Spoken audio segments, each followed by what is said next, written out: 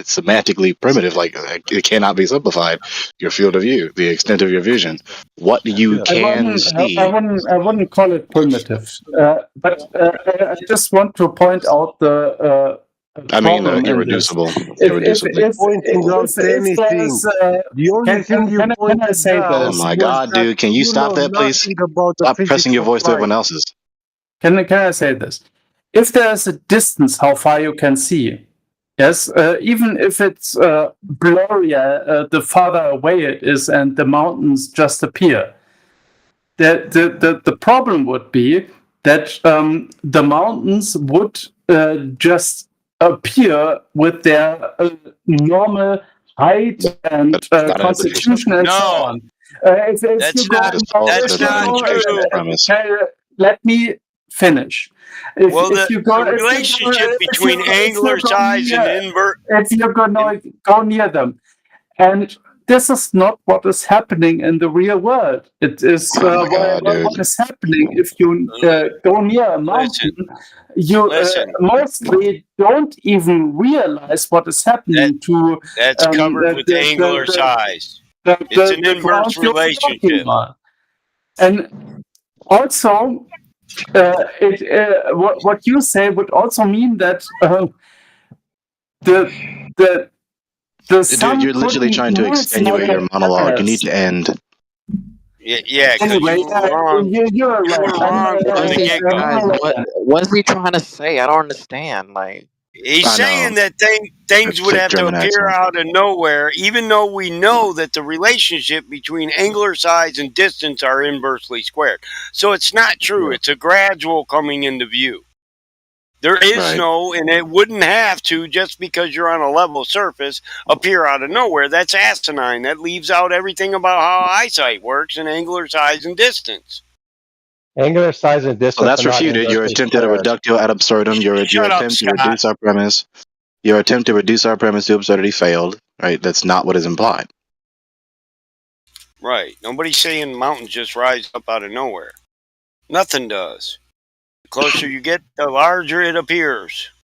I really do not get how you can persevere to think soundly and come to that idea. Like, it really smacks of persevering to get it wrong. Yeah, it sounds like he's saying because I can't see a mountain 3,000 miles away, then you're wrong. And, well, no one would expect to see a mountain that's 3,000 miles from them. That's just asinine. You know, as though when you get close enough, just close enough, it would just appear, like it would just appear, or its opaqueness would become more thick the closer you get. When this is not the case, right? That's not what anybody's saying, though. Nobody said that. Nobody. Oh my God! That is exactly what he said. We can rely on his interpretation of anything. Scott, that is exactly what he said. That if that were true, then it would just have to appear out of nowhere. He literally just said it would just appear. Not what he said. Roll the tape back. It is what he said, and sustainable. You want to see if that's what you tell him? That's not what you said. I understood exactly what he said. I'll let him speak for himself. You're not. No, I mean, I made lots of qualifications. Yeah, that there could be different types of how the mountain appears, but it wouldn't appear as it does how I perceive it. Right, because it would be like the sun.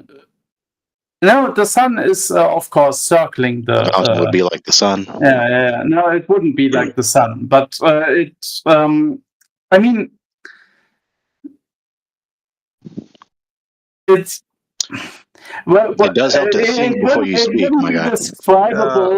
What he means. It wouldn't be describable what Belmont is trying to say. Like, how would this even happen? The majority of that second sentence was unintelligible. Bad microphone, and I'm sorry, that thick accent of yours. You got to get a better microphone, especially with that German accent. The main thing here is that he's not understanding that his evaluation is really on the globe, not flat Earth. Because using the Rumpus method or the Ruhif method in superlooming, why can't he see the back of his head? or his viewing distance is unlimited. Mm-hmm. But yeah, he's saying he's got a limit to his This viewing. is not I what I remember was those days. I haven't saying. heard him in hella long. This is really not what I was saying. What was are saying- you saying? No, I'm just asking myself what would happen, like if our planet was like a plate, right? And we have all of these huge mountains and big cities and so on.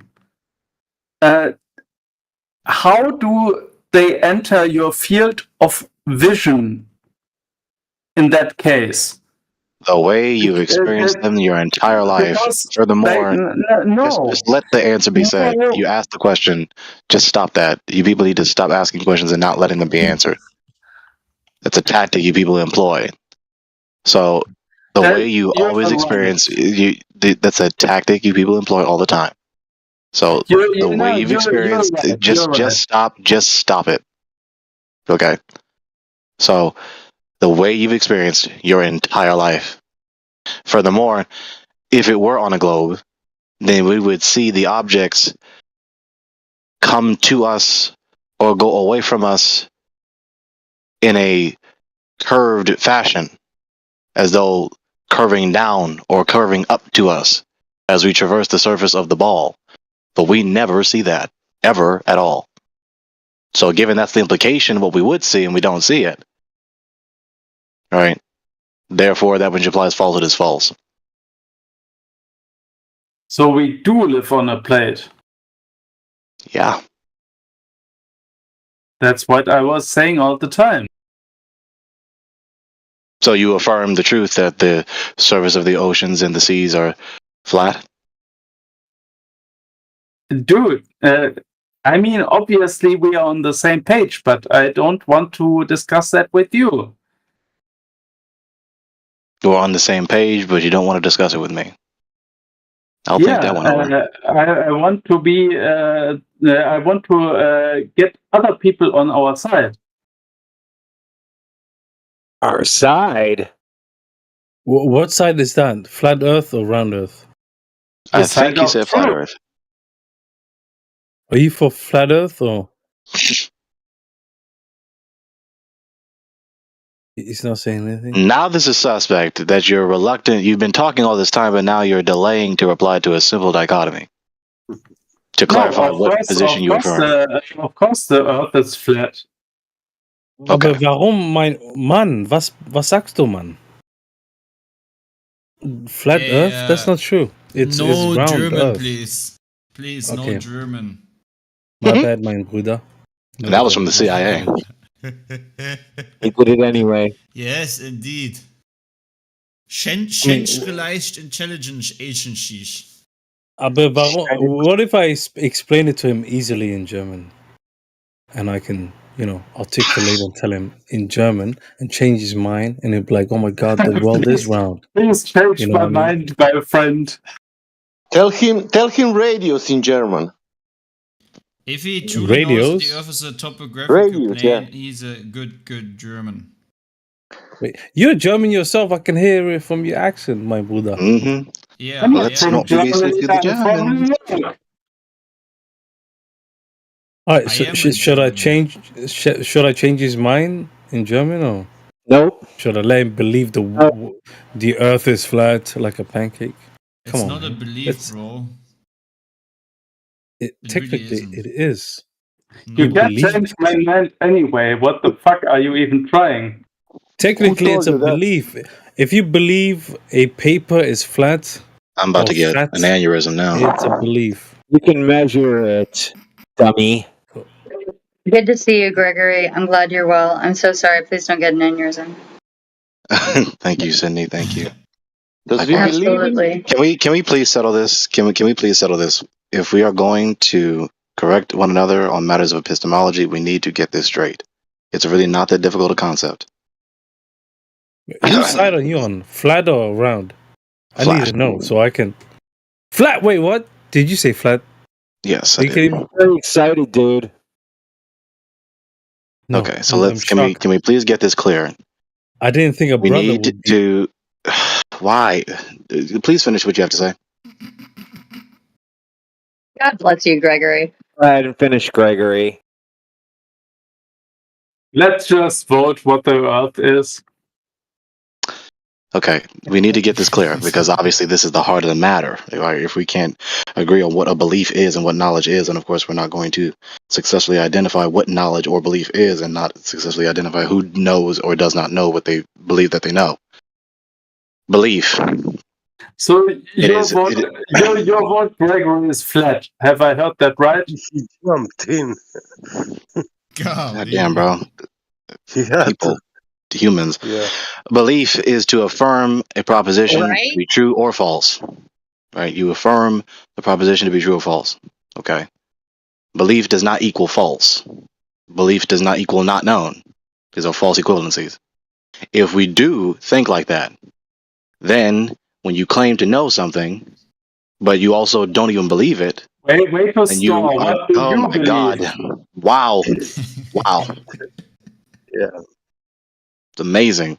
So if you do claim that you know something, but you also affirm the premise that you don't believe it, that necessarily implies that you are saying you have a sound argument to justify believing a proposition you don't believe. That's self-contradictory. God, I missed you, Gregory. I'm so sorry to interject. God, go on. Man. I love you too. I love you too. So let's vote. So that's why it is justly and soundly said that knowledge is a subset of belief. It is a justified true belief, justified by a sound argument. And you can go back into scripture too if you really want to get into it, like the subset of like the oh my God, knowledge is, you know what I'm saying? Exactly what you're just saying. Exactly what you're saying. So it's like, hey, law versus grace. Let's talk about it. You know, sitting here like, oh my God. So it's a justified true belief. It's just it's a justified true belief. It's a proposition which is true, believed to be true, and it's justified by a sound argument. Just as if you had never, and many other things. But okay, so that's knowledge.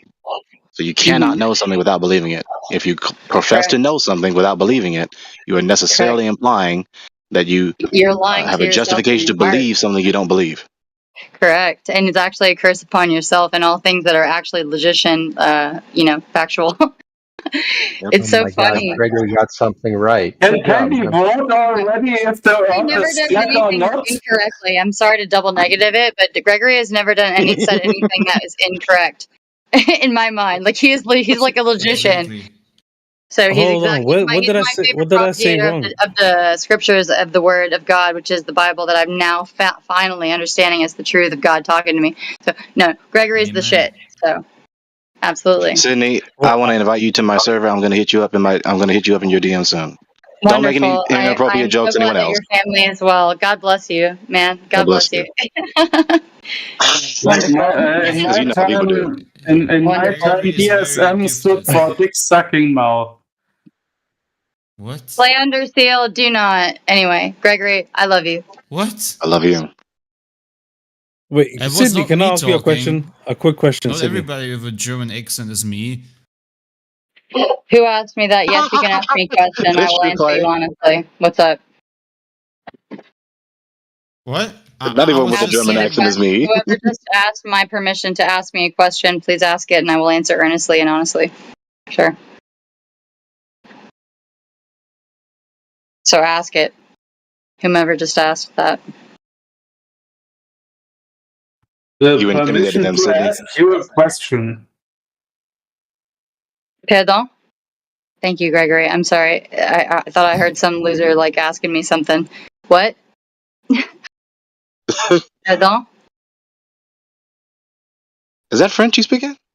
I speak it terribly, but that's my family's native tongue. Yeah, it's French in Belgium. So, correct. Who's asking me a question, sire? Who is asking me a question? Oh wait, sorry. I thought I got muted. I thought I got server muted. My bad. It's okay. I've been server muted many times. Anyway, ask me the question. Whomever was asking me politely, I appreciate the actual respect there. So, whatever the question was, I would love to answer it. Sure.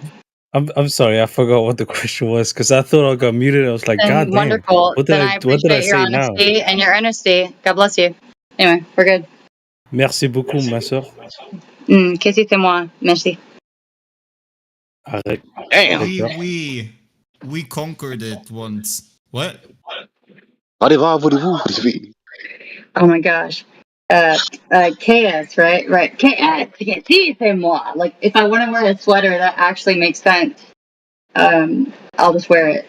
You know what I mean? So, I love it.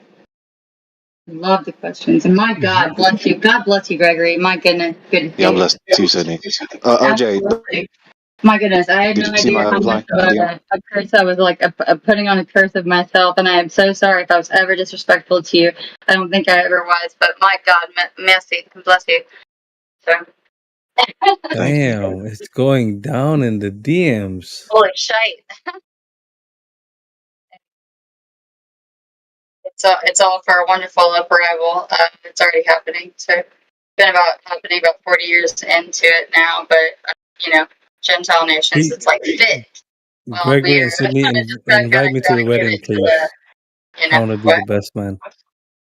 Pardon? I want to be the best man.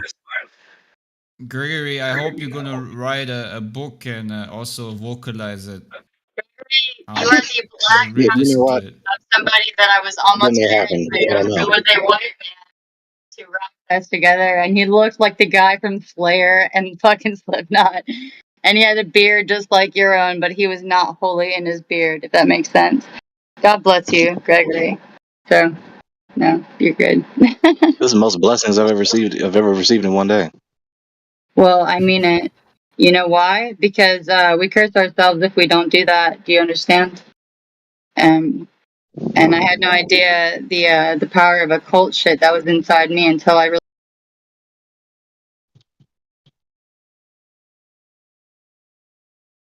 Oh, someone is unhappy with blessings. Whoever muted her, much blessing to you. You shall be blessed too. I think it was the man himself. Lord of this room. What? The man himself? What? Yep, the Lord of this room did it. Get on topic, folks.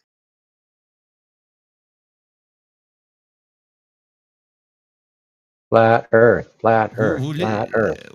But isn't it a bit rude to... Anyways. Someone is jealous. Jelly.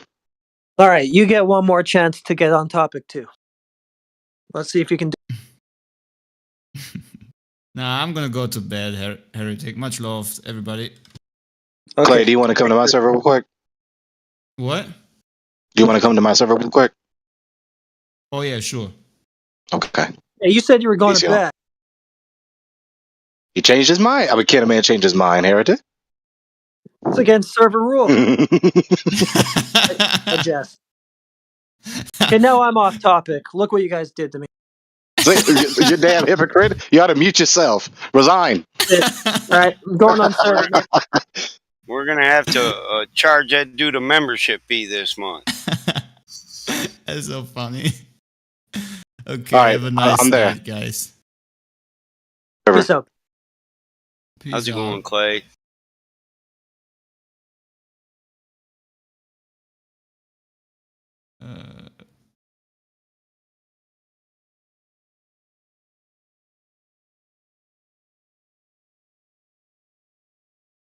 I'm surprised Scott Mackey ain't went over to Geo's yet.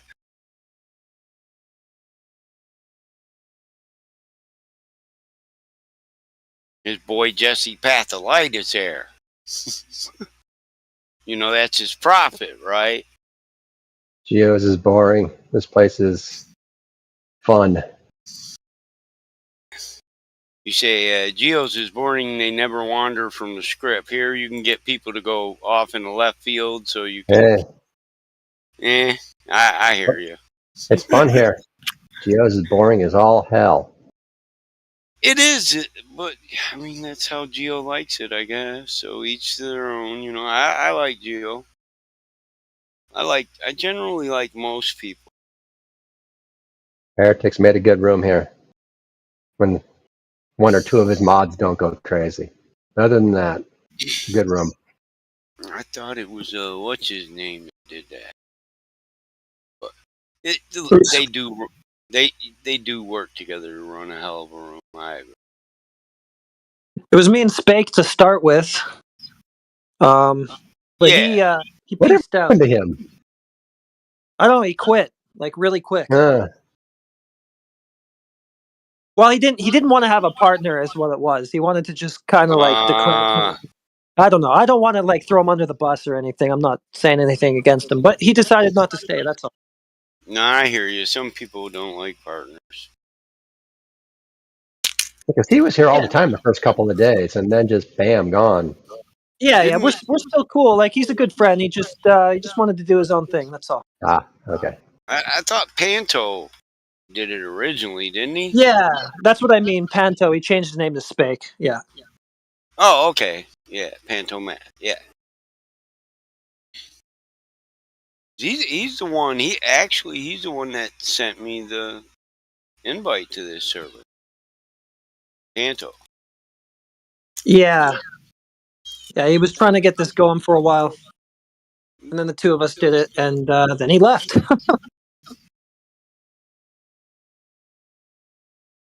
Yeah, me, I just had to take a break till I wasn't pissed off no more. You know, bro? Yep. I get that.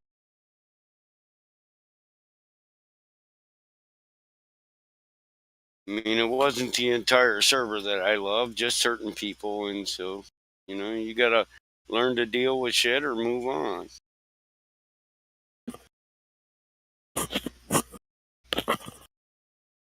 I, for one, I don't want to see our community disrupted, so it is what it is, right? This is the best channel. It is. I went to 3 different channels already tonight, and this is the only one that's really hopping. Yeah, I'm telling you, this is the best channel out of all the channels in this server. I think in one of them, man, it's flat Earth, but then they're arguing, or well, not arguing, but talking about certain doctrines, and I don't really get into the doctrinal debates. Yeah, I'm really interested in this channel. I prefer the science when it comes to flat Earth, and if you want to talk religion, we can do that, but it doesn't interfere with science.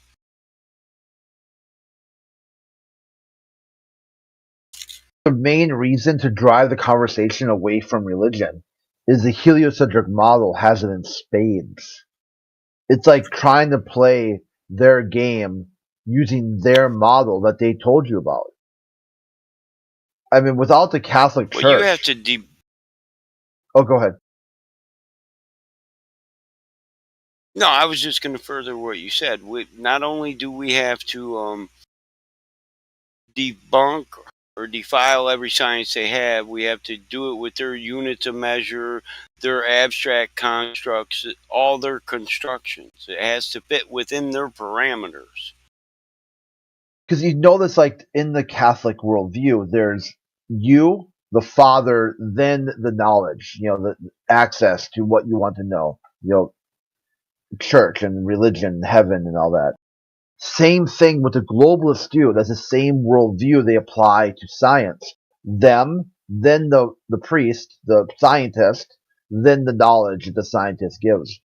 Which is why you hear them come in here and they say they trust the scientists. They trust the experts. Because in their worldview, the expert is granting them the privilege to the knowledge that they've gained access to. And that's really the most anti-science thing you could say. Science has a baked-in distrust inside it. You're supposed to even check yourself. But yet, in their worldview, they don't check anything if it was endowed by, a priest. There's a William Herschel quote that kind of covers that. It says, let us never forget that it's the infinite truths about God's great book of creation that are to be worshipped and not the people who find them. And it's talking about natural philosophy, and which is what became science. Philosophy became sciences. So the natural philosophers are talking about it's the facts we learn that we should hold to the highest value and not the people who find those facts. It's a William Herschel quote, but it's a real good quote. Yeah, it really highlights when they talk about the overview effect and what exactly the Earth would mean if it's a globe. And you ask the globalists, like, okay, so fine, the Earth's a globe, now what? Now nothing. Right. Because they don't have any meaning. There's no meaning behind that. It's a completely vacuous statement. It doesn't have any teeth. There's nowhere to go after that. It just stops, and if you accept it, you're smart. If you reject it, you're a caveman flat earther who needs to be punished by social society somehow. But it's funny you would mention where to go.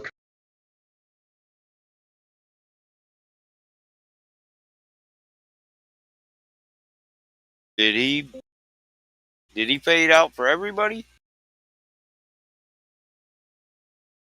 No, he probably keyed on to some word, didn't understand it, follow, pay attention. It's probably wasted. I was looking for more your take than his. Yeah, I need to find that Herschel quote. I used to post it a lot, you know. Covers a lot of common sense.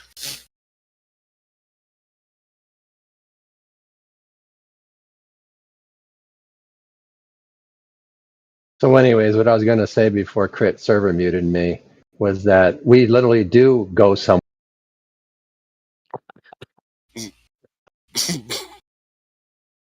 Well, that didn't work out, Scott. No. Two mods are battling over me right now. Whoever's unmuting I'm just unmuting you. I'm hoping you'll get the clue. I don't give a shit what you have to say. I was talking to Battle-mod. So was I. End of the room. And what we Globers do with that knowledge is we go places like we go to the void. You squawk into the void is what you do. That wasn't me. I'll unmute you when I want to. There's like I muted you when I wanted to. There's no moderators are battling here. I muted and unmuted you, hoping you get the clue, but you're not getting it. I don't care what you have to say. It's not like you get to key in on some word I did, take it out of context, and pretend like you're doing something for the betterment of humanity. You're a liability, dude. That's how you ended up here, and you got like bullied off gems. I got bullied off gems? Wow, that's news. You really are psycho, aren't you? Wow. Dude, we've even talked about this. You said, oh, I left on my own accord. I haven't left gems.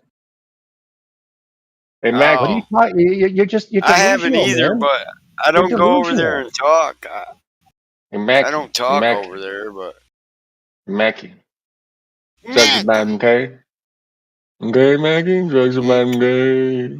Okay, Mackie? Okay. But I gotta wonder why you keep lying about me, Crit. You know, you say I'm unemployed, you tell people that I'm a drunk, you tell people that I get kicked out of gems, you tell people that I tried to tank down the server. Why so many lies about me, man? Dude, those are all facts. Who are you? Am I that much of a threat to you somehow? Hey, yeah, those are all facts. Are They're you all still lies. seeing They're delusions. Are you still seeing lines of coke on the horizon, bro? Yeah. I am. You think that it's about you know, I'm just joking around. I know, and I'm playing. God, is it about you? Is what about me? I don't know. You said me, this, me, that. What is going on? Who are you? I'm nobody. Oh, that's cool. But apparently, a major threat to Crit's sense of himself that he keeps lying about me to people. Who is based on what? Crit? Who's Crit? Okay. Yeah. Nobody knows the trouble I see. Jesus does. Nobody knows my sorrow. Everybody knows. Let's see, that's another doctrine.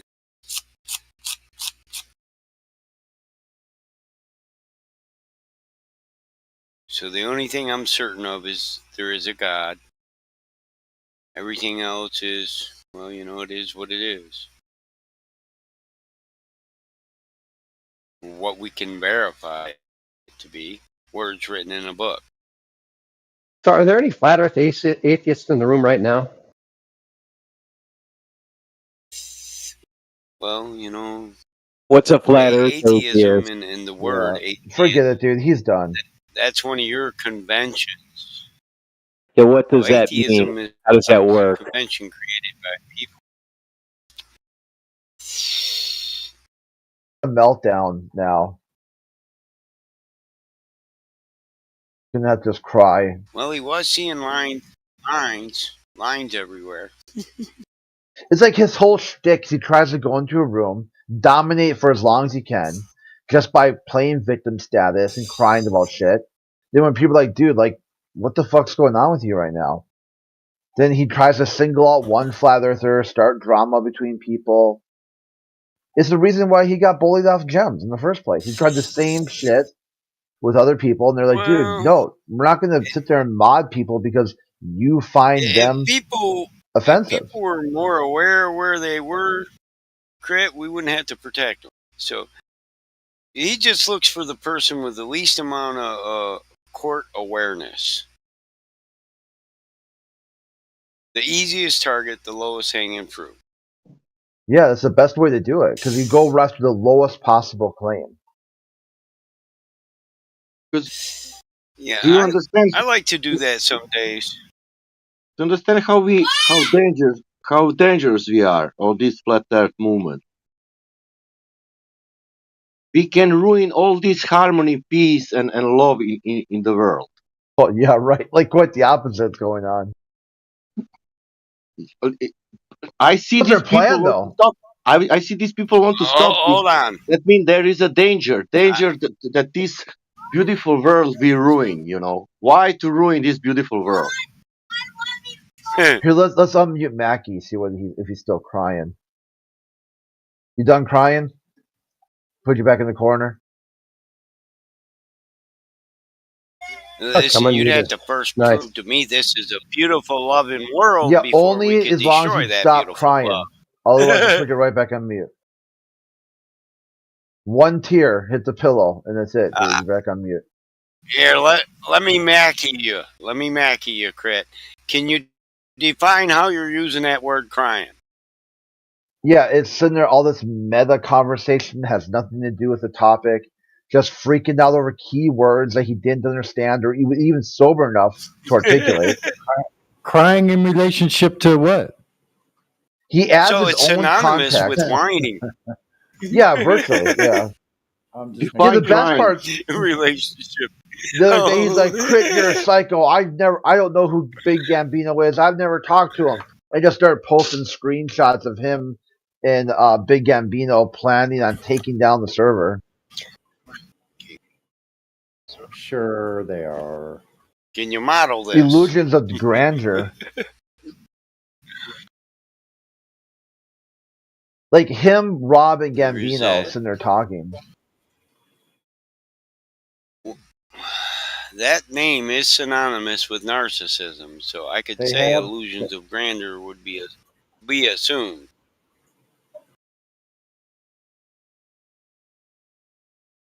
We don't actually know exactly which type of psychopathy we're talking about here yet.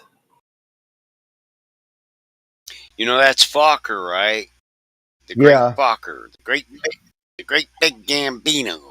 I call him Giggles. I think it's good that the first name you came across him is kind of like should be like the lore of what you call him. Because for me, it was Mr. Giggles. Because he would just be like, we'd be sitting in a room, just a bunch of flat earthers. This was on Science vs. Pseudoscience when it was first open, and just be talking about stuff, just random shit. Sometimes flat earth, sometimes not. And he would just come on mic and giggle, like open his mic up and you just hear him giggle. It's like a really sort of snarky laugh too. And you'd be like, people would be like, why are you doing that? Why are you opening your mic and giggling? He goes, well, you type in text chat, I'm Mr. Giggles. And eventually I put it together where people said like he's an astronaut.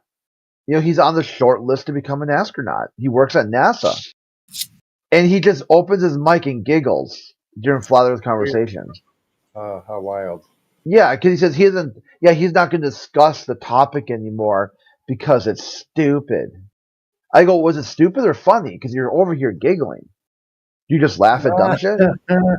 And that's where I got the quote from him where he said, it's like for him, it's like going to the zoo. I go, what's going to the zoo? Going to Discord and hearing people talk? He's like, yeah, going to Discord and hearing people talk is like, for me, it's like going to the zoo. I go, so when you go to the zoo, you watch the animals and every so often you giggle. That's what your purpose for going to the zoo is? That's kind of a weird visual I'm getting from that. It's like, what type of asshole just walks around, just laughs at monkeys, laughs at the penguins? Just every enclosure. Listen, hold on. What zoo is he going to where he gets a debate with an orangutan? I want to go there. I want to meet this fucking orangutan. Yeah, maybe that's atheist logic. He sees it all. What we are. That's what we are. We're where the orangutans come and think they're the human. Look, your mama might be you might be cousin to a chimp, but I sure the fuck ain't. I think that nobody believed in God. Ass for saying that. Nobody believed in God before this flat Earth. They find out for flat Earth, and then everybody started to believe in God. Is that out of the people here, or is that just in general? Well, general, we didn't have religious people before. Yeah. It was 99% was atheist. 2000 and let's say 5. And then 2015, somebody proved that Earth is flat, and everybody wanted to be religious.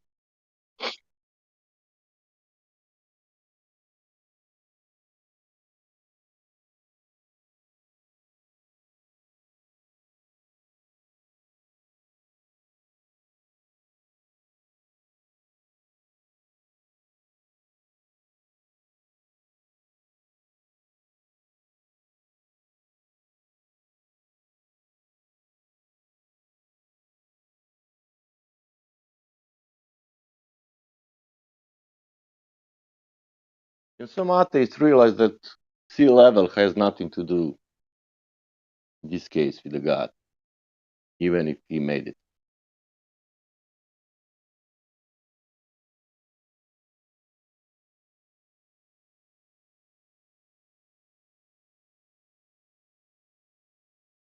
But that's another topic.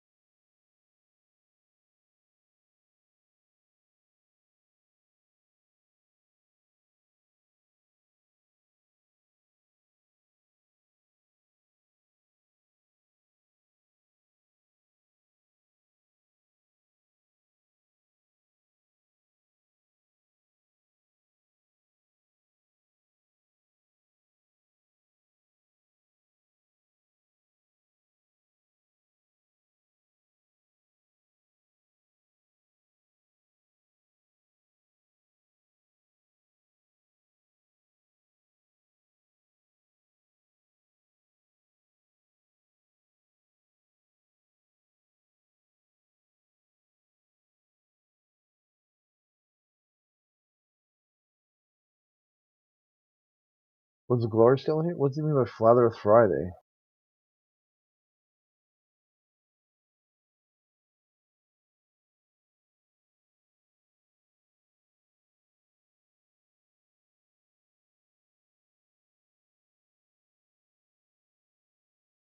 I am opposite of dangerous. I am irrelevant. Thank you, Scott.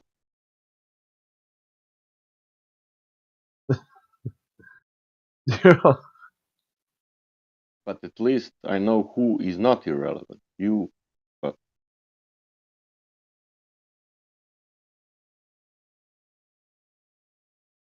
my hobby is I'm going every day in church telling people that God doesn't exist. And I cannot miss even one day to go to church and to tell people that God doesn't exist. I will be tomorrow again in the church. Yeah, I didn't know that, Sasha. And I hate that people. Another one, Emerald Monkey was a big Flat Earth atheist too. And Right to Hand. It's like you got these. It's like he's completely oblivious. Who just someone to be so bricked to be in this conversation for so long, claim to be atheist, brain fart how atheist logic is easy to explain to flat Earth, and then say no, there's no flat Earth atheists. There's flat Earthers on every walk of life. It's a very large group of people. It covers all walks of life, all people, all education levels, all demographics. See, the thing is, though, that because atheism was so badly defeated in 2016, they tried to get a quick win against a group of people they thought would be a quick and easy kill. If you look at this, they did back-to-back hit pieces on The Guardian calling flat earthers a dangerous online cult. And people are like, oh, shit, really? And then they started looking into it like, how are they a dangerous online cult? Oh, it's more atheist bullshit. Okay. You can look it up to this day. The articles are still there. No retractions, no corrections, nothing. Or do you know, Crit, what is better? Scott, he can make, research in his family who was a religion and who's not, you know. And maybe he will find out that like 99% of his family was not religious and 1% was, all of them from the 100 years till now was atheist, all of them. And that's cool, you know. Forgot what I was going to look up again.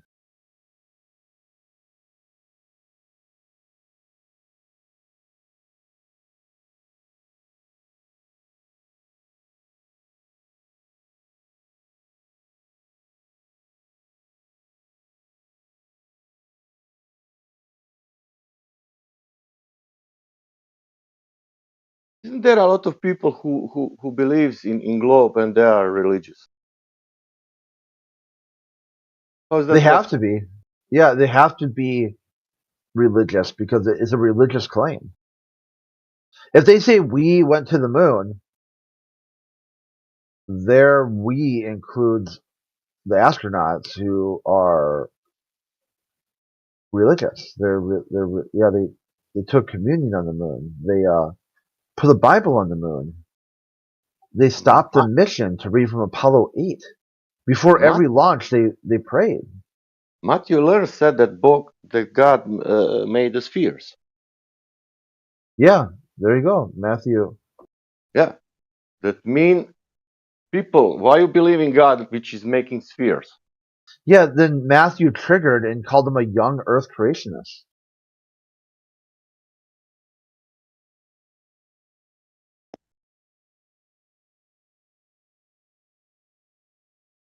Yeah, Talon, there's also an astronaut who wrote a book about finding space Jesus. It's like Endeavor. Look it up. Like, just type in. I mean, I can post a screenshot, but sold on Amazon. The right wingers were all for it. Like last year, it came out right before Easter last year, so it's like a year old. Club MAGA. Yeah. Make America globe again. Well, yeah, because they see when they say "Make America Great Again," that's what they're talking about. They're talking about the Nixon era. Mafuga. It's Mafuga. Make flat Earth globe again. Mafuga. Mafuga. Pretty funny. There are astronauts who didn't want to put the hand on the Bible. As long as he found Jesus in space, that's all I care about. Space Jesus. The space part is because I know he definitely had evidence of space of being in space, but whether or not he found Jesus is his belief. But I don't think he believed himself into space. I'm pretty sure he physically went there. I'm pretty sure he didn't physically go to the vacuum of space. I mean, that's the difference between like believing that you went into space and going into space. They're just physical differences, like being there. Yeah, so you have to believe his story now. Yeah. If he told you he went to space, he didn't do it alone. He didn't go alone. No, all of them did. He talked about the whole crew. The whole crew was like they went on a psychological journey. Well, yeah, they went to the moon, or they went into space. Low orbit. Yeah, there's actually 2 books about space Jesus. Yeah, that's fine. In space. So he went into space and found Jesus. So like the important part is that he went into space. In space. Right. So getting to space was the hard part. Now it's okay. Finding Jesus is easy because he didn't have to he doesn't have to prove that he found Jesus. Now it's okay. and he already went into space because that's what it says. From Jesus from outer space. So he was up there. That's a wild claim. Like he would have just said. I mean, he would have just said, "I found Jesus on Earth." If he was on Earth, it is Earth. Yeah, when you go into low orbit, it's still Earth. Yeah, but you're like 60 miles into orbit, which is still Earth. Yeah, you're still counting. No. I mean, you're technically like just barely touching the edge of the atmosphere. When you're counting your height and your distance from sea level, that's still Earth. No, like if you go to Mars, you don't say I'm 300 million miles above sea level. Right. When you go to the moon, you don't say I'm 250,000 miles above sea level. If you're still counting your height, your distance off sea level, that's still Earth, dude. No, I mean even flying planes aren't on Earth; they're flying through the air. Yeah, that's still Earth. That's not still Earth. Cars they're still on Earth. Yeah. On Earth. How are they still on Earth if they're flying? They're still in the earthly pressurized system. That's why. Yeah, I mean, they're in the atmosphere, but they're not. That's not Earth. They're in the pressurized space. They're in a pressurized system. Atmo what? Atmo what? They're in a pressurized system. Is it atmospherical?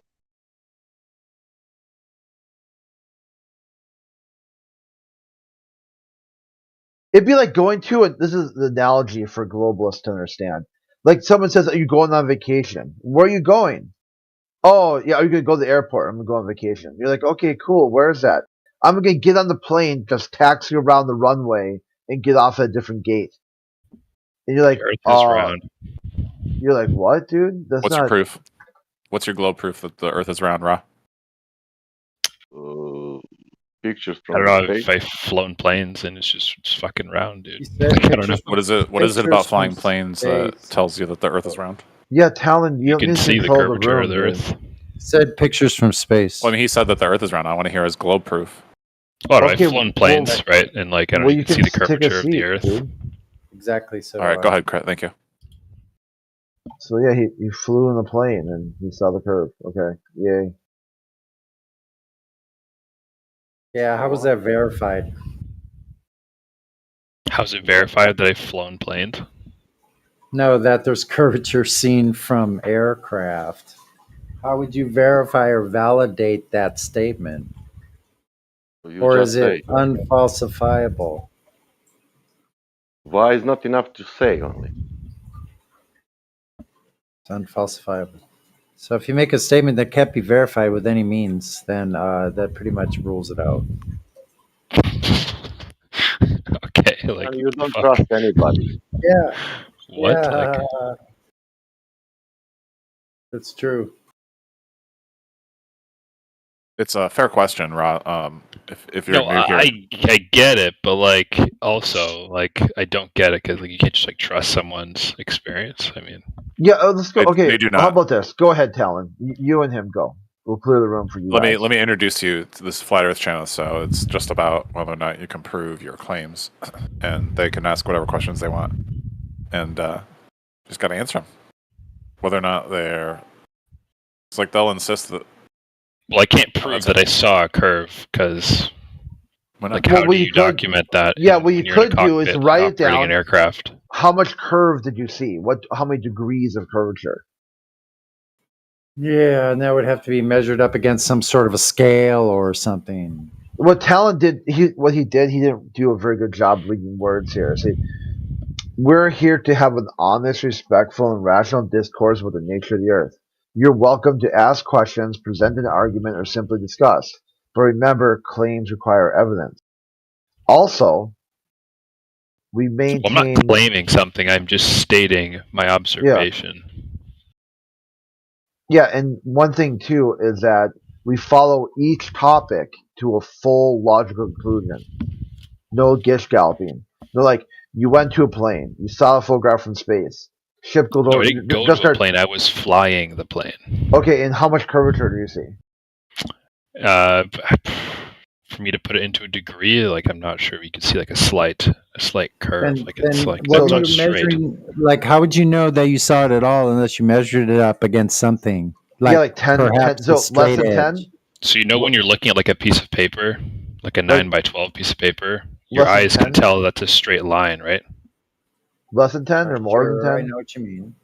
So when you're looking at the horizon, you can see that it's not a straight line. And that's what I was using to. Why? Because you have clouds? Because you have clouds? Horizon, you said. I'm looking at the horizon. And what is horizon? You don't know what a horizon is? So yeah, horizon is coming. Horizon is coming from old Greece word kurvos?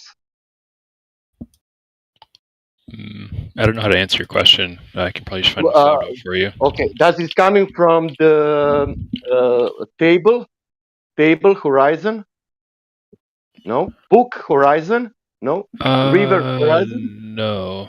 He's asking you about the etymology of the word horizon. Can you find some word similar to horizon?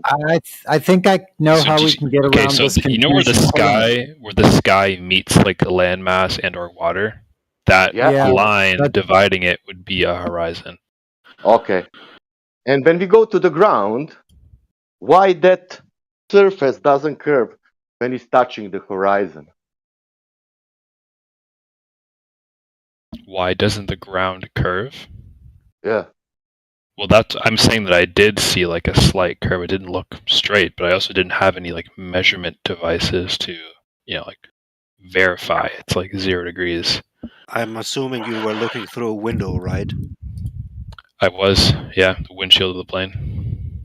He was flying. So what makes you sure that the window you were looking through was actually not manipulated in some way or form? Usually they're well, it could be, but then that would also manipulate everything else you're seeing, and it would be like everything you're seeing would be curved. And when you do like pre-flight checklists, you're kind of, I feel like it's something you would see before, and I didn't notice that. Next time you fly, you should ask for a seat or for a little minute in a cockpit, and actually look through the windshield that the pilots look through. Maybe you see something different. There's probably regulations for like windshields on planes. They probably can't be distorted, right? You can ask while booking if you can have 1 or 2 minutes or something. You get specialized documents, and you also get a security who goes with you. A lot of times the windshields in small aircraft, if you're talking about small aircraft, they're curved to shape of the fuselage. Can you fly 100 meters above the sea level? Aircraft windshield regulations. Are you a pilot? Yes. Like I'm Can you fly obtaining 100 my meter? license. Can you fly up 100 meter above the sea level, straight? In theory, yeah, sure, why not? And how long?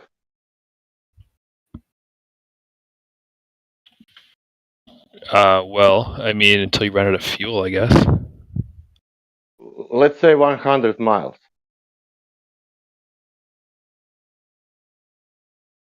100 nautical miles. Well, I don't know. I mean, you'd probably have to adjust your angle of attack, right? For like, you'll probably have to go down a bit, right? Because the curvature of the Earth. You will do that when you're flying? But what you have to understand is you have to travel enough space to even realize that curvature in a small plane. I'm like you're telling not you, going you're fast flying enough. 100 meter above the sea level, 100 miles. Do you need to account on curvature? Well, you can actually calculate that with the circumference of the planet. Like a pilot, are you accounting on curvature if you do that flight? Right, but I'm saying you can actually calculate that, right? There's I'm not calculations and formulas you can when use. you're flying, are you accounting on that? I'm not asking you that you are calculating. When you're flying, you take the flight and you're flying, you know the elevation in your aeroplane, or you don't know.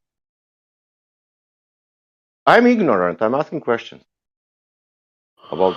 Well, to be fair, you're not asking them in a very fair way, right? You're asking me a leading question. You're leading me one way or the other. No, I'm not leading you. I want to know that. Did you? Are you relying on experience through training only, or do you use the instruments which actually provide you what your plane you're sitting? Well, we rely on the instruments. Yeah, we rely on the instruments. So what does the instrument tell you when you reach your destined height? It's telling us how high we are in feet and or meters, depending on where you are. The pitch of the plane, the angle of attack, your airspeed. And what's the angle of the plane? The angle of attack is basically how level you are with the ground, how parallel you are with the ground. There you have it.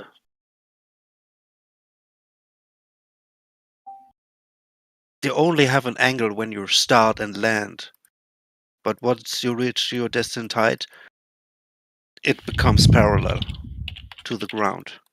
Right. So there's no tilt forward, backwards, or anything like that. You're basically leveled. But okay, so let's say you set on an autopilot, right? You adjust your trim so that the plane's gonna stay leveled indefinitely. You will have to adjust it to bring the nose down. To what? A couple of degrees, you'll have to bring the nose back down for it to remain level. Yeah, I mean, of course, the autopilot is programmed to act in a specific way, and once you overshoot or do not reach the actual paragraph that is programmed into the autopilot, it will not. Of course, yeah, you have to adjust to it, but this is not my question. Oh, okay. The planes I'm flying, they're not advanced. They're fucking old Cessnas and Piper Warriors. So it's very analog. There isn't even an autopilot. You can just kind of make the angle stay the same, and then you can set the speed, and then it just stays. It's just traveling at that airspeed at that angle indefinitely. So it's not really autopilot. And what I'm saying is you'll have to bring the nose down because there's probably the curvature, I guess. Yeah, I don't know about that. I mean, well, wouldn't it make sense for gravity to kind of pull the nose down as it's traveling through space at a certain speed and a certain altitude? And so, I mean, who's flying free-handedly? We're not driving a car or something. Of course, it will dive down because it's not the plane is not balanced through and through while pushing through air. Of course, it will go in some way or form in a different direction. Well, that's why they don't really have to worry about pointing the nose down because it'll What gravity if you will have take care of him. what if you have an airplane which is going 1 Mach? It's kind of like a it's almost like centrifugal force. Ra, correct me if I'm wrong. Because like when a plane is like what do you know, mean when the like when you're slingshotting around, you know, if like when you're spinning something around like a yo-yo, for example, but you're just swinging right? it.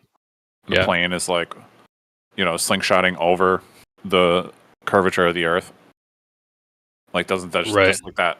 Like, even there because they're just you know, you're just surfing the air. I guess, yeah. Like you're being held by like gravity. Yeah. I guess to a certain extent. Yeah, you're invoking a non-force that doesn't exist, so we can throw that out. Well, I mean, why do planes come out? Why do we need to slowly land an airplane? How come a plane drops so out of the sky so quickly when there's no power? Yeah, we've talked about this before, Talon. It's just relative density. I don't remember. Do you know what Bernoulli's? You don't remember the relative density? It's like the principle of flight. Bernoulli's principle that you. In order to like actually, in order for the plane to take off, like you have to create like lift, right? And yes, I know that. Right, lift. It wasn't gravity. I know Bernoulli. That has everything to do with air pressure on the wing, right? Nothing to do with gravity. Yeah. Yeah. Right, but when you're creating a lift, sure you're a pilot? When you're creating a lift, like what are you lifting off from? Like the ground, right? And like what's keeping you on the ground? Gravity. Yeah, like why do you need lift to begin right. with? Oh, okay. So then just show me the scientific experiment that you have for gravity. Go ahead. Well, the principle of flight, like basically illustrates gravity pretty well. Can I ask you something? What do you think that gravity is? I would only be able to use the textbook definition. Like I don't have like my own version of it. Can you do that?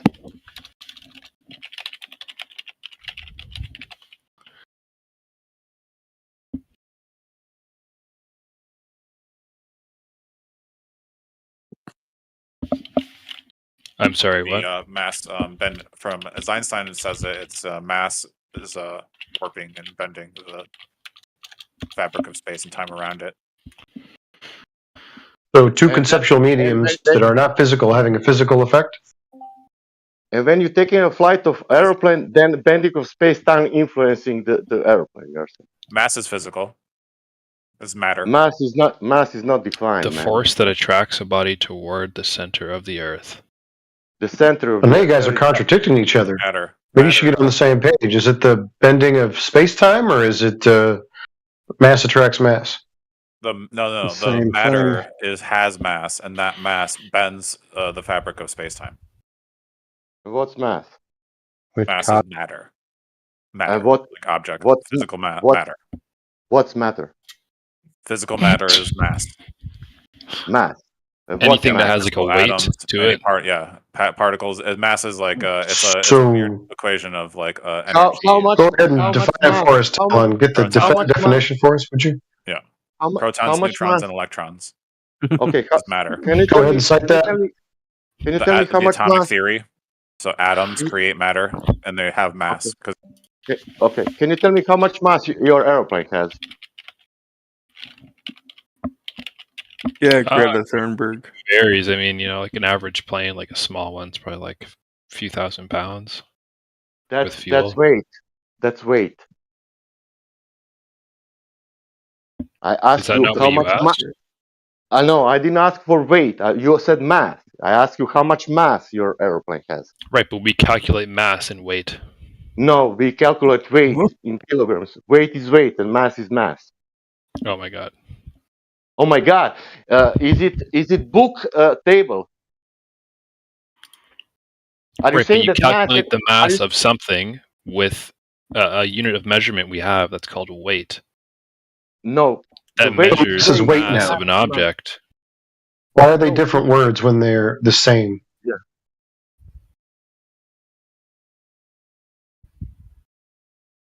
Maybe you should cite the definition. Why is what? Why is weight and mass two different words? Maybe you should cite what you're talking about. That way we're really clear. Okay.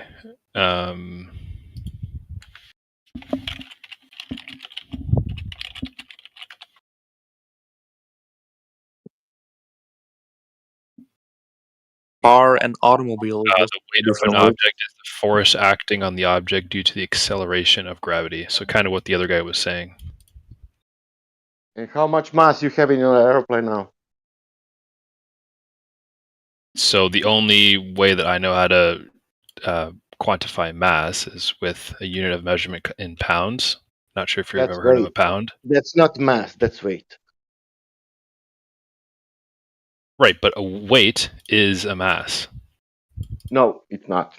Like a pound is a mass. Can you find that definition? Weight is mass.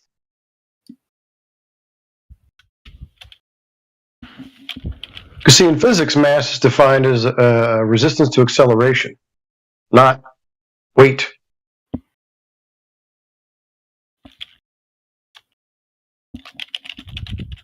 Google will not help you, man.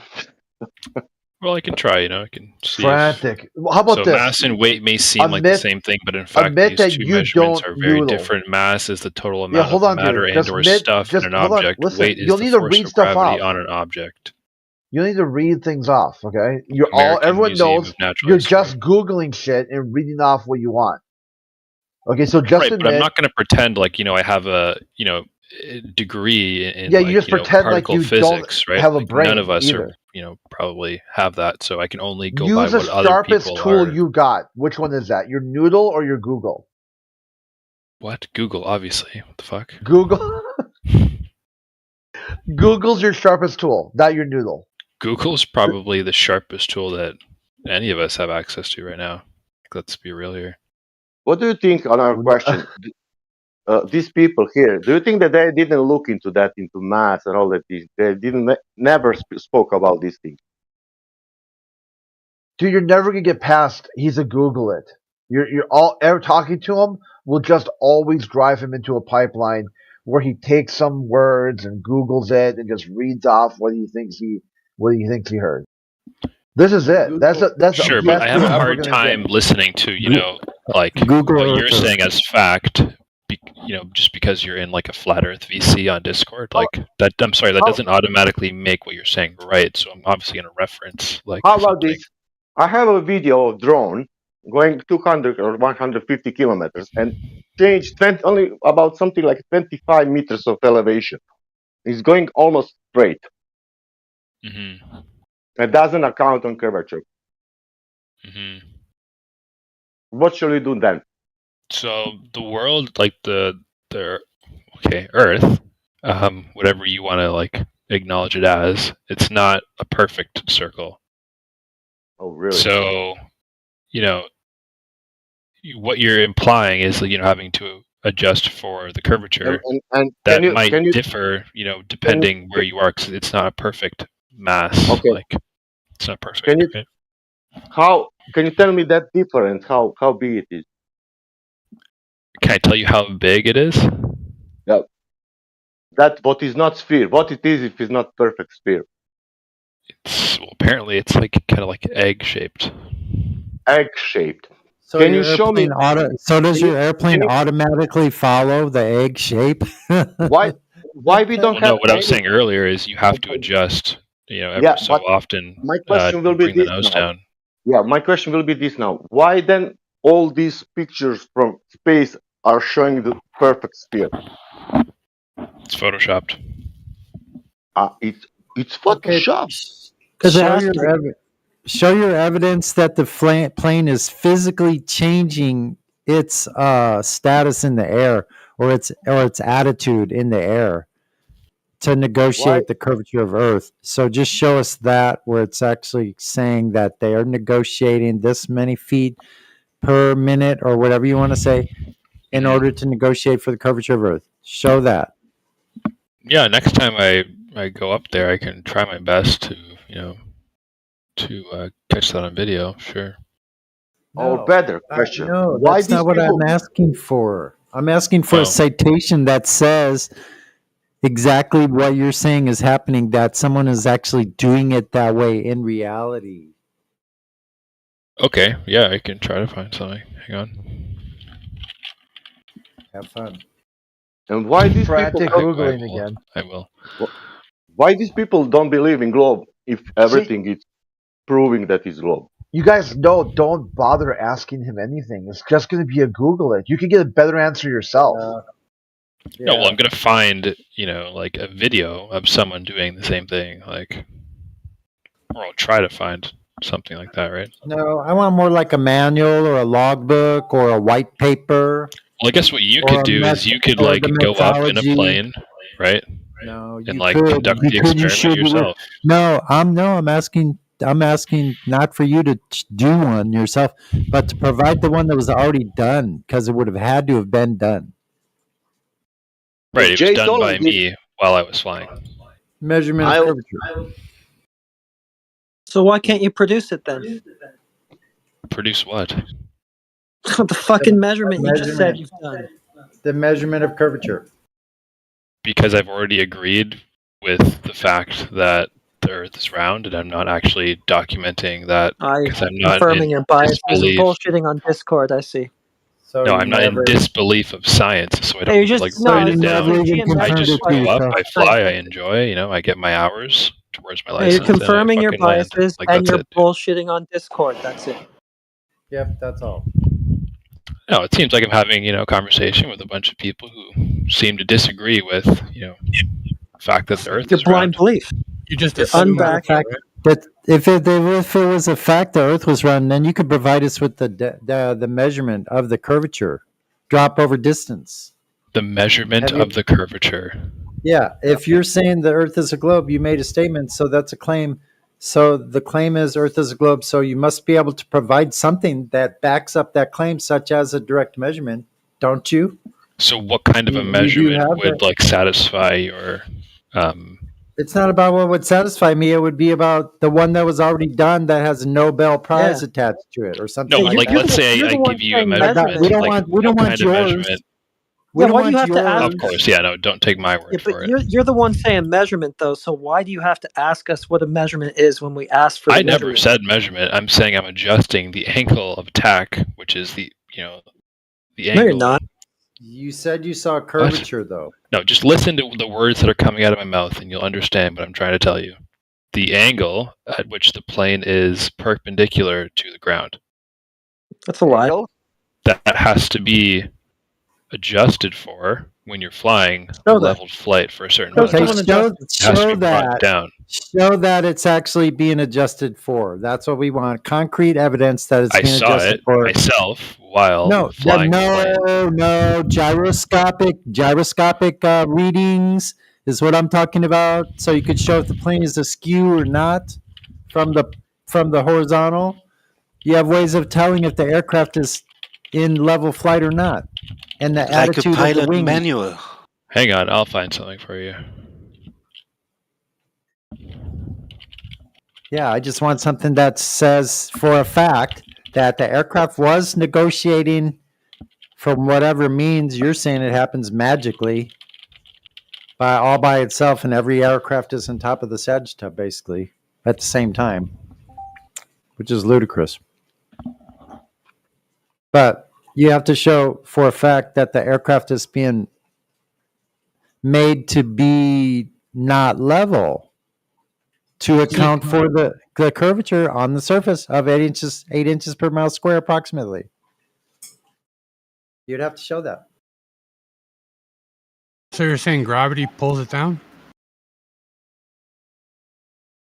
Is that what you said? Like gravity's pulling the nose of the plane down? No, I'm saying it's traveling in a direction. Well, you said that before, though, right? You said gravity pulls the nose down? I never said that. So it's traveling straight at the same air. No, I would never say that.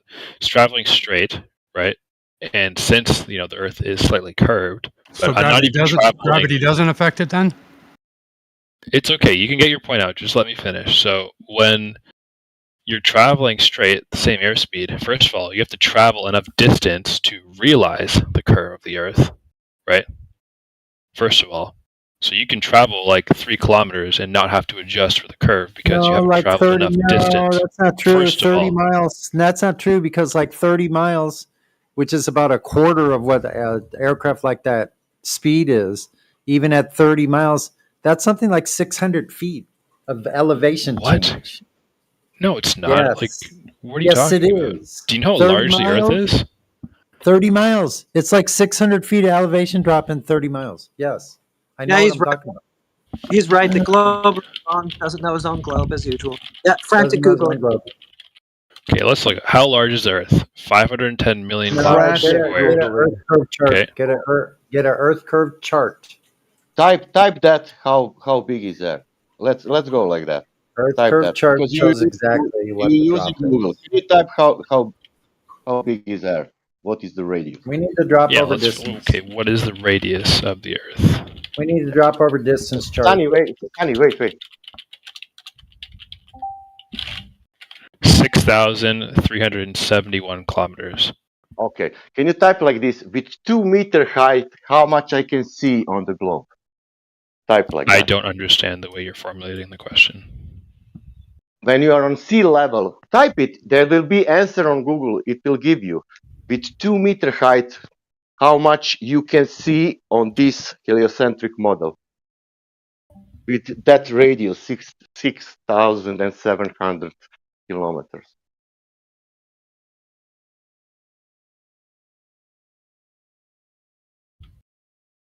Anyway, we derailed, but I'm saying if you're going straight, right, you Why have you to don't bring want the to nose type now down. this question? Can you type this question? Dude, I'm How sorry, much- I'm not trying to insult your level of English, but I just don't understand what you're saying. Okay, 2 meter observation height. Do you understand? Okay. Okay. How much you can see in distance with that observer height? Like with your eyes? Yep. I don't know, like the horizon, however long the horizon is, I guess. You can type it. It will give you the answer. Why you're not typing now? Like, are you by a computer? Okay. Like, can you type? Okay, or- I will give you the answer because you don't want to type. It's Sure. in miles. It's like a 3 miles. That's something like 5 kilometers. Okay. 5 kilometers. With 2 meter height. Now listen this very carefully. With 30 centimeter height, okay, we see 18 kilometers and 30 Okay. kilometers.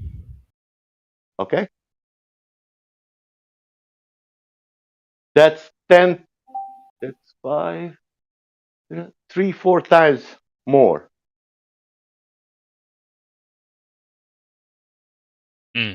Okay. That means that radius is not 6,700, it's 24,000.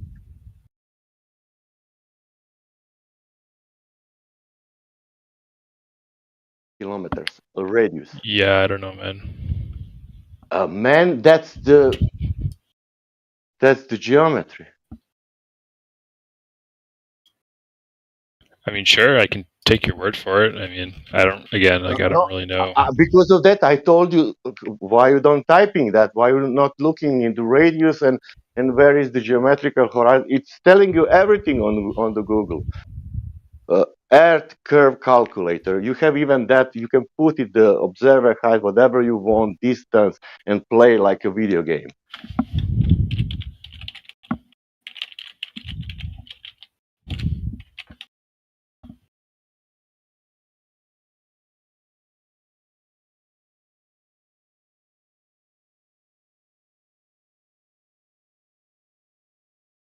That's why we are here, only because of that. Also other things, but this is geometry. Math work. Right, but this is proving what I was saying earlier, that I'm having to adjust the angle of the plane because there is a slight curve. If it proves that, I'm asking you to prove it that you're having to adjust because of the curvature of Earth. So prove that. Like what I part. said is I can, like try to film it, document it, and bring No, that back you would and have to like prove show it. No, you. you would have to be able to prove it exactly to show how the plane is changing its attack. No, I can document it in a plane, right? Why? Why has it never been done show before you, you? right? Where's the one before you? Well, because I think most people have like unilaterally agreed that the Earth is round. Agree. So what? So This they is like a just agree fringe and don't have to minority know group how that much. thinks the You don't Earth is have. flat. So you don't have to know how much you're adjusting for. There's no accounting for it. So that's the proof. Most people So just agree. when you're flying, you want to keep your nose at a certain angle to the horizon, right? And then you're just trying to maintain that space the whole time. Like you're not calculating what you're adjusting. You're just maintaining that space between like the propeller where you see like So the you're propeller not and like the horizon. adjusting for That's the. it. So you no adjustment for curvature then. Thanks.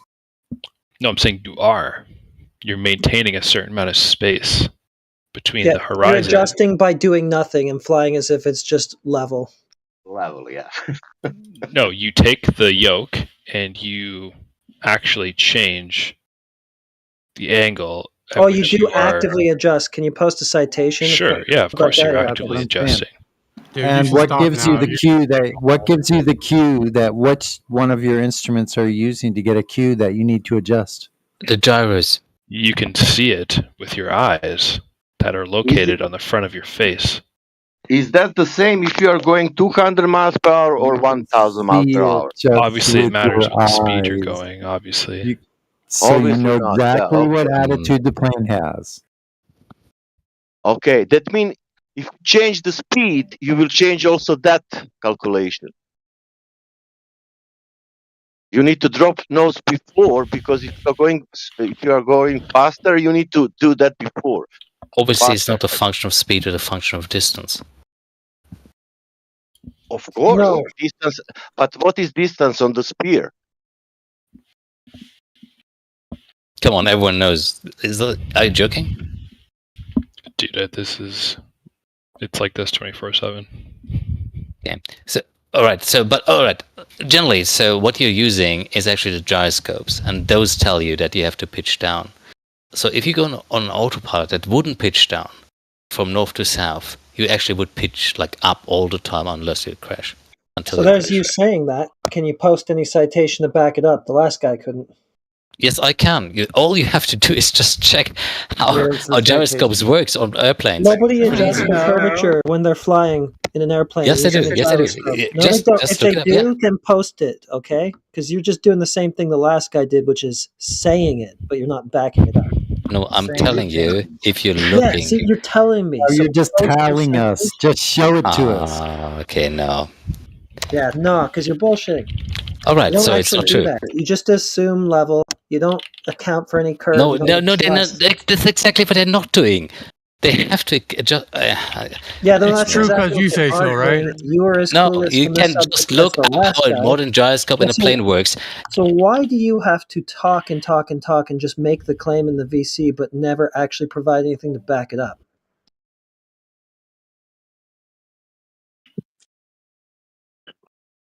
Rod, do they teach about the curvature of the Earth during the flight training? Yeah, they say ignore it, pretend it doesn't exist. Wait, I'm asking the pilot. Sorry, Oh, my bad. if you heard me. Raw. Well, He's got I Google mean, we are essentially just told to maintain a certain attitude of the aircraft. It's like to maintain that it's flying in the correct. But do they specifically talk about the curve of the Earth or no? Yeah, so I mean, the program that I'm in deals with the practical skills associated with operating an aircraft, so it doesn't really get into, the technicalities of like the Earth itself. Right? Like we're focused on just it's a yes or being no, able right? to safely operate the aircraft. Yeah, so you're maintaining attitude of the aircraft to maintain lift. Well, no, we already have lift if we've taken off. We're just trying to maintain, Not that unless you're from 1 to level 3 flight. degrees. No, not unless you have 1 to 3 degrees of attitude. Anyway, You I have can to be only explain slightly like upward. what I do. Do you know how that it Going works? slightly upward. Don't you? Doesn't the wing has to be slightly upward, right? Even in level flight. Your link says that there's no adjustment needed, that the plane just There you go. naturally follows the curvature without any input from the pilot. So it's just completely irrelevant. It's treated as if it doesn't exist. Now, the real reason is because it doesn't, but I'm sorry, where did you see that? from your link, I just responded to you in the chat with it. This is a forum. This is like a pilot forum. That's what like you aviation posted. forum. No, I know, but I'm saying like, what's the difference between me saying something and you? Okay, so you know, why did you post it then? If this is your source, well, I don't know. I'm just hoping like if you guys are interested in like finding more of it, like we already know. But can you like posted read on this it, right? source, Like, and that's what it says. Dude, you've lied so many times here and contradicted yourself. You should just stop.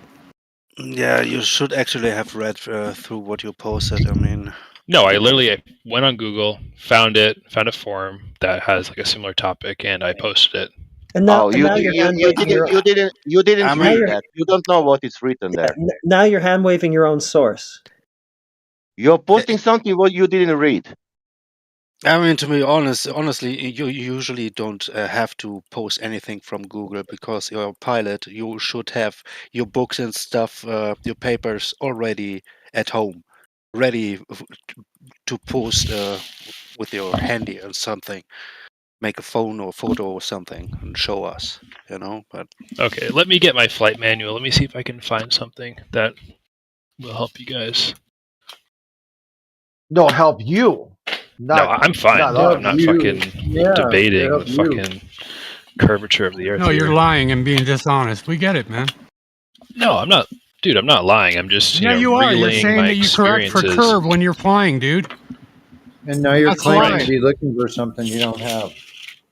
And you do. You're lying. Yeah, you wouldn't want to hit a mountain, right? You got to correct for that curve. Makes complete sense. I don't know. Like, Yeah, I but implore you guys to like go out and conduct your own experiments. I mean, that's the only real way that's going to, allow you guys to see a different perspective. It's not an experiment, and Right. it's not about perspective. Well, it is about an experiment, right? Because if you haven't experienced anything other than like the internet nonsense that you're consuming, you might have a different. You're going to give perspective. advice on internet when your whole world view is based on a Google it. Yeah, you're the frantic Googler here. You've been frantically Googling Yeah, through no, this I whole mean, conversation. like, well, if we're just breaking it down here, you guys are just arguing semantics, and you guys haven't actually not. experienced anything We're- or conducted any experiments, to be true. Not So, arguing like, semantics. I've been in an aircraft, when I flat, spoke like with you about traveling when I at a spoke certain when I speed. spoke You know, when I spoke with you about height and distance, you guys aren't that was actually semi- conducting any experiments. Oh, do you want Neither to see of you. experiments? Do you want to see observations? Have you guys done anything besides just being in a VC Yeah, on Discord? yeah. Like, There is a video saying how horizon work. A guy explaining you are into water. Your eyes are 8 inches above the sea level, and you can see only 1 mile. And I tried that, and I see more on the sea. You know, Adriatic Sea, Croatia, then in UK. You know. okay, so just to kind of touch on what you guys were saying earlier, like, what can you show me to prove what you're saying? Because what you're saying is just like your word, right? So, like, can you show me anything that backs up what you're saying? What shows? But what part of what we're saying? Like all of it, like A to Z, like. What, that they don't No, adjust? there's no curvature. That there's no curvature measured or practically used on Earth. Like, you're asking me to like find like Dude, read that these down. things that prove what I'm saying, which is fine, Yeah, and you know because what, we you're send allowed you to out- say we that, send you obviously. out- yeah, we but I'm going to ask the hold same on. thing, right? So, like, I what can can take you your time. guys show to prove I will post it. what you're saying? We send you on a wild goose chase. We send you on a wild goose chase because we know that information does not exist, or we would have found it first. But anyway, No, you guys aren't actually like researching anything. You so you backed guys it wouldn't up have for found us, anything. clown. You you said don't know that what they the hell you're adjust for talking about in the curvature. first place. Like, you We guys said aren't no, they actually don't. researching anything. Or Hold on. Yeah, You I backed posted. it up I for us. posted for you. You said that they adjust for curvature. We said no, they don't. Then you posted a source that said, yeah, we don't. So you've already provided us the source. is this photo Good job. from? Who created this photo? Right? This photo created the guy who made the video. There is a kind of a channel. I don't have it, but people can lead you where is his channel, and he made a lot of observation, and you can look in that. Okay, so because you sent this photo, which doesn't even look to be This Anyway, photo. I'm not. Anyway, this Are you listening? photo, I'm Can I supposed to say, repeat? "Oh Can I wow, repeat? Can I repeat myself? wow." Can I repeat myself? This photo is made by Vidal, and Guy has the channel making observation. Is that okay? Okay, so I am listening to a YouTuber Okay. who has bias. How about he's trying to prove his own You haven't ideas. even listened to the guy, and you're already claiming a bias against him. I think you have a bias. Yeah, that shows a bias on your end. To do No, that. I'm just. Judge someone like my that you opinions have are no based off clue of my about. experience, and I'm telling you what But I. that's showing a bias on your end. It's not experience. Opinions You don't are even know who did this. biases. Okay, let's say it. This is all rigs in Santa Barbara in US, This is real place, You can go there and check it if it's existing. You can check it on internet if that's place. You can call some people and say, does this Santa Barbara and this all rigs exist? And then we will find we can find out does this thing is real or is fake. Okay? Or better, if you don't believe that, you can go to the beach and make your own measurement, and then you don't need to believe nobody. Yeah, and he can bring his own biases, right?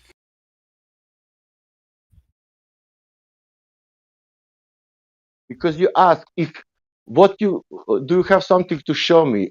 Then Well, right now I'm looking at my textbook, so I'm going to see there's a chapter on straight and level flight. There could be something in there, and there's also. Didn't even read the shit. But you don't want to look at. You know what the aviation? Yeah, show me when they use what the word aviation straight. refers to by straight and level. Well, they do say me- straight and show level me flight, the- but the implication of straight or level isn't really there. Pilot navigation, maybe. I mean, I'll Yeah, go but through do the they use chapters and those see if I can words? find Do something. they use those words in the textbooks? Straight and level flight? Yes. No. They do. It literally it's says more straight about and level flight. They okay. About your consistency of path, which isn't 100% consistent, but yeah. Basically just your path. It ends up a game of semantics, like he's talking about, really. Pilot is. navigation, maybe. So, Turquoise, do you think they correct for curvature when they're flying?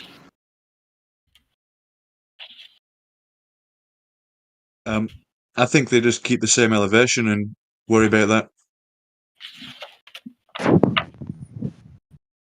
So no correction. Well, they're not traveling like 8,000 miles an hour, are they? So I don't think they need to. They're traveling like five or 600 miles an hour, right? Yeah, I don't think it makes much difference. I think just like if you were swimming, so in like density layers or such, I think you'd be constricted with the level that you're in. I don't think you'd be able to break out. The rate of speed would matter. Well, that's why we've got an escape velocity, right? That's just the speed to break out the atmosphere. Distance over time, that's escape velocity doesn't really apply here. It's like a surface tension thing, in my opinion. Like you need so much to break the surface tension of this space thing or whatever between the atmosphere, the boundary, or whatever you want to call it.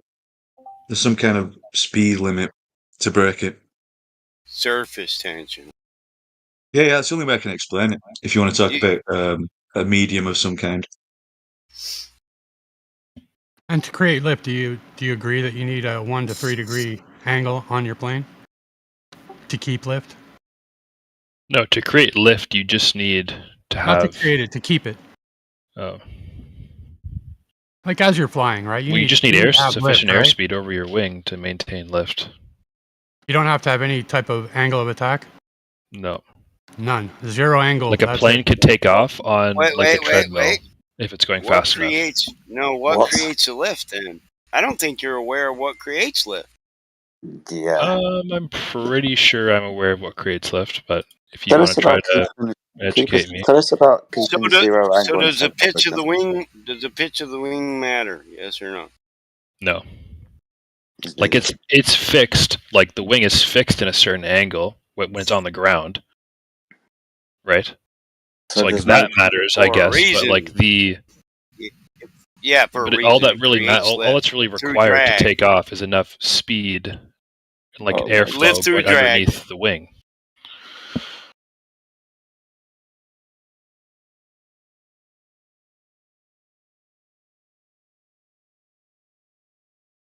I'm at a loss for how to put it. It's called Bernoulli's principle. Yeah, Bernoulli's principle. Yeah. Like essentially, drag is essentially lift, just used It differently. is lift and drag. Yeah, it's just used differently with the high pressure on the bottom of the wing, and there's low pressure on the top. Yeah, that creates the drag, which creates lift. Yes. Thanks for Exactly, yeah. being hyper specific about what we said. Actually, it is true. Without it, flight wouldn't be possible. So when you ask about does he have to account for the curvature or anything, I think the vehicle is just made for that. You know, like there'll be like a bias. They might just like an inclination of the wings from the ground, for example. That's Sorry, Balmud. it's made for curvature. No, I mean, like the tilt of the wings, it might be by default have a few degrees on it, just for the nature of lift. Nothing to do with the curvature. Oh, well, it is. Exactly, yes. So the pitch is due to drag and lift and nothing to do with curvature. Nothing to do with curvature. Yeah, that's what I'm saying. You're not flying 4,000 miles an hour where you'd need to reconcile, like, to understand that, would you? So I think you you did say it was made for between the that. layers of pressure. You're just trapped in between the layers of pressure. And depending on your attack on that pressure and the speed you're going at, you're going to break through it or you're not. Or you stay on the same elevation. Yeah, you neutralize the lift by letting the ends of the wing in a neutral state after that.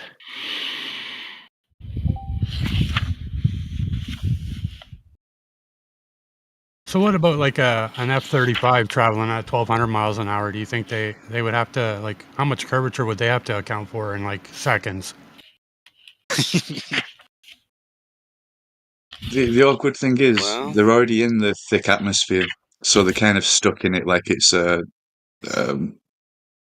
sticky. I don't think you can imagine it sticky. So the speed just like how you get turbulence. Yeah, but how there's like turbulence when you're on your flight. That doesn't really apply, man. How do you maintain elevation around the ball if you don't adjust for curvature? So there's a rate of curve and your rate of speed. So right? that speed is otherwise distance over tangent. time, right?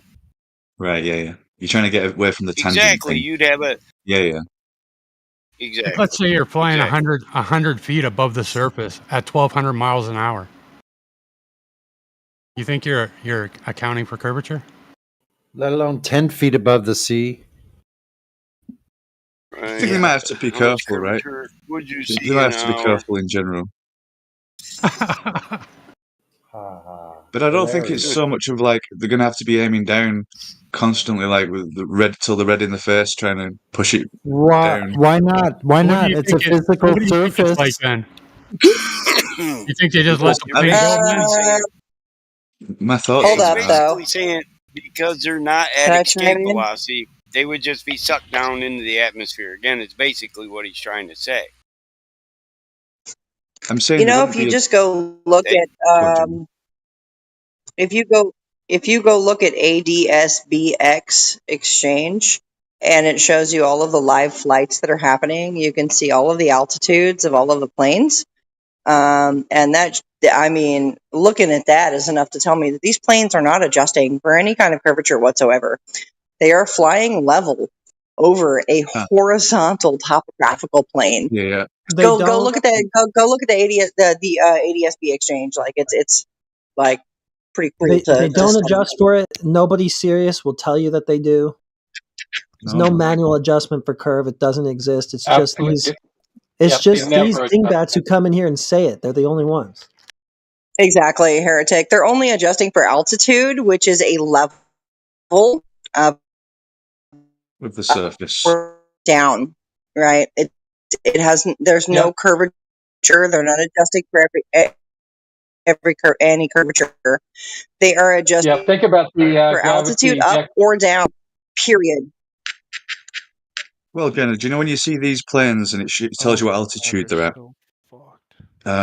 Well, when it says they're all at 36,000 miles or whatever, and you think they're not adjusting for curvature, geometrically, altitude just means the same elevation or what elevation from the surface or sea level. So if you project that onto a circle and if the surface is curved, the atmosphere would be curved essentially, and this straight line, which or this equal elevation, would be a curve. So really, level flight is a curved flight. If the surface No, it's is not. curved. You're just presupposing your globe and all of that, dude. First of all, okay, you're also obfuscating too, because the first guy said they dip their nose down, they change their angle of attack to compensate for the curve as they fly over it, so they're manually adjusting. Now, you're trying to save that claim by saying, well, they don't have to do anything. They can just treat it as if it's a flat level plane, and still that'll just adjust for the curve automatically, because really, curve is level. So you're changing the claim, and you're also just presupposing your ball with the claim too. And we haven't even talked about the spin yet. Pilot, though, right? Was it the pilot who claimed that? That's all I want. The pilot We're claimed it just was. claiming that. I mean, I got a video of like 19 pilots that are telling you that the Earth is flat and stationary, but I mean, what the fuck? They're not supposed to tell you. They'll tell you they're not supposed to say that. You can't ignore the anomalies of pilots saying it's not flat, though, can you? Yeah, there's a lot of indoctrinated people, and then there's like a handful of people who aren't indoctrinated and they can see it for what it is. I agree. You should try and get more pilots on here, so you've got a larger bucket yeah, of. yeah. For what it is, yeah. I mean, I our always like pilot those. left anyway, so Yeah, he's I always like out those of pilots juice. in Yeah. I mean, you've got pilots that'll tell you that from way up there, from 36,000 feet to nearly 40,000 feet, they're saying the Earth looks like it stands still, and that you can see the Rocky Mountains from nearly 500 miles away, up at about a 32,000 foot elevation. Like there are certain things that should be hidden behind a physical obstruction of this curvature that follows this rate of 8 inches per mile squared. But when we really get down to it, we're finding that that's falsifiable repeatedly. So where do we go from there?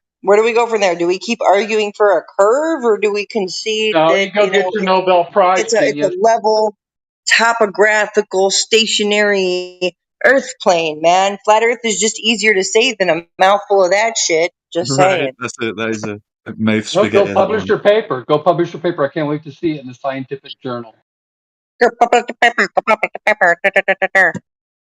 Papers are already published, boy. Yeah, and besides, that's even a malformed idea. So you think papers publish what is questions? Like you open up a scientific journal and you just read people describing what something is? Right, like papers are cool and all, bro, but like I'm going to need a demonstration that large bodies of liquid seek to rest with convexity.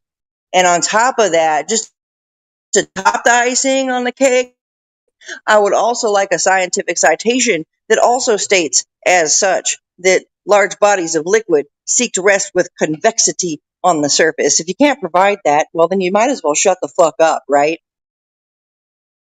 What the hell is convexity? You don't know what convexity is? Do you know what concavity is? I'll step away. Jesus Christ! No, somebody else. Look, somebody else explain it. I'm making dinner, dude. I know what convex is, Chiming in. but I don't think convexity is a word. I'm gonna check on that. That's because you don't know English very well. Convexity. Yes, it's a word. It's a word. It sounds good. Must be a word. I'd use it. Therefore, it's a word, right? We agree. No, he just doesn't know English very well, so he doesn't recognize it.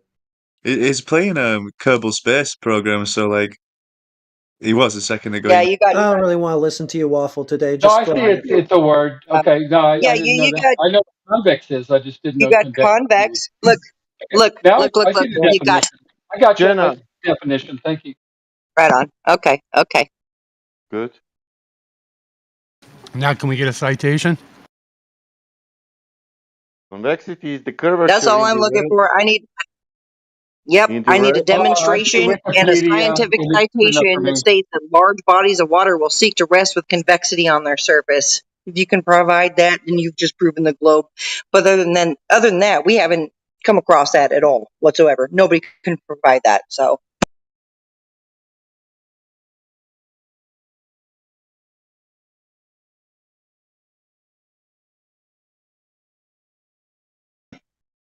oh no, flat Earth, flat water. Can't forget about the salt flats in Kansas and Australia and the high plains and the low plains. Overall, this Earth is majorly flat, mostly flat. What the fuck do you call your table with things on it? Not flat? What the fuck?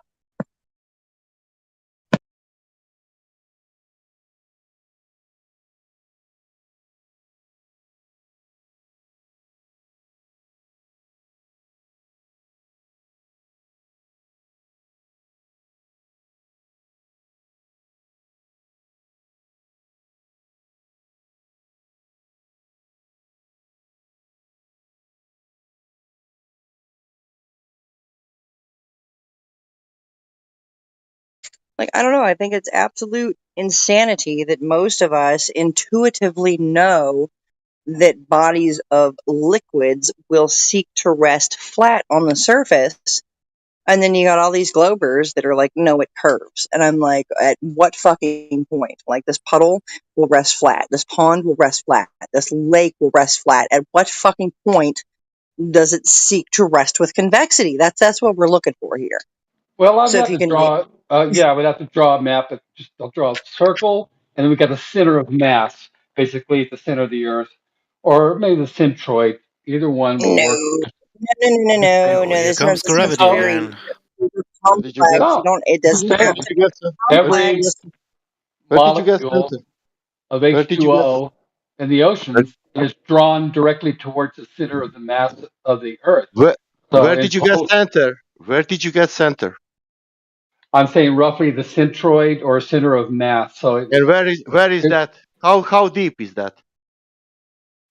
it'd be about approximately the radius of the Earth. And how we know that? And how we know that? I'm just explaining how oceans can, like, you can't How we believe know that. where is the center of the Earth?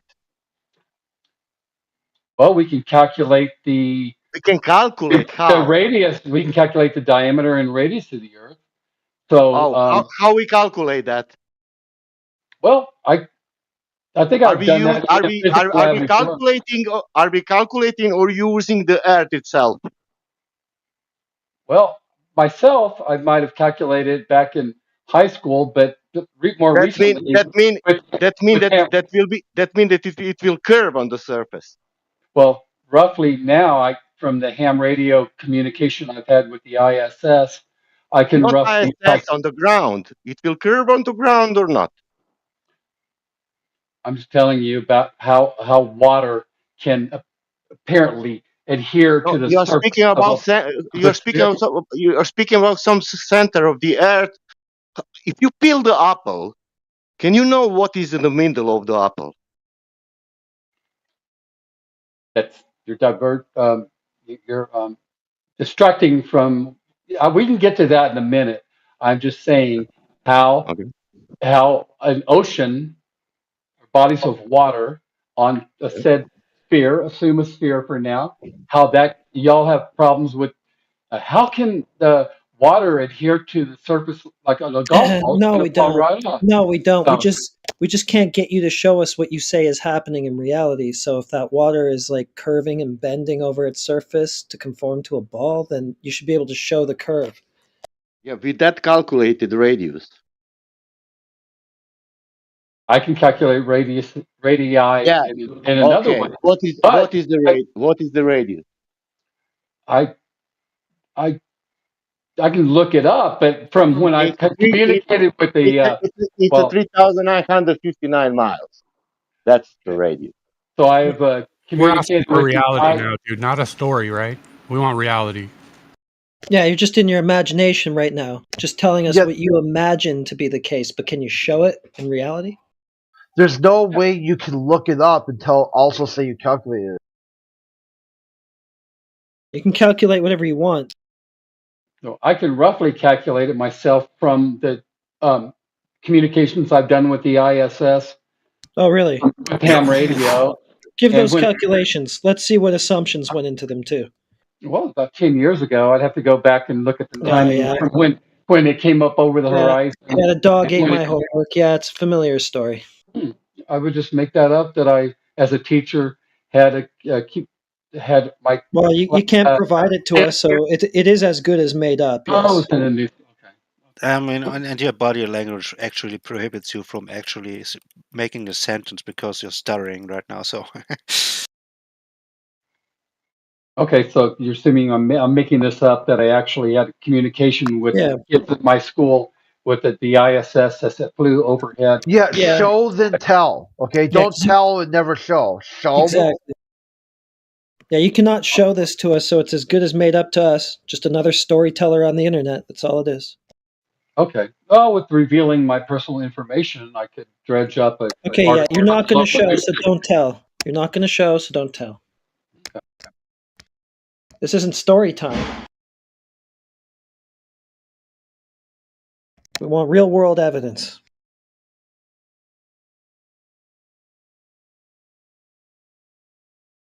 And there's no way you're going to be calculating a circumference without first assuming that there is one anyhow. So there's going to be assumptions going into that math. Not with me, because I know that the ISS came up over the horizon and descended over the other horizon in about 11 minutes. And so I can calculate that knowing the altitude of the ISS. And how what are you calculating? The altitude of the ISS? I already know the roughly the altitude. Yeah, okay, so that's not even what we're asking you for. So try to get focused. I know, but you're not. You won't believe anything I say. Yeah, we won't, because you can't provide anything. All you can do is tell and not show. But anyway, that's not even what we're asking for. We don't care about the altitude of the ISS. Okay, so none of my stories can be taken on good faith. They're not even the right stories. I can share my newspaper article. It's irrelevant. Nobody cares the height of the ISS. Trying to measure this ball that you think is out there.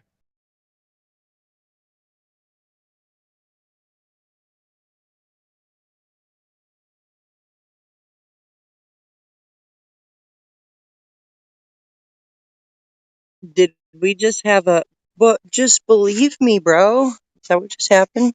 Y'all won't believe me. Just believe me, bro. I'm not pleading that. If y'all won't believe any story that isn't so remarkable, then, okay, that's fine. I don't care where you come. I'm not saying don't just believe me, bro.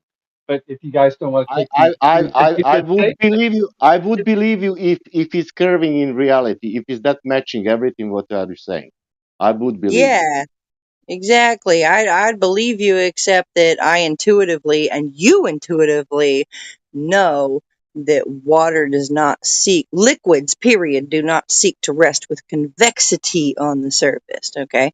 And to the best of your knowledge and mine and everybody else's here, the majority of Earth's surface is liquid. And liquids do not seek to rest with convexity. Flat water, flat Earth. Welcome. So every molecule of H2O is drawn towards the center of mass of the Earth, and that explains how it can have that convexity. No big deal. Wrong. No, it's not, man. It's wrong. You said that molecules or whatever. No, the reality explains if it's curving or not. If it's curving, then it's curving. That's obvious. Right. I'm just saying that if you have using polar coordinate system, you can see that every particle is drawn towards the center of mass. Yeah, but what if you go outside and try to use that what you said, that calculation? I can't do it in small scale. It has to be in. But why not? Why you cannot do on small scale? Because I can't work with that minuscule amount of gravity. I don't have the instrumentation that can work in that. No, you don't need any instrumentation. You need yourself and your eyes. I won't be able to. Because you know why? Because heliocentric model precisely saying where geometric horizon should to be. It's not that flat right, man. it's not that flat earthers saying, you know what, the horizon should to be there. No, the heliocentric model is saying that. Mm-hmm. Yeah, that's the thing about it is the heliocentric model said that the horizon, let's see, they say you should only see about 3.1 miles out to the horizon before curvature starts at a 6-foot observation height.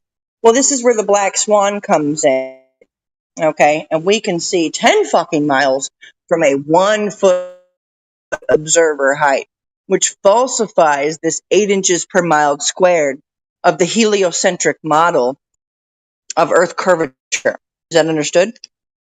Oh, I hear what y'all was saying about that, and I've heard that before. That's fine, but I'm not talking about eyesight. But have you? But have you sat down to do the math to look at it for yourself? Have you sat down to do the math and figure that and be like, holy shit, that doesn't match to what, like, reality doesn't match to what we're being indoctrinated with. I have Did you know? Did you know that ISS is related to that side? I encourage you. I encourage you. That's why I'm here listening, because I'm open for other sides of things. But just let me talk about my horizon, and as an amateur radio operator, I'm on here just to listen to you guys, and I'm not here to state my claim. But since you're calling me out on this, I'll try to explain some things to the best of my ability. But as far as horizons and elevations and all that, just from my knowledge over 15 years of amateur radio, ham radio operations, and communicating with other hams off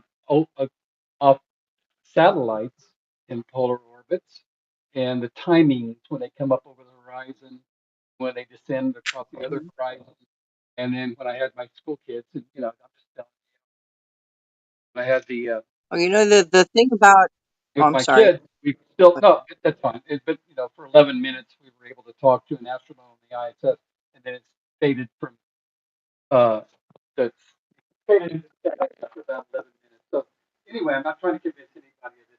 I'm telling you what my calculations about are the magnetic waves on eyesight. Man, your mic is awful. I cannot hear anything. Yeah, you're cutting out real bad, buddy. Cutting out real bad. Domo arigato, Mr. Roboto. But the thing about elevation is, as we get to higher elevation, we can see more in our field of view, where the horizon should appear to be curving left to right and away from us. It's not doing that.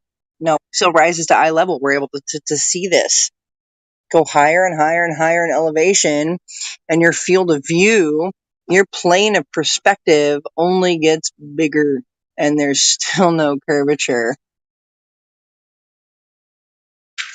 I sound any better right now? Yeah, you're coming in a little bit better, buddy. Well, my one earbud fell out and onto the floor, so maybe that's it. But if it's still bad, let me know, and I'll go back to my other headset. But no, I'm interested in checking out some of this visual perspective from higher and higher altitudes. Again, the thing is the radio waves and signals that I've experienced, with the communications I've done. I'm just here to listen to you guys mainly. So, excuse me. Jump in.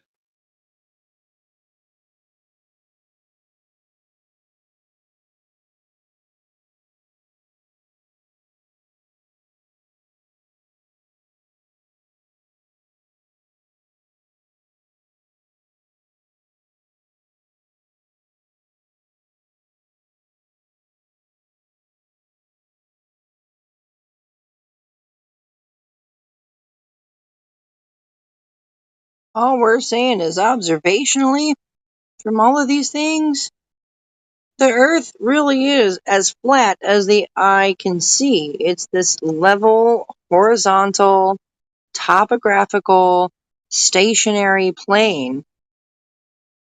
That's what we all observe. You don't feel yourself moving. You're not moving. Earth ain't moving. What I see is it's bumpy.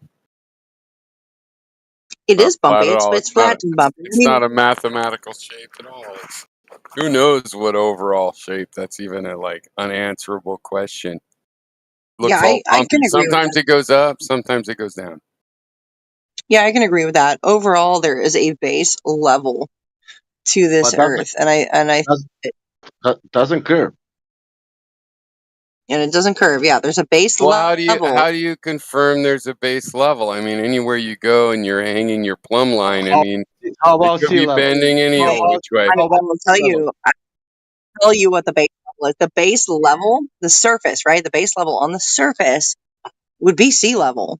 Well, but the Literally sea's everything gets also measured. not flat. It's all bumpy too, and then the tides Is go it up and curving? down. Is it curving? Well, I don't know. Yeah, it doesn't. That's the Doesn't problem. look like When it it's curves up resting and down down, and it's up and supposed to be down. flat. It doesn't just go in one direction. I mean, and then Yeah, every it's just a day the curving. tide comes in and out. It's not flat either.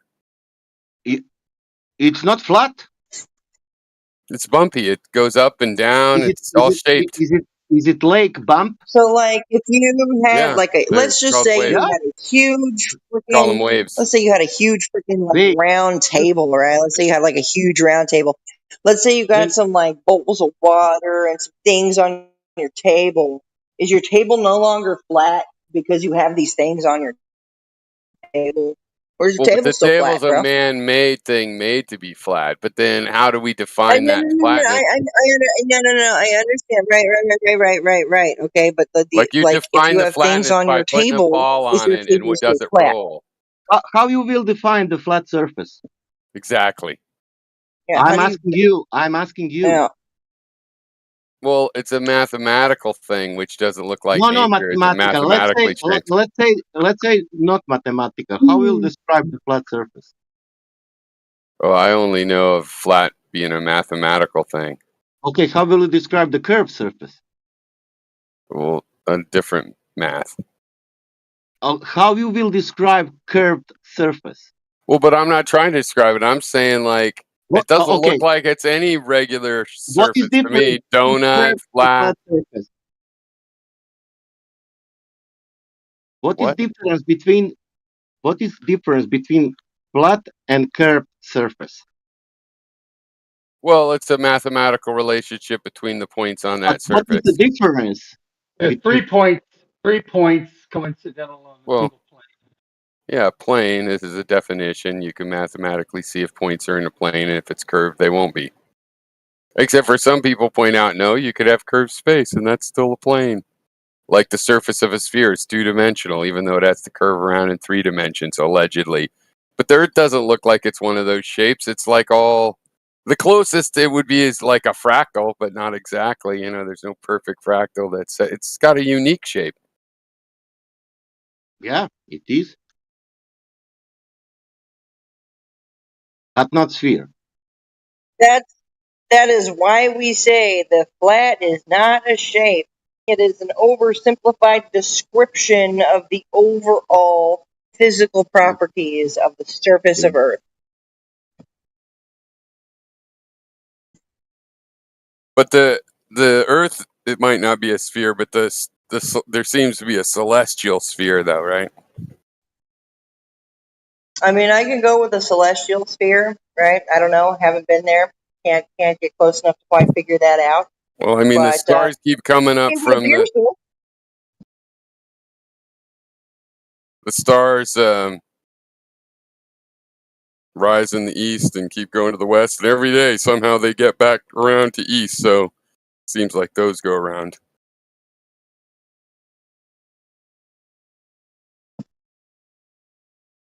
But the Stars Earth, going I around. don't think anybody could know the shape of the Earth. Stars going around. Who observed that? Well, here's the reasoning there. Maybe you can think this better, but the stars rise in the east and set in the west every day. In order for them to get back over to the east, they have to be circling around something. So there's something spherical on it. And if you get the star trail, you can get what the line is they're following, and it looks pretty like it's looping around, which I don't think is a big problem. But it doesn't mean you can't deduce the surface of the Earth shape from that. Okay, I will post one picture, and I will tell you what if we look stars from here. Okay. Take a look at it. I think the whole point is that nobody can deduce that the Earth has any specific shape. Oh, I love that lake. Whoever posted that lake, isn't that lake where there's this like thin water on top of sand and it does that mirror? Oh God, I would love to go there. Yeah, and that they are saying that it's like 60 miles per 60 miles, well, even a little bit more. Okay, yeah, well, okay, I admit, not just man. I mean, because I was saying most so-called flat things are just man-made. I would accept that's a natural flat phenomenon with not the curvature, but it's just for a certain period on the Earth. Of course, something can be flat, but saying the whole Earth is flat doesn't follow from that. It's not flat, of course. Mountains and hills are not flat. You know that is elevation change. Yeah, and you can't tell whether overall when you go up a mountain and down the other side. Yeah, how but could you you're not tell speaking- if you bent a little or not? You wouldn't be able to. Yeah, but we are here. You know. Let's say that we observe the stars now, and surface will be that. And how you call that surface? Well, like in that picture. Yeah. Yeah, it looks flat, but you know, I if it was slightly curved, I wouldn't be able to tell. I mean, And what do you see on that picture? Clouds. And do you see? Does it really look like that when you're on it, or is it No. just photogenic? Jesus, it's amazing. Do you see the perfect reflection? Yeah, and I've seen videos of it too, where you can barely How you tell. can have perfect? Can you have perfect reflection on the curved surface? Well, I mean, a concave surface. It's like a mirror. yeah, no, it looks like a very flat mirror. I mean, it's definitely mostly super flat. Yeah, it's Absolutely, the- I it's can the tell with biggest my mirror in eyes the that world, it's yeah. mostly flat, but you never know if there was something subtle. But my point is, even if it's absolutely flat, and we measure that somehow, it's not the whole Earth. It's a very, very, very small slice of the Earth. So it's Like, not what's the other discernible by one? eye. Is it Kansas and or the Salt Flats, or maybe both? Yeah. You know, All there's very Kansas, flat. all It's not Holland, Kansas. all There's some- Holland, all There's some other Kansas, place all in the U.S. Florida. that's super flat. So it's a sphere with nothing but flat spots on it. Yeah. Wow, amazing. Or it could be a hyperbola. I mean, I just don't think we can know the shape of it. So it's Like, a prove it. hyperbole with nothing but No, it's flat probably spots this on it. random shape that just changes all over the place depending where you go. Don't see any. Like a Yeah, so unique it's about shape. 10 miles wide. Like a human and then being think isn't about a the flat or a circumference of the sphere. Earth. Circumference. Like imagine a human being. People would How do you say know it has a circumference? some people would say a human being. They're flat. No, a human being's a sphere. No, they're a cylinder. Who the I hell mean, would say any of that? well, what? Yeah, exactly. There's no one shape exactly. It's a Flat is not a unique. shape. It's a told unique you that. lumpy shape that isn't perfectly Flat is not symmetrical. a shape. Maybe Not it's mathematical. maybe it's lake shaped, flat on the surface and just random out towards the edges. Yeah, say that Kansas picture of the horizon is like 10 miles wide. The circumference of the Earth is 40,000 kilometers. Wow, so that's In a 1.2 mile geometric So horizon think times the about square root the of the observer height in delta. feet. No, but just think of if say Yeah, it I'm was thinking a about it. sphere. Think about the delta in thinking the about it. curvature 10. Thinking about Or it. let's say it's 20 kilometers, so 20 Yeah. over 40,000. That'd be like the delta in the arc Yeah. of that, which visually we cannot pick out with our eye. So these pictures that you're What you talking showing about? there is very inconclusive. Well, That I could can be for pick a it out with an flat eye Earth. zoom. I can pick I it up was with a thinking high about the zoom delta camera. arc. Oh, The yeah, delta okay, I'm thinking curvature. about it. Yeah, you said that like 20 times, so I'm thinking All right. about it. And at a So these give yeah, me some so other you're just gonna pictures. have to be Those shut are up inconclusive. because you can't shut yourself up. So I'm thinking about what you've said for like the dozenth time in a row. So yeah, for a 1 foot observer, that'll be a 1.2 mile distant horizon. Why shouldn't I be able to see that with a good camera? I'm not talking about whether you can see it or not. I'm talking about visually being able to perceive curvature. So it's not proof. These are inconclusive. These What flat if, as far as the eye what if can I see things. what if I see more of the surface than I would be able to if it's curving away? I'm just talking about that the scope, the aspect ratio, that photo, and about how much of the horizon can we see. So this, since I have 40,000 kilometers of the circumference of the Earth, and let's say that's maybe 20 kilometers, that horizon, the one that's below the flat as far as the eye can see. I'm just telling you, this doesn't prove it either way.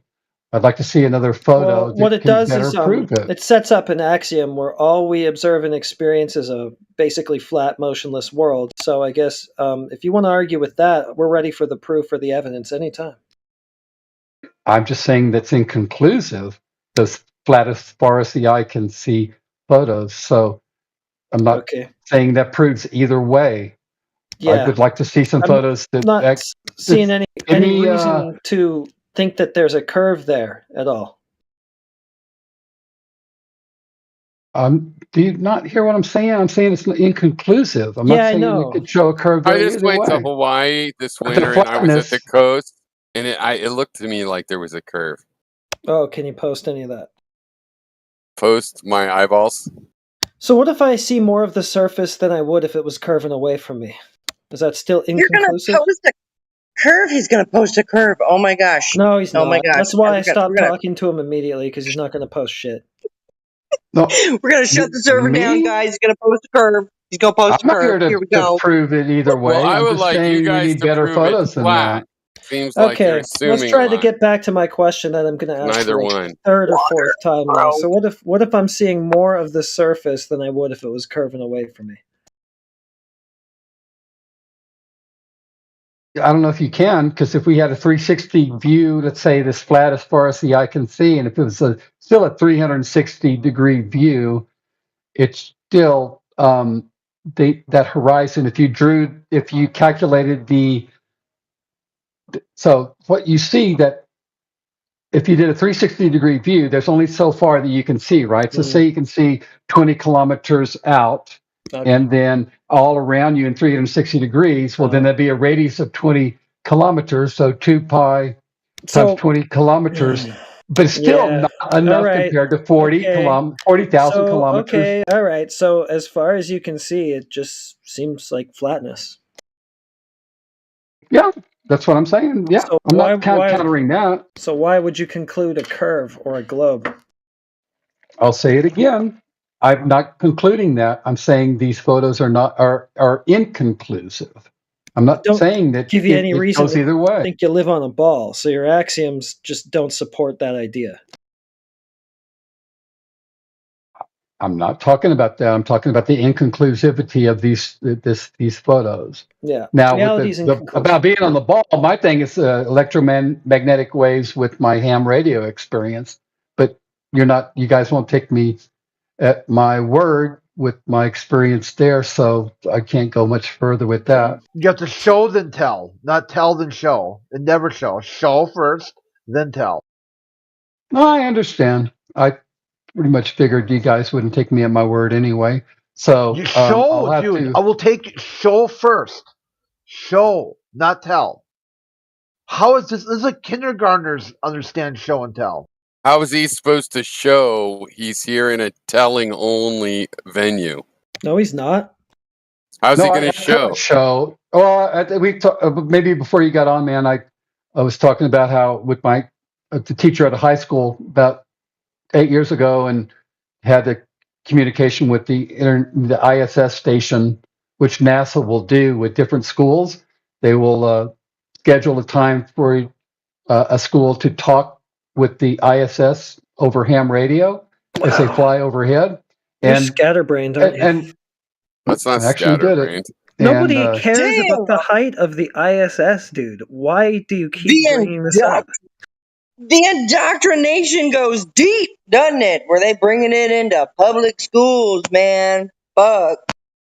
But Yep, I and mean, they what do you actually think the asked light the is? When you go my students outside and asked see the the ISS go astronauts by, what questions. Got is it? another scatterbrain jumping in now. Try to Yeah, focus, well, guys. We're trying no, to find out I how don't it's think known you that can the Earth prove is the shape of the Earth, but you can go outside and see the ISS and other satellites go Okay. overhead. I mean, So that was a cue to not continue derailing the discussion. You seem to have missed it, so I'll just put you on mute for a second. So let's get back to what we're talking about, which is how anybody knows that the Earth is a ball.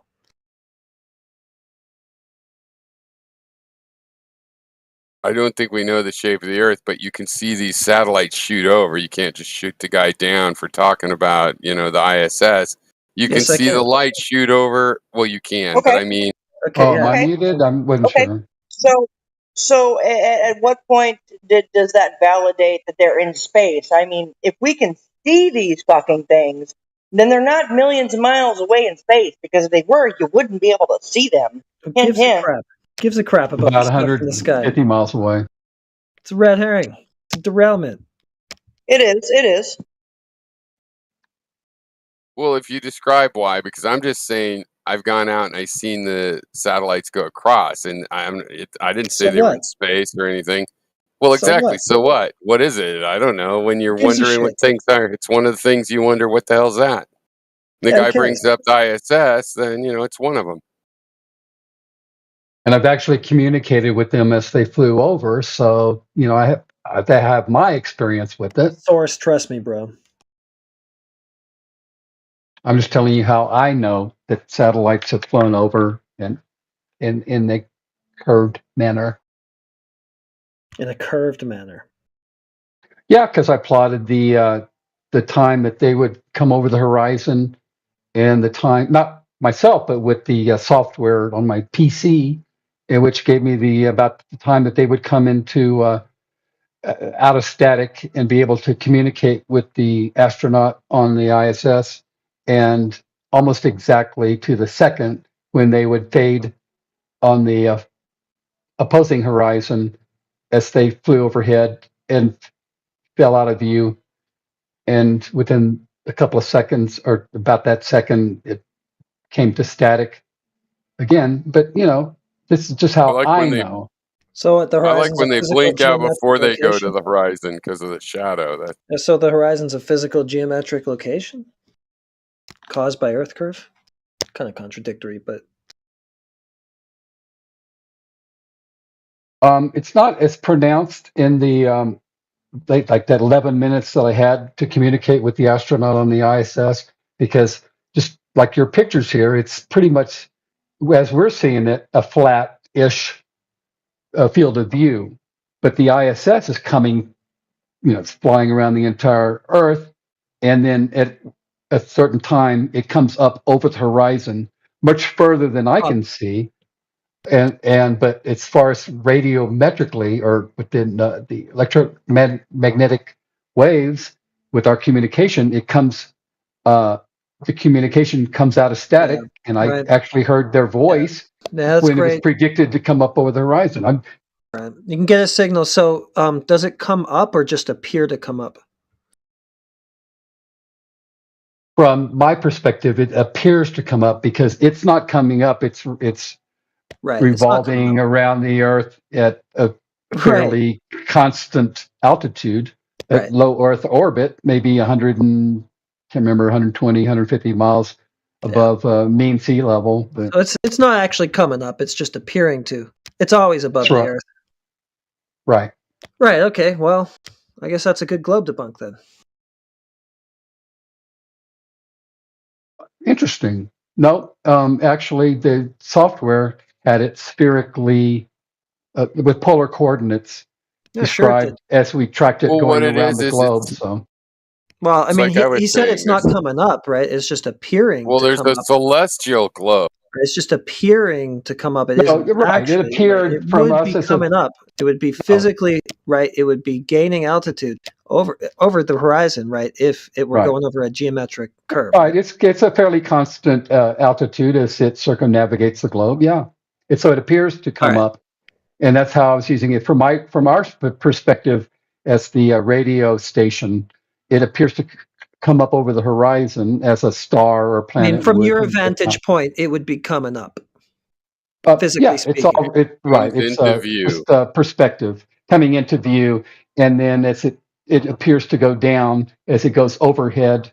It wasn't directly overhead, but nearly, and then it went past us to the horizon, the opposing horizon. And again, from our perspective, it was going down, but we all knew it was From our maintaining pretty much right. Right. Maintaining altitude relative to sea level. Right. And it's just appearing to go down, but isn't actually. Correct. Right. Okay. So, I mean, sounds like good globe debunk to me. If you say so, okay. But, that's interesting. Well, it's not actually going up or down. It's just appearing to. It's just perspective. That's what you told me. Right. And I'm picturing that on a flat plane. And that's correct. And I'm picturing it right now on a globe as it appears to go overhead from horizon to horizon. So either way, correct. You have a point. Yeah, from my vantage and it's point. inconclusive. It's inconclusive either way. In both scenarios, flat or spherical, you're going to have that perspective of it coming up over the horizon and descending and appearing to go down on the other horizon. Yeah, because from my vantage point, though, like on a ball, from my vantage point, that thing would actually be going below my feet. But it's just appearing to go down. It isn't actually doing that. It'd be below your feet when it goes around the other side of the Earth. It's going to be below me. It's going to be below me. Yeah. Right. Correct. In reality, it's never below me. It's always above. Right, in your model. No, in reality.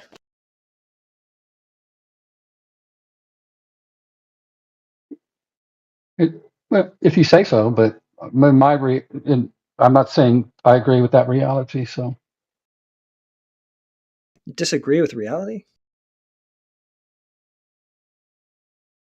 Well, if we're talking about ontology, there's like really only one ontology. There's two people's epistemologies and your quote unquote realities. And we have different quote unquote takes on reality, but there is only one ontology, only one reality. So, we can argue about our takes on it, but I don't agree with your epistemology. All right, then. But like I was saying before, I really came on here to listen, and you guys have interesting takes, and it's interesting to me, or I wouldn't come here to listen in. So I appreciate y'all's side of it. So that's why I'm here. Well, we'll try to keep the content brewing. All right, man. No, I appreciate you listening to me and having a little to and fro. So I appreciate that. You got it. No problem. Thanks for stopping by. You bet. And I'll continue to listen in a little bit. And all right, y'all have a good one. All right. Thanks. You too.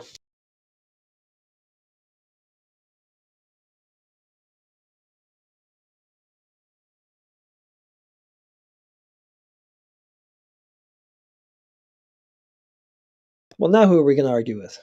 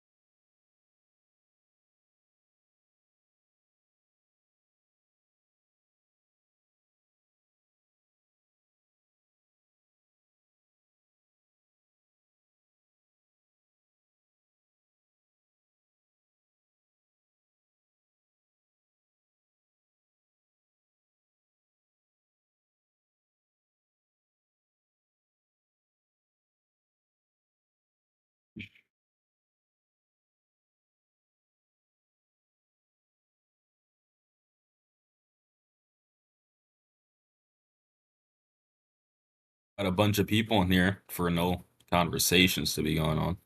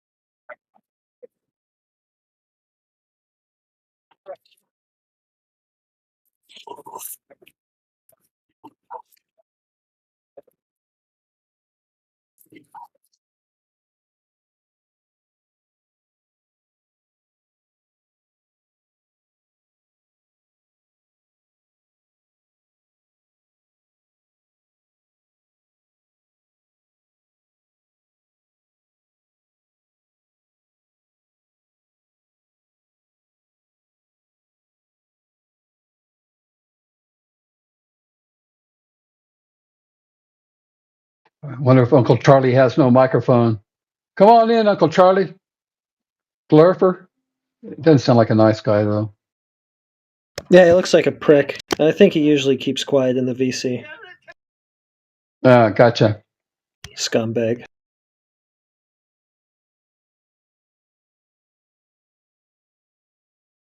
He's just here to start shit.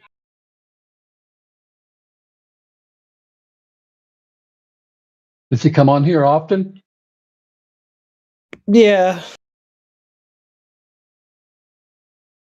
I mean, it is your board, so he'd be an intruder, like coming into your room or, y'all's room called 24/7 Flat Earth. So, it's pretty much not whatever ethics Discord can have. I'm just saying, probably unspoken.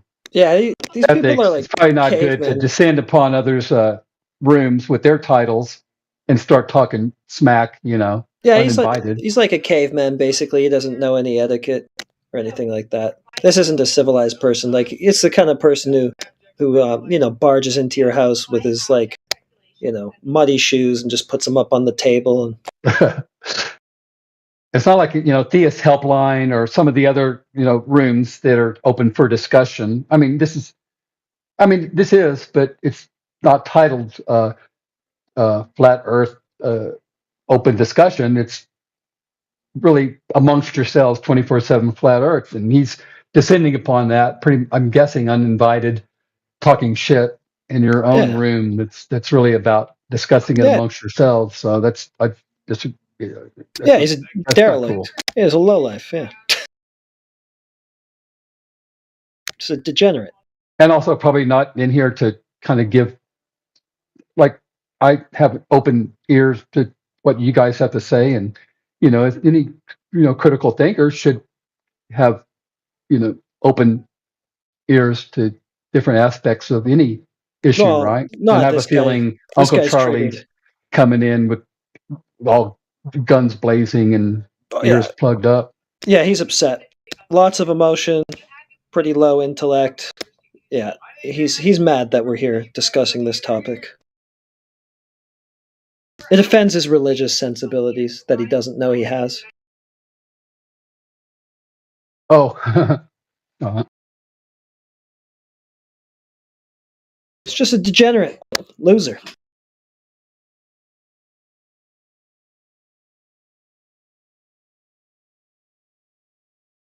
Not really an honest interlocutor, or if he wants to convince people or have an honest debate, why come in He doesn't want to have an shooting honest from the debate. hip like that? He wants to spaz. He wants to vet his frustration and his anger at the topic. He's here for therapy, really. Cathartic reasons for himself. Oh. Yeah, hear ya. He needs to vent. Yeah, vent his frustration.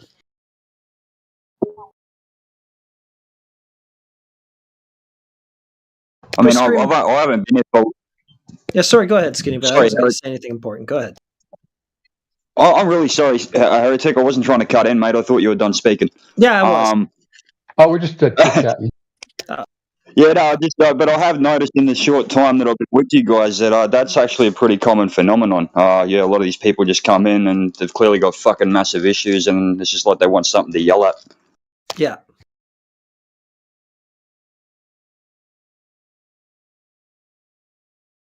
Yeah, and they're, from what I can tell, with the name of your room, 24/7 Flat Earth, it's not like 24/7 Flat Earth debate. It's, your space. And unless you invited them in, it sounds like they're coming in with the chip on their shoulder. It's pretty much, anybody's invited, but you're not. We like debate. Yeah, but they're not a good, honest interlocutor. They're coming in, chip on the shoulder attitude. Yeah. Assuming certain things instead of, coming in and, if not learning something from the other side, learning how they argue or learning their takes. Like with me, I appreciate learning more about your different angles and different calculations and this and that. I'm always interested in that from any side. So that's what you should. They're actually missing out on that too. Actually, just even if they may disagree with it, well, let's see what other people's maths are or other people's geometries are. It can't hurt you to at least see where they're coming from. Well, a bonehead like Uncle Charlie has never even tried to figure out where we're coming from. He has no idea what we're talking about, and he's never even, like I said, he's never even tried to figure it out.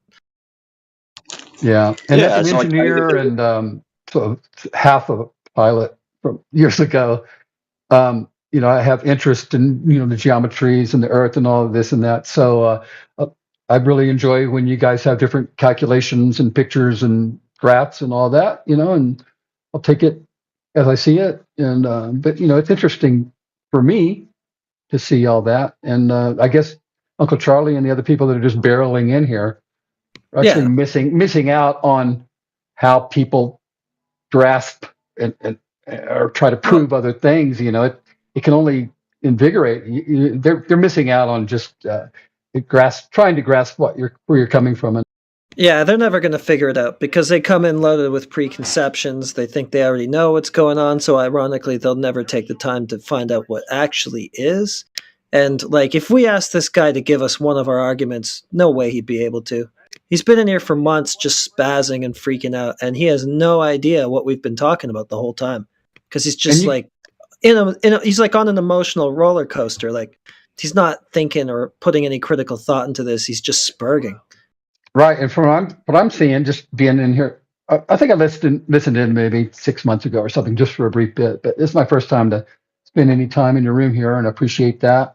But you've been nothing but cordial, strong about your points and all that, and that's very interesting. But very cordial and welcoming on that, compared to what we hear, like with flat earthers versus Glober on like a MDD or with actual debates, it can get heated.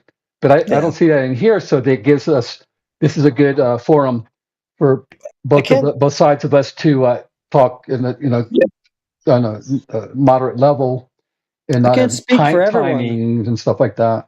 But I can't speak for all the guys, but I mean, I at least try to just match the energy of the person I'm talking to. If they're chill, then I will be too. That's the way I am. And I'm sure it gets heated in here from time to time. Or maybe if Uncle Charlie comes in with a mic, but that's what kind of attracted me to spend a little time on the mic here tonight, just because y'all weren't hammering away too hard on people that weren't hammering away. Yeah, right. You give what you get, right? So, but I appreciate that. You're welcome to the other side that comes in here, like I am, I guess, and others like me. Whereas if Uncle Charlie gets a mic, I guess it won't be quite the same. Ross, man. I'm sorry. I was just going to say, Ross, man, nice to meet you, mate. And yeah, that's what, like, I'm sick to death of seeing these assholes spazzing in the chats and whatnot. And,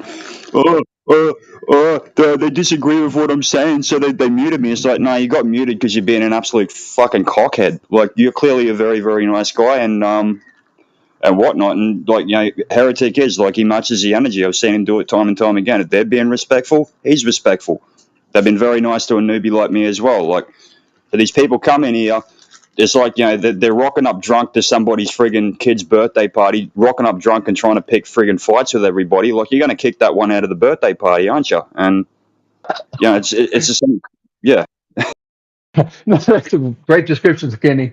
Yeah, no, and I sensed that right away, straight away, as you guys would say, coming in here. And then we had not a spat, but we went over a few things and we were countering each other, but it never got heated or anything. I thought, well, this isn't like modern day debate, although we're not debating. Thought, well, I jumped in here. I'm on the stage for 5 or 10 minutes, and thought, well, I wasn't planning on arguing about this, but wow, they're being firm but gentle, firm but fair with me, and I was pretty impressed with that. Yeah, mate, we got Globers that hang in here. Like, I mean, I've only been around for about a month or so, and I'm having a ball and I'm learning a lot. But there's Globers that come in all the time, and they're fine. Like, there's some Matthew guy, there's some Turquoise guy, there's a couple of others that come in. They're completely against flat Earth and everything, but they're polite. Being a Glober doesn't get people booted out. Being a cockhead gets people muted. And a lot of times they're allowed to come back and act like an adult, and a lot of them never do. They just come in and just start screaming and ranting and raving and wonder why. Like anything, yeah. So, mate, if you acted like that in real fucking life, you get punched in the face, Yeah. So, and I'm sensible enough to, we won't get physically punched, but I don't even like getting verbally punched in the face, or muted, or muting isn't the big deal. I don't like stirring people up unnecessarily. And I like congeniality, and I appreciated that from you guys. Who was the bloke that was in here that was maybe a Glober like myself about 15 minutes ago, but then he left? But he was a gentle soul, I guess. He was reasonable as well. Who was that guy? I don't know, mate. I just tuned in, but it's really nice to meet you, mate. I'm still learning who's who, and I'm and meeting new people and that. And I've met some really, really cool Globers in here, and on the other server as well. And it's been really, really cool actually. And it's very simple, like you're saying. Act like an adult, like you've said and I've said and Heretic said. Act like a freaking adult. Don't be a dick, and everything's fine. If you're an absolute dick or whatever, no one needs to hear that shit. So yeah. People will get muted, but they're always allowed to come back, Yeah, that's quite fair, giving them a second or third chance. Indeed, Skinny. No, I appreciate that, mate.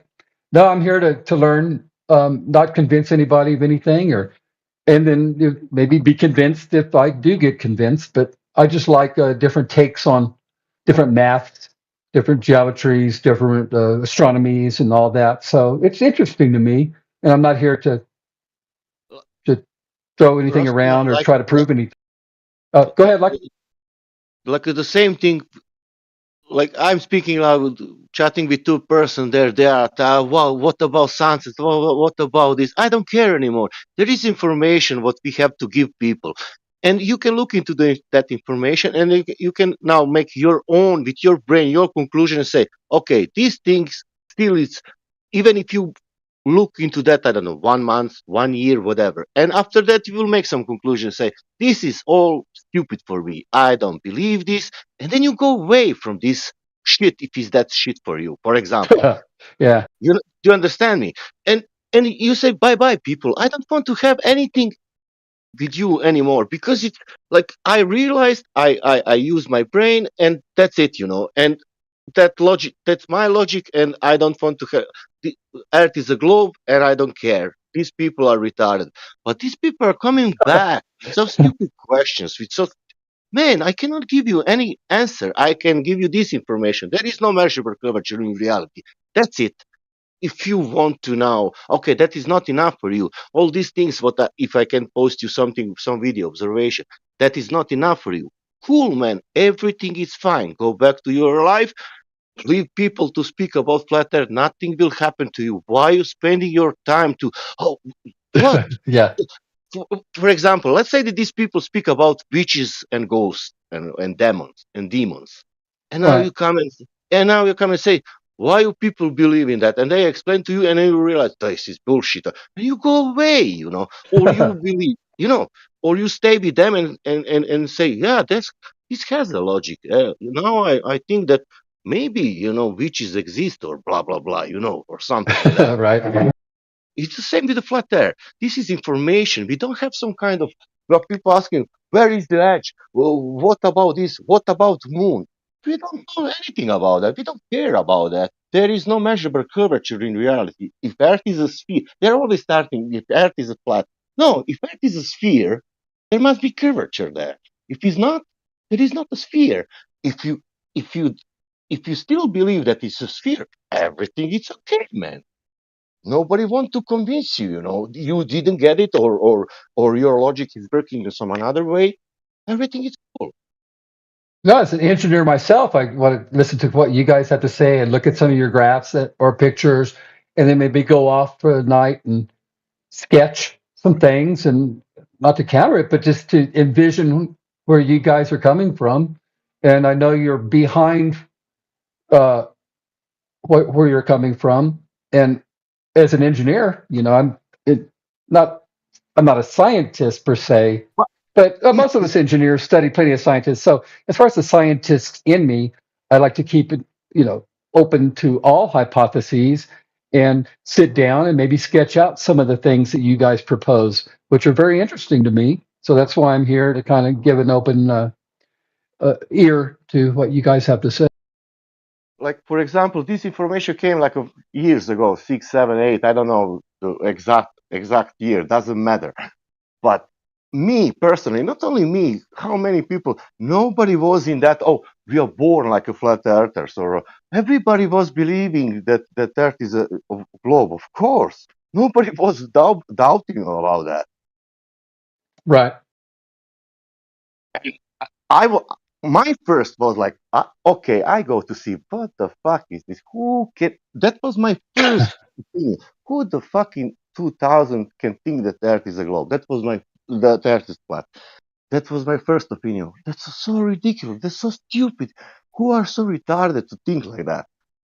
And then I came, and then I found out what people are saying, look into that more and more and more. And for me, my logic, geometry, and everything were saying, for fuck's sake, this has no sense, there is no globe there outside.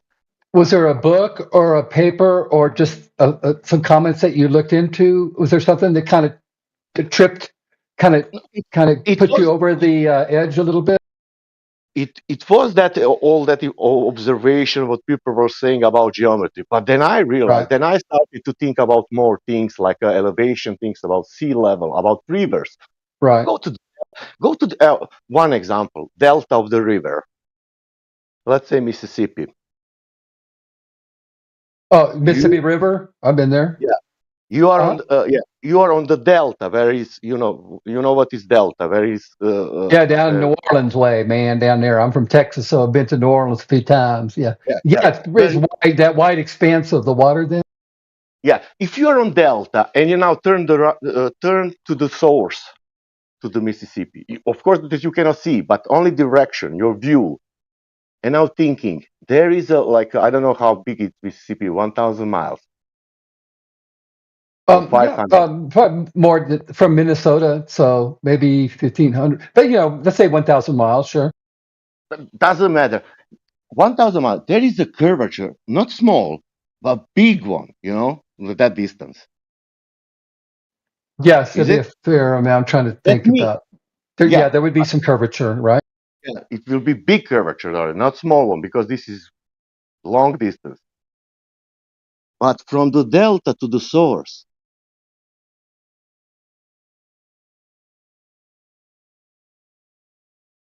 You understand?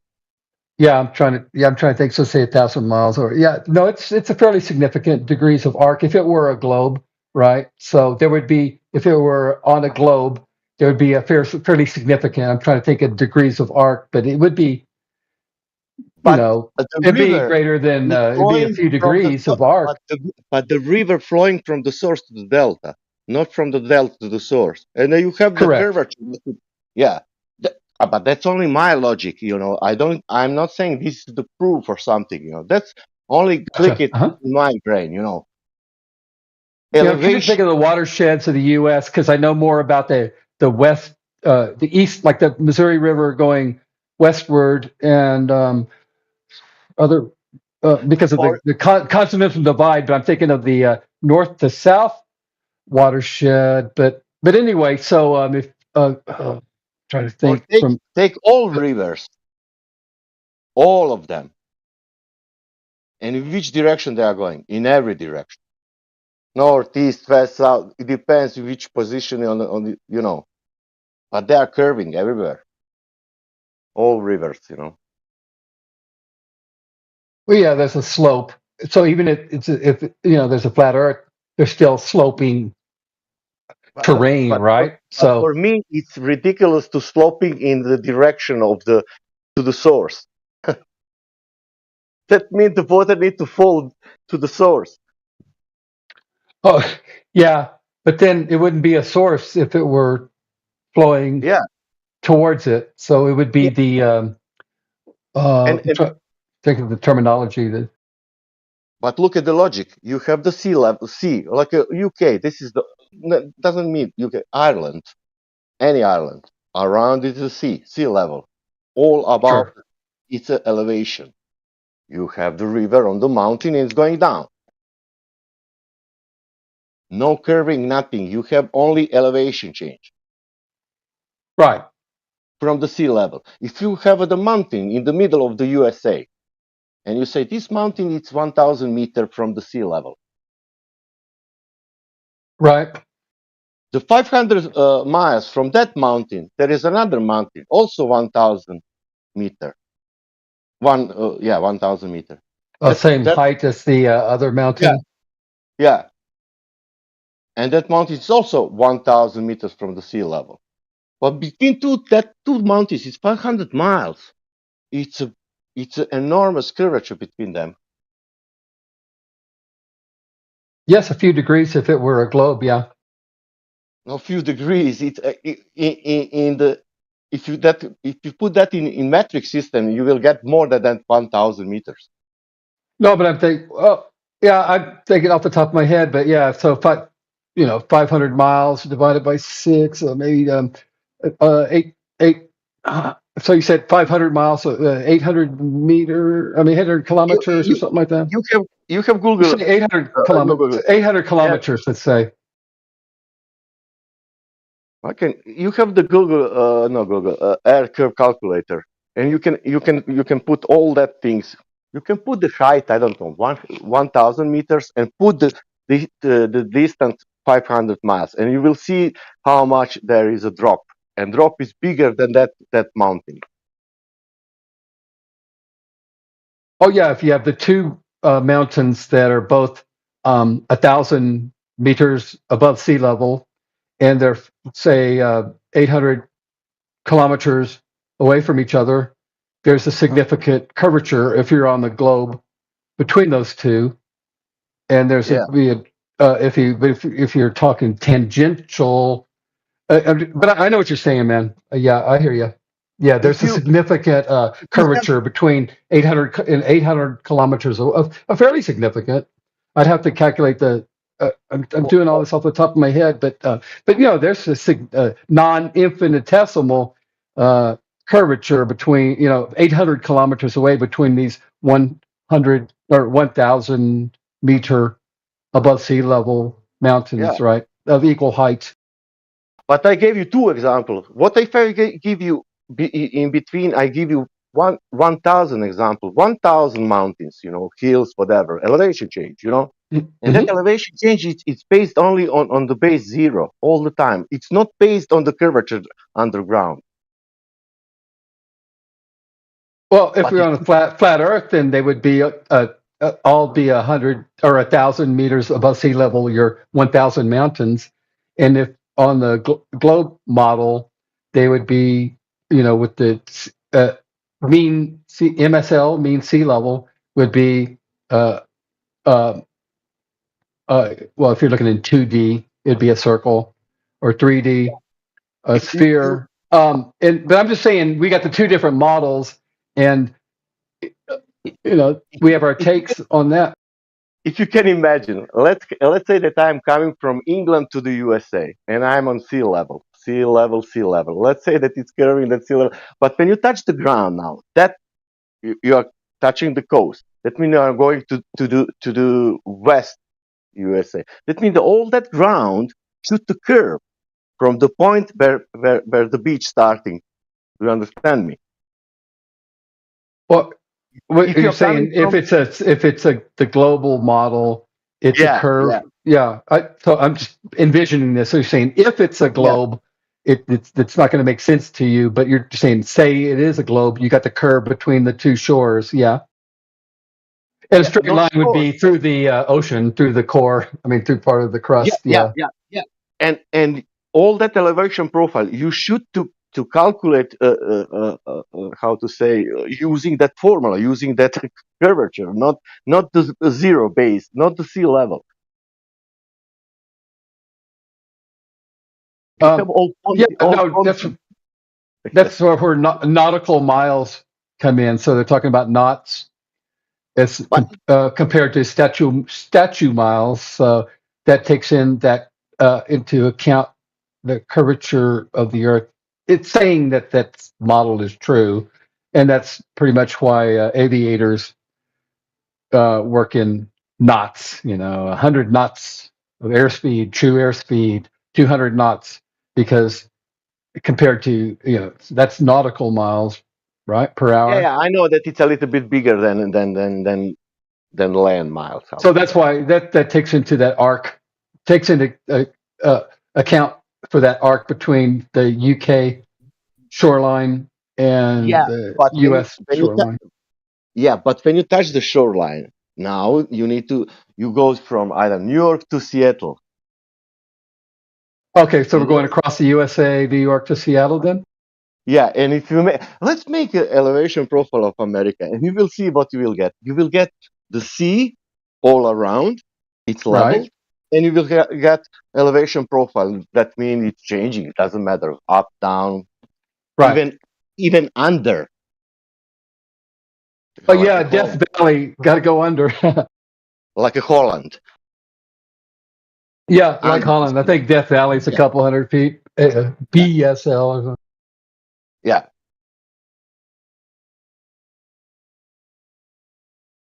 But that's sure. My logic. So I'm kind of picturing. So yes, you described this, man. I'm picturing the profile like this a flat Earth or 2D perspective from New York to Seattle. Going maybe Appalachians or something like that, and then Rockies, or the plains, Rockies, and then maybe Death Valley down below or something, and then Seattle, all not in line, but and then the Cascades. So yeah, it's a undulating surface for sure. That's all. And then, yeah, and people can explain to you all this geometry, also not rotation and everything. And when you go look into that, you can make your conclusion. Okay, this is bullshit for me, and that's it. And you decide this is not enough. These people didn't convince me, and you don't come back tomorrow, to fight and say something. What do you people think about moon eclipses? And these people even don't speak about moon eclipse. Where is the edge? These people not speaking about the edge. What about satellites? These people not speaking about satellites. These people speaking only about geometry, not measurable curvature in reality. Oh, but like a guy asked me, how you explain sunset on the flat surface? And I told him, sun is setting over the flat surface. Right, right. And that is not enough for him. I can show you flat surface in reality. There is so many flat lakes. There is Holland. There is flat surfaces. And sun is in the sky. Doesn't influence anything. What is doesn't how to say it? My English is third language. Sorry, I'm. Yeah, French, or is it the Lucky Malo Nevosan? Is Portuguese, or what language is your name in? No, native is Croatian, Serbo-Croatian, and okay, you didn't have and then I moved, and then I moved and things on. And I spoke a little bit of English. I studied German, and I forget it. And then I lived in Italy, and I learned Italian, and then it was a little bit difficult to come back again to English because my brain was all Italian. Oh yeah, that's great. No, and plus I'm older, and I don't want to. I'm a little bit lazy, and I don't want to learn now English like I was young.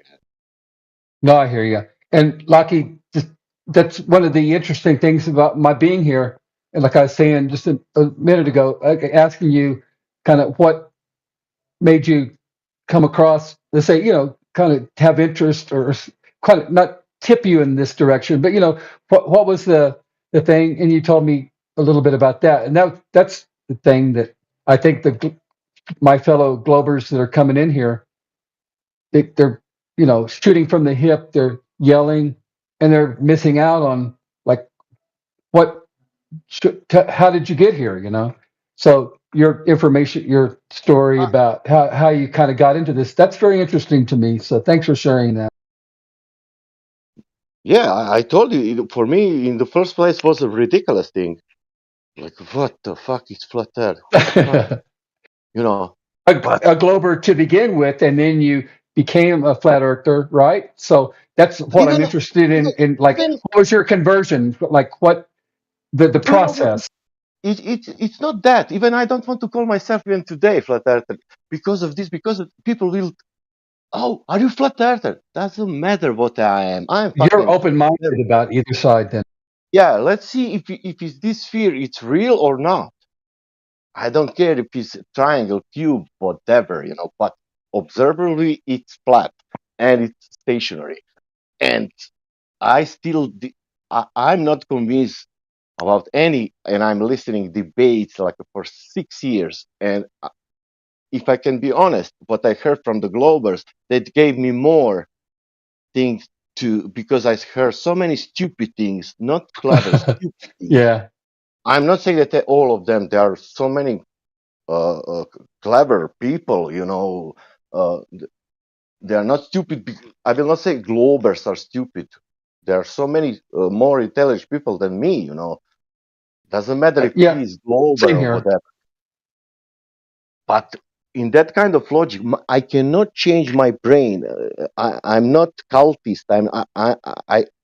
Or I can think you're fucking, you're idiot. You're insane, But I came to the place thinking that people who are thinking that flat Earth, they are insane.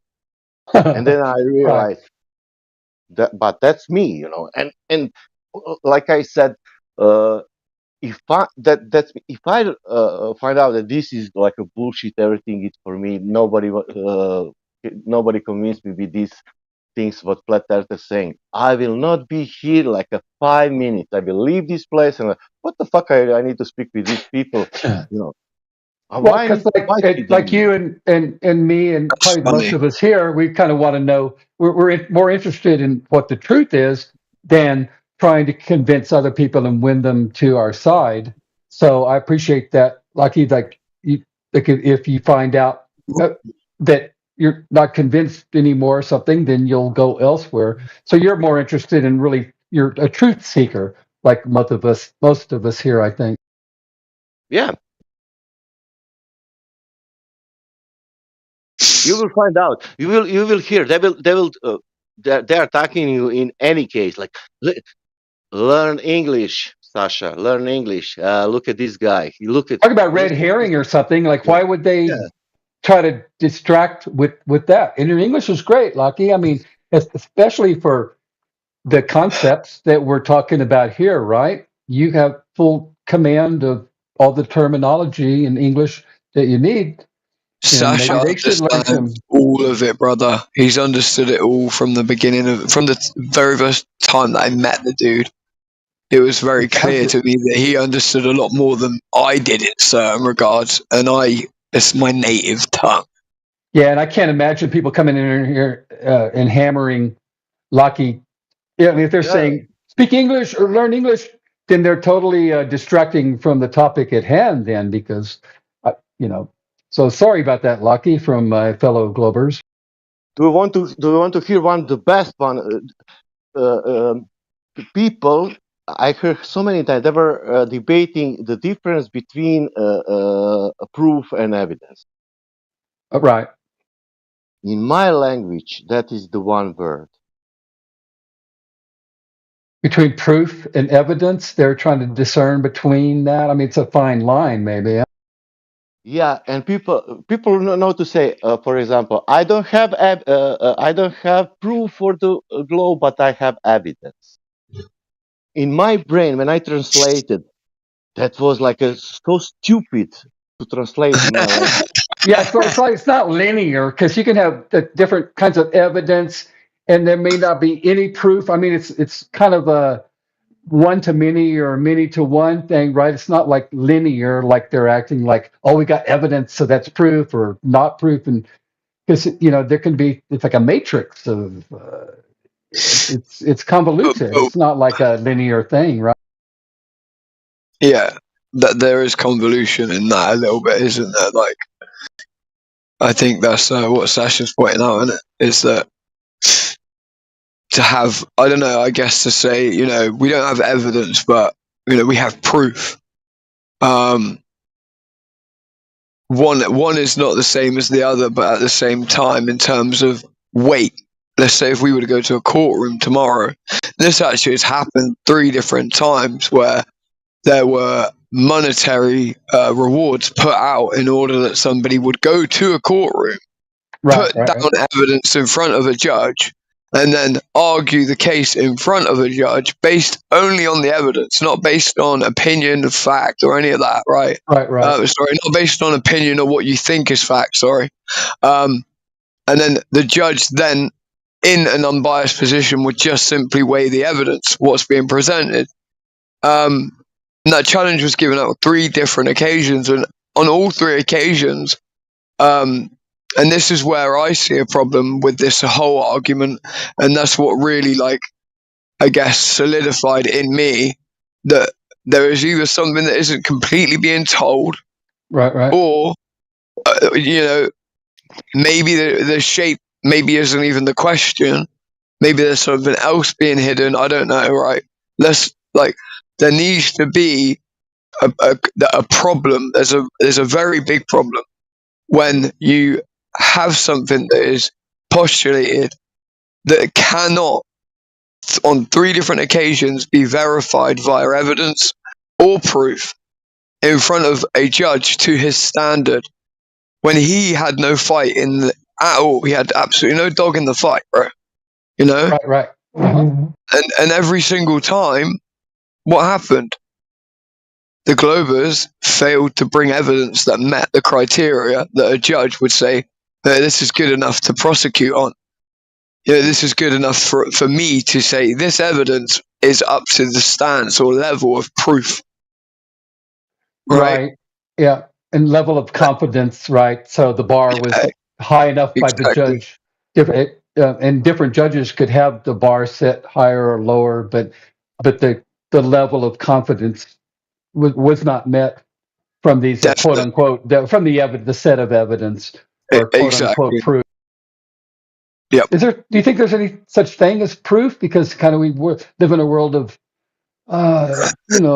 inductive reasoning and all, and but you could have like quote unquote or maybe a colloquial lower P proof. What's your take on proof? Because it's kind of a hard word or a hard thing to accomplish, right? Sasha, are you still there? I sort of want to hear what Sasha's got to say on it because it was him that originally. I told you that for me it was like this doesn't work. This is one word, man.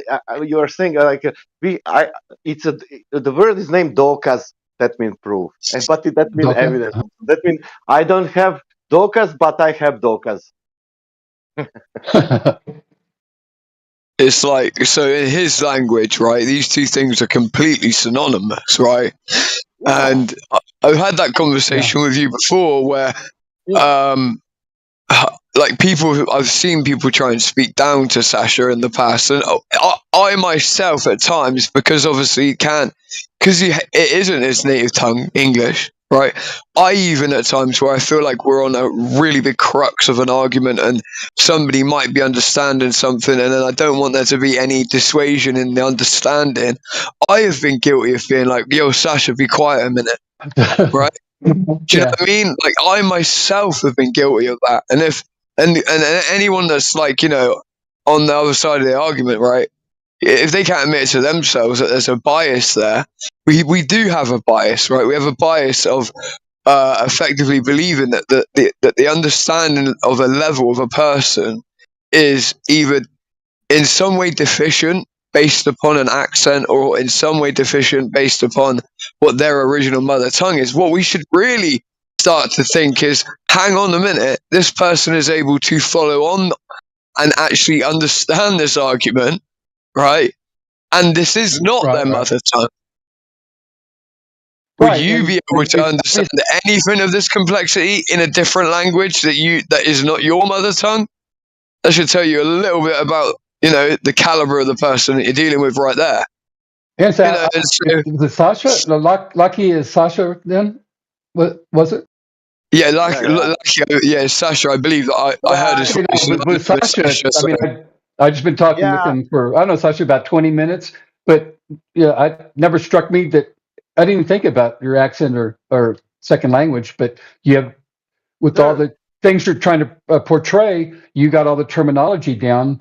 And like you're saying, Villain, even if there were a person that English was a second language and didn't quite have command of the terminology that we're using to discuss these two sides, we would still be easy, help that person along, right? Which we haven't had to do with Sasha, but even if the person needed some help with a certain word, maybe about some of the geometries or trigonometry or something like that, still, that'd be no reason to exclude them, and I'm sure we would help them along with the English terms they needed. But I can't imagine someone coming in here and hammering on Sasha for English or whatever the hell they were saying.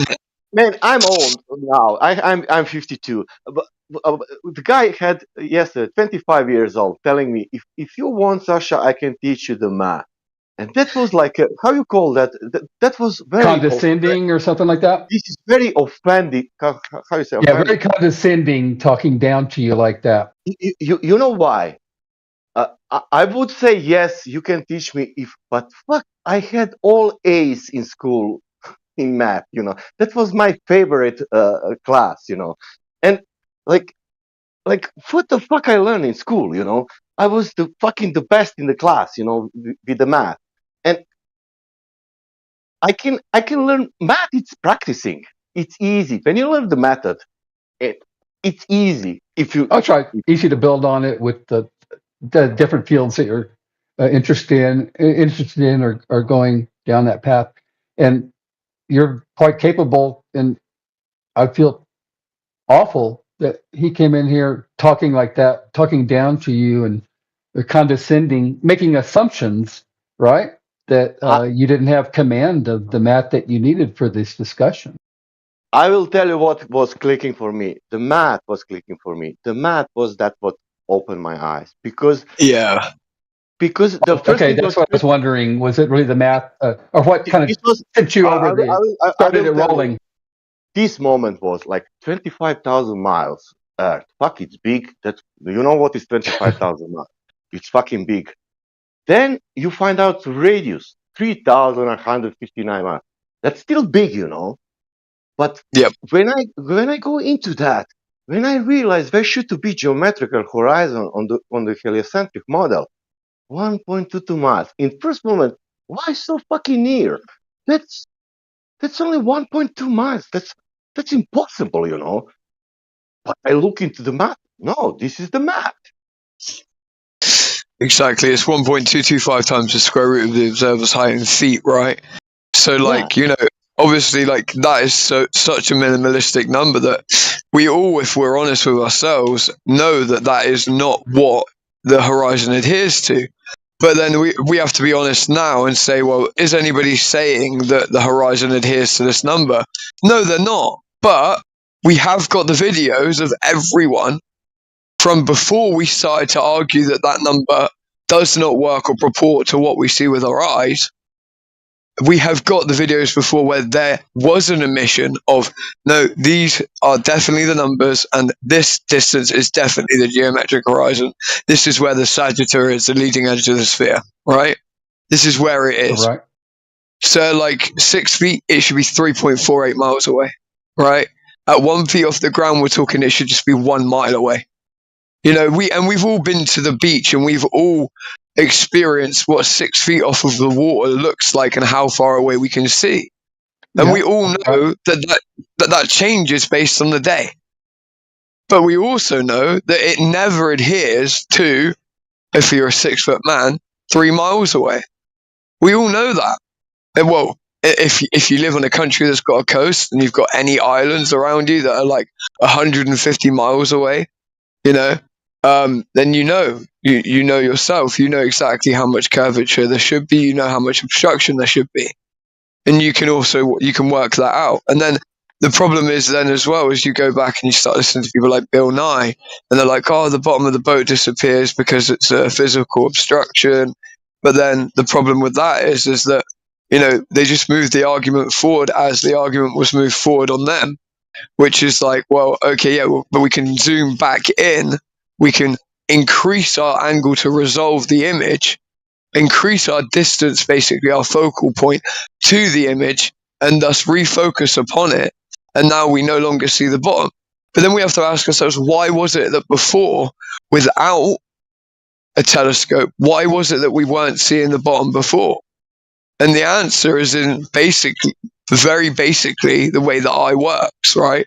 Which is that we start to effectively focus on, especially when there's a surface. This is what I like to tell people: put your head very close to the ceiling, roll a ball away from yourself on the ceiling, and keep your eyes close to the ceiling. And what you'll eventually see is that ball will disappear top down. And it's because of the incidence of the angle in correspondence to the surface. The same way the bottom disappears on the ground with the boat, that we can bring back into focus. Why was it that it was bottom up, that it was disappearing? Well, it's because the surface, how close that is to the object, you start to focus in on the surface itself instead of the object, and you can no longer resolve the object because the angle is too acute. If you increase your ability to focus, i.e. by increasing your focal distance to the object, you'll bring it back into view.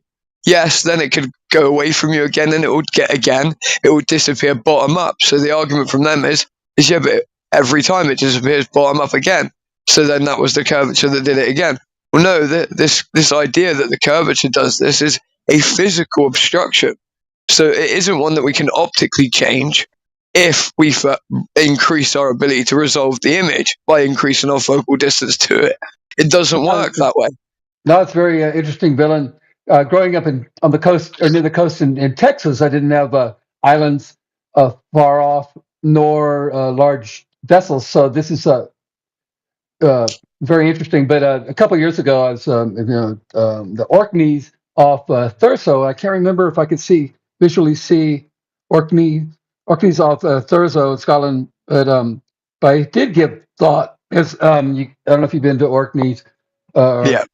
But islands that are spread out, but mainly from the mainland, is the top of Scotland and Thurso to Orkney. That's really one of the experiences where what you're talking about. You could have 100 or so miles, and in the States, unless I was in maybe Seattle or something. But I didn't really have that experience at home. But when I saw that in Scotland, it was kind of eye opener, and I did give that some thought about seeing offshore islands with some altitude around Texas. It's going to be flat or whatever. But yeah, so that was interesting being around those parts. Definitely. Yep. Oh, I'm Scottish myself, in blood. I've been there. I've seen that. The real interesting one is the southwest of England, right? There's a place near There's a place basically next to a very nice old. It's actually a Christian sort of like not monastery, but it's what you call a Christian retreat. So you would go and like chill, and you can go there. And you can walk down to the sea edge. Once you go over this pinnacle, go down the side of a cliff, stand. There's one person that my mic overlaps with. I don't know whose it is. This is around Land's End or down that way? So it is not near Land's End. It's the southwest side. So it comes almost like a foot, right? But on the end of that foot, the bottom toe would be Land's End in Cornwall, right? But yeah, gotcha. You can look off of this point, and to the right you can see the way that the land wraps around, and you can see Wales, right? Then you can look across from there to your right, where you can see Wales like wrap around. You can see Ireland, right? And then you look to your far left, you can see France. And bear in mind, to see all three of those things at the same time, right? That makes an impression on you, right? And then you think maybe it's the altitude that I'm at, so you obviously go and change the altitude that you're at. And no, you still have the exact same experience. You still have the same experience, right? And then, man, I didn't think I could see France from Portsmouth a couple of years ago, but I guess it might have been hazy or something like that. But you're saying west of Portsmouth, and you can still see Normandy or. Yeah, you can still see the northern part of France that's on that edge, because it's obviously not the north point there. So you were at Dover, right, and you look directly across. That's only 19 miles across, right? Okay. Right, to Calais. You can see that, but obviously if you go further east, on the more eastern side of the northern part of France, and then you're on the southwestern side of England, so you're a good amount of miles away from Dover at this point as well. So that adds in extra distance, and also then that piece of land is further away than what those 2 points are in terms of like the contrast of space. I mean, it's like that starts to drop away, because on the east, the further you go east on the northern part of France, it starts to drop backwards on its latitude, basically, I think. Yeah, right. From east of Le Havre or whatever. Yeah, so being able to see all three of those points, and then you start to realize, oh, wait a minute, this is like extremely strange, right? This is no way matching up to the numbers that we were given. And my problem is that the numbers have been reified from the beginning. I'm not necessarily making a claim about even a shape at this point. My point is saying, okay, I see their point, because if you think about it, right, the argument, if started from the beginning, was one that was started based upon what a measurement taken by a guy who used dip angles based on his altitude to rework out the radius using spherical trigonometry, measuring the distance to the horizon and taking into the account of the differential of the dip angle based on his altitude. How was it that he measured a non-physical location called the horizon? It's where the sky just appears to meet the ground. We know the horizon, if we're honest with ourselves, doesn't adhere to the radius of 3959. How did he derive a radius of 3959? But he didn't know the distance of the virtual point, right, or Yeah, line, and even if he did right? know the distance, right? Let's say he did know the distance. He used angular size, for instance, on an object, and he worked out an angular size model, and he floated it out to where the end of the horizon was, and he was able to go, right, it's roughly that many miles away, okay? But we can go to that same place that he did that test on a different day and see 10 times further based on the atmospheric conditions of the day. For sure, yeah. So, or we could see it shorter even. Or we could see it 100 times further. We've got cases where people are seeing 1,000 times further. So when you have that happen, then there's an issue, there's a problem, right? There's a big problem. There's a problem is that what was being measured wasn't in any way, shape, or form something that was physical. Oh, right, So right. So, but those numbers were re-ratified and reified continually as truth. Okay. Well, they were still using that as a fixed location, although the atmospheric conditions were giving them a different they've changed their argument because we've pointed out that you couldn't do that. The argument was changed roughly about 5 years ago. They went, oh, okay, that makes sense, right? No, there's no such thing as a geometric horizon. There is one, but you just can't find it. That's what they'll tell you. There is one, but you cannot find it because of looming, because of refraction. But the problem is they tie themselves up again, because with the refractive index, you need the radius to be plugged into that in order for it to exist. So even the models of prediction on refraction are inherent. It's a horse before the cart situation. It's an antecedent relationship problem. You need the radius first to then be able to say, right, well, we can work out the radius now because we've got the refractive index and we can use that in order that we're able to assert where the geometric horizon should be. Yeah, it's a dependent what variable. We don't see. Independent variable. Yeah. There's a problem. There's just a problem with the way the numbers are gathered time and time again. But there seems to be this sort of conjoined effort to continue to want to stick around these particular numbers. And then that makes you think about these stories of, people, obviously we know why, I don't know if you know why a globe was first created as a map system. It was so that like all the men inside of the tower, inside of a ship, were able to stand around and plot points and be able to actually, correctly navigate, right? And they did that because it was a great way of putting it on it's basically like putting a drum on a stick, wrapping a map around it, and then lots of men can observe it from different points. You can rotate it, yada, yada, yada, right? That's why we see Columbus's ship had exactly that. He navigated using a globe. He navigated using an AE map also, right? But the problem is his globe didn't have the Americas on it at that point. So it's kind of like, well, what is the globe then? In terms of what does that do to your brain when I tell you that?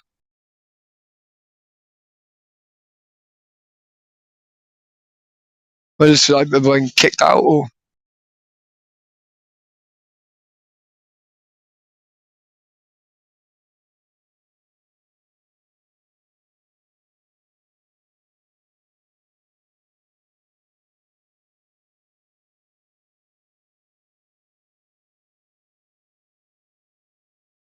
Hello. I think the guy dropped out. Anyone confirm that ain't me? But like most of us have been. I dropped out, dude, or you did, or something happened. I don't know where. Can you hear me okay? I do now, yeah. Okay. No, the headphones popping out of my ears and stuff. But I'm just saying, no, I hear exactly what you're saying, man. And like. All right, it's just your equipment. I got you, bro. Right. And it took me a while to assess that. Same with most of us that, whether indoctrinated or not, taught from grade school, grammar school on about the globe model, right? So it takes a lot to unglobe, whether it's flat or other shapes. right? So it takes a certain effort to kind of get over that hump. That's why I was asking Sasha. I was very interested in how he saw the light, or what was the kind of the first red flag. Yeah, that's kind of why I just went into that explanation of it, because it's very interesting to me as well, as a person that's been raised from day one, possibly indoctrinated to the spherical model. So I really want to learn more about each of you guys' journey, and maybe what are some of the steps, what are some of the triggers or red flags that kind of got you roll like a snowball effect going, let's say. Yeah, I understand. So it's just that someone keeps posting the same question over and over again. It doesn't need to be explained on a flat Earth, I don't believe. And not only that, obviously, if you have 2 points of stellar rotation, right, the problem there is the assumption that what is beneath your feet, even though every one of your senses tells you what's beneath your feet, does not move in any way, shape, or form, is not moving, right? Okay, we'll keep with that, right? So at that point, the assertion for you is that you would need to prove that what's beneath your feet is definitely rotating. Remember, like, gyroscopes don't pick this up. People can bring up like Bob Nodell with the laser ring gyro when they have absolutely no clue what that is actually measuring. When it's a laser ring gyro, it's funny as that one's the one that picks up the 15 meters per second drift. But if you change its altitude, it changes. That's because the reference of what it's actually looking at and what it's measuring the rotation of the sky above it. That's why that one gyro is the one that actually does that.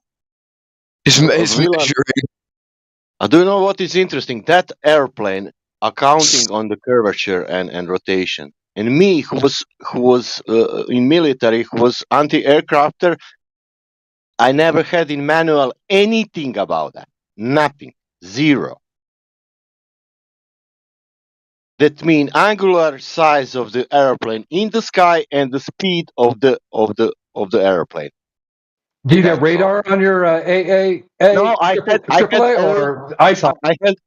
had old weapon. It's from, I think, 70s. You have that three. Was it a AAA where it was digital also. You had a radar with your station, I had only joystick. I had a joystick, nothing else, and I moved my, how to say, I don't know in English, how you call that, tubes. How to say? I can pose the weapon and you will see. But I use only like the gun sight or something. The tubes you're talking about physically along the barrel of your anti-aircraft gun. So you had like your. I will post it now. Wait. Joystick, and you were sighting visually down the length of the barrel. And plus that, I don't know soldier any in military who will tell me, look, I'm using this weapon apart sniperist, and I thinking, why sniperist was accounting like on Coriolis and I didn't, and my range was more than sniper shot. I could shoot more distance than sniper. Oh, Sasha, I could speak on that all day. Oh wow, like a 20 millimeter, 30 millimeter, or not 30 probably. Oh, fuck, I forget it. You want to go back to the field notes of the Germans that were using the German 88, which was first used. German 88 was first used as actually an anti-aircraft gun, right? And then it was effectively converted over to be used. So it could be bigger than 20 millimeter for sure. Yeah, of course. Yeah, they went all the way. The 88, though, it was realized very quickly was like very much a large amount of. It's a very large caliber thing to use for planes. It flies too slow, so they realized, wait, let's repurpose it into basically. It's very good at taking out armor. It took out Shermans very easily, right? Oh, absolutely, yeah. Yeah, and they in fact had to create bigger spotlights because at that time, the spotlight that they had, they realized, wait a minute, we can hit shit way further out. And this is at night time. People talk about refraction, looming up things over the horizon, and that's how they were able to see them, and that's why when these things work at 2 feet off the ground, a flat trajectory. Because every time people go, no, that's artillery, and I'm like, no, I'm telling you, it's repurposed to be used not as indirect fire, but as direct fire. The same way the M1777 howitzer. Anyone who's in the military knows you can use that as an artillery piece because it's made of titanium. It's extremely lightweight. In certain scenarios, right, where you're trying to basically effectively lock off what you would call either something like a land bridge or an area where tanks could easily come through, you'd have it hidden in the bushes and you'd have the barrel effectively a few feet off the ground. You'd have a flat trajectory of shot and you would shoot things. Losing battery. Just man, nice to speak with you. I need to go. It's 4 a.m. in the morning. He's losing battery. Sasha's cracked, bro. You good? If you can still hear me, I think I'm coming through. I can hear you guys. Yeah, Sasha, good to meet you, and it's very interesting to hear your guys' sides of things and having a mature discussion.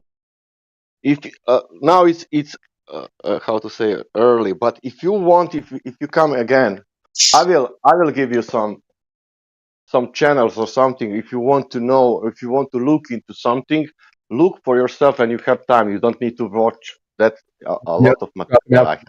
Look at that. I see. I'm still communicating. Yeah, Sasha, if you can still hear me.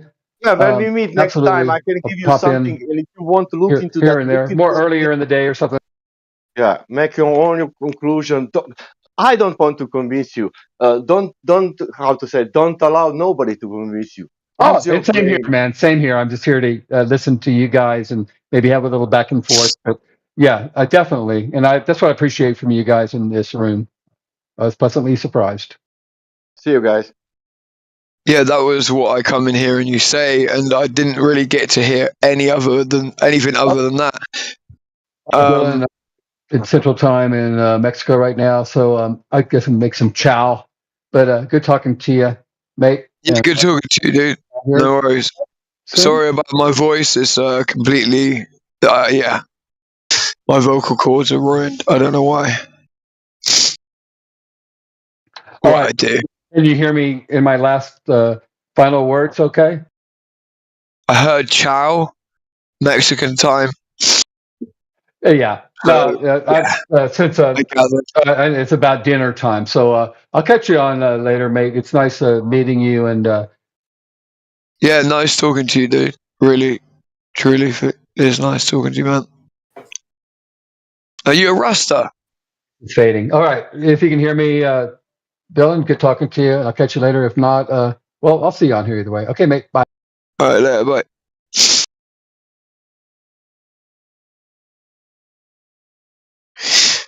So, Charlie, right? That's not my position to explain that to you, right? Like, this whole thing to do with, like, flat Earth, globe Earth, it's like a pigeonhole term is what I've noticed, right? And it's actually something, like, to detract away from maybe talking about the bigger issues involving the topic and some of the different issues that have been brought up by people on both sides. That's the way I'm seeing it at this point, right? But yeah, I don't really understand what you don't get if you were to take away the idea of your own worldview of how you see things right now.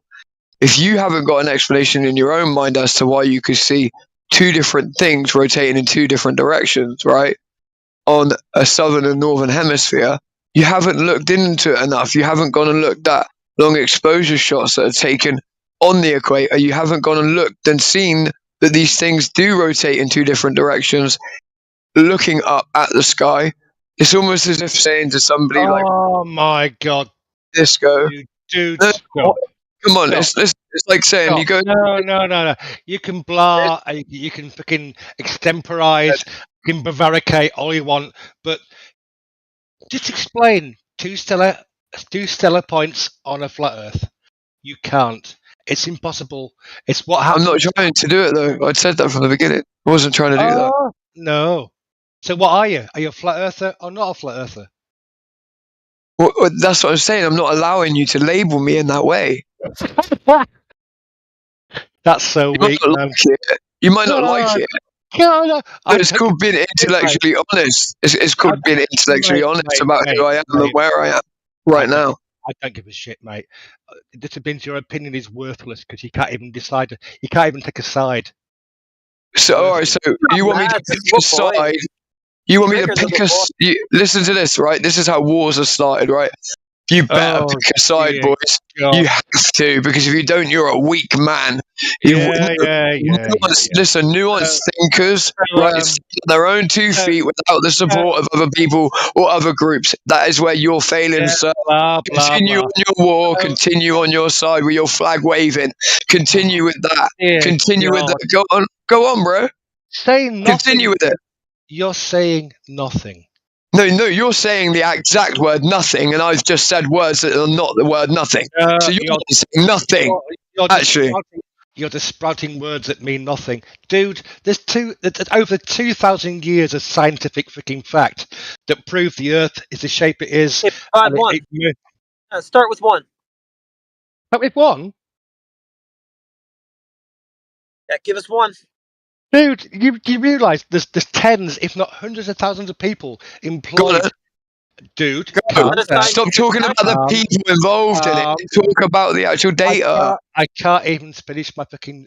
Cannot even tens finish of thousands of people. Is that a scientific fact? Can I not even finish the sentence I was saying? Apparently not. Are you that dishonest that you can't let me finish what I was saying?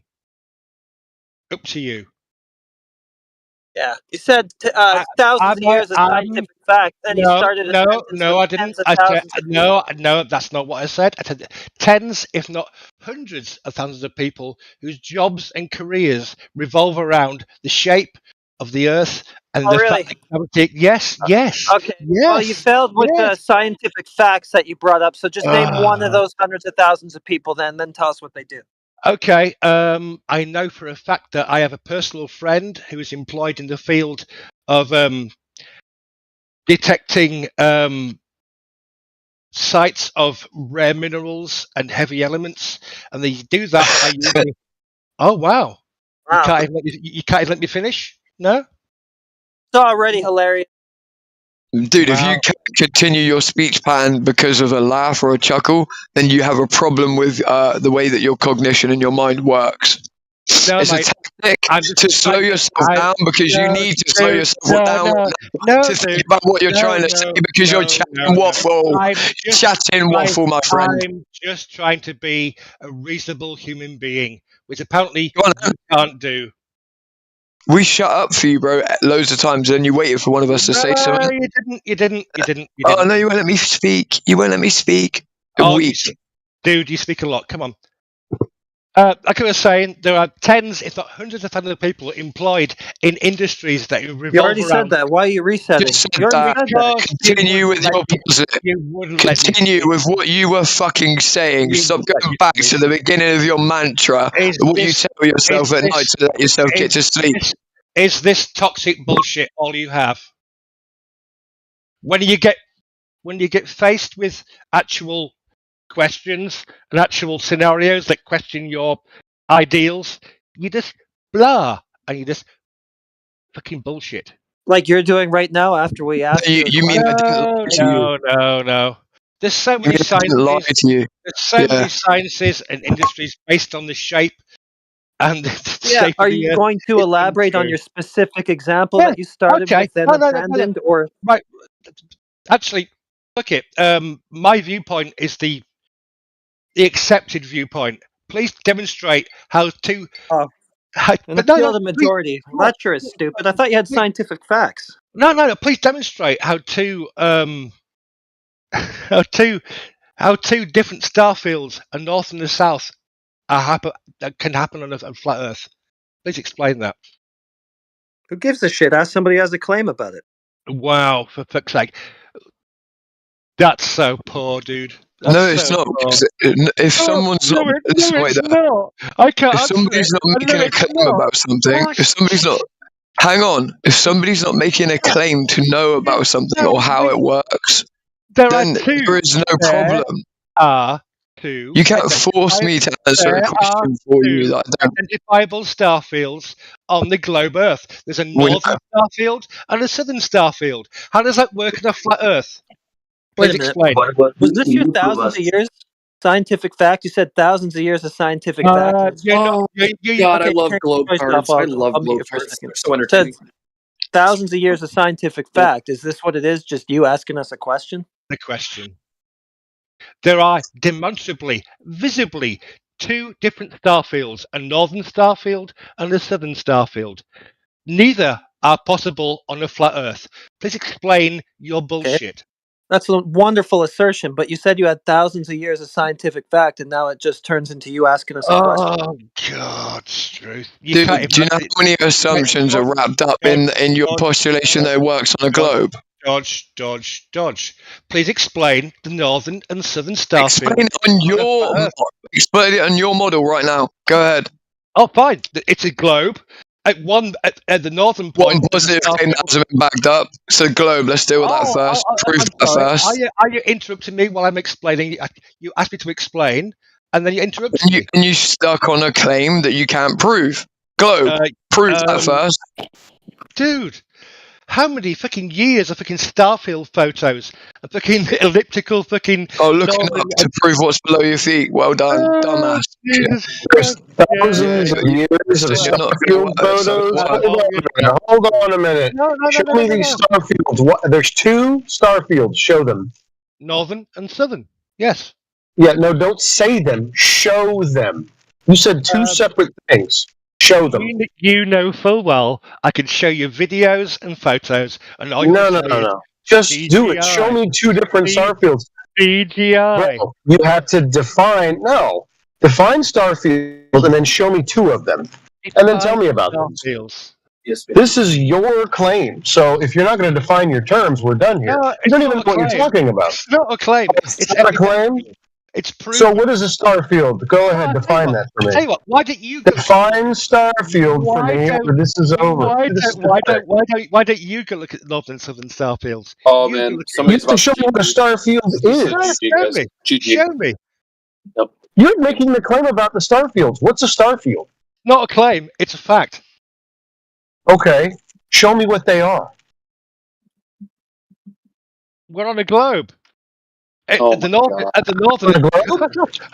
There you go. Fuck you guys. Guys, this globe tard's killing brain cells. I swear to God. Globe tard. Oh God, guys. So you don't know what a starfield is?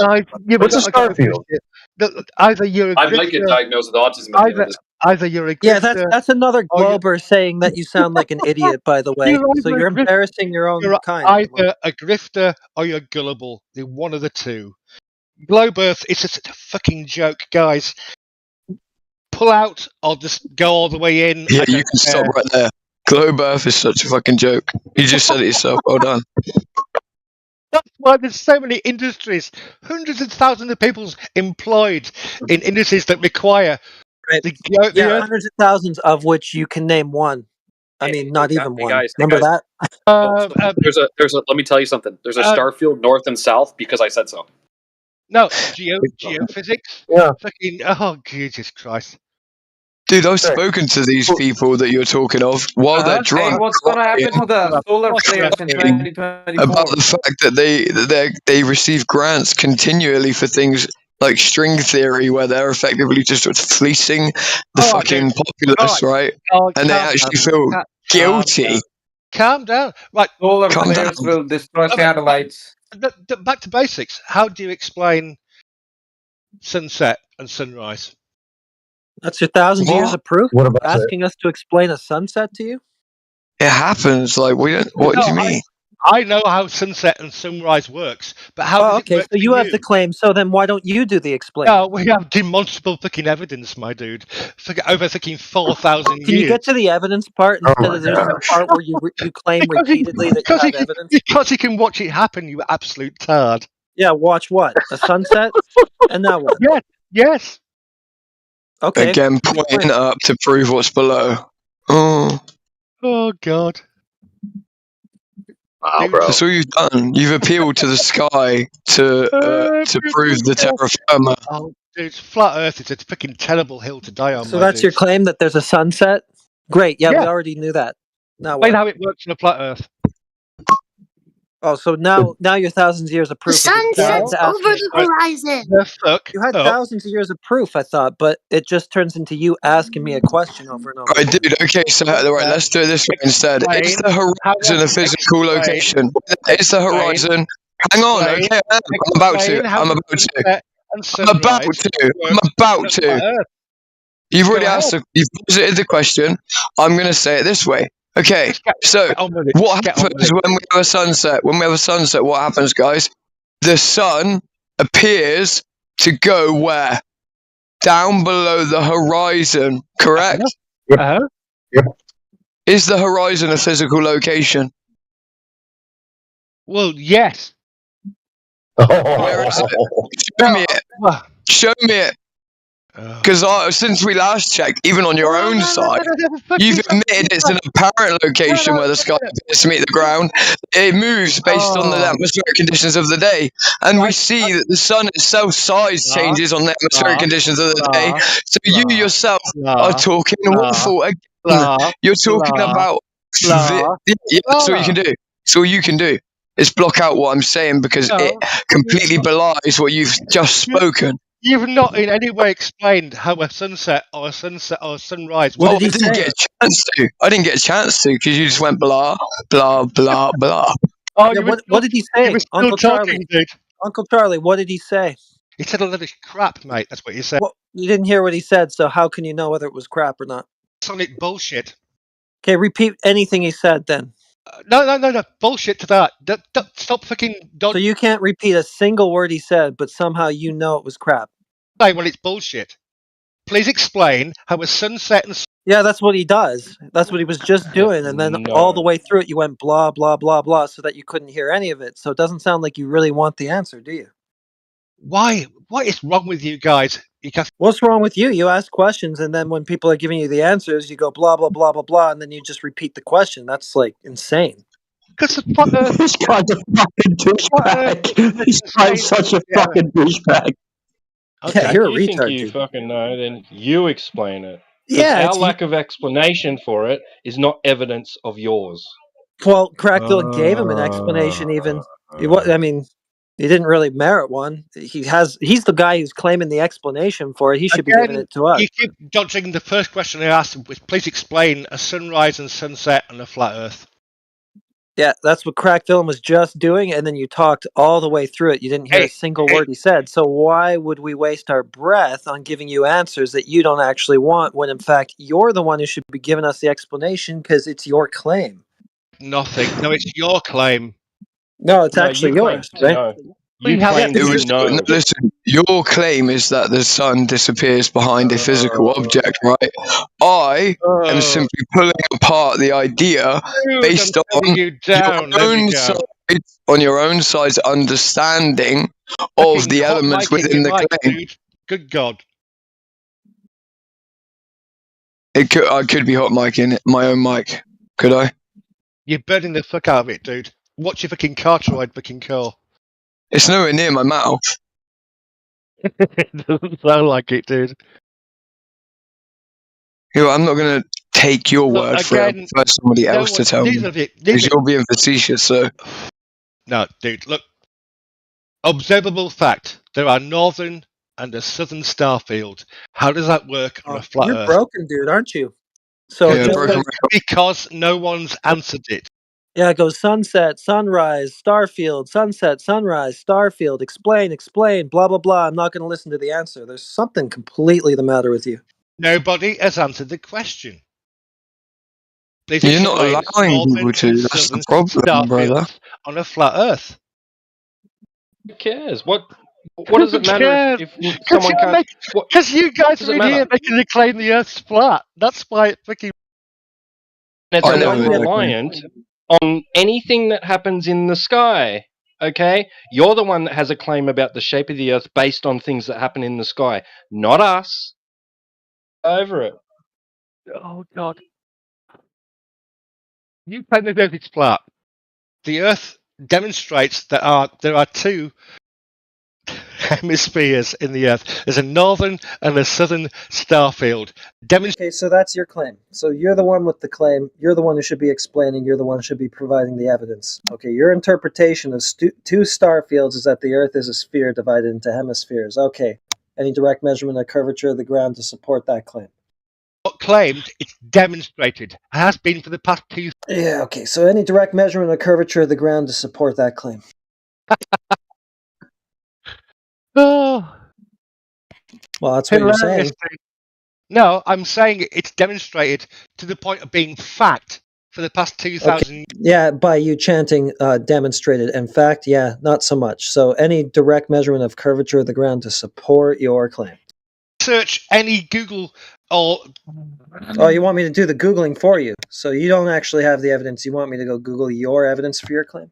Find your... Oh, yo, boys, you got this. I'm out for a bit. Nice to listen and hear all your voices again. All right. All right. Peace out, brother. Well, I've got to go to a different room, that's all. All right. This guy's a waste of time anyway. He's not really interested in a dialogue. All right. Yeah, he's deranged. Do you know what I mean? He's a fucking douchebag. He's an absolute fucking douchebag. Hang on a minute, Jedi. You can deal with another fellow Brit. Jedi's here now, so How ideal. much for fucking open discourse, yeah, guys? Nice work. Well, you want us to explain things that you actually have the claims about. You haven't explained anything yet. What, have you tried asking somebody who has a I claim? did. I tried asking, why are there a northern and a southern fucking star fields on a fucking flat Earth? I don't know. How does that work? I don't know. Now what? I don't know. Now what? Now what? If you don't know, then fuck off. Why wouldn't you take your why wouldn't you take your question if somebody has a claim about it? Even the people that do know, you listen to. But I want to remind you, you're in the 24/7 flat Earth room, so either it's you're not dependent. Yeah, it's not the 24/7 star field room, right? The Earth is what we're talking about, so it's going to be we're going to be looking directly at that. That's the thing in question. That's what we're going to use to determine what it is, not like the sky, which is in the exact opposite direction of the Earth. 7 flat Earth. Exactly. You're the one who has a claim about the shape of the Earth, which is dependent on things that occur in the sky, not us. So we don't have to explain what happens in the sky. No. Yeah, it's true. That's the only reason you're bringing it up. The only reason that you want us to explain what's going on in the sky is because you have a claim about it. So it's you who needs to do the explaining and provide the evidence for your claim, not burden reverse it on us. But the problem is that if the guy had a moniker... that you deny...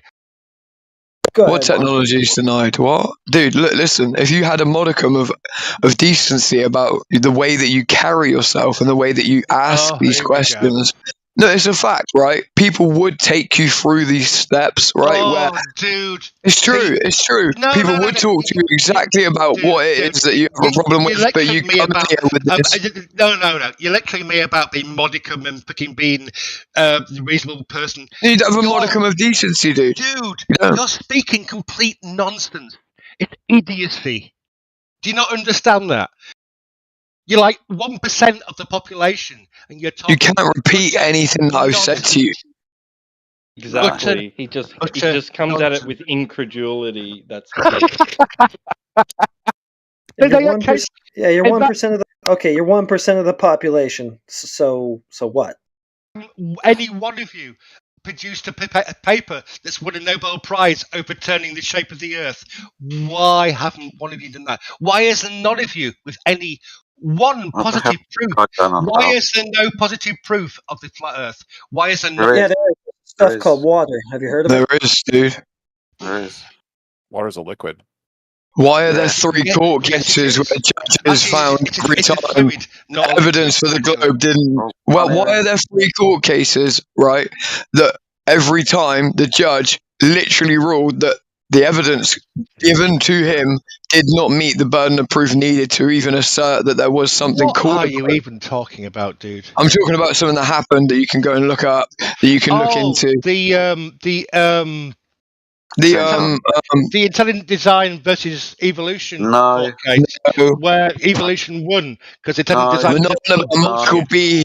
We're not on about the flagellum. We're not talking about anything that I know more about of you than you anyway. Yeah. Where it was an alcohol, tobacco, and firearms judge who presided over the case. Why would you do that when that was not his purview? Where the fuck are you going, dude, with this?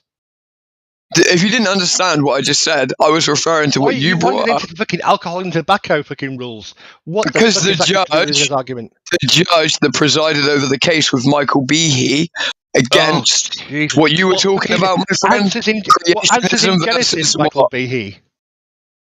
No, I'm on about Michael Behe, who wrote Darwin's Black Box. Yes, that's what I'm talking about. It was part of Answers in Genesis. You brought it up. You brought it up. You brought it up. I said that's not what we are talking about when we're. What did I? You said you brought that up by saying what the case with evolutionist versus creationism, and we went no. I said not that case, not the case about the flagellum and the spike protein. You're reverting to Answers in Genesis. One of the most fucking. You brought that up. You brought that up. No, you brought that up. No, you did. I simply showed you that I knew more about what you were talking about than yourself. That was all I did. If you're bringing up Answers in Genesis, you know nothing about anything. No, you brought up Answers in Genesis. Those words never came out of my mouth one time. Michael Behe is a very large part of Answers in Genesis. I know. Well, in that case, what the fuck are you talking about? That's irrelevant. You know what I'm talking about. He's full of shit. He's a liar. I was letting you He's know a con man. that the court cases that were referred to, the three court cases, which all your boys lost, by the way. No. Yes, no. they did. Yes, no, they didn't. Don't lie, dude. Oh, hold on. What court cases is Crack referring to, or Mr. Villain? Which court cases? Who was in the court cases? Do you know? There was a Sound creation. like you do. There was a creationism versus evolution court case. No, he's not talking about that. Wasn't talking about that. Okay, well, so remember the subjects about the shape of the Earth. You said about evidence, and he went straight to court cases. Wasn't bringing up evolution there, Sunshine. That's why I said to you. I know what you're talking about. Try and be instead of jumping off the deep end, dude. Try and be civil. Try and be civil. And don't dude me. Thank you. So maybe you should have asked him specifically what he was talking about instead of thinking you knew better. A little bit of humility, mate. I know you think we're the 1% and flat earthers are stupid, but a little bit of humility would go a long way. Thank you. You've been ridiculous, all of you. Oh, fuck off, then. Hilarious, man. You can sit. It's kind of weird that he didn't catch that. Like, I was like, right, no, I'm not talking about those court cases that you're referring to, that you're trying to now put into my mouth, referring to. And then I gave him specifics about those court cases to let him know I knew at least what he was talking about, right? To then try and pull back away from that to go back to what I was originally talking about. But he, in fact, wants to stick around in that region, right? He doesn't want to talk about what it was that I was talking about, which makes me think he knows. That's fine. But maybe we could get to the evidence that the court cases showed that the Earth was not what was purported within the court cases. So maybe you could give him those details. Well, those details are as follows. Court cases we don't even have to go into it deep. No, you're still on the wrong court case again. You're on the wrong court case again. You're gonna have to stop having verbal diarrhea through everything people say to you because you have no idea. I'm done with this guy completely. I'm done with him completely. I'm just going on mute, like legit. Every time somebody explains something to him, he just starts spewing all through it. Like, how are you even supposed to know what you're responding to when you do that? You fucking idiot. Unmuted, Charlie. Your response, man. What a surprise. Oh, I've been muted. Is that what you're saying? That comes as a surprise You're to you? unmuted now. If you would observe your own behavior, you could eventually figure it out yourself. Uh-huh. What's that mean? You know what it means. Oh, dear. No, it means that you as a group are posturing and putting me into a position of being subservient here because you're all making a fucking moral claim. Oh, I'll tell you what. Moral claim. Maybe you can help me out. With this, maybe you could help me out. Is this an axiom, a self-evident truth, that when I'm contained- not. No? I'm. You're doing it again. Yeah, I'm gonna have to control your mic for you. Yeah. Can't quite help yourself, can you? Your wife or girlfriend or your ex must be very disappointed because you can't seem to hold yourself back. My dude, good work, my dude. Like I'm saying, I'm far too drunk to hold this in any fucking reasonable light. Well, then fuck off then. Look after yourself and go away. Don't make a fool of yourself by being drunk. Oh, well, Otter says you by claiming the earth is fucking flat, you absolute I haven't said anything yet, you fucking idiot. I went to ask you a question, and because you're an alcoholic, you don't know how to... Oh, what a logical jump. Amazing. Yeah, brilliant. Well done. So all I did was ask you a question. I actually asked for your help. Whether this is a base axiom, a self-evident truth, that when contained and at rest, the surface of water is level. So all I wanted you to answer. If you can't do that, then maybe you should go and sleep it off. How about we answer a basic question? Is the earth flat or No, round? I already asked you a question. You don't get to ask me a you question. gave me a lot of philosophical bullshit. It's not philosophical bullshit, you fucking idiot. Maybe you can realise you're on mute. That would be a good start. And then for the third time, I'm going to ask you for help. Is this a base axiom, a self-evident truth, that when contained and at rest, the surface of water is level? It's just a question. It's flat or a spherical object. Yep. So you didn't hear that. You haven't got the social awareness to realise when you're muted. Well done. Maybe you shouldn't be drinking. This is hilarious, but I would say yes to that, Jedi. I think when water is contained, the surface is flat as long as it's enough water. You know, put water in a container, it's horizontally flat. I think so. I think that would be honest to agree with that point, wouldn't it? This is hilarious. This uncle guy is like, this is hilarious stuff, man. Let's see if he's This guy's still a mental talking. case, completely deranged. Mm. Oh, I'm muted. Nice one. So what do you reckon then? Base axiom, self-evident truth or not? No.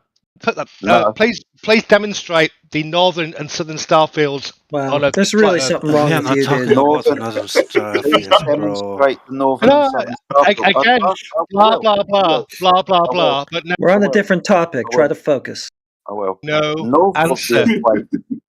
Let's try again. It's the only question I've asked all night. It's the only question I've asked all night, and no one has an answer it. You should be really happy now. Someone's going to answer it.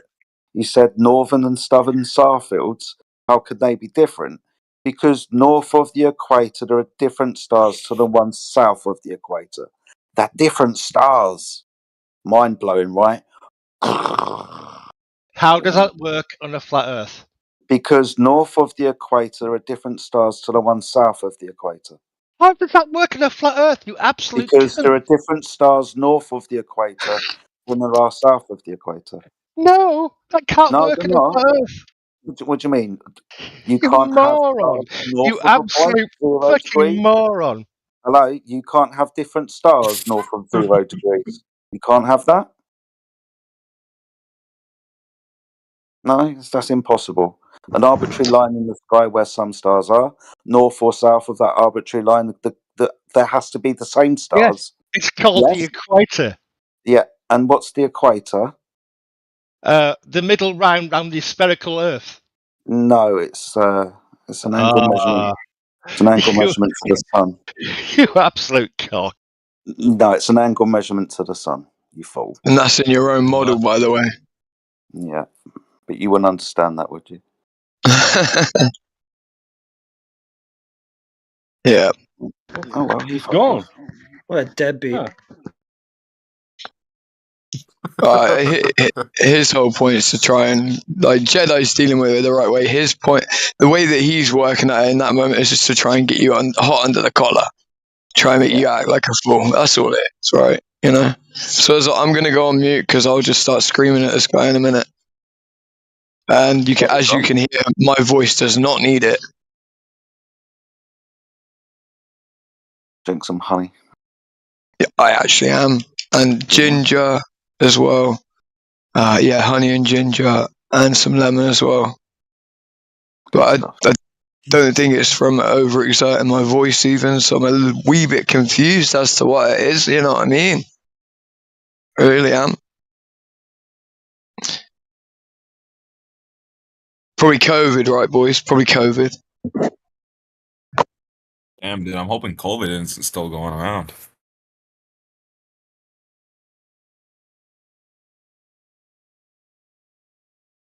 You should unmute some Globers, man.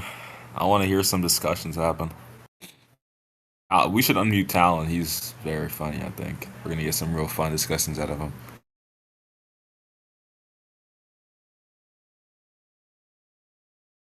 Thank you. I want to hear more about how this Earth is what, like, no. It's just Arctic, big. what's wrong? I like to talk about how huge it is. Oh, real? Yeah, how big the Earth is. Because like we're really far apart. It takes a long time to travel, like 2 hours to get places, and tens of hours to get to different continents. No, wait, like real? Yeah, like the timing, the distance and time is a really good indicator of how big a surface that you're on. Like what do we call like Earth? I mean, if it's not a globe, like what do we call the surface? It's just terra firma, bro. It's terra firma. So we're trying to figure out what the shape Yeah, is. it's terra firma. Right? Like the shape of the surface that we're on, because it's so big, and it takes so long to go across. And the cross, it takes planes and cars. So we have to just like we know that. It? So like we know that from from the east coast to the west coast of the United States, it takes what to drive, like 2 or 3 days, like 4, maybe if you drive nonstop, like 60 hours maybe. But if you fly, it only takes 5 hours. So if you're going 300 miles per hour on a plane, because we know how fast a plane goes, we can determine like the basic distance between the East Coast and the West Coast. That's why we know who Lewis and Clark is. Does everybody learn about Lewis and Clark in their history books? Oh, did they like fly a plane? No. They had to walk this shit. So like what we do in 5 hours took them like months, and they needed Sacagawea to save them from bears and shit. Was it Sacagawea? About Lois and Clark, like Smallville. That's super. Bro, did they? I thought they like lived in like the Grand Canyon and shit. Dean Cain. Yeah, they found the Grand. Yeah, imagine walking up on the Grand Canyon for the first time, and you're trying to get to the other side. Like it's crazy. We live on a crazy place. Bro, like 100%. The chicken tried to get to the other side, right? Yeah. We are like chickens trying to get to the other side of the Earth. Fuck, that's shit. So we've done it. Like we've pretty much covered everything. We figured out.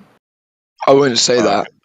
We figured out how to fly in 1910, and so that really helped get around everywhere. So we've been able to reach every single continent on the planet. Wait, do you find it weird though that like it was maybe 2-3 months ago? If I've got my timing off slightly, I'm extremely sorry. I don't live within the world of that time frame, and my job dictates that I don't live in that way. But what I was going to say is that did we or did we not find like thousands of islands very recently? And so satellites are really good at doing that because the 75% of the planet is covered in water, and so that water is real deep, and there is always new islands coming up. So we have a pretty good idea of where those islands are because of the what we know about tectonic plates, and so we're keeping an eye on them. But it takes a while for islands to get. That isn't how they were found, but I'll just tell you that. But yeah, like Explain- that's cool. But there's lots of different ways. Explain how where satellites are. Where are satellites? Satellites are great. Okay, so the way I learned Where it in are they? physics class. So the way I learned it in physics class is that when you like throw a ball and it goes a certain distance and then falls down, right? And, Yeah, but where are they? Satellites? Oh, they're orbiting the Earth. Yeah, but we where? understand that they're in a state of constant they're, like, free fall. You don't need to explain that. They're in Earth's orbit, so they're above us in the sky, But where? outside of the atmosphere. But where? So the area that we're in, like the area that you're breathing, is gas, and so that's hugging the Earth, and so we're standing on the surface of the Earth. You know where that is, right? The gas is hugging Okay, the earth. let me ask you again.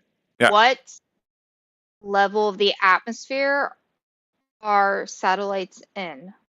They're above the atmosphere. They're outside of it. Okay, so what layer are they in? There's like I know there's like, I was just reading that there's millions of miles of atmosphere. Oh my god, let me give you the answer. They're in the thermosphere. Thermosphere? Thank you. I was gonna say, like, okay, so that's like really high up there. Yeah, so that's a pretty high up atmosphere, atmospheric altitude that allows them to just spin around the planet all day. Right. Yep. So, what is the thermosphere? I mean, from my understanding of the concept of prefixes and suffixes, the thermo means temperature, and so Right. I bet you it's a real specific temperature in that spherical section of the atmosphere. Hmm. That's what the sphere Temperature part means. The sphere part of thermosphere is the round, because it's like a round section of gas. Round gas. The gas is having It's like a hugging gas. inherent It's like shapes. a layer of gas that's surrounding the globe. Right. Great gases So, with shapes. so how hot is the thermosphere? I don't know off the top of my head. That's a very good question. Would you like to find out? Yes. So let's do some casual research. This is called cursory research, where we just look up what is the temperature of the thermosphere. Okay. Because What does we it have say? meteorologists that do all this stuff for us. Right. What does it say? All right, let's see. Wait, you 4,500 said, degrees did you say meteorologist? I didn't catch a bit. There goes a decrediting of. So it's. No, I thought you said meteorologists do this for us or something. I didn't hear what you said. He did So say it's that. usually yes. cold. You're going to degrade it now? So No, I it's, just didn't it's hear him. normally pretty cold. Oh, really? The thermosphere? Yeah. So the thing about the thermosphere is it has extreme temperatures.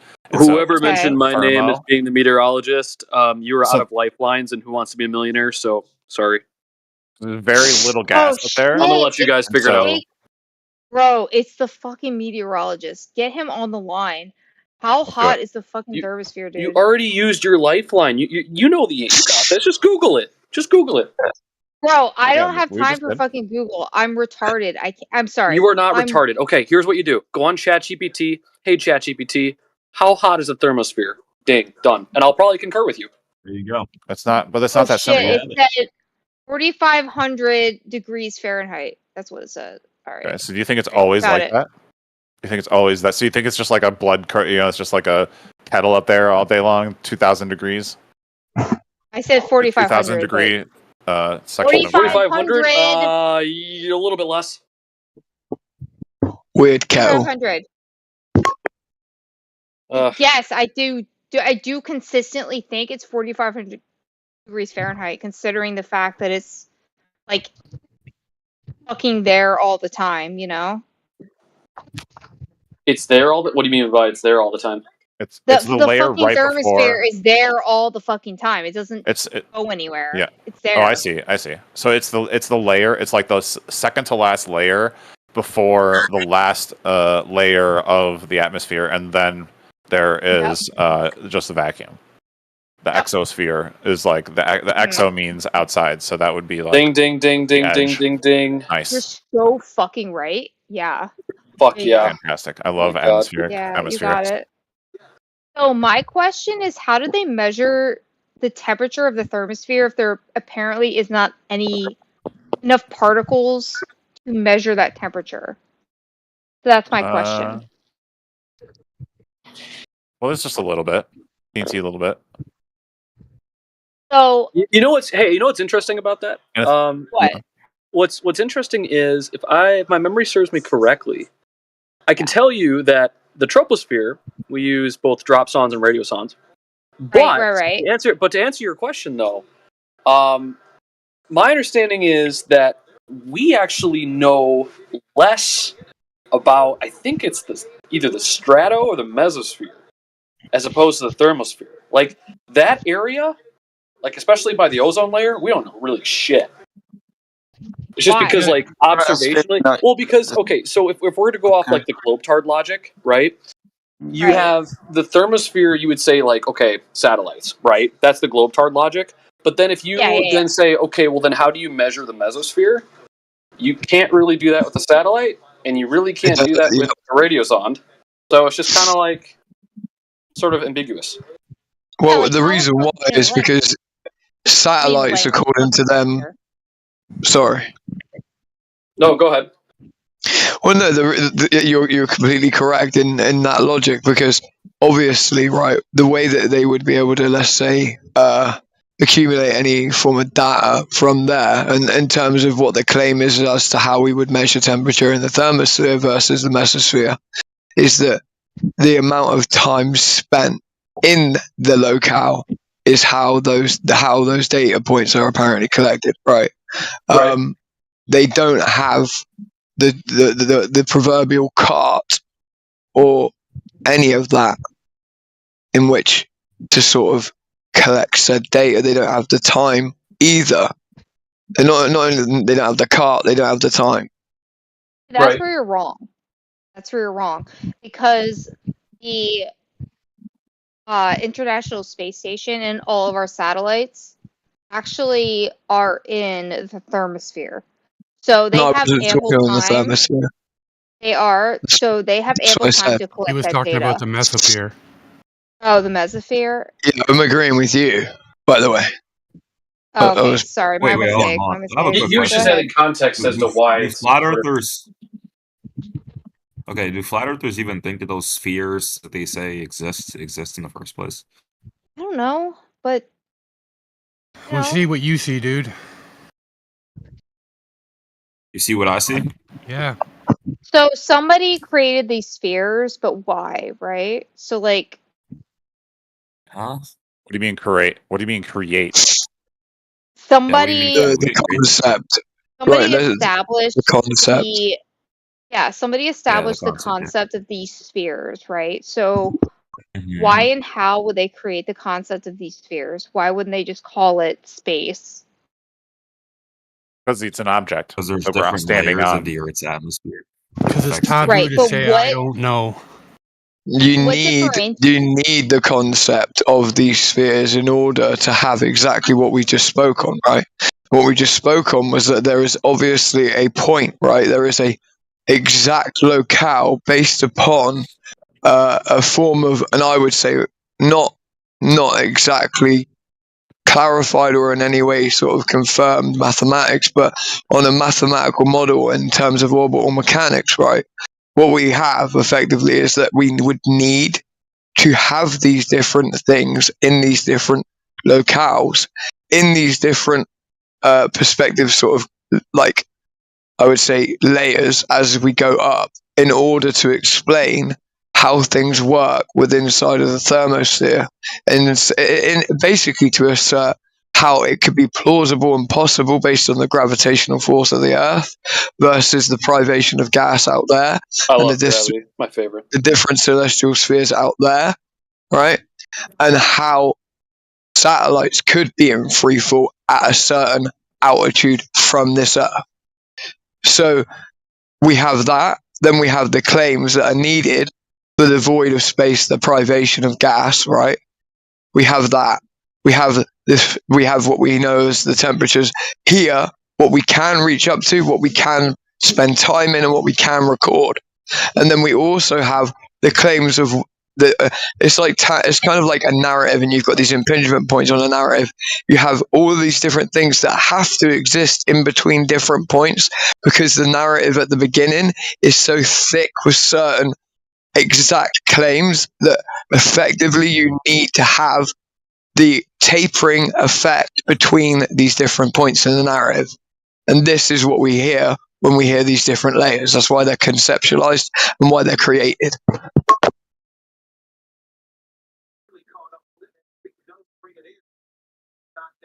Have you ever told a lie and then you have to, keep on telling more lies and more lies to back up the first lie? Yeah.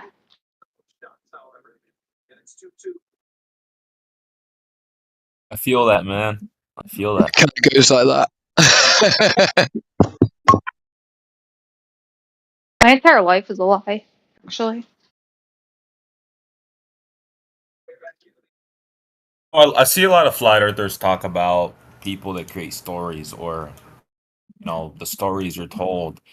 Who exactly? What is the entity of the stories being told? Who are they? NASA. Storytellers. NASA. NASA's only existed since Are you talking 1950. about the heliocentric or? Yeah, there's other. You can't just say NASA. That just means you don't know anything. I believe it started with the There's Catholic like a Church. bunch of other space agencies, and NASA's not the only one. And the Soviet Union didn't even work with the U.S. during the Cold War, so you can't just say NASA. What is the So the entity Greeks. behind the stories? I mean, Greeks? there is no singular entity. So you have the Greeks who first described, the idea that the Earth is round. Mhm.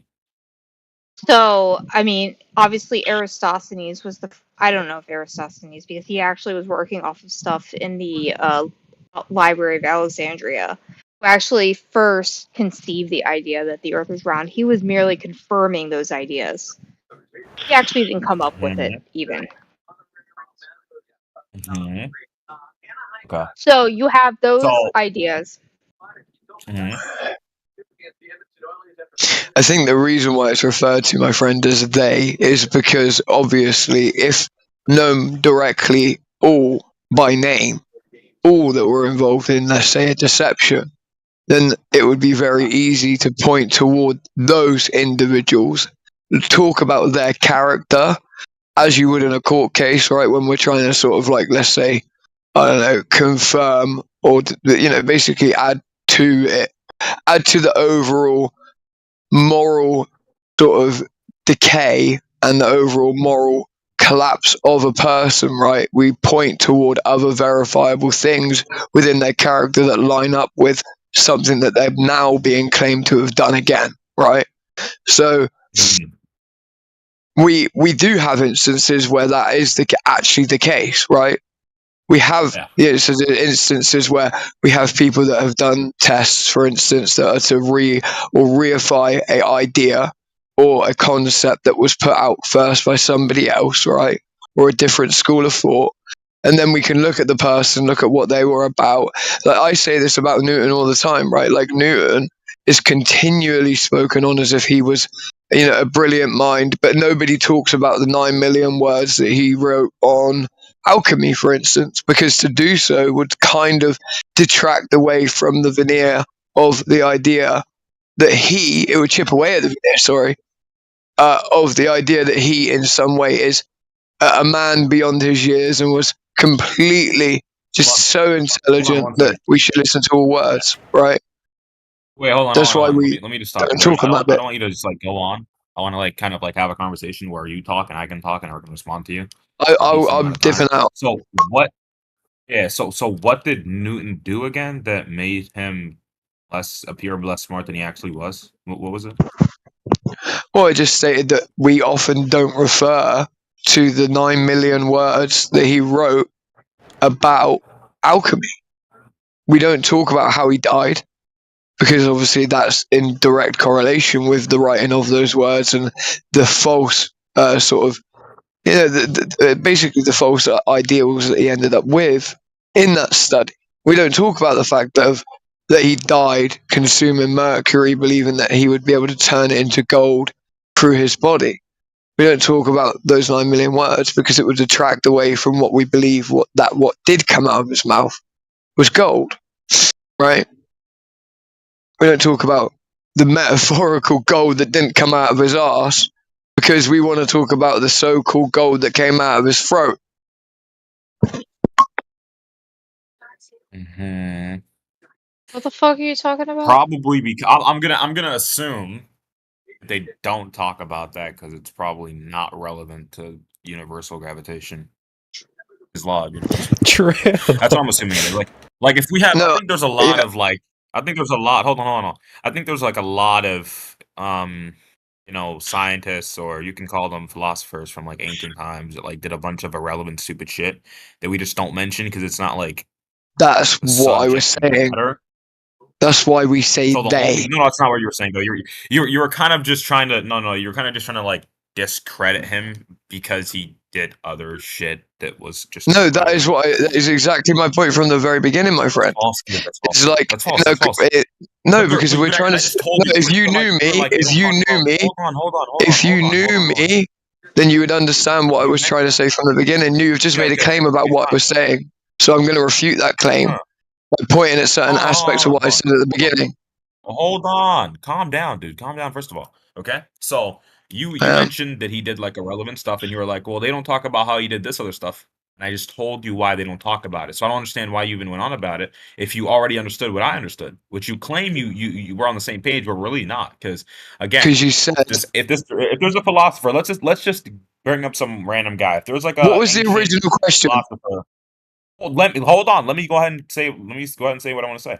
If there's an ancient philosopher named like Bob or something, and he figured some spectacular thing out. Bob also wrote a bunch of books about like some other. It doesn't decredit it. I know.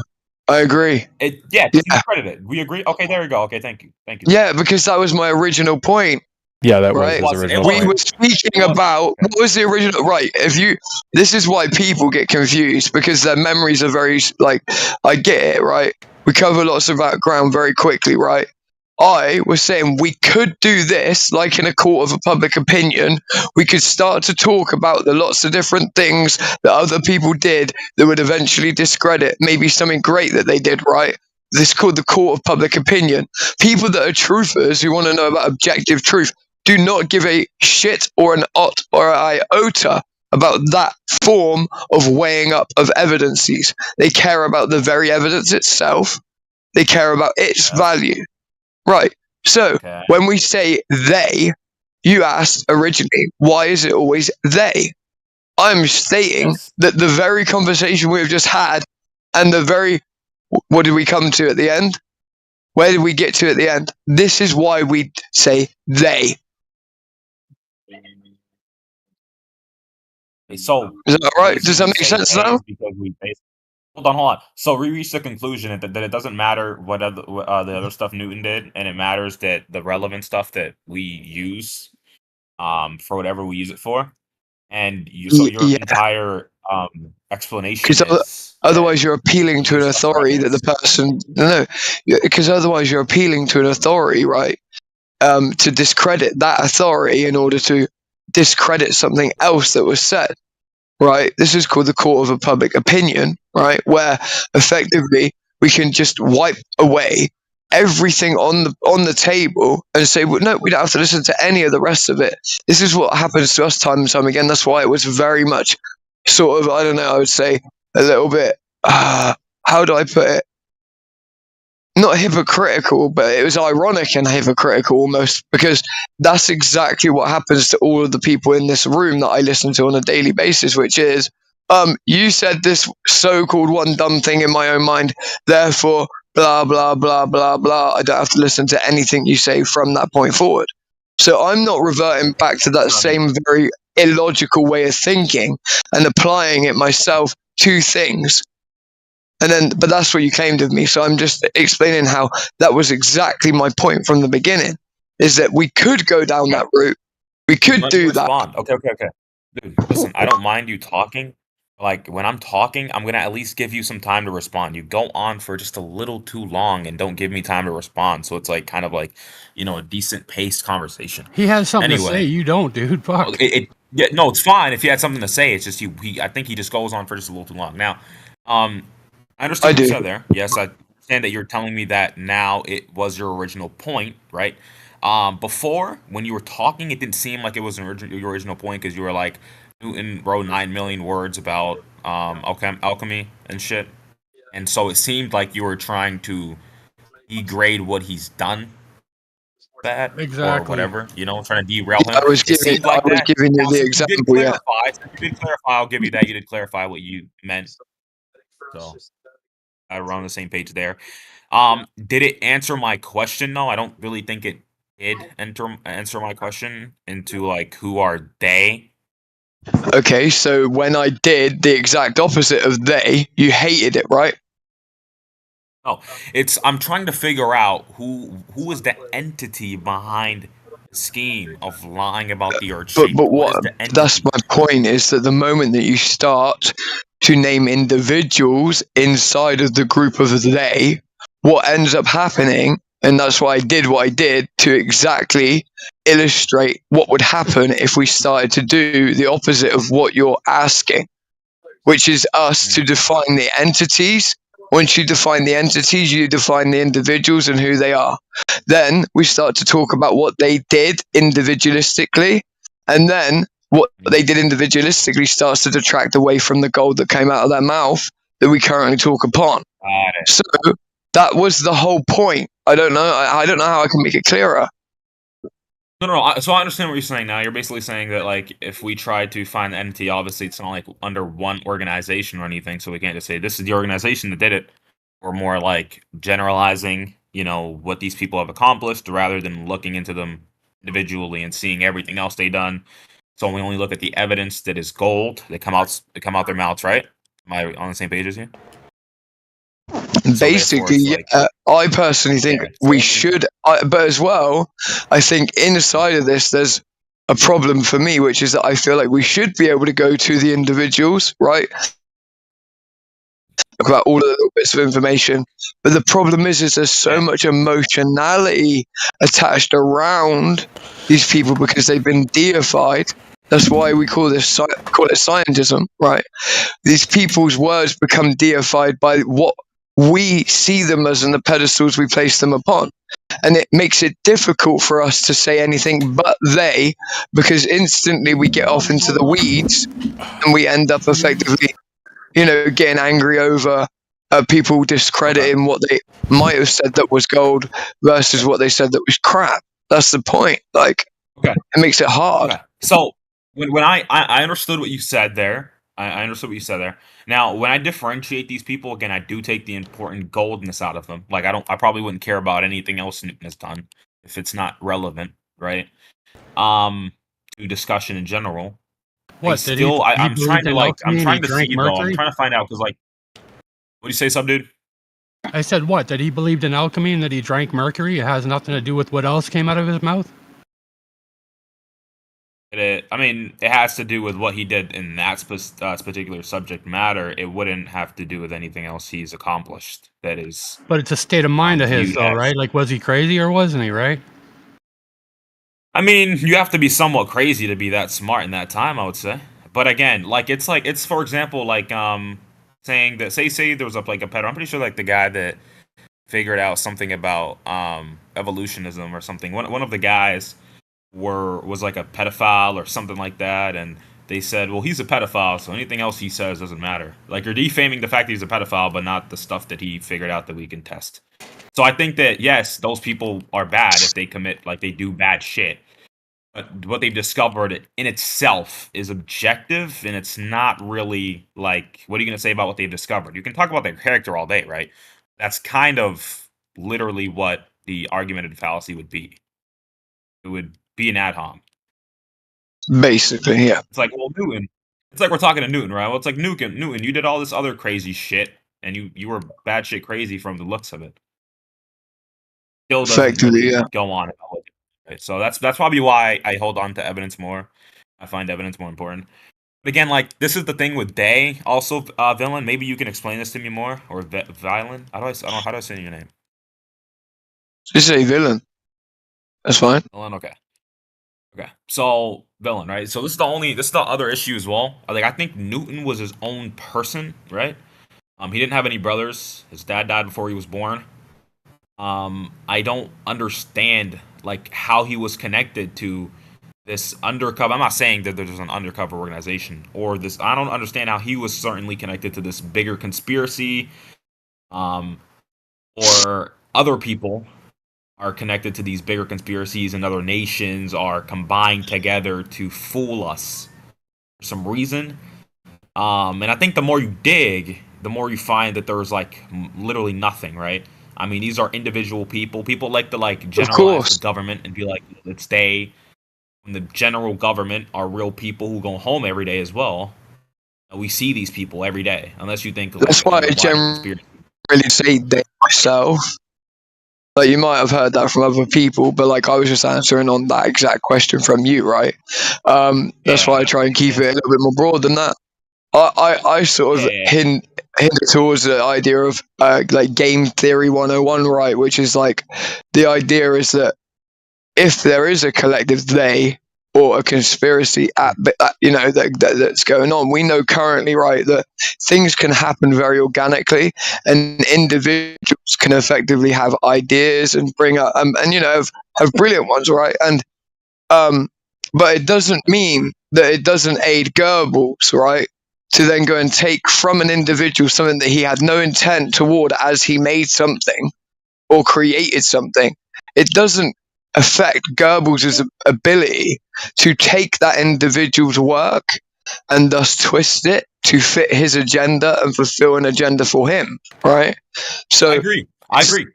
So that's where it's nuanced as fuck, you know?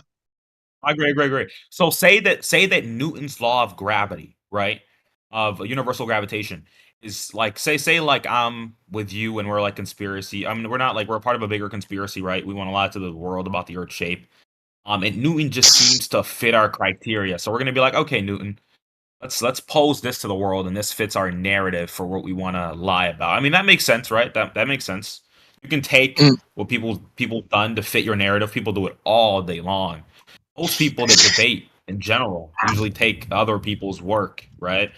And be like, oh, look at the citation, look at this. It's what we do. We bring things up that fit our narrative. I agree with you on that, right?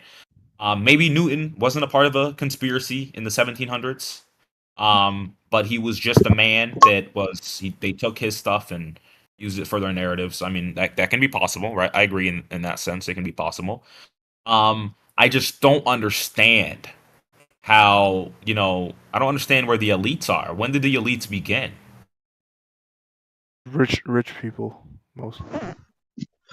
Well, I don't know. I think to look at that is to be like, right, so when we look at like incredibly successful people, right, something like a pattern that you notice time and time again is actually that individuals within inside of the organization, for instance, you could take like even like the UFC, right? The UFC was at one time about to do incredibly terribly and about to fail, right?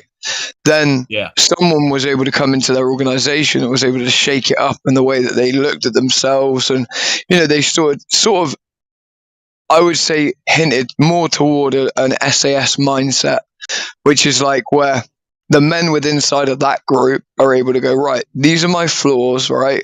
These are my shameful tenets of my own morality. These are where my pitfalls are that I maybe don't even see about myself, right? So the whole group would have to be like geared toward like actually allowing someone to be able to even realize this about themselves, right? There also would need to be a large amount of trust between the individuals within inside the group to understand, is there an agenda behind why they're pointing this problem out about my personality, right? Is it for some other goal?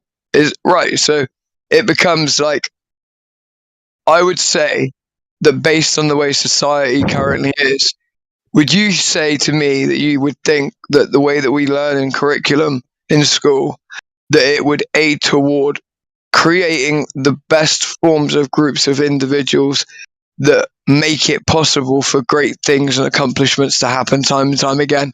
Would you say that it's structured in that way? Private school. Yeah, so school in general is generalized and categorized with certain subjects that they want you to learn and want you to teach. Most Let's say subjects that you government. learn, I think Let's say in life in government. general. Okay, sorry. Let me be more specific. Let's say government funded schools. So self-funded schools, effectively, where they take the money from you. Yo, yo, what up, They do Luz? taxes, yes. What up? Yo, I know it's Saturday night. Yeah, so so you guys, yeah, you guys we're in a conversation right now. All Sorry. right, go ahead. So yeah, to respond to what you said, right? Yes, government funded schools. Now I know that you bring up the term government, right? But yes, government funded schools are also generalized, categorized with subjects that they teach, right? It's not like it'd be harder to try to teach kids like raw stuff out of nowhere without categorizing all these other stuff and explaining what they mean, explaining what they do. Yes, kids do science in school and biology and whatnot and math from what other people have accomplished. It's essentially teaching. That's where teacher comes from. They teach kids about what we've already learned. And then that's what we base stuff on, right? That's how school works. I don't think that's indoctrination. I would say that that's indoctrination. I would say that it's indoctrination, but it's not indoctrination in the sense that it's bad. It's indoctrination in the sense that I think it's the objective truth. It's So done to it depends on how ourselves, you though. define indoctrination. I might be wrong on the definition of indoctrination, but I think that yes, like they can indoctrinate kids to believe in the conceptualized ideas of science. But Well, I didn't science bring is up the word objective. indoctrination. It's not really based on your opinion. What'd you say? I said I didn't bring up the word indoctrination for a specific reason myself, right? No, I decided to bring it up because it's a lot of like flat earthers will say that's like what you were indoctrinated to believe in. Well, I you mean, say it's kind of good, right? But it all depends on who's controlling the curriculum, right? And who's putting it out there. No, you're right. right. You're right. That's why I was talking about like a bigger entity, right? So if there's a bigger entity who created these conceptualized beliefs and categorized them for you to believe this certain way for a bigger reason, yeah, sure, right? But do you think if somebody had the capability of doing exactly what you just spoke on, that somehow they wouldn't be able to hide the very motive as to why they did the thing? Do you not think that first, before you would realize the motive, you would at least have to understand that the thing is occurring? It's like going like this, right? Let me put it to you very logically, right? It's kind of like trying to hypothesize the motive for a murder that is yet to be planned or committed. Yep. Yeah. That's what they're trying Yeah, to sure, do. sure. I agree with you there. So you're gonna have to go sure, back I think to if who someone they had the are. capability to do this, would they do this? I mean, I don't think that. I don't know if that was your question. I don't think they would do this. We have to identify who's they again. We have to go back to that point. You Who's forgot? Yeah. Who's So the they, I elites? think, is the bigger unknown entity. So the reason we haven't identified days on What it are is they because doing? Day is an Who? But it's too unidentified. vague. Like evil what is being done? What is being shown? What is being said? Have you been here for a bit, T-Dub? I have. I've been listening, but like you got to identify that because it's just really vague Powers at the that be. moment. There's evil powers. They're running this world. What's the what agenda? Like, are we The just talking about subconscious- evil in the general, subconscious agendas of in general, rich people. ulterior motives in general? Rich people's Like- subconscious. Rich people's dark identity. Subconscious. Because it's possible That's that their like organization, that BlackRock. it's possible The to guy from exploit. BlackRock. It's possible for someone to be wrong about something and it become a popular held belief system, and then somebody else comes along and doesn't give a shit if it's true or not. Just goes, "Hey, I see how I can exploit this to my advantage, in some form or another," and do that. Like they don't even care. There's platforms Tito, everywhere. to respond, if you want me to respond to Video. what you said, I think Day, we can't really specify who Day is, other than it's a bigger Alex unknown Jones entity show? who is deceiving the world. I would say About what? That's what we're About talking what? about. Deceiving them about what? Deceiving them about the Earth shape, which is the discussion. What I just said was that it's possible that they're not actually deceiving us about the Exactly. relationship, right? Oh, That so they're they're not okay. just They're not exploiting a popularly held belief system, which just happens to be wrong, and they don't give a shit whether it's right or wrong. They just want to exploit the shit out of it. Okay, so they're not. Oh They're yeah, not because they make money purposefully. off This is a little confusing now. So they're not purposefully museums. deceiving. They know the truth and they're lying still. What? They're deceiving in the sense that they're saying they're doing a thing that they're not actually doing. Okay. They're just showing what people expect to see from the I could result of give a what they're good saying they're example. doing, right? Let's give him a good example of this. It would be like, What I so, understand what you're saying, but it still makes sense. right, like I could give you an example of what he's saying, right? That would be probably easiest, right? I think this is what he's saying. I might be wrong. So right in the Napoleonic era, right? So the Count of Monte Cristo story, right? What we have here is we have a man who effectively is trying to do a good thing, right? In his mind's eye, right? Which is that he has information given to him, but from Napoleon, that would help free Napoleon from his imprisonment and thus return back to France to take up his emperorship again. Right. He goes and takes this back to people that are definitely, provably, and have been supporters of Napoleon from the very beginning, right? These are his people. So they're most definitely the right people to pass this info on to make sure that the information's accurate on. But in the story, what ends up happening is that one thing changes the actual course of what you would expect to happen, which is that one little brat, right, effectively who is after the worth and, you know, the money of his father, right, he realizes that if he doesn't do this thing that is expected of by them, which is completely outside of the agenda, which is shown to be what they have done from the beginning, he realizes just by burning this one letter, right, he can effectively gain only what he wants, right, in his individualistic sense, right, and thus it makes no sense that it would be him that even burnt this letter either, right, because obviously in all intents and purposes, it would seem that they would do the exact opposite of that. It aids them in no way to burn this letter. It only helps them to keep this letter alive and make sure it ends up in the right hands. But for him, he knows it would destroy his father. He knows that it would allow for the, you know, generational wealth to be handed on much faster, right? So it's like these things happen like very quickly, like snap, snap, snap, snap, snap. So this is why it's very difficult to define like an agenda or why it happened or who. Do you understand? Like that's why it's very difficult to unravel that as a question. All in all, it would take a multitude of hours of research and then as well it would take perspectival changes in terms of like being able to go behind somebody else's eyes and know their own mind, right? Like it's such a nuanced thing to undertake that it becomes unfathomable. Yes, listen, I agree. It is indeed hard. It's almost as unfathomable as trying to explain that the universe exists with like the pretenses of matter that's already there. I think that's pretty unfathomable as well, but not as unfathomable. I'm not say that fucking word right now. As trying to understand intent. So I'll use a little bit of logical reasoning, right? A bunch of people in the world. I don't know how much people were alive during the 1700s, in the 1800s exactly, but I'm guessing the 1800s probably about like at least 4 billion, 5 billion people. I don't know. So you'd have to understand that all of these people, unless it's like one fucking dude that came out of nowhere and established his group of liars or something.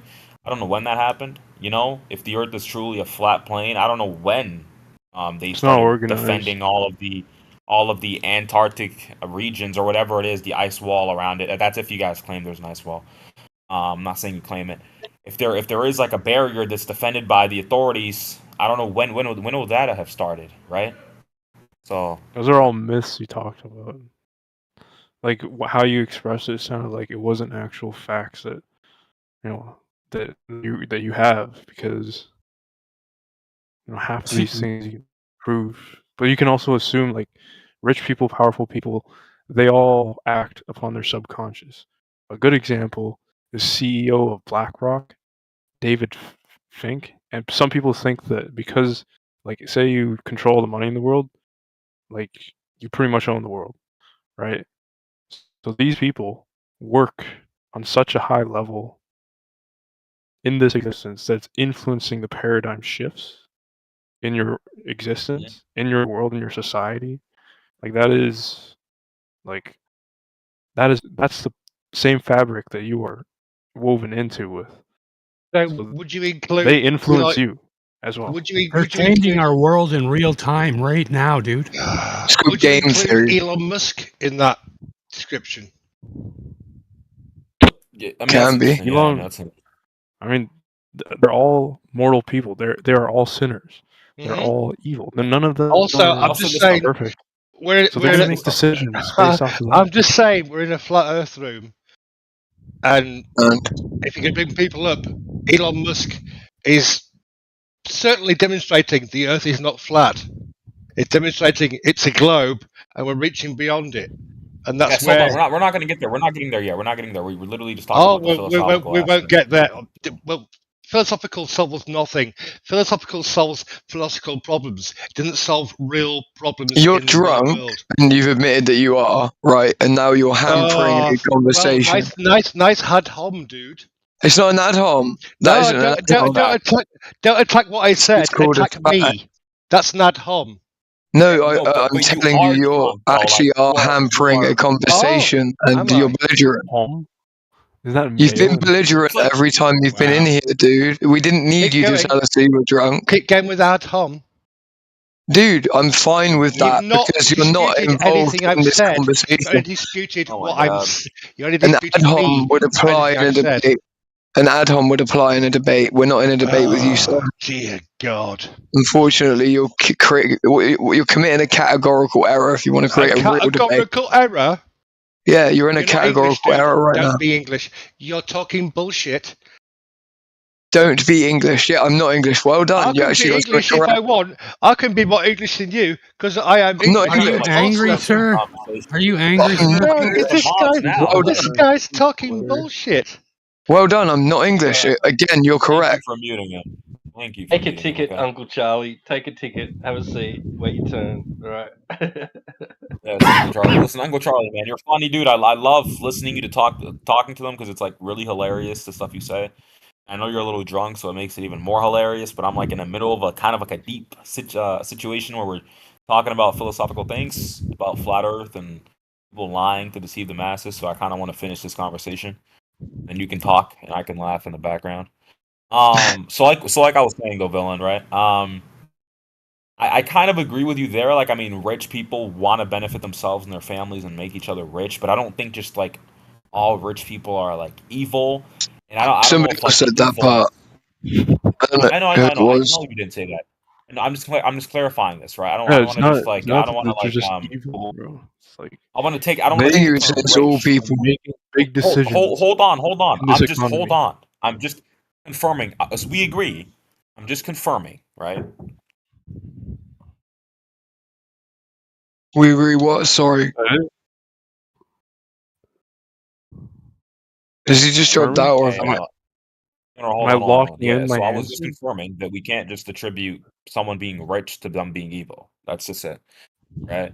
So No, yeah, I I don't think I just said those this, two. they don't have flaws in decision you making. think the edge of the world is protected or defended by the authorities?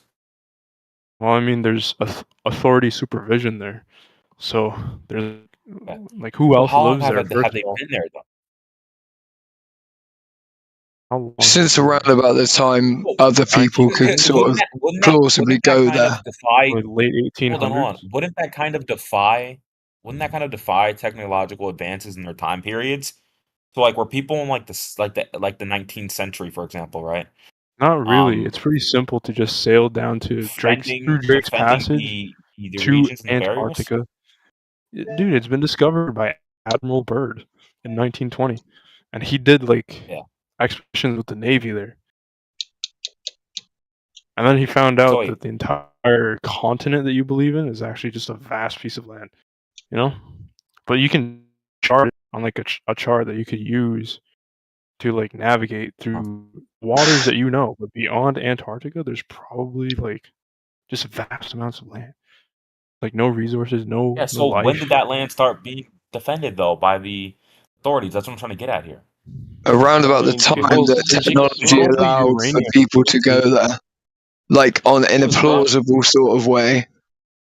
It was There's a lot of 1956, wasn't it? minerals The in signing of the Antarctica. Antarctic Treaty. And the Antarctic Treaty was 1956, Yeah, there was I that. think.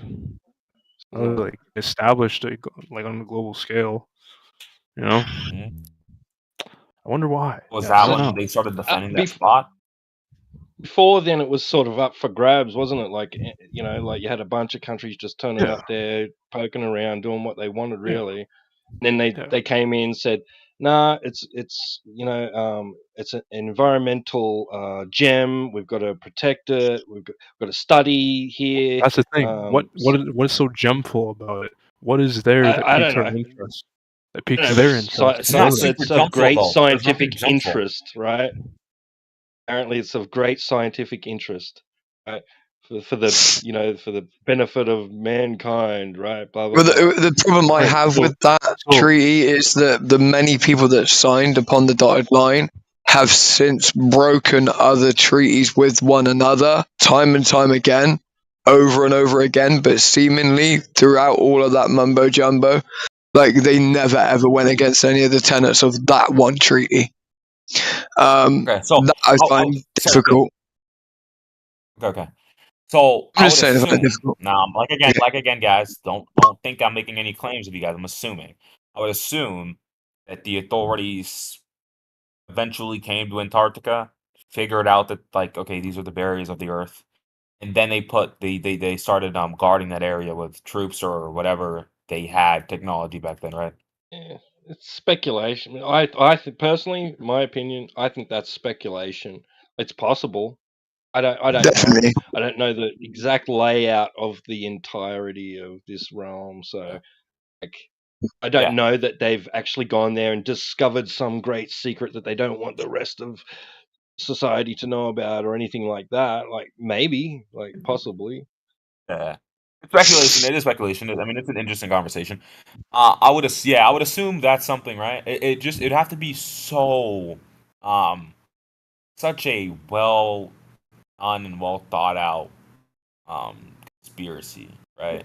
Even Like, Globers think that. Even Globers think that there's something about Antarctica that's secretive that No, they're I trying agree to with keep. you. I mean, There's I think there's Antarctica is very uranium useful. there. They discovered uranium there,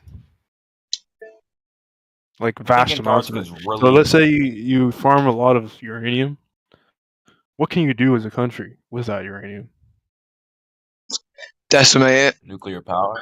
Yeah, right. So that's where your brain goes. So right away you assume what's going to happen. Do you know that's going to happen? No, but most likely as humans, how corrupt we are with power, that is probably the most likely decision. And we all know this. That's like the hierarchy we live in. Right. That's what I was trying to get at before. Like, this isn't exclusive to like flat Earth speculation. Like, there's Globers that I don't think so. NASA are telling the truth, that they're not showing us what's actually like what Earth actually looks like, and they're not showing us actual footage from Mars and all that, and that they actually, you know, that they've been to Mars, like put man on there, and they have bases and they have time portals and fucking all this. Well, shit.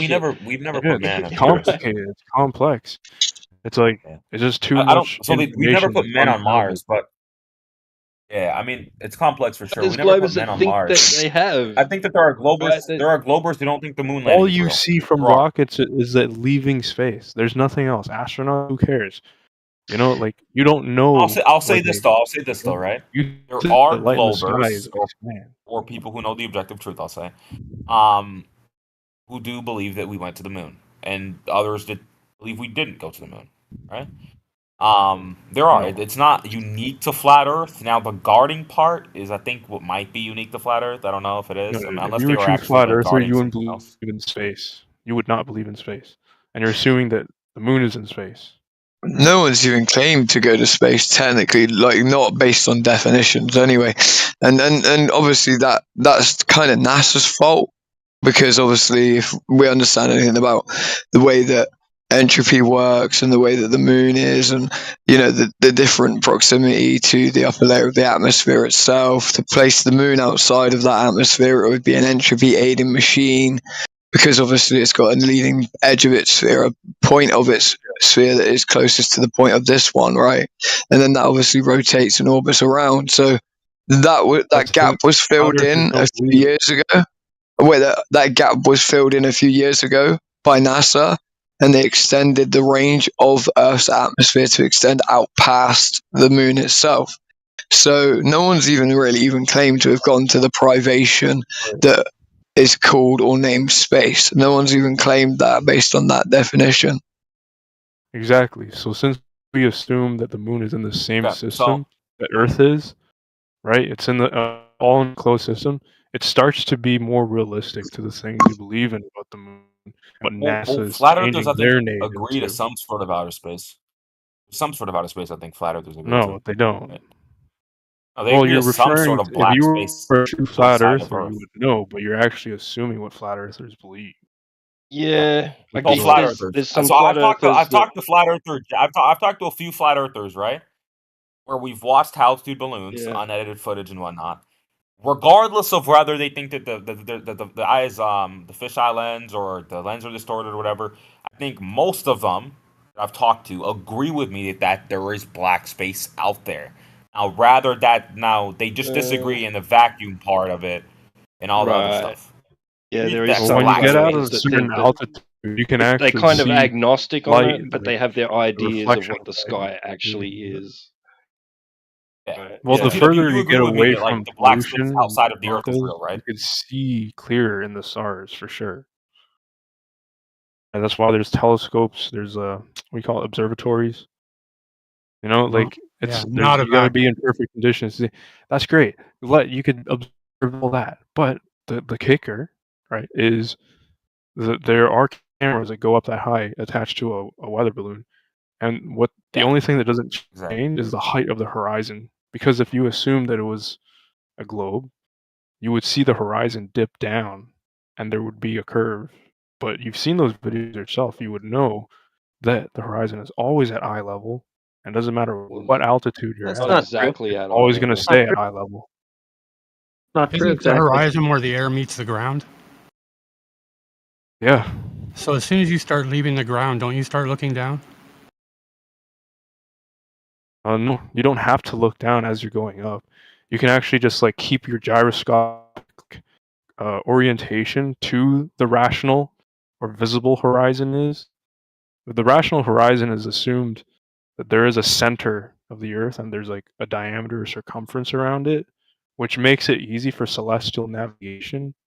But even in celestial navigation, there are a lot of index errors, and you have to account for a lot of different factors that aren't following this pattern of flying through space, because you see the same stars and constellations every night. If you were actually on a globe, like those, you wouldn't see a pattern of star trails. You wouldn't see the same constellations every year for thousands of years, every day, every night. Hey, Sonic, are you a flat earther or are you like I'm kind of confused here. Me too. Well, yeah, because the only way you can explain stars moving around this one star called Polaris is that Earth is a flat, motionless plane. If you were actually spinning and revolving around this heliocentric model, you would see different stars, right? But you don't. So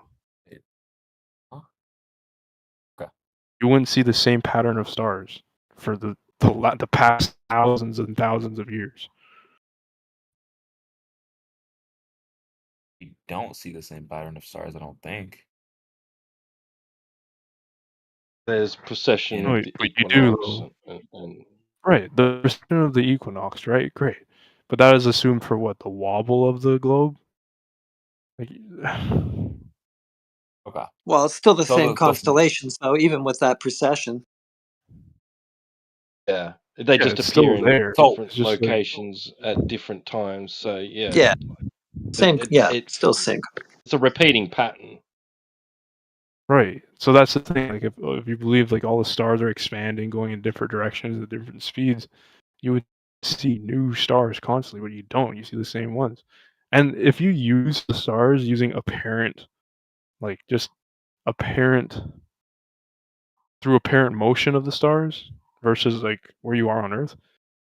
That's the only things you actually use practically to help you move around and navigate.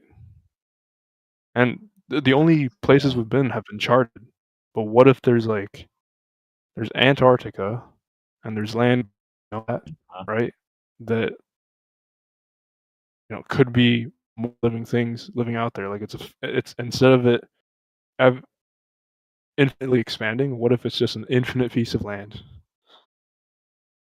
Right. Okay. You would agree that the Earth has 7 continents, though? Yeah, like what's charted, what we have charted. Sure. Okay. So the Earth is a There's- flat, stationary plane. Do you imagine a Mostly. shape when you think about the Earth at all? Yeah, like I could probably see a depiction of it. There's been depictions of it back in like 1920s in the newspaper, and that was before Disney, which inspired like NASA as well with rocket science. But also, yeah, a lot of authority being lorded over the world. I believe too that also there's probably further latitudes that you can go south, since it's like a infinite piece of land. You could go as south as possible. Do you think the Earth is infinite? Speculation zone. In the sense of land? Sorry? Yeah, I said, do you think the Earth can be infinite in the sense of land? Yeah, for sure. Like, there's probably a huge firmament. It's, that wouldn't make sense. I'm if it assuming. was infinite. Yeah. I'm Well, assuming this huge firmament is. What are you gonna say here, Tuck? It's not really any more verifiable than any of the stuff we argue against, to be fair. True. Yeah.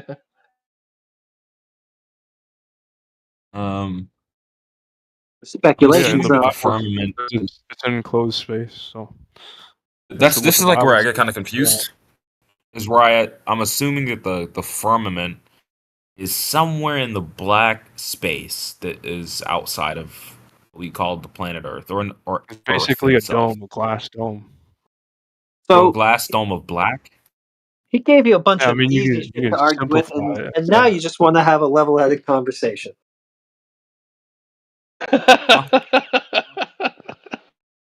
What happened?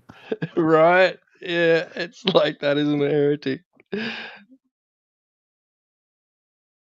I don't know what he said. It's funny that you I'm don't want to totally argue on now board. that How would he you gave be? you all these easy things to argue with. It's all good though. Go ahead. No. It's just that I'm trying to I'm just confirming some stuff that I'm just trying to take in everything the flat earthers say in general, or they imagine. Well, this one anyway. Sorry, He's speaking for himself. I know he is. I know that all of you guys are individual people. I'm just saying. So I mean, villain, you would. I mean, not villain. Zonic, you would agree that there was some black space. The firmament is either in No, or Earth is outside land of. and water. Earth is land and water. I know. I'm saying like when you leave Earth. What do you There's mean some by black leave Earth? space. Because there's only one Earth, and since it's an enclosed space, you can't just leave Earth. You leave because when you talk would about you say to leaving high Earth, if you talk about leaving Earth right away, you're talking about going to another dimensional world that you make up as the unknown. Okay, dude, listen real quick, okay. Which is I'm talking which about is the leaving universe, Earth in the dude. sense of That's your leaving. imagination. Okay, leave. When I'm saying leaving Earth, I'm talking about leaving breathable air within Earth's atmosphere. Right, and So you're what would asking you that say to the based high off physical altitude realm. balloons? Okay, Sonic, please understand what I'm saying, okay? So, I know. what would you say to explain the high altitude balloons that show the black space above Earth then? Yeah, the light that's on Earth is being reflected, right? So once you get past those clouds that reflect it back down to Earth, you could see the separation of light and darkness. Is What's the that darkness? What'd easy you to say? understand? Yes. What's the darkness? You could relate it to water, right? The deeper Maybe you go. yeah, I would say it's water in the heavens that's above that firmament. But as soon as you talk about leaving the firmament, like getting past that glass, I'm not saying you're dome, leaving it. everything So beyond that is there is black completely space. hypothetical and not physical. It's not in the physical world. You're Okay, conflating I it understand that. because you're basing I it on the understand. assumption that Earth is real and you can go to space and you can go to planets in the physical realm. Like, But planets exist as so well. that's Then other planets exist. You think you can go to planets?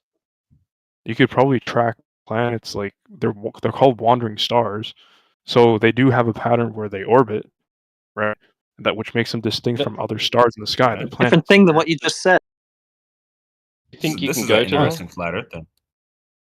Okay, you an think that interesting it's flat a Earth, physical. You think that it's a physical place where you can go, like in the physical dimension, but there are dimensions above the physical dimension, like metaphysics or your own imagination, which could be like, which are real. Like they do have like a sort of influence around the world that you live in, and vice versa, right? Like, don't confine yourself to that. Look beyond that. There is a creator. Like Yes. a Okay. So spiritual Saying a lot of creator things. above your Saying a imagination, lot of things. like anything that you can ever imagine, and not just space, not just rovers, land Mars rovers. Yeah, those. It's Or like not real. It's just a movie. red car, a red fucking Tesla just orbiting Earth. You actually believe that? No, of course not. It's just a movie. Well, I mean, it Okay, does so look so fake that it has to you're be real. interesting. So there's waters. The black space is some sort of waters, and then okay, but there are planets, but there are water as well, or something. No. You can No, go to dude. it. Stars in the sky. I don't know if you looked at a night sky before, but they're literally lights in the sky that you think are physical planes where you could land on. We can just go. You're saying that we And you can just, land on them, right? just because you conceptualize of light years and stuff, like as soon as you think that you can empiricize it, you realize that that is only relative to like an environment with zero gravity, and you're making up all these hypothetical situations that you could use an experiment, right? But where would you experiment all this space hypothesis other than create the illusion that you can by going to space and convincing the masses that there is a physical abyss, just a real abyss, and it makes you confined to this world that you're living in. You're just floating around. You're just like one speck. It makes you spiritually believe that you are just you're not, in the eyes of God, that you're away from spiritual beliefs that help people grow spiritually, right? Like religion or whatever. So it makes you feel small. It makes you feel unimportant, as if God doesn't love you, right?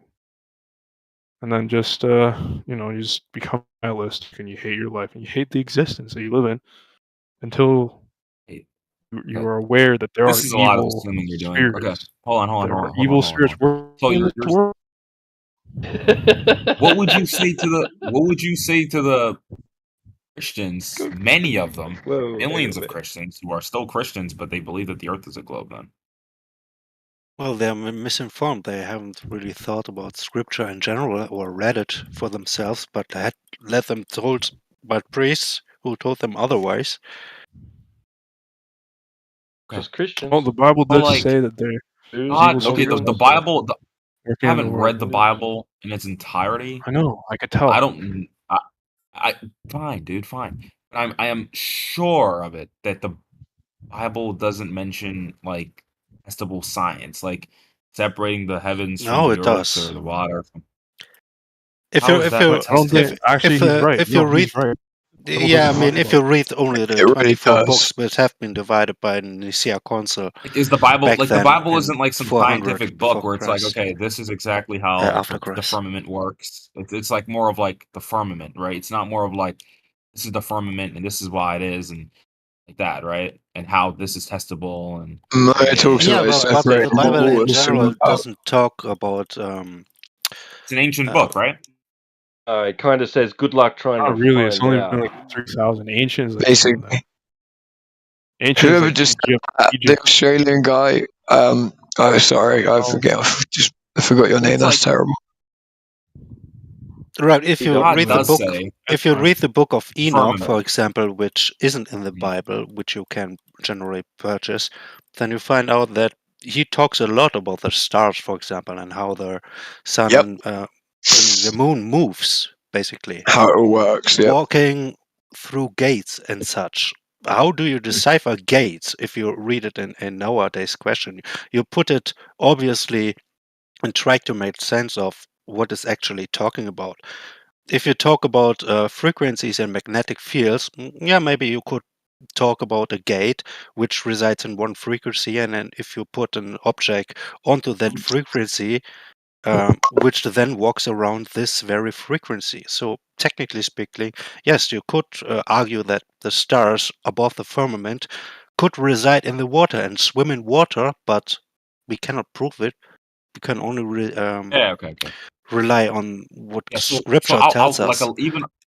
I think a lot of people who do believe in God, it's not like they can just I don't think most of them can just deny the scientific evidence, right?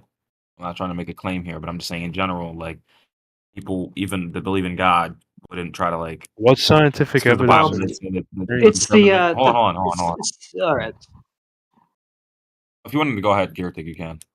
Well, it's just real quick. It's just the peer pressure of the claim of scientific evidence that they cave into. Yeah. All right, go ahead. So let's say, So let's say the scientific evidence is right, which I think you guys don't believe it's right. It would What make it so, scientific like, evidence? That's so vague. The scientific evidence.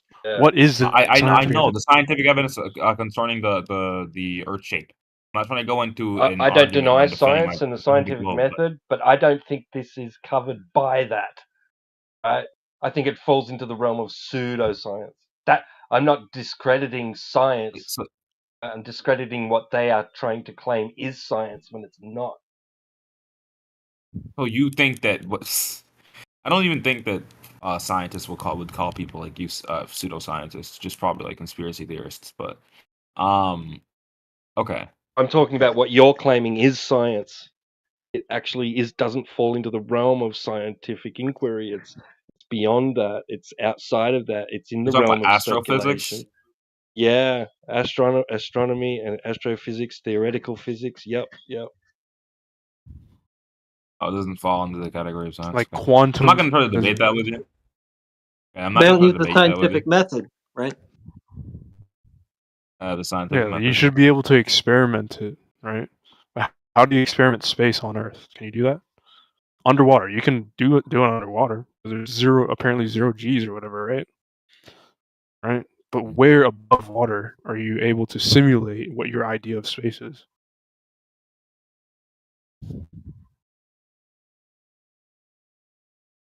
Yeah, sure. I see what you're saying. I mean, if you were to, it depends on where you get the definition from. I mean, if you let me ask you a question. If you generally do research and ask Google, ChatGPT's astrophysics science, astronomy science, what would they say? I'm gonna do it right now and tell you what I get. What? Yeah, just do. Depends on the formulation on Like, the what are- question which you ask, and also you have to Astronomy. obviously science. check ChatGPT about the correctness of his answer. Well, yeah, I think he's asking a generalized, like, would the mainstream media tell you what astrophysics would say? So Like I a just good asked starter ChatGPT to that says that. astronomy is indeed a real science. Okay, there it is. Yeah, we know what to Okay, say. but do you see how you're generalizing all to just science? Like you're just not looking into the specific nooks and crannies and categories and subcategories, all these things. Go ahead and define science for me then. Yeah, so there's theoretical, right? Right? Are you with me? There's You know what theory theoretical means? science. What does that Theoretical mean? science. Yeah, I know what theories are. Yeah. Right, so what is a theory? Something that you can't prove, basically. I'll just speed it up because you should be able to simulate an experiment or like present some sort of evidence. Are you that talking about what a that theory is in claim- science? I'm explaining you the scientific method, basically, because you can't use a Define scientific science. method assuming that there is a relative atmosphere that we're living in. Define science. Like we all know what that is. Like I don't know where we're Natural stuck at the science. Define definition of science science. for me. I would love for you to define science. Either you're going to do it or I'm going to do it. Natural science is Doesn't the matter what it systematic is. and methodical study of and intellectual study of the physical and natural world through observation and experiment, and that's a bit of a paraphrase, but I'd say it's almost. Thank you. It's not just that. The scientific method Almost the exact shows quote you that from you the can dictionary. experiment something on Earth just with that you could use, not on a global scale, because globe is assuming that the Earth is in space, and it's hypothetical. All that stuff is hypothetical. Okay. Like even So in I don't know what the only issue I find here, the only problem I find here with like a few of you guys that say like it's not a real science. You take you would just ascribe science to physical tests, right? And then you say like, well, if they Yes. can't physically start touching these stars, then they can't talk about these stars. But Not science touch and them. Why would you scientists touch will them? tell The you lights in that the sky. false. Actually, this is science. And you guys will just say, no, it's not. It's not science. It's pseudoscience. Well, that's the It's only like, well, proof that you have. who's That it's credited just here? science. Who do we What? who do we I don't know. believe? Probably Neil deGrasse Pseudoscientists will Tyson, tell You you guys that would they're know. doing science. the actor. Yeah. Like you're just But watching they're not doing CGI science. images. This is what Willem was talking about pseudoscience and It's not scientism. good. Well, how do you think those ideas got into your brain in the first place? Scientism is like the degrading word. It's like when What you're trying to in make your high it school seem has like ever it's some taught sort you of about religion or cult. and like What does my high school taught me about what? space, bro? Because I'm telling you, everything that is set up to be universal truths that you could use in physics are laws that only apply on Earth. Anything beyond that, like the theory of relativity, and whatever Einstein used as E=mc², that stuff leads on to hypothetical science that wouldn't work here. Because Which is scientism. Yeah. It leads to scientism. If you strongly believe in Go it ahead. and You make it Imaginary as the word truth, which scientism. is not Hold on, because hold you on, hold on. cannot test it.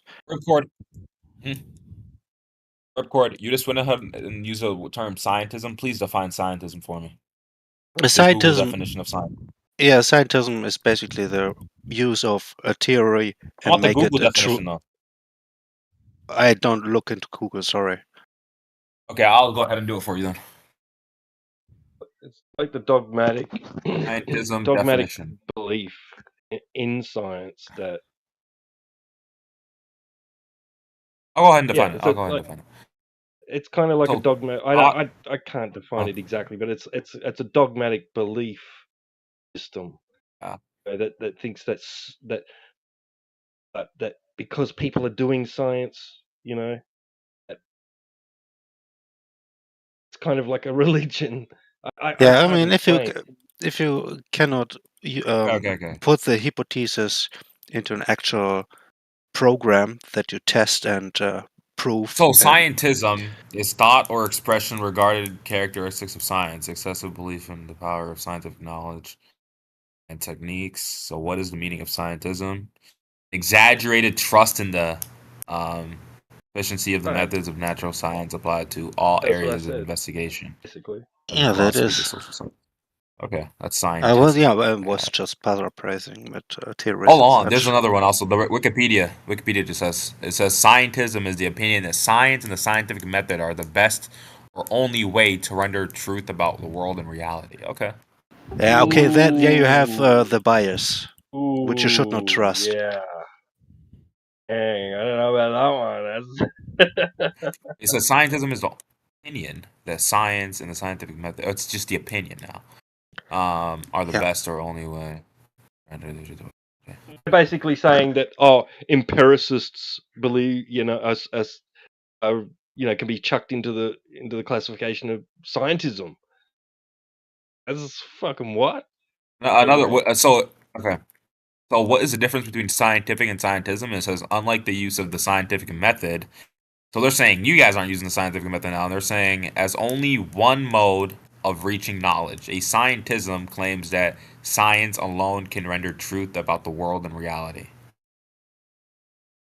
Okay. No, that's not the only Oh, way. that's I mean, not- we know philosophy that's not- works. We have yeah. ideas of mythology. There's Those logic. things form what we Like our You previous can learn knowledge my from definition of science. observation. I mean, we that's get the sort of actual definition. philosophy. My definition of doing science would be things that we can test, observe, and we can calculate, estimate, and find that okay, this works. Yeah, if you can test it, then it's fine. This is usually what we all agree also with. So, but if you I don't think, and make a I'll claim say this, I about don't think something and science. cannot put it into a test, then it's useless of the debate. I'll say that science. I don't think science is like a belief system. It's not like politics where there's like a million things you can really like Scientism argue about. I think science is less of like the opinion. I mean, scientists can like argue and debate about like, okay, does this work or is this truly the truth or whatever. But again, when you reach a conclusion of the hypothesis, it's always about what can we prove? It's not like, okay, this is what Billy thinks. This is what Billy's opinion of the world is like, but it's more of like, what can Billy prove about this material that he's talking about? What can he prove about what its purpose is and what its intent is, right? What can Billy some of that's prove? not It's not like science. opinions of religious or anything like that. It's more about Yeah. what can we So you prove leave this the does. science realm. You leave the science realm and go into a realm where you understand that you came from an origin that has a creator, and he created everything. So when you start to believe that, you start to realize that all the stuff that the government has been telling you are just observations. There's no But what do you mean? origin plan. There's But no what do you spirit mean? origin. But what do you mean the government? Okay, what do you mean the government's been telling you? Because the United States the United States dollar and the Constitution in general were yeah. written by Christians, and it says in God we trust. It's even in the what's it called? What is it? The Pledge of Allegiance. So then, would you conclude that the One $1 nation bill under is a God. Christian? So like this is exactly why I mentioned earlier that even people who are religious believe in the globe Earth. You can be religious and still understand the objective truth. How are right? you, So I dude? don't You just understand what you mean by the assumed that government. America was founded on Christianity. Is that what you said? No, Did I you say didn't say America was was founded on Christianity. Christianity? No, When I'm you not. talked about Well, I'm the not saying $1 America bill, was you're simply. talking about the government. Yeah, the dollar right? bill says in God we trust. The most Yeah. presidents. So when swear I to the tell you Bible. what the government tells you, don't assume that the government's Christian. The government's not Christian. So what do you It's mean based by off the of government Christian then? ideals, but Judeo-Christian stuff too, because they follow a lot of Canaanite law. But also, to what you were saying, I'm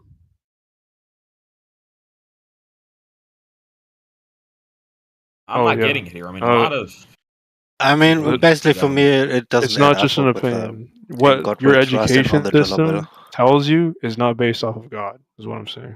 Yeah, I mean, this is idol worship, What do you mean by basically. that though? What do you have to specify a little bit more? It's indoctrination. When you go to school, you're only given limited amounts of information about the world. So what would be The okay? rest, So you kind of have to if you do say something, right? if you say in school you're only given X, right? And what could they be giving you that would be Y? That'd be better. What do you mean they're giving you Would be X? Y. I mean, they're rating you based on the You're indoctrination saying you're only giving you a level limited. have So X is achieved. just a variable, right? And let's say that variable is limited, right? So what would be Y that would be unlimited and be what you would want them to teach in school? That would it be limited and indoctrination? What would I want schools to be taught, to be teaching kids? Yeah, that wouldn't be indoctrination. Religious. What is school without indoctrination? You tell me what it is. Probably an education Making that's influenced, by theology. Usually turn out very civilized compared to what we have as a secular state right now. Would you still want schools to teach science, biology, and mathematics? How about being able to have a choice? I mean, Choice why would I limit people I from wish I had learning a normal choice. math? I wish I still have a choice. When you use math, using it to go to space, most people who do math in school end up having a job on Earth where they're using that math or any other facet that they're good at, like writing English, not using ChatGPT, becoming an actual author, right? Like it doesn't lead to some sort of imaginary realm. Usually, most math, most skills that you pick up in high school, you're using it in the real world. Or you're probably going to post-secondary as well. But we should and you're still expanding, teach amplifying it. mathematics and None of science it and leads biology in schools, then, right? In your view of schools, the we should still only teach place those where things. they teach that is like not even in the STEM field. it's in the field of like being an astronaut, right? So now you look at what Dude, NASA teaches hold on. people. They give people tests. They give people like questions, like hard questions, and all the documentation is based off of the world being a flat motionless plane because there's too many like unknown variables in the heliocentric model that, as we know it now, how NASA apparently tries to show us. Okay, you're kind of diversing now. I don't want to divert with you, okay? So schools shouldn't teach science and math and biology? Is that like what do you think about that? You're not Should they thinking still it like far enough. You're just seeing it as like either A, you I'm teach them or asking you you if don't they teach should or them. shouldn't though. Yes, I think there should be schools, and I think the education should also include things like religious studies, or doing a ritual where it's the equivalent of the Pledge of Allegiance, but it could also have Christian influence. I think that's what they do in Italy because they're very Catholic, and also The Spain. Pledge of Allegiance does have like some sort of Christian influence or Muslim Yeah, influence in dude. general. It's not Christian influence. It's like religious influence in general to one God. Conqueror, No. can I quickly read this to you? Can I read something? This is Go a ahead. quote. This is from an article written by Bruno Singham, director of the University Center for Innovation in Teaching and Education. All right, so a physics professor. I use that trust to effectively brainwash them. We who teach introductory physics have to acknowledge, if we are honest with ourselves, that our teaching methods are primarily those of propaganda. We appeal with our demonstration to evidence that supports our position. We only introduce arguments or evidence that supports the currently accepted theories and omit or gloss over any evidence to the contrary. Give short shrift to alternative theories, introducing them only in order to promptly demolish them, again by appealing to undemonstrated counter-evidence. We drop the names of famous scientists and Nobel Prize winners to show that we are solidly on the side of the scientific establishment. All of this is designed to demonstrate the inevitability of the ideas we currently hold, so that if students reject what we say, they are declaring themselves to be unreasoning and illogical, unworthy of being considered as modern thinking people. I, like all my colleagues, teach the way I do because I have little choice, but it is brainwashing nonetheless. That's from a university Thank you. physics teacher. There you have it. I mean, sure. I'll take what that. I mean, it is one university teacher, but I mean, it is significant that he would come out and say something like that. It's very interesting that he would come out and say something like that. They do have a You put curriculum, it in though. generalization, so you'll basically If observe it he's speaking everywhere. about a certain curriculum, I just couldn't imagine a student just being like, "No, teacher, this is wrong, and this doesn't really support the already accepted belief." That doesn't really make sense to me. Because usually in school, when you're like teaching a curriculum If as you a read teacher, if you read the article, I've linked it there, right? I think that's got the link to Okay. it. So if you read the whole article, you'll see that he discusses in it how a student came to him and said and handed in his work, and they had a discussion about it, and then the student was about to walk out and turn around and said, I don't believe in all that stuff, right? So like, but he's got to do what the he's teacher told. told the teacher told He's him got that, to or give the right the answers, right? the student said that. He said, I don't Student believe in all turned this around, stuff. He said that? yeah. Okay. It was probably to do with evolution or something which might conflict with his religious beliefs or something like that. No, evolution is not taught in introductory physics courses. All right. It was something. It was something that might. I may be wrong about that particular topic. I can't remember if it was even mentioned, but it was something that obviously conflicted with his own personal religious beliefs, right? Okay. I was about to say because I don't know how evolution has to do with what's taught in physics. I mean, I have not taken physics, right? I'm only a junior right now, but in general, I wouldn't assume that it has a In bunch high to do with school? physics. I'm in high school, dude. I'm young. Oh shit. I'm a young man. Only 2 years ago, I used to sound like I was like a squeaker, man. But I don't Your know. nuts dropped, A lot of eh? people here are old. I'm surprised by a lot of people in here, man. They're like a lot older than me, dude. A lot of you guys are a lot older than me. Uh-huh. Shit. You're in high school? Dude, is Motherfucker. there I a hate the problem, internet. man? I hate Like, the internet. I mean, is there a problem with being young, dude? No, we were all young at one point. No, he's saying he hates the fact that he's speaking to somebody who's so much. It allows him, or should I say, makes him think of his own age and how really far past it he is. No, And it's difficult. both my children are older than him. Yeah, no, that's what I mean, man. Like, Yeah. I remember being the young dude in the room, being on Discord. Like, you know, I've literally only just turned 30, just so. No, and I've been on it for a number of years, and yeah. The internet did not exist when I was young. If you're in high school and you're in here dedicating as much time as you are to this, and I kind of take my hat off to you, man, because a lot of other kids aren't at that level to be able to even talk. Consider Yeah, no, man, dude, this is I'm the thing, serious. right? So, no, T-Dub, No, absolutely. So, I mean, it's fun, right? Like I do all the other regular things. Like I do like play video games and whatnot a lot. I'm usually in here because it's like it's fun. You know, when I'm bored, I don't really have much to do. I mean, I might come in here. It's just entertaining. It's not even that. It's not like I know to me that the Earth is like a globe, right? But it's like regardless, I think coming in here just makes me a more intuitive person and more like intellectually just thinking for myself. Because I think the first time I came in here, I didn't really like. I thought I was gonna just be like, well, the Earth is a globe, right? That's what everyone else says, when that's not like really evidence that I've gathered for myself, right? Like when I first joined in here, I probably couldn't have proved it for myself. Um, so yeah, I've always been someone that wants to learn stuff. You know, I came from a Christian household where like I always didn't believe in you can't question God, you can't question this. I think you should question everything and try to formalize the truth in its entirety without bias, right? Um, so yeah, that's kind of the way I try to think about stuff and rationalize.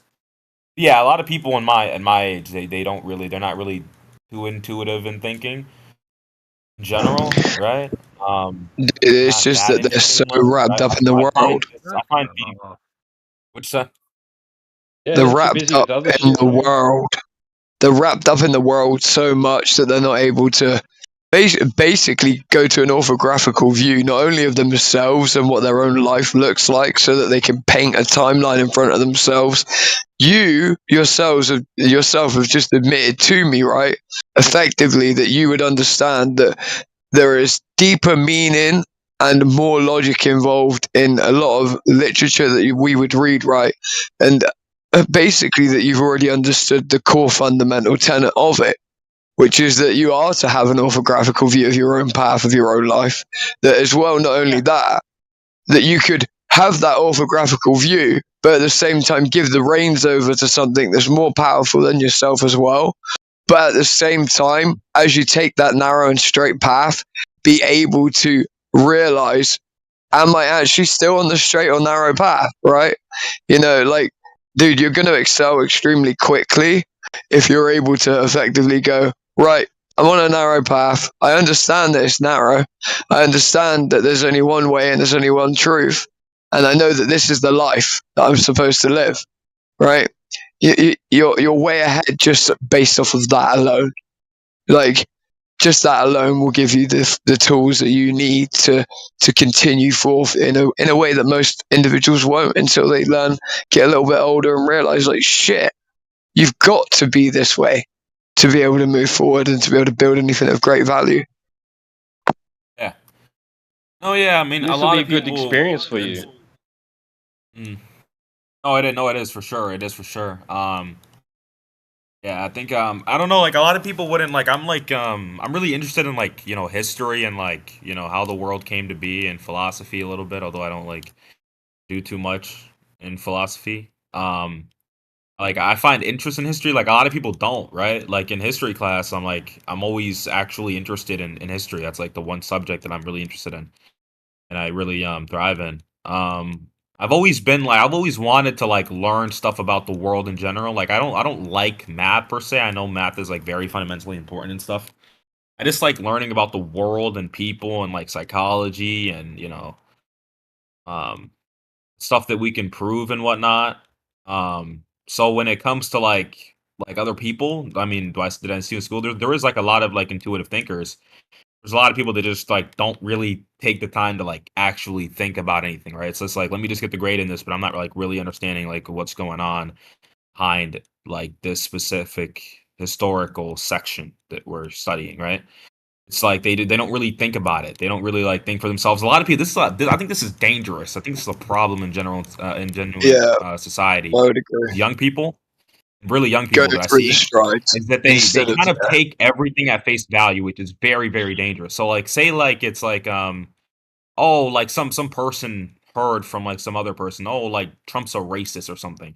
They might like, and I've seen this happen in school, or in general, where they'll be like, oh, Trump's that racist person, right? He's that racist president. And it's like they haven't done like the research. And it's like this is not just a Trump, for anybody, really. They just take everything at like some face value narrative that someone else put in their minds, and they're like, oh, this is that guy that did this, without like doing their own research. And they're just like, it's almost like I don't want to like sound nerdy by calling them like NPCs, but it's like they act as if they don't like think for themselves, which I would consider like you as kind of like I would consider anyone that doesn't like to think for themselves as like not a very like intellectual person, right? Because I think a lot of people should start thinking for themselves and do their own research, figure out like their own kind of like thinking and what they figure is right or wrong. Fuck you to the person who is yawning. And Yeah, it's a TikTok generation now. Yeah. Well, I mean, there's still a lot of smart people, man. A lot of smart people out there. I don't even know, like, I don't. Yeah. Good. I enjoy having this conversation with anyone of any age, right? And like, I don't really care personally. You go away today, tomorrow, in 10 years, whatever you think, about the Earth. It doesn't bother me. It's not going to change anything in my life drastically. I mean, but we hope that at least people can leave here and leave the conversation and realize that that there's a necessity to challenge. You're told, to challenge the worldview that you're told to accept. That's if that's all you get out of this experience of being here and talk in conversation with us, it's awesome, in my opinion. Yeah, I agree with you. I believe that there is I think that you should always challenge what you're told in general, right? I don't think you should be like a wild conspiracy theorist in general. Like, I'm not saying like flat Earth isn't really like a dangerous conspiracy theory. But I think a lot of the other like ones where like a lot of people claim like, oh, like you get this like natural water that has a bunch of like bacteria in it because like the government's water is bad. I think those type of people are just bad, misinformed people who want to believe that the government's after them. Now, does the government like do bad stuff, like start wars with like false pretenses to fit their narrative? Sure. Now, do I think that they're trying to like poison the people with this weird water? No. So when people come out and they try to like say, oh, this is like the natural water you should drink, and like science is all wrong, I think that's like bad. And Uncle, I don't know why anyone. Wait there a second. Wait there to the person that's yawning. I want to know what you've got to say right now that isn't going to make me yawn. Go ahead. It was Uncle. It's the drunk guy. It was Uncle the drunk guy. No. All right. I just want to know what he's got to say that's interesting. Let's go. Let's see if he can keep us on tenterhooks. Let's see if he's the inspirational guy that he believes he is. Yep. Crickets. Go ahead, Uncle.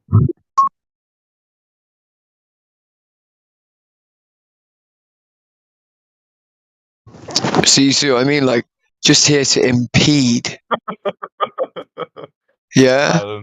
Not really nothing of any real value to add yourself. Listen, bro, look.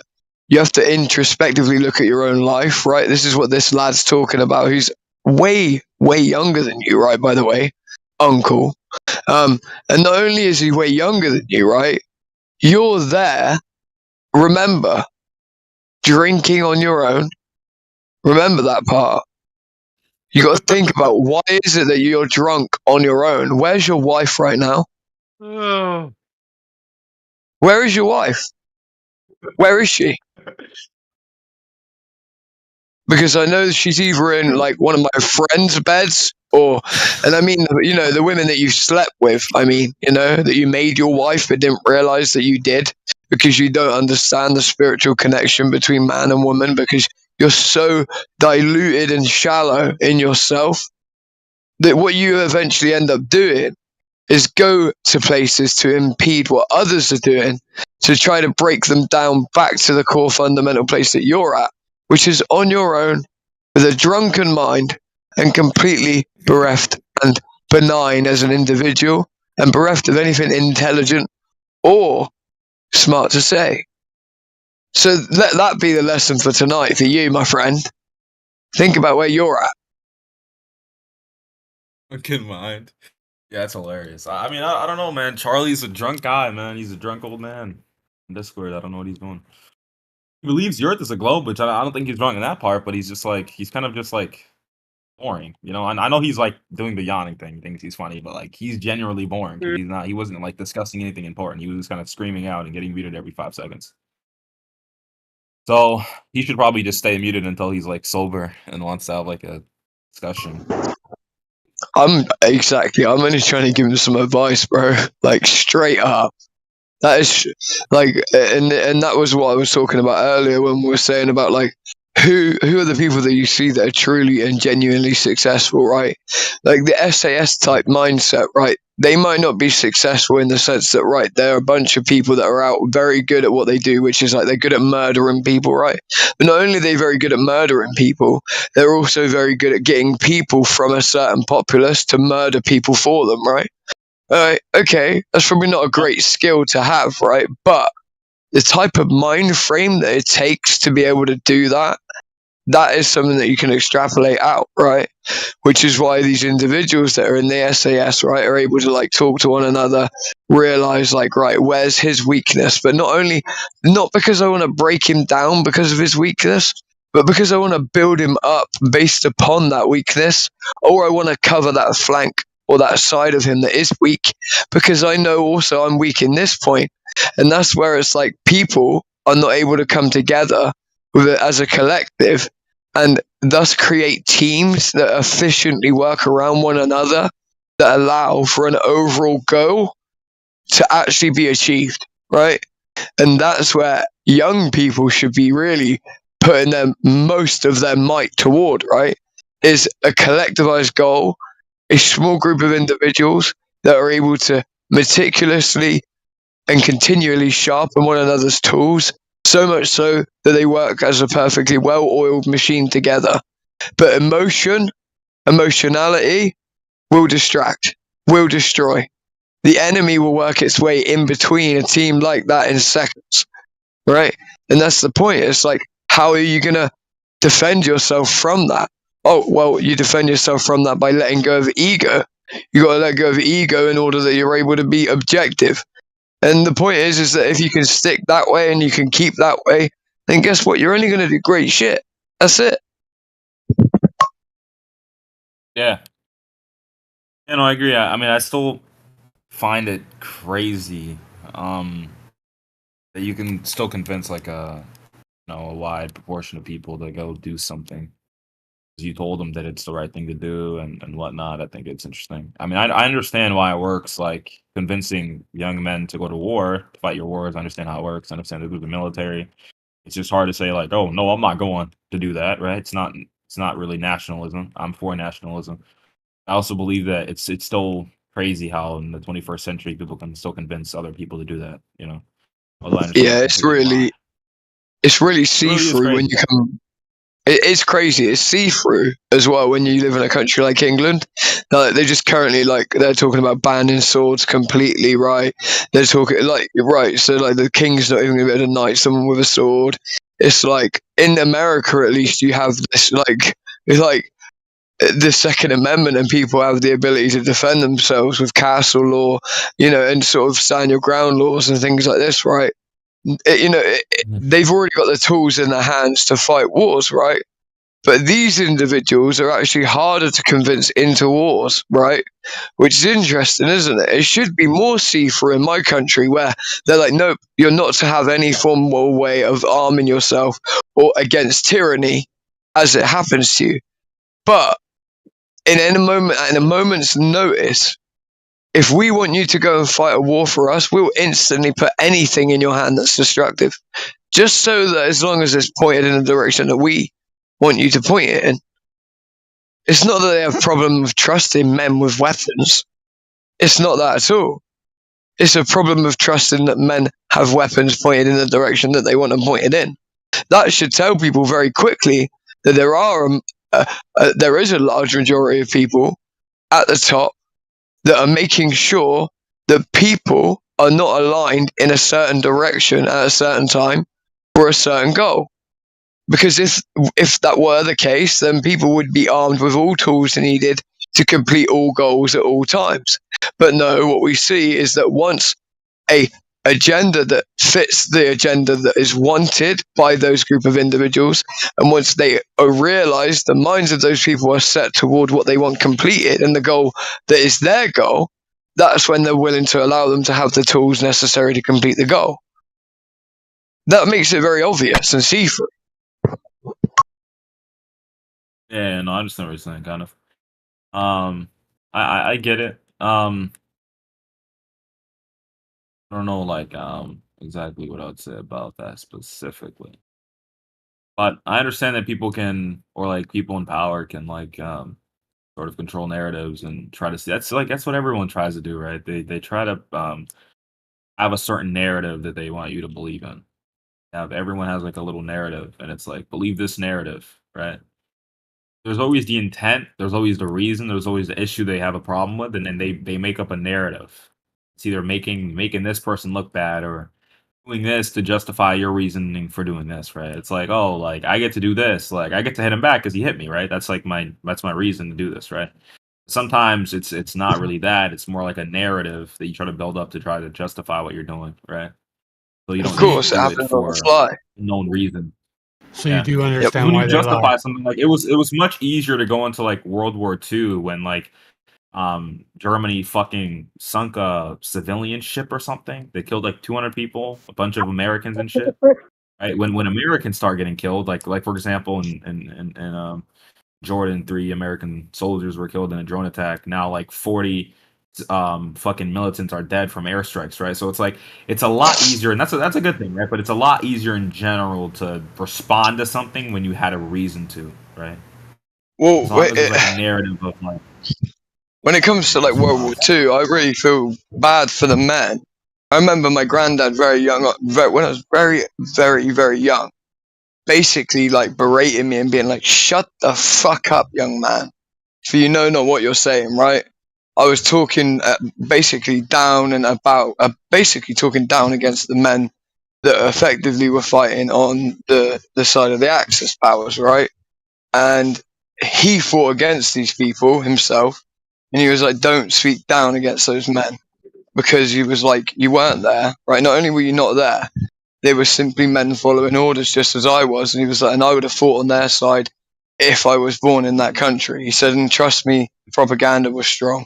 And you only saw it as it happened. You didn't see it as you see it now, as you can look from the outside in with the whole cake there ready to be eaten, right? That's not how you saw it. That's how you see it. That's not how we saw it, right?" So very quickly you're like, oh. And it's like, even when you look at it introspectively now, looking at the information that we have, you understand history, right? I don't know if you know anything about the Schiffen Plan. Have you heard of this? I would say it's the main reason. It's the main reason why World War One and World War Two actually occurred, right?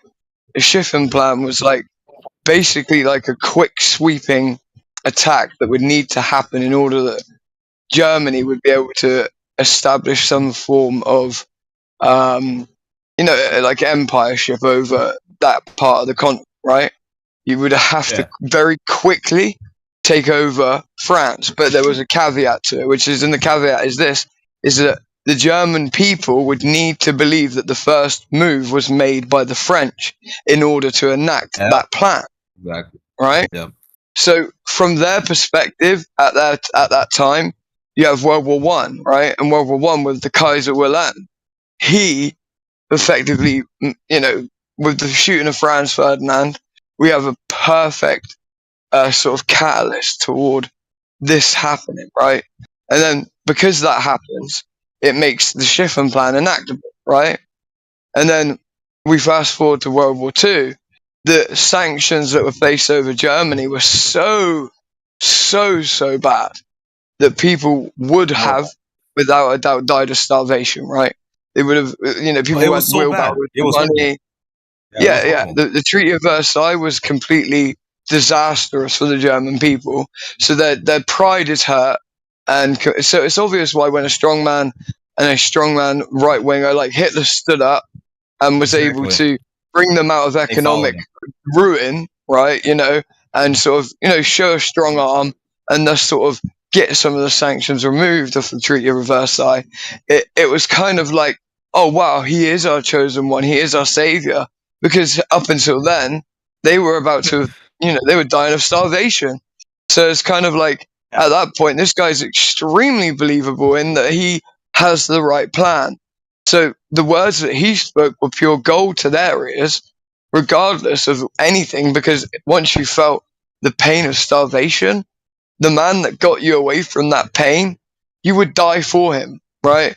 So that's not just like what we have today. And look at the way people in America look at Biden right now. Yeah, could you imagine how hard it would be for like him to try and get your whole nation to get involved in a war like the World War II? This is why it was very difficult for Roosevelt to get involved in World War II. It wasn't until the Americans were attacked themselves, right, and that Germany declared war on them themselves, that they actually got involved in the war.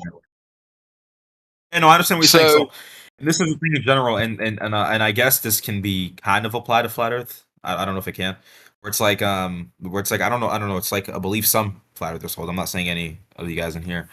Where like there are strong people or like powerful people that can hold some sort of narrative and try to persuade you. And I think Hitler is one of the greatest examples of human manipulation in history of like I think the entire species, to be honest with you.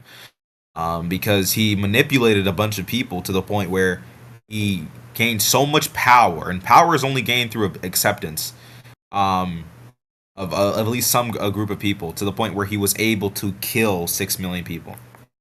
So it's like, all right, can you steer it back? This does have nothing to do with flat Earth. Yeah, circle back to flat Earth. Now we're just like in an intuitive philosophical talk conversation, I guess. Well, I just think it's important to cover that ground when a young man, especially young, you're going to be influential as you grow older. Potentially, I don't know who you're going to become, right? Yeah. But I could get into politics. You're right. Yeah. Right. So it's kind of like I want to arm you against like the pitfalls of all of this stuff the best that I can in the moment, right? So it's like, because that's really what this is about for me. Like all of this is what this is about. Are you indeed a flat earther? Don't like that term at all, man. Like that I literally like. I think that term makes us fixate on a already defined position and sort of like. So the idea for me is that we're under the pursuit of truth, right?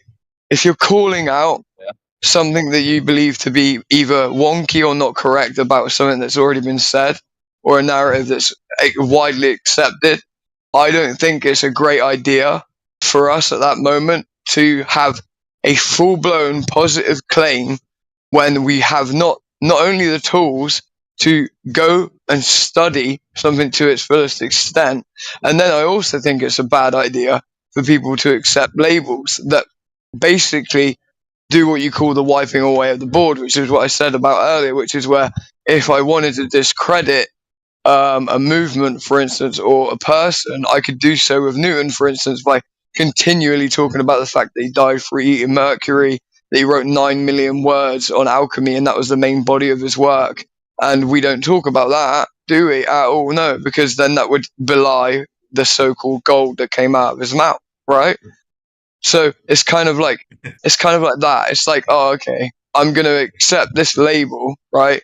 That doesn't necessarily even represent in any way, shape, or form all of my own opinions or beliefs about a subject. So that's why. It's the same way I What? don't like the. This is like kind of like a. It's not like a. It's like only like a term flat earthers use, so it's not really relevant. Well, I mean, I guess I can't say that really because it's like they're gonna say that anyway. But yeah, so but you do think the Earth is flat, though, right? I think water is observably level, right? And like, but I believe we live on a topographical plane, right? As we know it, as I know it. Yeah. So it's kind of like that. That's the best way I could give you the answer. But to say that the Earth is like a defined term in and of itself already. It's like I don't even know what the Earth is. I don't know what the Earth is. No, you're right. In the sense of like its entirety, speaking from like a flat. If you're like in a flat earther's like point of view, the Earth in general is already a planet within the Milky Way galaxy. So if you're like talking about what the Earth is, you're already kind of like speaking about it in the sense that it's a globe and it's like all this other stuff that science has proven that it is. Oh, it's yeah. I guess I don't know what you call the Earth. I mean, I guess you can, as a flat earther, you can still call Earth just a land you live in, right?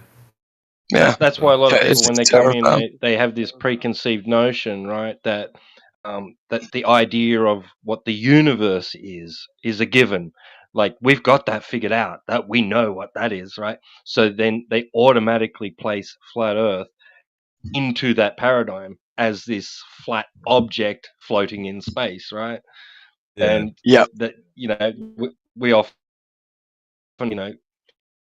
quickly squash that, like that idea, that they think we think that, because to them, how could you not accept the universe as being, what we've been told it is, It's like I don't know if you know who Eric Debay is, right? Okay, hats off to the guy, right? He's a friend of mine.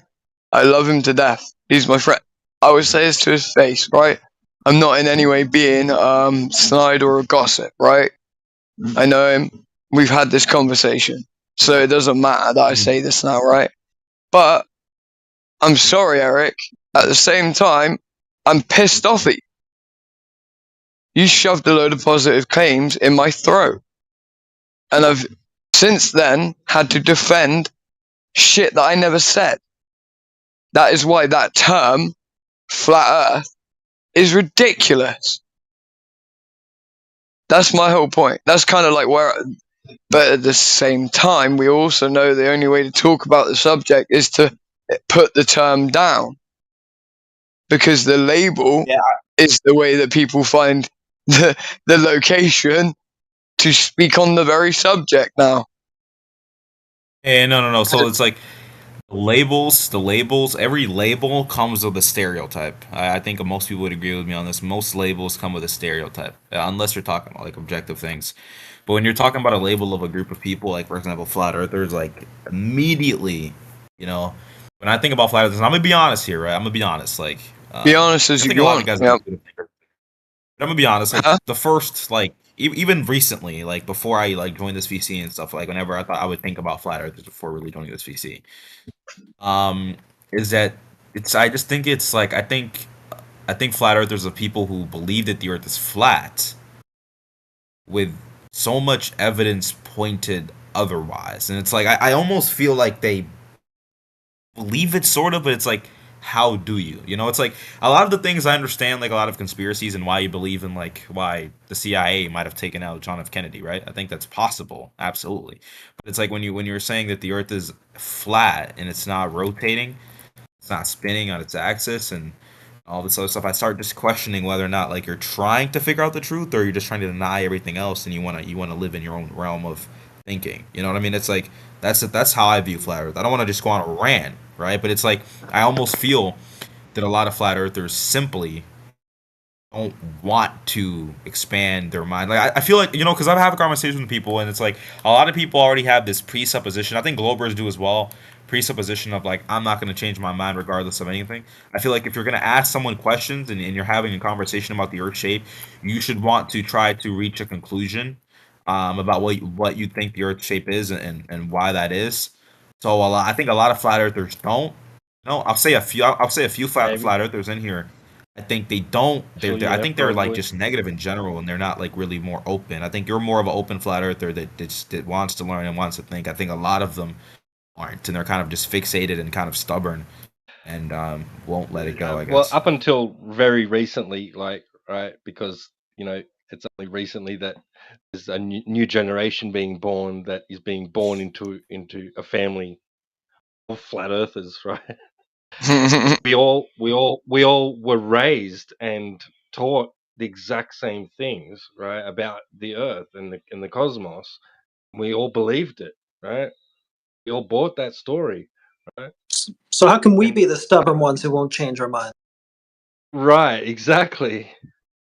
So if you look at it, if you really sit down and you look at what you're being told is evidence for being on a spinning ball in an ever-expanding vacuum, see that there's holes in. You can poke holes in them. They're flawed. The evidence is flawed.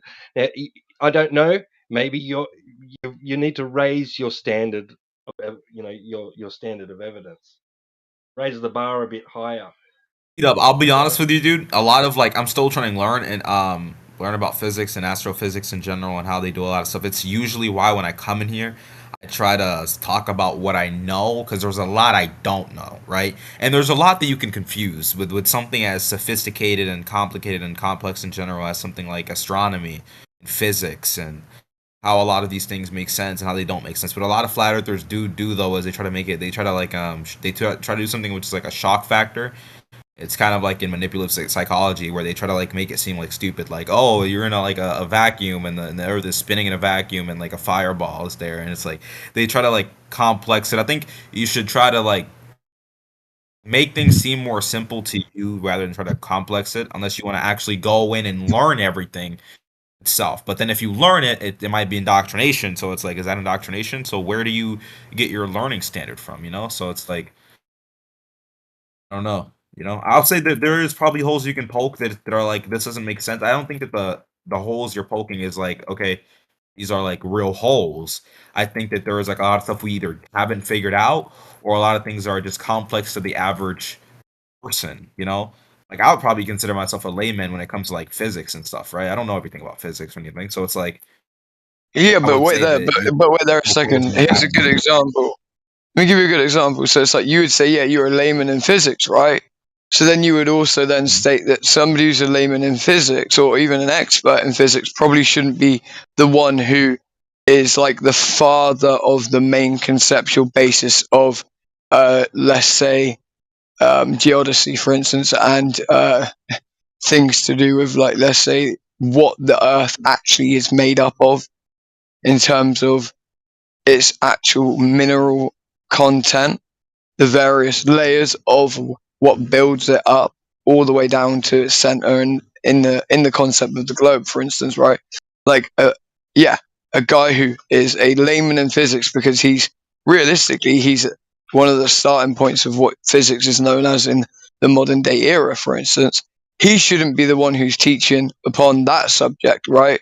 Especially if when in terms of like when he looks into rocks and minerals and all these types of things, his own understanding of it and what he ends up at his end point and of his understanding of these things, right, is that effectively a false version of chemistry. He comes to the idea that it's alchemy, that mercury can be changed into gold through inside the human body and all this type of stuff, right? This is the guy. Obviously, I'm talking about Newton, right? I'm saying, like, it probably shouldn't be him that is the guy who is also the father of the beginning and originational point of like the main layers of the earth, right? It shouldn't be him that spoke on it. But it was. He was the first man to hypothesize that the earth had layers to it. He in fact hypothesized that it had 3 main layers to it: the earth's crust, the core, the mantle, right? He was the one that spoke on that. But everything we know that he knew about in terms of the actual terra firma, the earth, the 9 million words that he wrote on it, was complete bunk and rubbish. And we know that. But somehow we're supposed to believe the layman in physics at that time was the right guy to talk on this, and people stuck with it, went and ran with it. It's like little things like that are a problem, right? And then if the core's there, it's like now the core exists. It's like the core has a burn point. It has a point in which it should have burned out, and then it's like, oh, wait, now based in the story, let's say, of the Big Bang, how long ago it happened, it's like, well, within that narrative, the core itself should have burnt out at a certain point. Oh, but wait, so let's fill that gap in. How can we fill that gap in? Why is the Earth's core still alive? Why have we still got an atmosphere? How are we still here? Right, well, we need to make sure that the core is still there, because obviously, Newton spoke about it. So, now there's a story called, where the story goes, Theia, effectively, which was a wayward planet, apparently struck the Earth, its molten iron core hit the Earth and literally burrowed its way through as if it was like a Monroe inverted copper cone with high explosives behind it, Monroe effect basically, bored its way in, replenished our molten iron core. Then the debris on the side of this Earth, somehow through mass attracting mass, obviously not what we now understand gravity should be, in this story, it was mass attracting mass. The debris that was left over from the planet that hit us, that replenished our core, recoalesced on the side of our sphere into a sphere, and then eventually somehow defeated the gravity of the Earth and was cast out, and that's how we got the moon. But it's like we have those bullshit stories because we have these very enriched and positive claims in the narrative, and the narrative itself, to be upheld, has to have these sort of like tangent stories added along for each individual truth that was accepted and maybe not thought about in great detail at the time. Do you see what I'm saying? So the gaps that have been filled in, that's what we've looked at and gone like, hang on a minute, that's where it sounds wrong. That's where these things sound messed up. Does that make sense to you? Because everything I just said to you, by the way, it's all stuff you can look up. It's all verifiable. Yeah.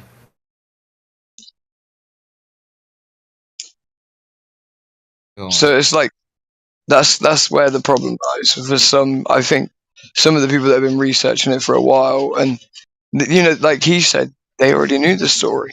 They already were told this stuff in school, and it's just looking back again at the story, and then looking at the narrative itself, and then looking at what the narrative excludes because of its existence, but also knowing things that are definitely real within that zone of exclusion. So it's like, oh shit, I can't believe in this thing, or this thing, or this thing because of this overarching narrative of our creationary method and how we got here. So it's like core fundamentals of truth that people know to be true based on their own life and their own intuition even, and their own relationship with God even. Like, it's like they have to drop that shit just to be able to even fathom thinking that this other thing is true. It's like, that's why it all needs to be re-looked at and reevaluated again. Exactly. Yeah. See, that's something that it gives. This is given back to me, right, personally, as sovereignty over my own experience and my own worldview, right? So instead of me being told, like, my worldview, right, and what I should be, what I should believe about this place where we are, my existence, and then being presented the so-called evidence, right? I can now wipe that away and then and like you said, look at the so-called evidence without that, like you said, the overarching influence was bestowed upon me before I had a chance to develop my own. You know? Yeah. Yeah, definitely, bro. That. No. Sure. The evidence the evidence that they're giving you should lead you to that conclusion. Not you shouldn't be given the conclusion at first.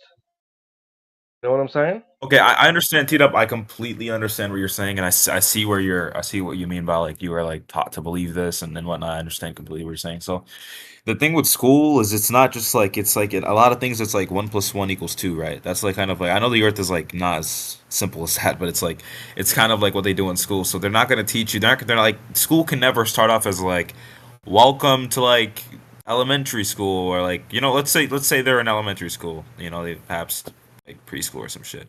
So they're in elementary school. They're gonna be like, well, what do you think the Earth's shape is, and all of this. They're not gonna like start questioning the kid about like more intuitive thinking about what they think but the why Earth's not? shape is and what. Why not just supply the reason kid they with the don't- information and let them reach their conclusion? Yeah, Conqueror, to that point, mate, I'd actually disagree with you because, for example, where my wife's from in Japan, the first 3 years of schooling in Japan, grade 1 to 3, there's no tests, there's no anything like that. They are actually encouraged to be Same in intuitive. England. They are actually encouraged to think for themselves. They don't have the Prussian model that we have, which has been in place since the 1840s to create basically soldiers and factory workers who are just smart enough to be able to pay taxes and just dumb enough to do whatever the fuck they're told. I would actually disagree with you on that, mate, because the Western style of education that we have is absolutely horrific. It's the Prussian model of the 1840s. I'd highly recommend you look it up. Yeah, you're completely correct on that. Completely. I'll respond to that with like the first 3 years of school. I agree that I don't think kids should be doing tests and whatnot.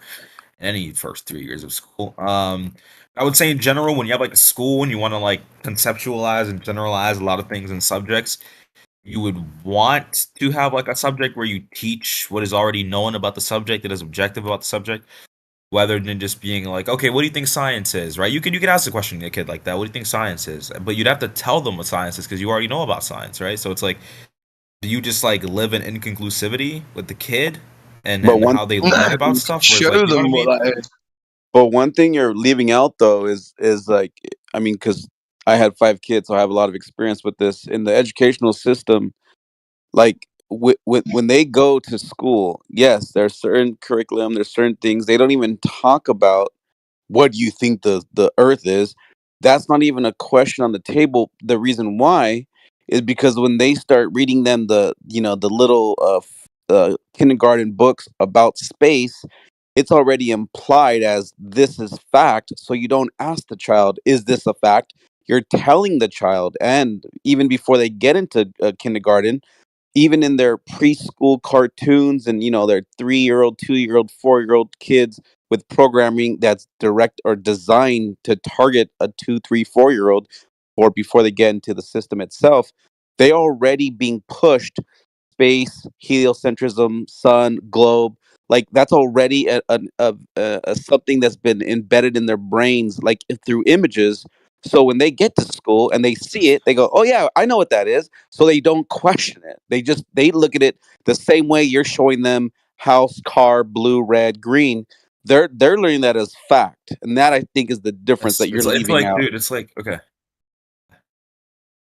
It's like, okay, so I know that you have the mind of a flat earther, which is not like it's not like an insult to you or anything, but it's just like, so you have the mind of like they shouldn't be teaching kids this stuff and they should let kids think for themselves. But like, it's like for us, right? To believe in the globe and the objective truth and know that the Earth is a sphere. It's like we don't find a reason to try to let these kids just sit there and just think about what the Earth is and just leave it at that and not tell them anything about the Earth. So we would rather teach kids, tell kids what the Earth is, because it's almost like 1 + 1 = 2 to us. That's what it is to us. So it's like we're already telling you something that's a fact because we know it to be a fact. With you, it's not a fact. That's Okay, that's hold the on though. difference in here. Though. We have like Well, different hold on though. mindsets. Well, no. Here's the difference though that you don't understand. We were all once on that side of the table. We all once knew the 1+1 is 2, like you're Yes. stating it. The difference is Yes. that we realized or woke up or whatever. The veil was lifted from our eyes. Whatever you want to say. There is a different mindset. You're absolutely right. But the fact is that we now see it for what it is, and the fact that we realize, oh wait, we're just being told this stuff. We never really actually can prove it, and now we're in a later state of mind to where, because we know what it is, because we knew the system so well while we were still Globers, this is the reason why we could come out of it. Because until you understand something fully, you can't truly even walk away from it and look back at it, because you're still stuck in it, kind of like where you're at. No offense, but your position, But they're you're kids, still though. stuck in it, so you're They're not not going to thinking see at it for that what it level. is. Yeah, What to was your that? point, apocryphon. To your point, mate. I'm sorry if I'm mispronouncing that. Apocryphon, is that That's correct? right. Yeah, that's right. All right. Yeah, to your point, mate. And again, Conqueror, I'm not giving you shit, mate. At all. Like, we're all, but same kind of thing, and that's why we've homeschooled our kids, because I spent over a decade unindoctrinating.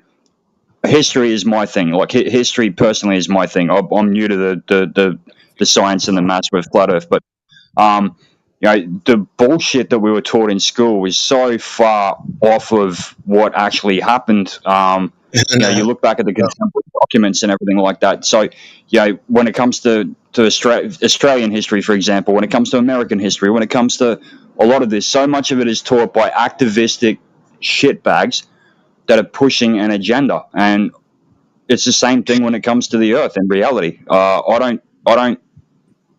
I can't see how that's any different. It's a different subject, but it's the same thing. We're just taught these activistic agendas that are pushed onto us as children, and that's why I think homeschooling, for example, is very important. Yeah. Yeah, so there's things like, for example, if we look at like stuff like history, right? Like, I bet in North Korean schools we already know what they teach. They teach America as the bad guy. America's the guy that started all this. And vice right? They're the versa. people that started this. The Western world started the issue, and the Korean Peninsula and whatnot. And in here, they'll teach it completely in a different way. They'll tell the Right. objective It's truth is what we think vice the objective versa. truth is, but those people have a different perception of what the truth is, right? And what actually occurred. And who's Hey, to blame. So it's like, Conquer. I understand what you're saying here, but it's like, at the same time, I believe that, I mean, if you want to homeschool any of your kids, it's fine. I just think that I don't think school is. I think school is bad in a lot of ways, right? I don't agree with a lot of things in school. I don't think that they go in depth enough. I don't know if I can even say that, because it's like, I know the teaching is already kind of like a shitty job. No, you're right. I know where you're coming from, and I agree with you there. Like, we definitely have common ground there, mate. Yeah, for sure. Sorry, I wasn't trying to cut you off. I was agreeing with you. So Conquer. Yeah, no, What it's have you? fine. It's What, fine. I think Conquer. What have you learned in history so far? You're a junior, right, in high school. What have you learned in history so far? yeah. I'm in U.S. history. No. What have you well, I learned? mean, What are they teaching you? I think we're like kind of entering World War II right now. It's just Germany, and we're talking about just basically what happened in World War Yeah. II. I think is what we're talking about right now. Think there's been a lot of lies so far Has there been lies? I mean, in the history book and what they told you? kind of Think they told you we've lots of left lies? World War One, which is like the Great War, and we're entering World War II. Mhm. I don't see the lies yet. Not in this specific. Wait there a second. Can I just say this very quickly? Because when I spoke to you earlier, right? And you're saying you're just going into World War II now, and so you've covered World War One. I spoke to you on the Shiffen plan, right? That hasn't even come up in your curriculum at all. It didn't in mine. I know it didn't, my friend. Okay, you can go and type it in. You can look it up, right? That plan goes and it echoes back to the Roman era. Okay. And in terms of, like, let's say, if you understand anything to do with weaponology, in terms of war doctrine, right? The way that the Blitzkrieg was enacted even proves that it was to do with the, that it connects all the way back to Caesar. The idea of like punching a hole in a barrel in a straight line and the water gushing in eventually so fast, so vast that the barrel collapses and you create it from within, right? You take over from within. But the Schiffen plan by Kaiser Wilhelm, right, was taken, he didn't write it, Schiffen wrote it, but wrote it off of the back of what Caesar had written about the idea of the piercing of the barrel, right? But what I'm trying to get at is that when my granddad told me, we're like, don't you dare talk bad on the German soldiers and the German troops, right? He's like, you don't understand how thick the propaganda is and how thick it was and what you can see now versus what I know because I was there, right? Like, what you're being taught at school is completely wrong. And like now, when I look back at it all, I'm like, wow, like, yeah, I know what I was being taught at school was not only wrong, it was to foster a narrative within inside of myself that continued on fostering that patriotism toward the collectivized agenda, which is what I said to you about earlier, which should be see-through and really easy to see at this point, which is like they don't want us to even have swords, but at the moment that they know that in our minds we are definitely willing to complete their goal for them, right, i.e. a war, for instance, and what that goal is, they will instantly put every weapon in your hand, and so suddenly they trust you with those things, right? Like before, they didn't trust you with it. It's like in America, like what can you own? Like a Bofors or 40mm Oerlikon is like the most dangerous thing you can own yourself, right? You have to be in a certain state, but it's like that really lets you know that they're not willing to allow people to have the tools that they need in order that they as individuals have the greatest and best outcomes as individual free thinkers. It's like, it's so obvious. It's so obvious that they're trying to continue and perpetuate effectively the same form of, I would say, patriotic fervor that allows for the completion of their own goals. This is why people like Albert Pike were able to write letters to princes and entail in those letters exactly what would happen not only in World War I, in World War II, but what's in the coming war that we're about to enter into next, right? World War III. And then have the Royal Museum of England actually remove the letter because they realised, shit, that third part of the plan is about to happen. I don't know if the curator was like part of the inside group or whatever at that time, and he was like, fuck, we got to get rid of that letter because, it sort of lets people know. Right, and it's very detailed. You can find that letter if you would like, but I'm just saying, dude, like, what these guys are telling you about history and what the purview that you're given, it's so false and it's so entrenched in agenda that it's like, ugh, it's disgusting almost, Yeah, the amount of propaganda. Who's the they in all of this? What? Who is the they? I heard they a lot. They want and theirs. Who's the they? I guess that'd be the controlling government.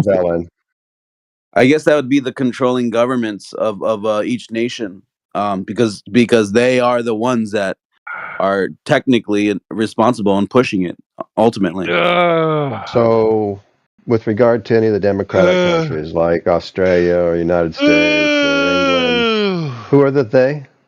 The lizard people elites. Again, they are the people. Nice. I don't know what you. I don't know why you can't grasp it. I don't know why you can't grasp it. The they would be the ones that are in charge. So typically, the structured government over the lands. I don't know why someone keeps yawning or whatever. You could just mute yourself if you're getting like crazy. You know what I mean? He's been muted. Move on. Yeah. So it's just, again, the they in these subject or discussions would be those that are actually the ones that are pushing these agendas, the ones that are allowing the system itself be structured in a way to where these agendas flourish with the propaganda through the media, through the school. Can I add a deeper layer to it? Because for some people, it's very difficult to believe, right, that all of these individuals are deeply aligned towards an individual. Like, because remember, we all have our own individual agendas and goals, right? So it is very much hard for people to believe that there is that many people rubbing shoulder to shoulder, all agreeing as we go along to keep this thing happening in this way.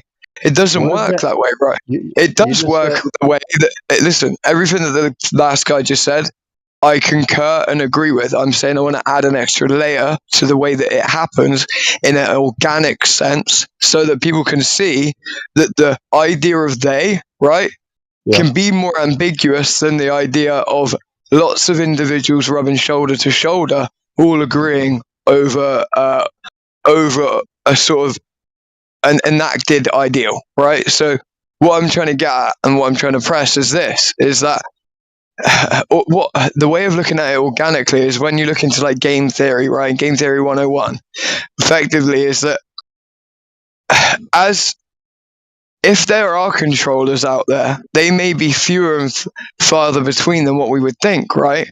Because people act in their own best interests, right? And if you have an ultimate sense or a very high level of power, it's hard for me to get this out because it's like hard for me to actually put this into words in this moment because it's quite complex. But so the way that you would look at it is like this, right? So how you can make other people like, so think of a government, right? The government don't all have to be in on the massive lie. They don't all have to know that there's a huge agenda that's actually happening, that they're all pressing towards that point. It's like when you believe in a democratic system, do you believe in it because of the bad agendas that have been committed based on it and because of it? No, it's not. It's not that at all. What is it? It's actually usually the benevolent factors of the democratic system itself that are sold to the individuals that partake in the system that helps prop up the overall agenda that helps the bad things happen in the long run. It wasn't for the disgusting, depraved parts of it that they actually propped it up, right? So it could take much fewer and farther between individuals who have overall control to pick out people that they go, right, I can see the trajectory they're on, I can see what they accept, what parts of the overall agenda and what's needed for the overall agenda to be completed. We can see what these parts are and what they are, and then in terms of predictive programming, especially now with computing and all of this sort of stuff, you can get to a point where it's just very easy to algorithmically prop up that which helps basically enact and affect your goal. But then that seems extremely organic from the inside, right? And it seems extremely organic, purposely so, because these things do happen in an organic way. It's just that there are individuals that are able to see it from that scope, the same way I'm talking about it, which proves that there are people that could see it in that way, and then they're able to, if they have that vested power inside of them and inside of their family, for instance, to enact change and to make sure certain ideas float to the top and that the other ones are sunk to the bottom, they're able to make sure these certain pieces are put into place at certain times to help along the overall goal. So it could be a very small group of people. It doesn't need to be your whole government lying to you.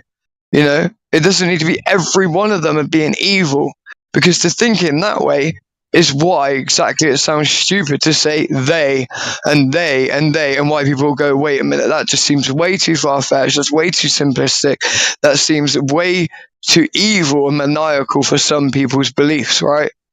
Villain, mate. To your point, that was very well articulated. To your point, I think to put what you're saying in an easier way, and tell me if I missed the mark here, in a much easier way, right? Yeah, there's a small bunch of people. No, you didn't mess it up at all. Actually, you articulated very well, but to put it in a much shorter way, basically, a small amount of people can control a large amount of people because most people are very easily led.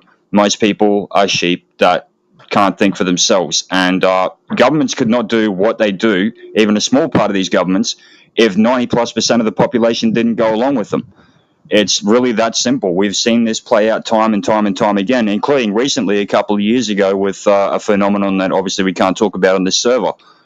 That's essentially, to your point, you are right. I was just trying to put it in simpler terms. Most people are sheep. They're easily led. Those that aren't sheep can easily lead very, very big amounts of people, very large populations of people, very, very easily, because most people are too afraid to think for themselves and have very little agency. Yeah? But maybe I missed it, but I never caught the they. Can you tell me who the they is again? I missed it completely. I'll say it one more time, right? So they are the ones that would be behind the who are they? Overall agenda. Well, who are they? Do they have Wait a second. Hang on a minute. Does this guy even believe there's been a murder? I can answer it.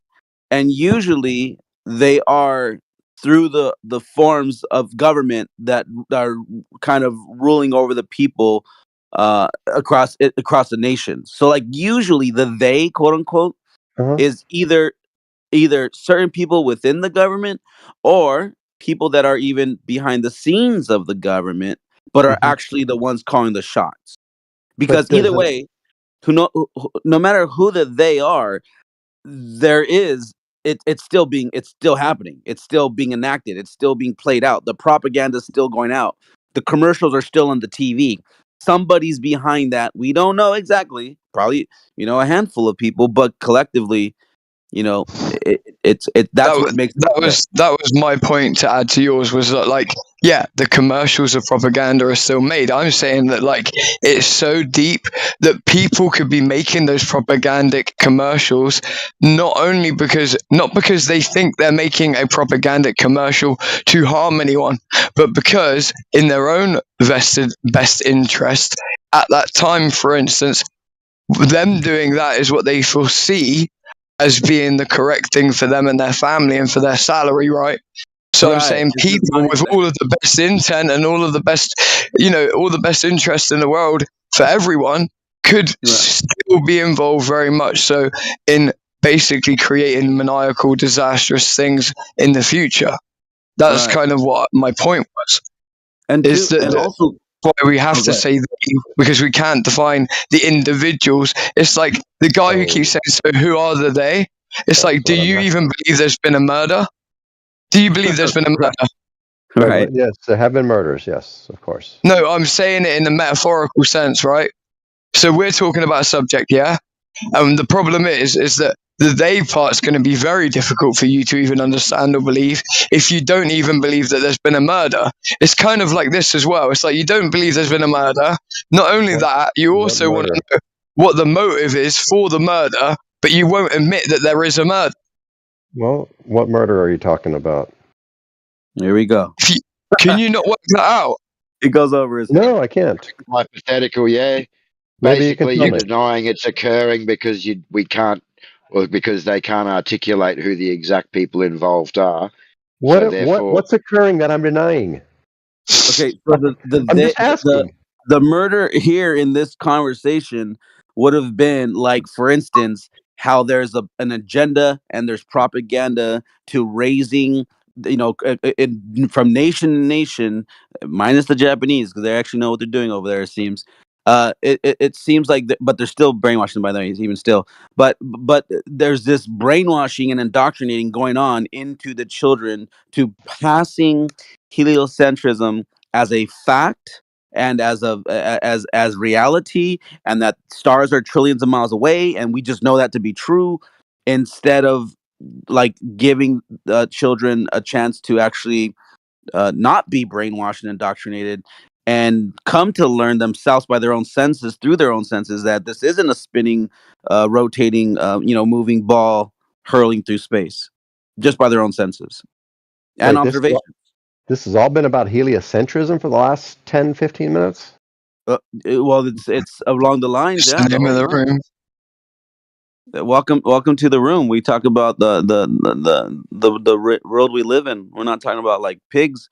But another thing too, real quick, in regards to I know sometimes people like Scott, and other Globers, they're gonna there's gonna be too many people in on the lie. You can't tell me that everyone's lying to us. But the reality is if you had like 10 companies and they all employed 1 million people each, only the CEO needs to really know what's really going on and why he's carrying out an order to the COO.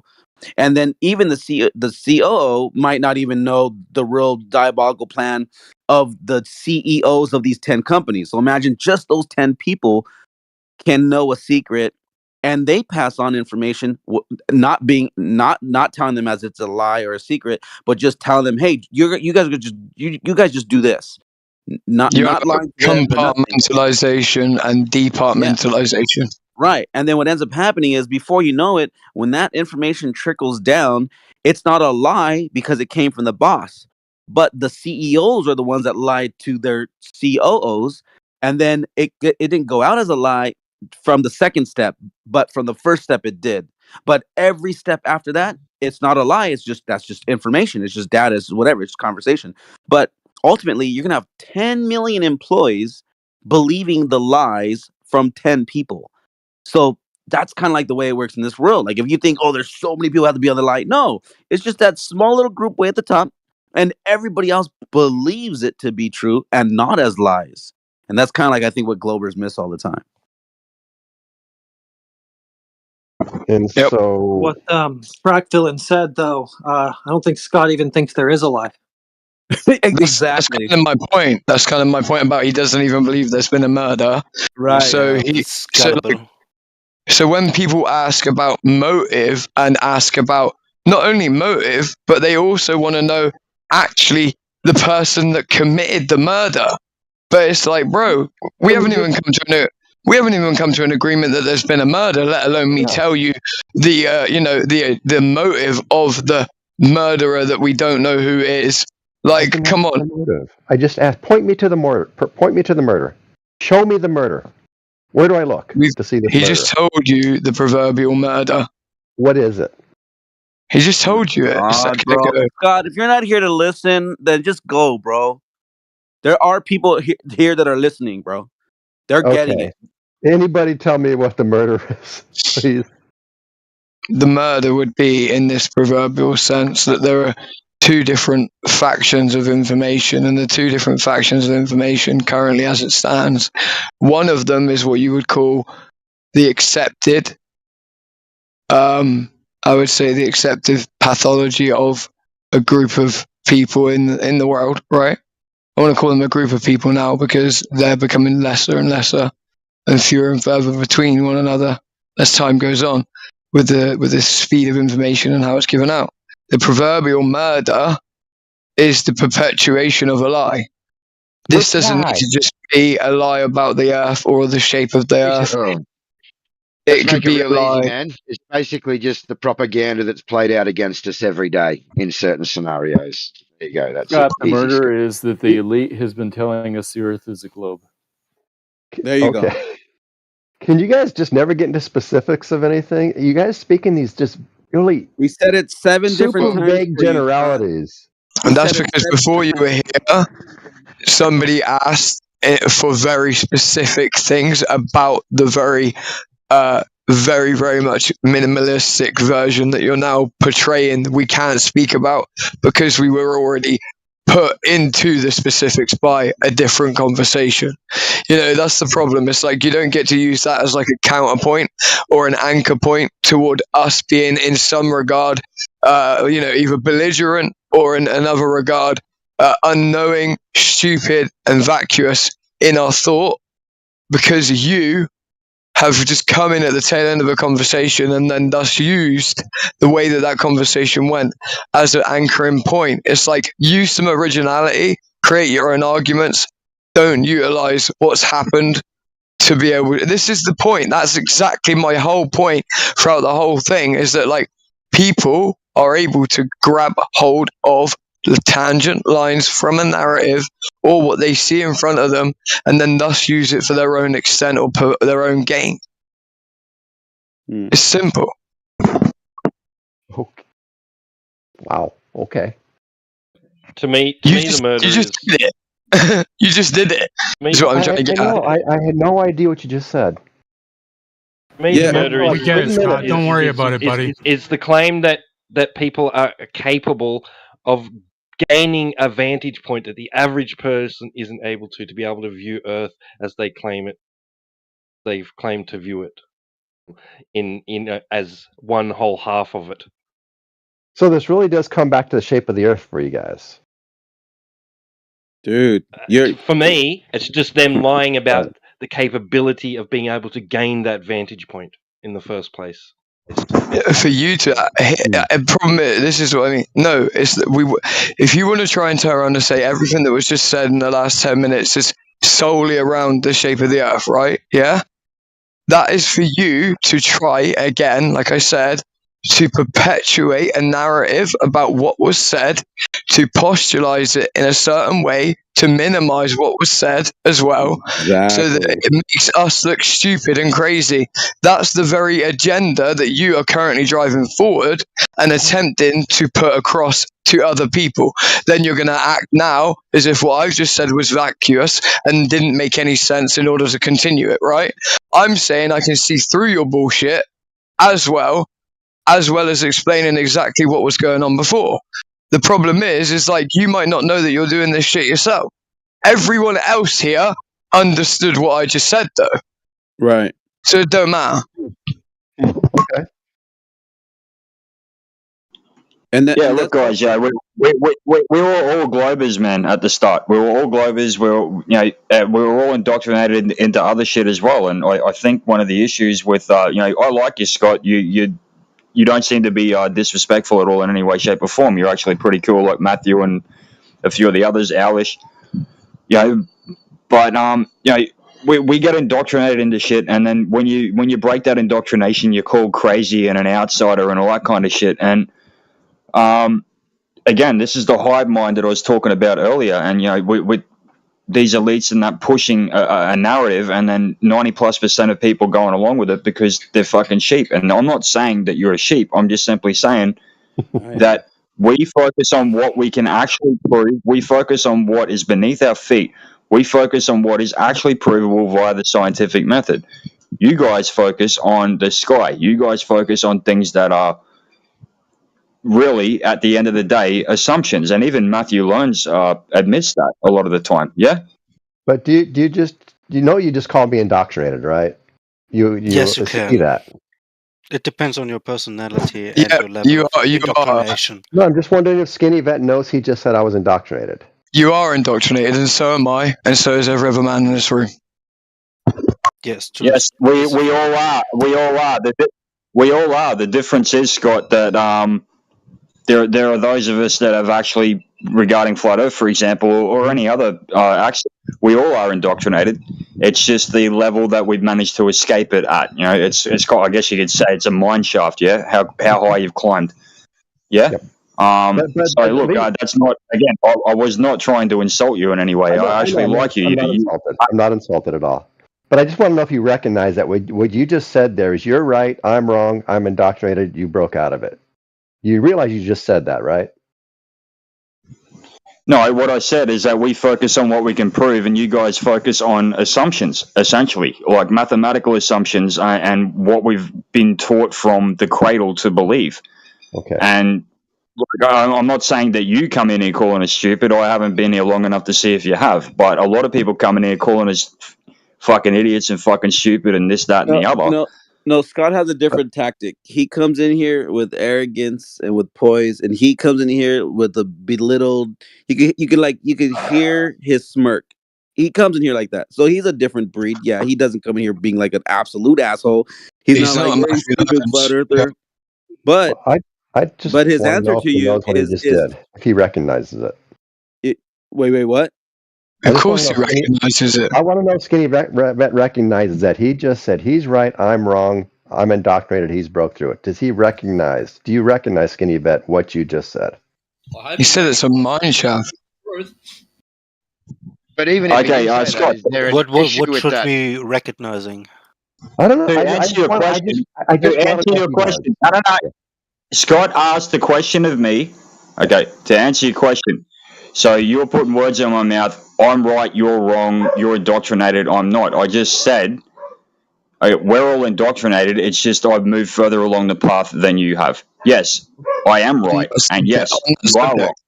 Okay, thank you. There you go. Oh, I was asking. So you do recognize it. Okay, interesting. All right. Yeah, that's because rightfully so, though, Scott. That's a rightful thing. Well, we could argue that, but Well, true. That's Yeah, I why it's mean, called Discord. Scott, you are trying for months and months and months. Every time I see you here, you come usually over with the same argument. You start always with the same topic where you jump in, and you try to convince people as soon as some mods are leaving, or depending on the situation. You try it all the time, over and over again. And I do not recognize any kind of comprehension or humbleness in terms of information gathering. You seem to listen sometimes, but you're not, what information do you think was just provided that I need to gather? I mean, we have repetitively given you information about the horizon, of water level, the sky, the sun and moon, and everything. And depending on your state of mind, however, you'll repeatedly go over to the same globe arguments over and over again, which you do not seem to come out of. Can I help you out a second? To put a finer point on it. So, dependent on who you're talking to, the when and how and what and why, right?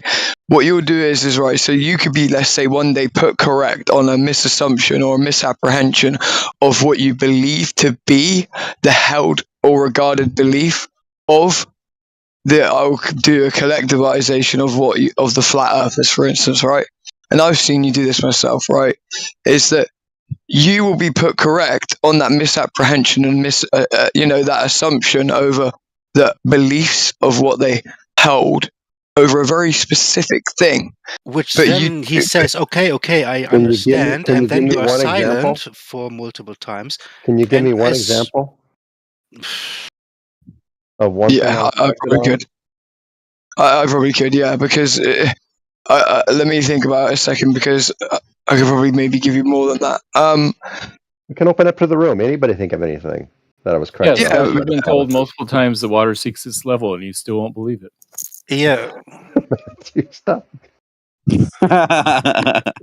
Well, no, that's agreed upon. We all agree that water seeks its own level. I know you do. It's I'm talking about you going through the same motions of argumentation based upon, let's say, an original or misapprehension of the very position of the person you were talking to originally. Name one of those things.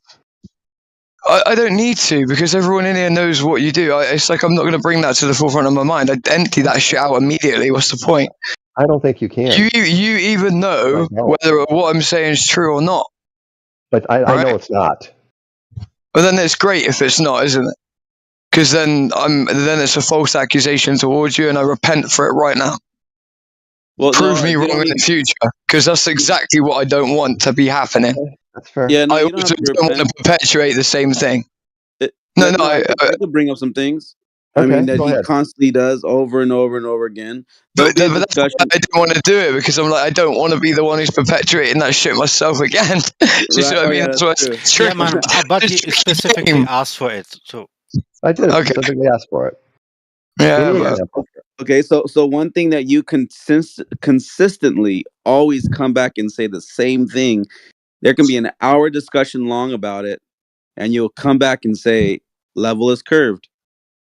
All day, every day, for years now. This is what you do. Level is curved. And that's completely wrong, but you have your bias, and you sit in there, and you will not accept that horizontal is horizontal, and that's what it is. Level, flat, horizontal. You won't accept that. But that's reality. But that's not a misapprehension about a flat earther or what you believe. I know you believe it's flat. I've never come in and misrepresented your views. It's not about believing that the earth is flat. And again, I don't like that term either, because I think this is why I know you've heard me say this before too. Now, what I try to do is when I talk to a glober and they say, "Oh, you're a flat earther," first thing I do is what? Okay, when you say that in your vision, what do you picture? Most of them, 9 out of 10 of them, will picture the same image that gets posted on YouTube. If you type anything about flat Earth, they show you a diamond rock looking thing with a flat top representing where we live. And if you ask somebody, a glober, what do you think of a flat Earth is? They think that's what it is, and it's hurling through space or floating. But That's wrong. have you ever heard me attribute a model to you guys? No. No, But have you do insist that the Earth has to be your model that you believe it to be, the same one we used That to is believe true. in. Okay. But I never attribute a model to you guys, do I? No. I mean, not that I Nope. remember. You might have. I don't think Never have. Never have. Okay. But I like I said, I don't recall you doing that. But you do come in here and it's like you hit reset, because we could go on hours telling you about how horizontal straight and it doesn't curve and that blah blah, and you'll come back tomorrow and be like, "Oh no, guys, curved is horizontal, straight line, flat." What? That makes no sense. Scott, you appeal to consensus, buddy. Guilty as charged.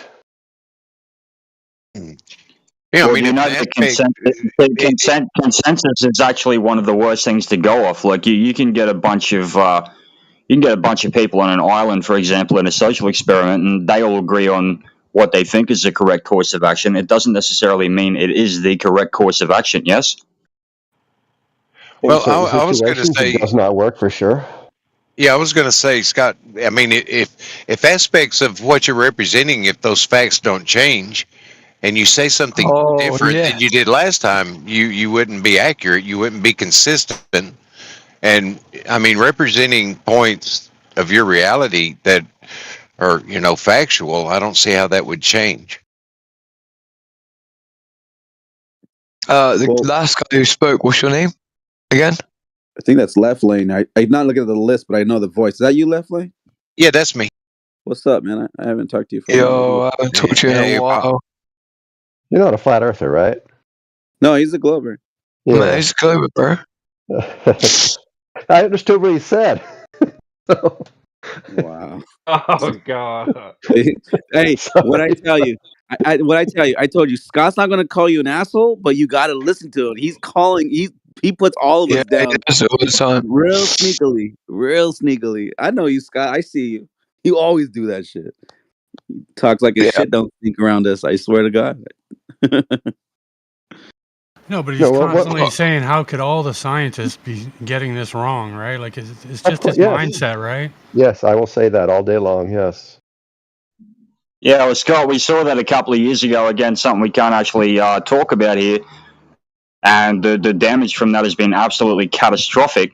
And those that did not agree with the consensus of the majority they lost their jobs, they lost their licenses to practice, they were sidelined, they were cancelled, they were silenced, and it turned out that they were correct. And this is actually let's not talk about that. I really don't want to shut you down, but if we can't talk about that, let's not talk about that. Yeah, let's just not talk about Yeah, right, fair enough. Sorry, but my point being, like, you're saying the consensus, from what I'm gathering, the consensus means that something's true. No, it's not. Like, if you go back to the Salem witch trials, in Salem, everyone agreed that they were witches and that it was right to dump rocks on them and crush them to death. That wasn't right in hindsight, was it? I agree. Consensus does not make correct, my friend. I agree. But I was talking to the consensus of scientists in 2024 is pretty darn correct on all the things that they study. Except for the one thing that we're not allowed to talk about. The thing you notice when you actually look through history is you get pattern recognition, and part of that pattern is that you have a consensus amongst people of what is right, what is wrong, etc. And there are definitely objective moral standards and whatnot. Don't get me wrong, but one thing you notice: history repeats again and again and again because of this herd mentality. People are sheep. They all go. The vast majority of people are sheep. They can't think for themselves. They need someone to tell them what to do. And those of us that don't trust those telling us what to do. Those of us that don't trust the mainstream narrative. I'm not talking about contrarianism here, because I don't like contrarianism. The contrarianism is obviously where people just automatically go the opposite way, whether it's right or wrong. I'm not talking about that. What I am saying is consensus, and you don't need a scientific, peer-reviewed scientific study to know this. Consensus does not necessarily mean that something is right. It doesn't matter that whether it's 2024 or 1524. It does not necessarily mean it's correct. But some things are correct, Well, and some things are established as correct. Yeah, I'll say with the scientific method, there can only be consensus, because if you disagree with it, you're just simply fucking wrong. But wouldn't you think that And whether consensus somebody would be? agrees with it or disagrees with it is irrelevant. It's the results that matter. It's the fucking results. That's right. Yeah, And so that's why engineers are important too. It's not just the scientists, but the engineers. For example, the engineers who created GPS and satellite TV. And lo and behold, both those things work.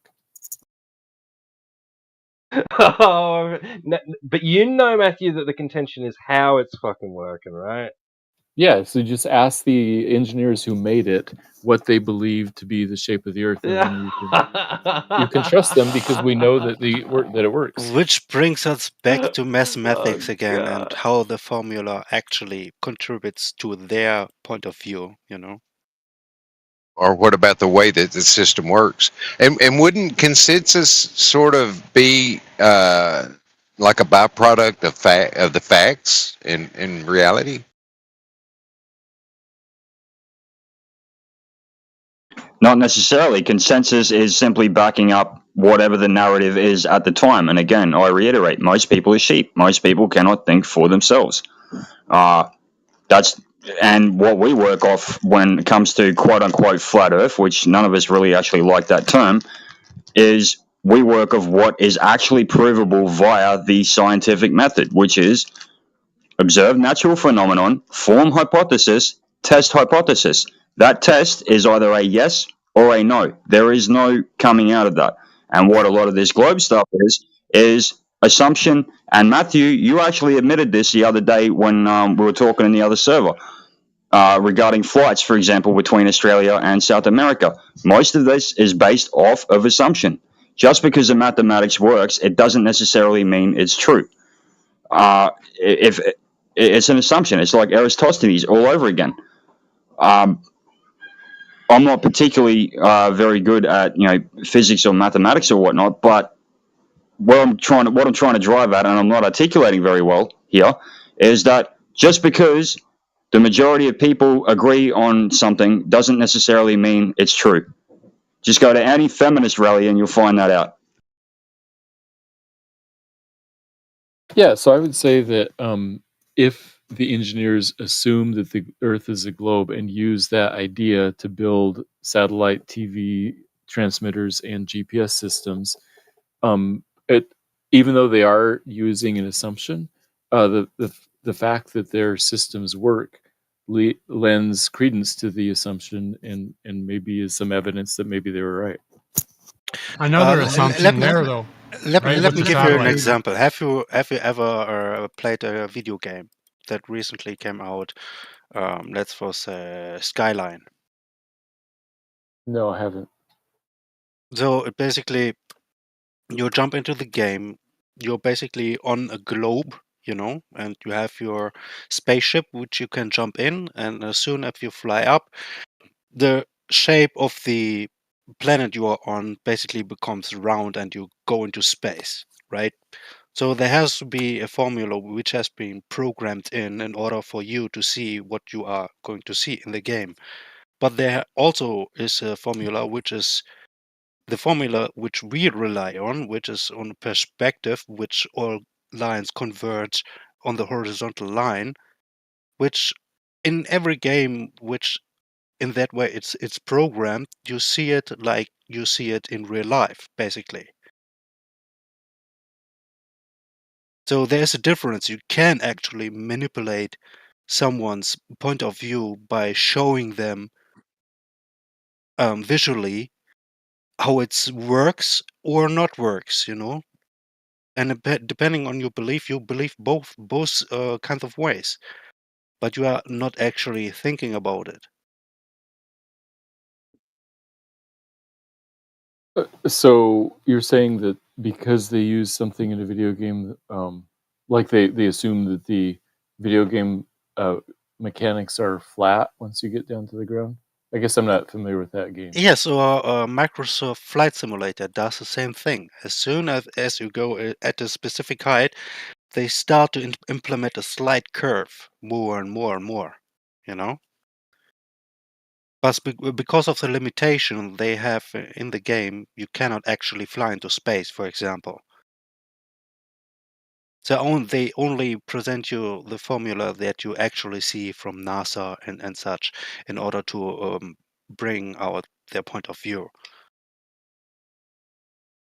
Yeah, I'd say for simulations, you want it to be visually close enough. And so I think that modeling a video game as a flat plane gives realistic enough looking graphics. So I think it's fine to use a flat. It's not usually not only about the graphics, but the way the game is presented to you, you know, what you actually see and how it reacts to you. That's interesting too, because there was a guy that was like a developer or whatever. Like he wrote code, and I think he's this back in the Asylum server, and he was saying like how I think it was Fortnite, that the developers, that the way they created it was flat, like an infinite flat plane, and that's why like when you're running up to a tree or something, it's smaller and then it gets bigger, but he pointed out like if you look at a simulation like where the graphics is based upon like a globe, you get the same effect. It literally like is the same.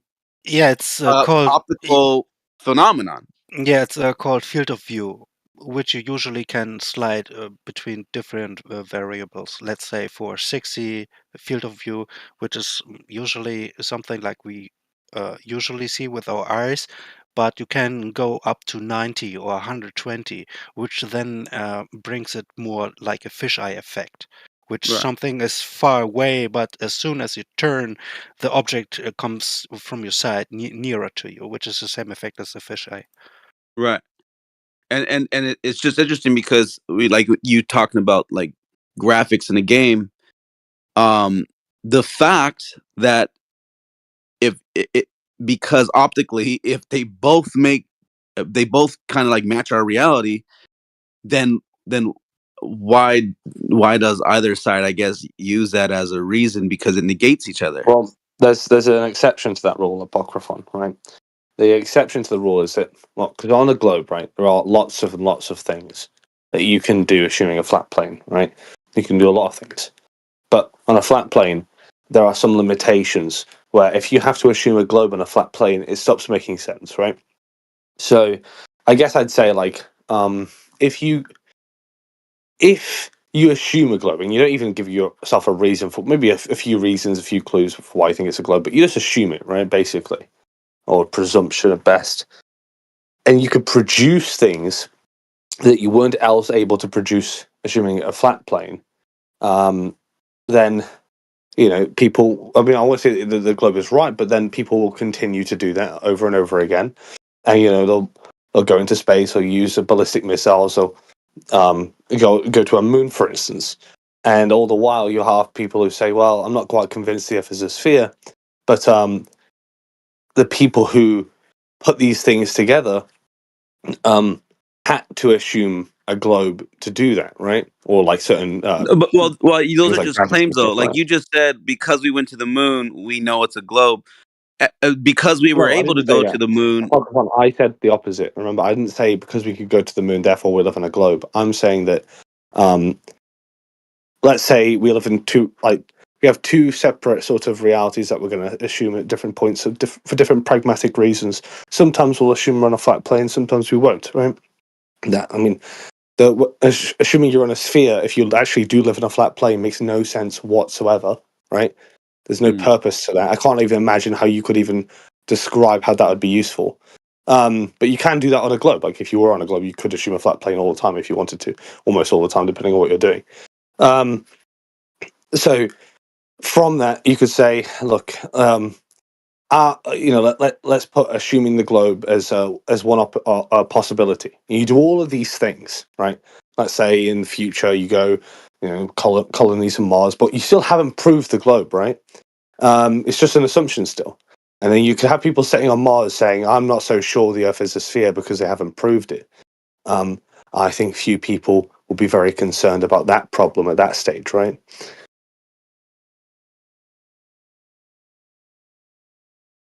I mean, yeah, that happens. What the fuck were you on about? It's just a demonstration. Well, it's kind of like a point to say that if you can assume a globe and do things with it, right, in the future, and these will create different possibilities, and people start doing things in the future, or even now. But like, it's much harder to say now because you already deny people go to space, and it's really hard to communicate the point to you. But if you assume a globe and you don't really prove it or anything, and then you land people on Mars using orbital mechanics and using assuming a sphere to get into space in the first instance and so on, and you still haven't proved the globe, but people are standing on Mars. Sure, like you haven't proved the globe, but people on Mars aren't going to be very concerned about that problem, are they? Right? No, but well, in your theory, yes, but no one's standing on Mars. No one's going to the moon. No one's, and that's kind of like that's the flip side of that. So like if now let's, I get what you're saying. Now let's rewind it real quick. Let's put it this way now, okay? If you hear that people are going to Mars and people are going to the moon and people, then you don't have to go there to look back and see your ball, because you're going to believe that it's a ball because they're telling you these people, they're going here doing this and doing that, and they believe it's a ball. So then you're just like, yep, it's a ball. How do I know? Because we're on the moon. How do I know? Because we're on Mars. How do I know? Because we're flying away. Yeah, I think you've taken the example and assumed that that's the only possible way that I could describe that. I mean, like I for instance, could say, like I said earlier, that there's only one possibility if you assume a flat plane. Let's say you're on a flat plane, right? You don't need to assume a sphere on a flat plane ever, right? It should just follow, right? Everything should just follow from the flat plane. But on a sphere, if you zoom in the scale, you have the sort of almost Euclidean-looking sphere, and then if you zoom out, then you have to assume a sphere of a certain radius and so on, depending on what you're doing.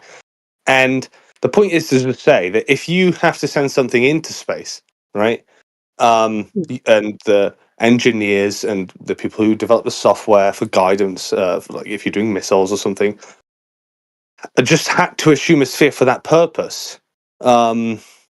And that was written into their mathematics. It would make no sense for that to be true on a flat plane, right? Wouldn't mean that it would necessarily have to be a sphere for that for them to have to do that, but for a flat plane, it makes no sense. Okay, so Britt, to say because the math would be based upon a globe and it works in that sense. Like they like literally made a movie about this. The one black woman that figured out the math for them to land on the moon, because the math works, then we know it to be a globe. But then no. I'm trying to make it clear that I'm not concluding the Earth is a sphere, right? I'm saying that I'm doing the opposite and saying that you're saying that indirectly, though. if you assume a sphere to go into space, right? Maybe it's not quite a sphere, maybe it's some other shape, but the sphere was useful for that purpose. That's fine. You're not confirming a sphere with that mathematics.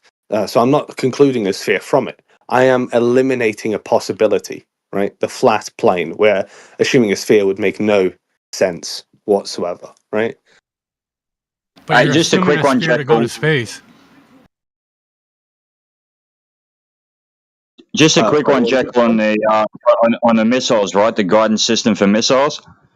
That works off of a knowledge of exactly where that missile is supposed to hit. It doesn't matter whether you're on a globe or on a flat plane. That much I do know. That depends on the missile system. Which one are you talking about? Anything from IBCMs to your Hellfires to your Harpoons to it doesn't necessarily factor any of that shit in. It's the location and how long it is and how far it is and the direction from where you are firing that piece of ordnance as to where it's got to hit. And the aim of any fuller shot is to kill your enemy and not kill your own people. Yeah. Okay. So with small range artillery, you do need to assume a flat plane, but with like things like HIMARS and ICBMs, now a lot of those calculations they make are confidential, right? I mean, obviously they don't give away their guidance systems to just anybody, but I'll say that they tell us that they do have to assume sphericity, right, and Coriolis for these sorts of things, right? Now they could be lying. They could be lying to us. They could be lying to us, especially about HIMARS, right? That do very long range shots. But you don't know, and I don't know. The only person who would know would be an engineer, right, who works on those systems, and they're not going to tell us, right? So I think that's kind of like a dead end, really. No, I'm not saying that I know, and I'm glad that you admitted that I don't know 100%, and you don't know 100%. I'm ex-military myself, and I don't know. But you're the one that brought up guidance systems supporting the globe. Well, I'm saying because they tell us that they have to do it, and I'm just going with what they say, right? I mean, I don't really want to debate HIMARS, right? I mean, I've got a friend who did work in. He's on the server. He's an aerospace engineer, and he worked on weapon systems for arms manufacturers.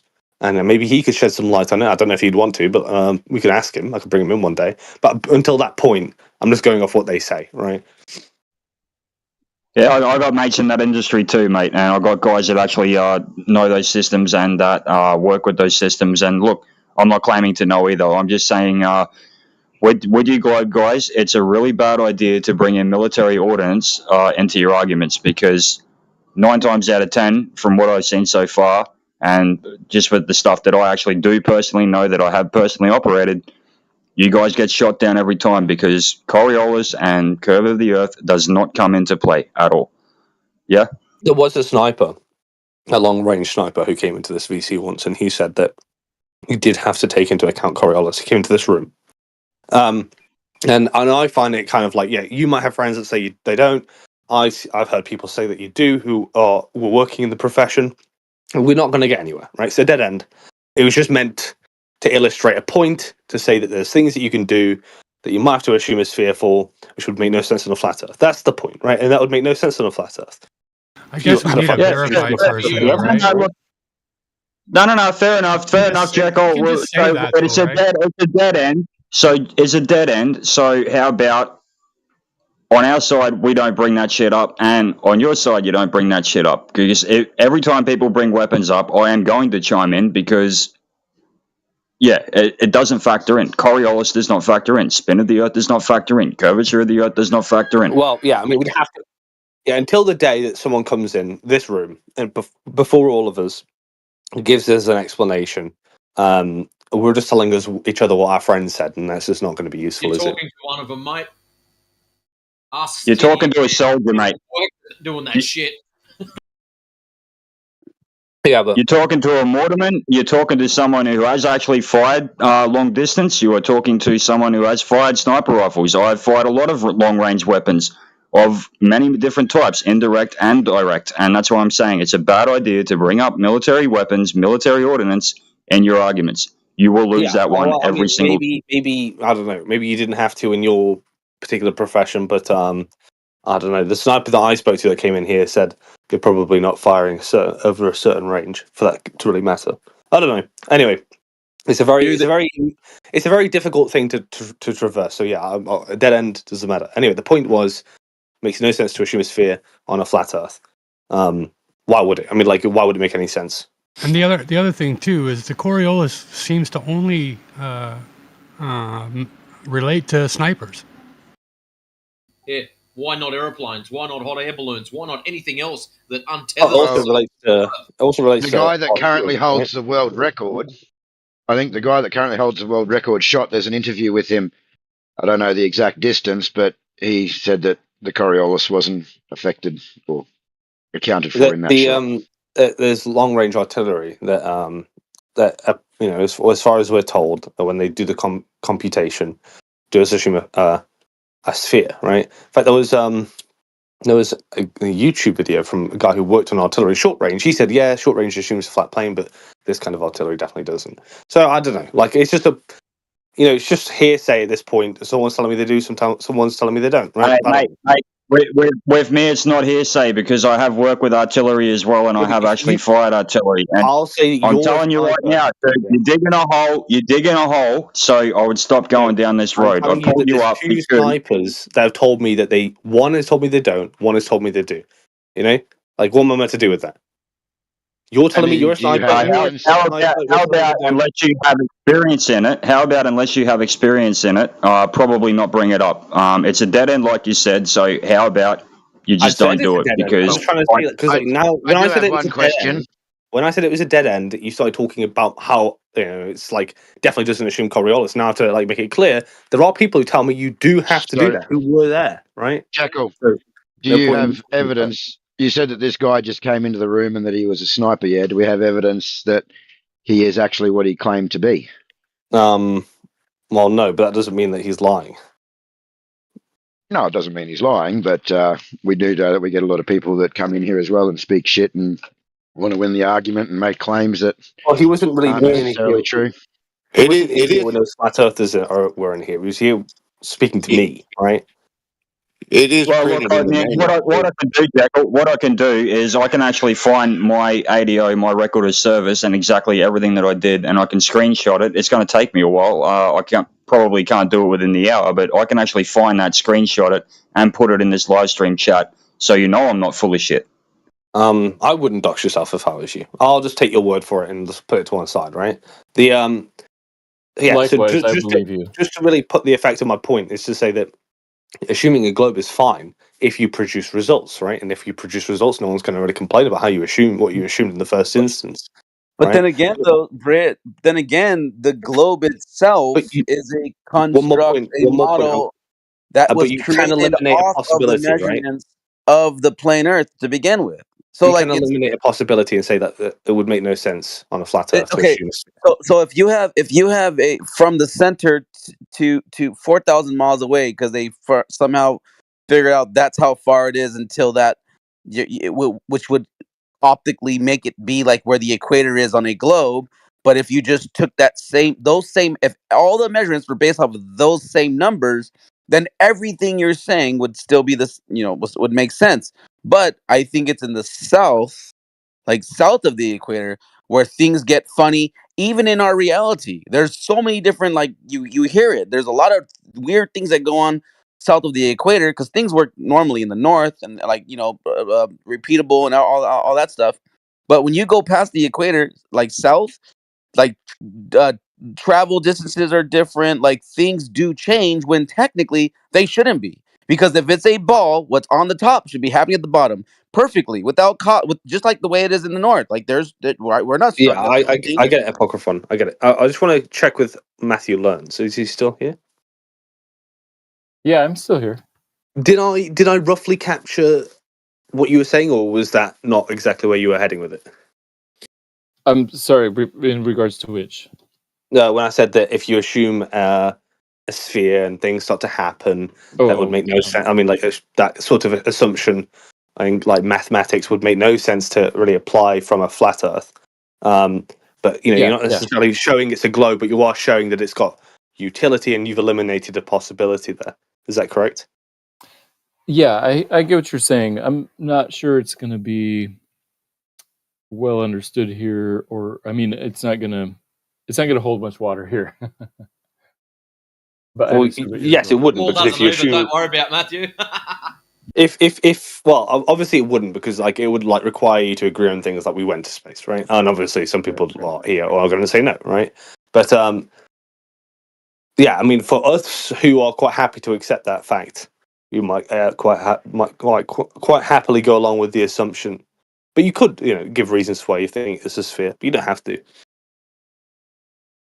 Yeah. By the way, Jekyll, I wasn't trying to be a dick before. It's just you know. I do have experience. The same with navigation. Navigation is 100% based off of a flat Earth. We use flat maps. The compass works on a flat Earth. Sextants work on a flat Earth. So yeah, I'm only really good on the military aspects, Yeah, but and I wasn't trying to be a dick. I was just saying, like, it's probably not a good idea for you guys from your side to bring things up like that when you actually have military personnel, ex-military personnel that know what they're talking about in the chat. Yeah. Yeah, I think that you'd be a very but first of all, two things, right? One, you know, as far as guidance systems work for advanced weaponry, I don't know, but like for navigation, that'll be I want you to speak to Bacon, right? Because I agree that there's some kinds of navigation you can do, just assuming a flat Earth, like you could do. You could store to do Dead Reckoning, maybe to some degree, probably not perfectly, but you could get you could. I'm sorry, I'm not trying to interrupt you. What is dead reckoning? Sorry, I'm not trying to cut you off there. You use a military term. What is dead reckoning? Do you know what that is? It's when you take into consideration the time and speed you've been going from point to point and estimate what your position is based on those two sums, those two variables. No, it's not at all. Dead reckoning is where you already have your bearing, you shoot your bearing, you look at an object along your bearing that is along that bearing, you walk to that object, and then you take your bearing again to make sure that you stay on track, because everyone is either heavy in the left foot or the right foot. It varies person to person, and you're not going to walk in a perfectly straight line. Therefore, you use dead reckoning, aka from your position. But I'm talking about the sea, where you can't walk over to an object. Yeah, but mariners have been using the assumption that they used for hundreds of years, arguably thousands. Mariners used the assumption that the Earth is flat when they were making their calculations, whether it's the Vikings with their supposed sun prism that they used to navigate by the sun, or whether it was mariners using the stars. They assumed that the Earth was flat, and they accurately navigated where they had to go. You couldn't. I don't like. First of all, two things. First of all, you're talking about Dead Reckoning on land. I'm talking about on the ocean. I'm not wrong. You were just talking about something else. The second thing is, as for mariners, if they assumed the Earth was flat, maybe some of them did. I don't know if you have a source for it though. For celestial navigation, That's how a sextant works. Deal with it. that's how a sextant. How does the sextant work? Mate A tricks. sextant just finds an angle between two things, right? And that angle is a what, mate? Come on, Matthew. You've been drilled with this multiple times. An angle is a measurement of between two straight lines. And therefore, you're on a flat plane. Congratulations, you are now a flat earther. Well done, mate. Oh, no, but you don't have to use the horizon or the flat plane at all. You can just look at the vertex distance and use that. Yeah, it doesn't matter what shape the surface is. Yeah, so you know the thing where you take the vertex distance and multiply by 60 nautical miles? That's the basics of celestial navigation. Vertex distance is an angle. Multiply that by 60. If you have two straight lines, right, and you're trying to find out the ground, one straight line goes straight up. the ground position of the star, right? Just to be clear, are you going to be doing, if you're on a flat Earth, trigonometry to find out the ground position? Yes, you are, and a sextant is based off of sea level, which is why for when you use a sextant in land navigation, you have to adjust for your height above sea level, being that the sea is flat. You're essentially working off of a right-angled triangle, a scaling triangle. No. No, the GP comes from the almanac. You're not calculating anything about the location of the GP. You get that from the almanac. You do, yes, that is correct. However, to make the calculation, you are again basing it off of sea level, which is flat. Yes. You're basing it off eye level, which is horizontal. You're actually basing it off of time of year. Not time of year necessarily, but the exact time of your observation as well. And you're not concerned with the 90 degree at the GP. The GP could be 3,000 miles away. You're you're getting your elevation angle in order to find out what your co-altitude angle is, and that's what you calculate your distance to the GP with. And when you do your dip correction, you're literally creating a horizontal line to make that 90 degree. But I know Globers say that's not true. No, You could it do is that. not. You could also just ignore the horizon altogether and measure directly the vertex distance, which is the difference between straight up and the direction of the star. So that means, Matthew, you'd have to take multiple measurements every couple of kilometers or miles to allow for the splayed effect, because you're going around a ball, remember? No. I'm just talking about, I mean... You wouldn't have to do celestial Every navigation 70 miles, every... you'd have to redo it. You wouldn't have to do it every few miles. You could do dead reckoning between when you might pick up your celestial navigation equipment. Yeah, celestial navigation gives you a position, your latitude and longitude. That's it. So are you asking about celestial navigation in terms of what would you would calculate off of? They're saying that you assume a flat plane in celestial navigation. No, we're saying Right. here's a flat plane. There's no assumptions in it. Yous are the ones that are assuming it's a ball. So you keep reversing that. I like it. I like your style, mate.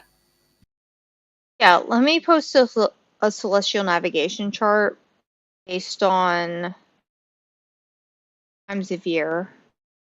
Are you that girl? That girl who's been away for like months but was there earlier? I have no idea. What do you mean that girl? That girl. Here's You were like, what's his name? You were Miggy's like girlfriend. That's the one. Owlishness. There you go. I've got you. girlfriend. Yeah, Owlishness. I mean girlfriend.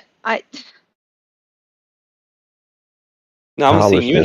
Oh, Huey, don't do that to her. So I've posted a celestial navigation chart based on altitude.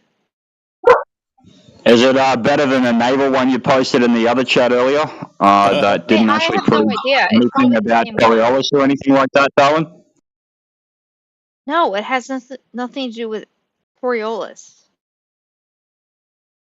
Okay, no worries. So with celestial navigation, have you actually done it before or no? So this is using a sextant That's based enough. on altitude correction. So what are you specifically asking for? So the reason I'm asking is I've heard celestial navigation come up a fair bit. Obviously, you know, Matthew is apparently a professor of mathematics. Obviously, you got the Jekyll guy. He's also brought it up. I don't know where you're sitting. I have actually done celestial nav. However, in the south, it's a lot harder than in the north because we don't have a North Star that's fixed that you can actually focus off. It's a lot harder, for sure. So why would that However, when you do celestial navigation, which I did, we did an escape and evasion course. I did that 2 or 3 times. Basically, what happens is that you have to escape and evade. You don't have maps, you don't have compass, you don't have anything. You have to make it back to the barracks from about 200-300 kilometers away, and you have to travel by night to reduce the risk of you actually being seen. You don't have an almanac or anything on you either, but you're given some basic knowledge as to where the constellations sit at certain times of year, and these calculations that you do make and what you're actually taught are based off of a topographical plane, just like when you do navigate with a map, with a protractor, with a compass. It's based off of the same flat surface as the sea. It is based off, all of this is based off of a flat surface. You cannot navigate. What was that, sorry? You're just talking about navigating on the ground using a compass and a map. No, this is No, No, maybe I did. Maybe I didn't articulate very well. I'm saying that the celestial navigation that we did do when I was doing, I think it's called SEERS in America. It's escape and evasion. Basically, you've got to bug out. You've got to navigate. You only travel at night because it's harder to be seen and harder to be tracked. And it is based off of the assumption is not necessarily the right word, but it's based off of a flat plane, just like when you're navigating with a map and a protractor and a compass during the day. You don't factor in any curvature whatsoever. No, and again, we had to navigate 200 kilometers back to the barracks, being chased by recon platoon and being chased by other elements in support company. And again, curvature does not come into effect. None of these things come into effect whatsoever.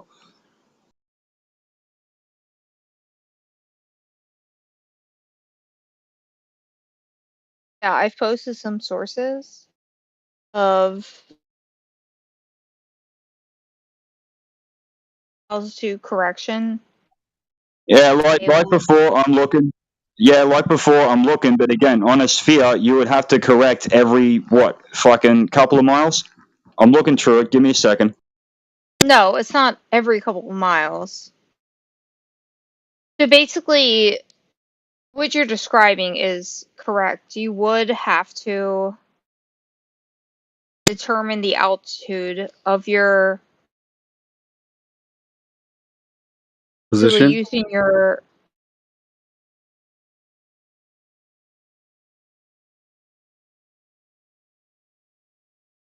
your sextant to determine your altitude. Yeah, I'm looking. I'm looking through all these numbers. Yeah, Right. I'm looking through all these numbers. Dip correction. Okay, no worries. But according to the globe model, based off of the radius, which is again 1.22 miles times the square root of the height of the observer, you would have to obviously correct, and the ONX would obviously have to correct. Yeah. So the horizon is 35.59, which does not apply in this. No, that's not. No. So the radius of the Earth is 3959 miles. Yep. Right. And that's where you calculate your drop over distance from that, which is 1.22 miles times the square root of the height of the observer. Right. But meaning that when you're doing celestial navigation on this spinning ball, you would actually have to adjust depending on what height you're observing from, that 1.22 miles times the square root of the height of the observer. So you would actually have to keep reshooting towards the stars or whatever the case may be. Sorry? You would not have to keep reshooting. No. Why not? Oops, I uploaded the wrong thing to the wrong server. Well, I heard that. I'm like in 2 different servers at once. Sorry. No, I heard you go. Did I post it in the wrong server? I've been there. Yeah, look, and again, Alice, look, I'm not trying to be a dick here. I'm just saying, but why wouldn't you have to readjust, given that we're on this geometric sphere? You would already have the correct, because you would be adjusting to the correct. You would be correcting to the correct altitude based on your position at the time. So you would not need to continually correct, right? Wrong. No, because you're basically going to a specific coordinates, right? You wouldn't need to recorrect yourself because you're going to that specific coordinates. You would only know according to the globe model, with these curving lines, these meridians that you guys have, you would definitely have to stop and correct both for curvature and for drop over distance. You would have to correct again every 1.22 miles times the square root of the height of the observer, whether you're on the top of a ship or whether you are in a little dinghy. You would have to continue correcting for that. Yes? No. you would not have to continue directing because you would still have those same coordinates regardless of whether or not you've traveled. Right? You would still have the same coordinates. How? Because you're still traveling along those same coordinates whether or not you started at a particular direction. So, if you check the chart that I posted, Yeah, I've been reading through it. yeah, so you start at particular coordinates, you know where you're going, so you stop at that particular coordinates, so you know where you're going.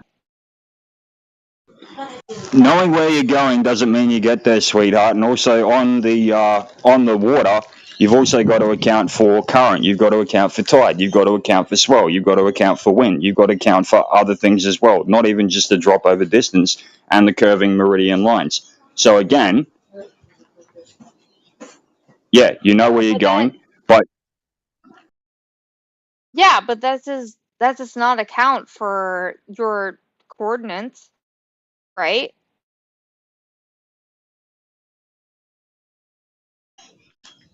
yeah, right. Again, you can know where you want to get to, but it's getting there that's the issue. And according to the model that you guys have, and this magical sextant that can work off of a curved surface at sea level, you can just use it once and then get your direction right. You don't have to actually keep adjusting. So your coordinates does not change regardless of any of that. So regardless of where you're going does not change of weather The conditions. reason it does not change is because you're on a flat plane. That's why. No, it doesn't. I was trying to gently lead you there. I was trying to gently lead you there. You weren't picking up what I was putting down. No, see, the direction does not change because you're going to a specific place. So the specific place does not change, so your coordinates do not change, right? No, it doesn't, but your position definitely does, and especially on a globe where, again, you've got drop over distance, you've got these curving meridians, meaning that you're not traveling in straight lines, so you're going to have to stop and recalculate where you actually are in regards to where you need to go. That's what I was trying to get you to intuitively stopping come and to. where you need to go. Here. Really? No, it's not about stopping and where you need to go because it doesn't change if you're traveling in the same direction. Here's Again, you can know where you need to go. You can know where you need to go. You can know your position at the time that you calculate where you need to go. It does not mean that you're going to stay on that bearing, darling. That's why, for example, even navigating on land, you use, for example, dead reckoning, and you use map to ground to figure out where you are at the time and make sure you get where you need to go. And you reshoot bearings. So, for example, again with dead reckoning, you find an object that is on your bearing. But you wouldn't be using that. You wouldn't be using celestial navigation on land.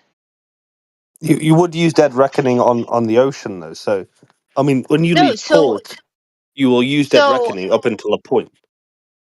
Yeah, you'd be using altitude correction and altitude navigation on the ocean. That's what specifically this is. You do actually use celestial nav on land, but all right, we'll move back to the ocean. My point being, and this is what you're not actually picking up. Navigation on the ocean, not on the land. Because on the land, you would have, specific navigation. However, on the ocean is where you'd be using celestial navigation, which is what the entire point of this is.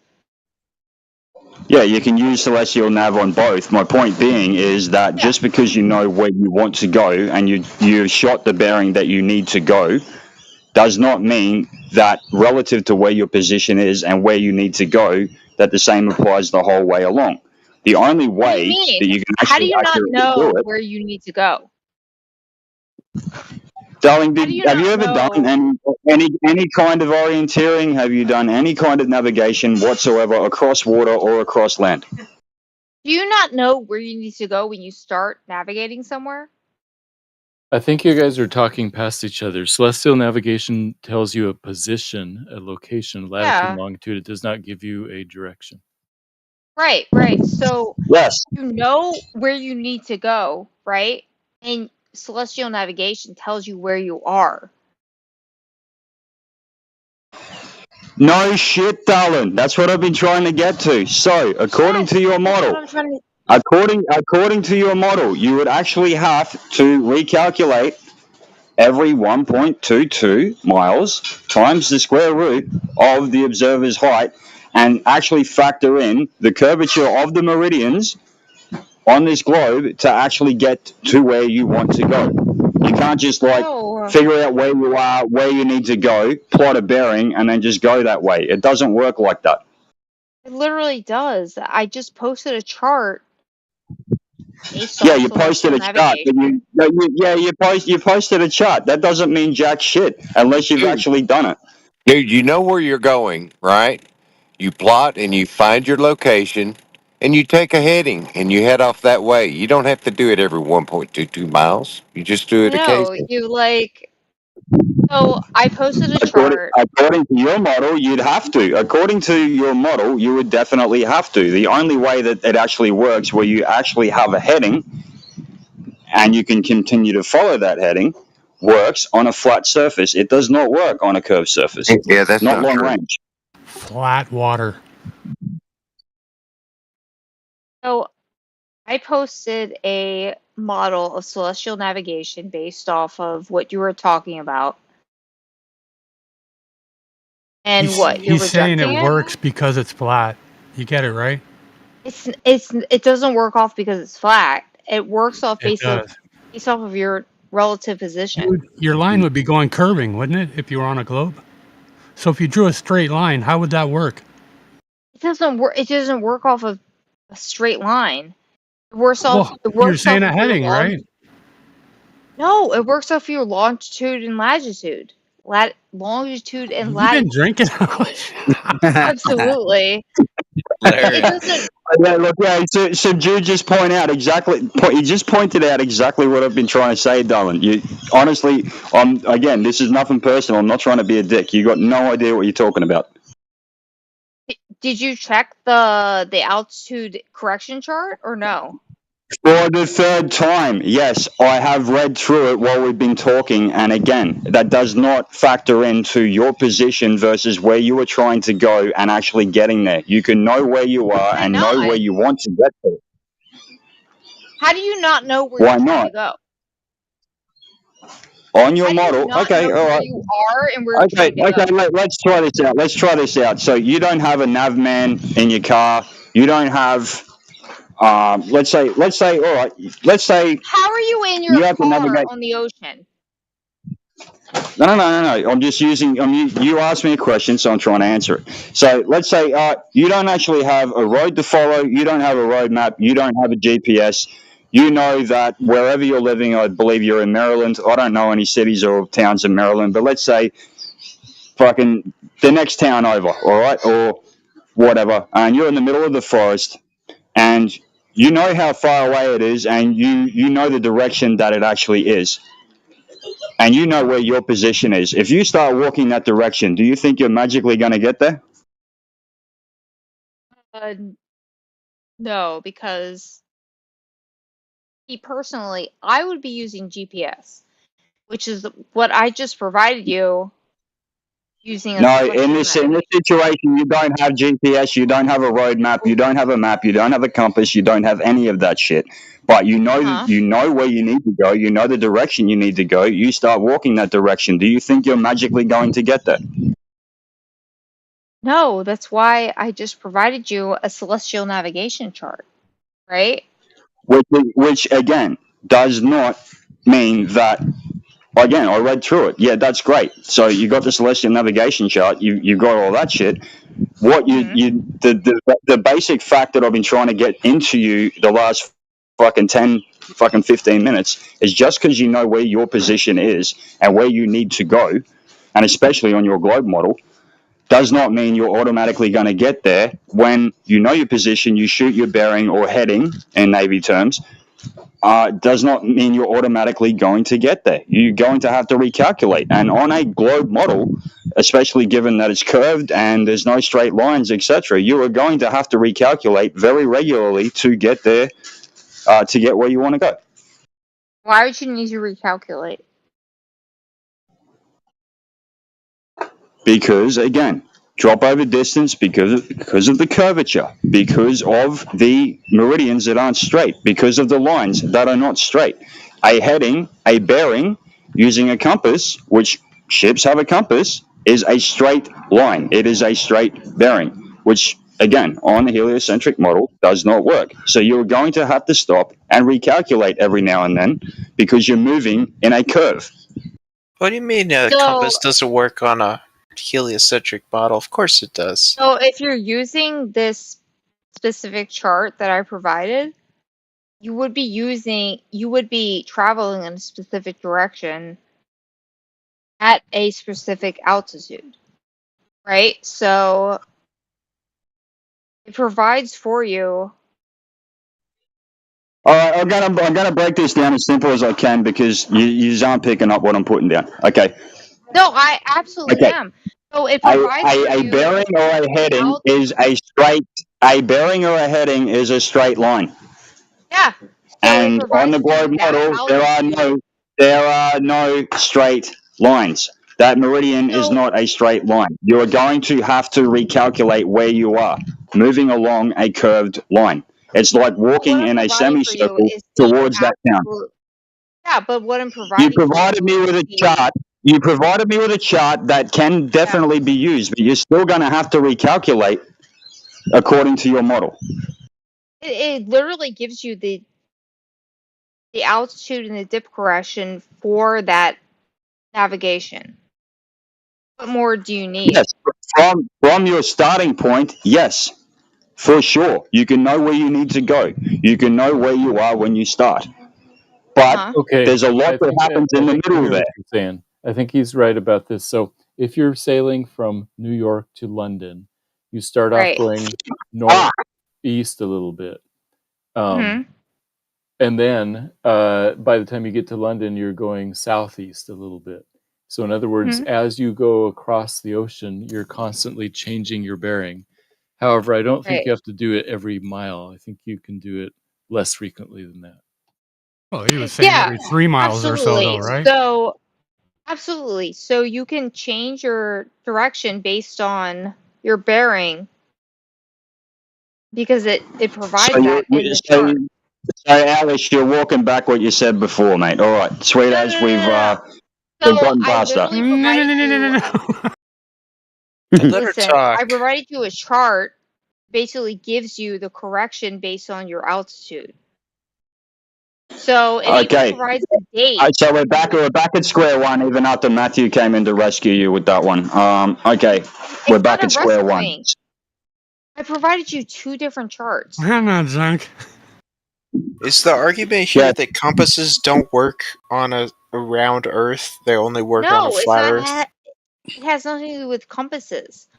I literally provided a chart. I believe he was talking to me. Oh, yeah, anyone who wants to answer. Go ahead.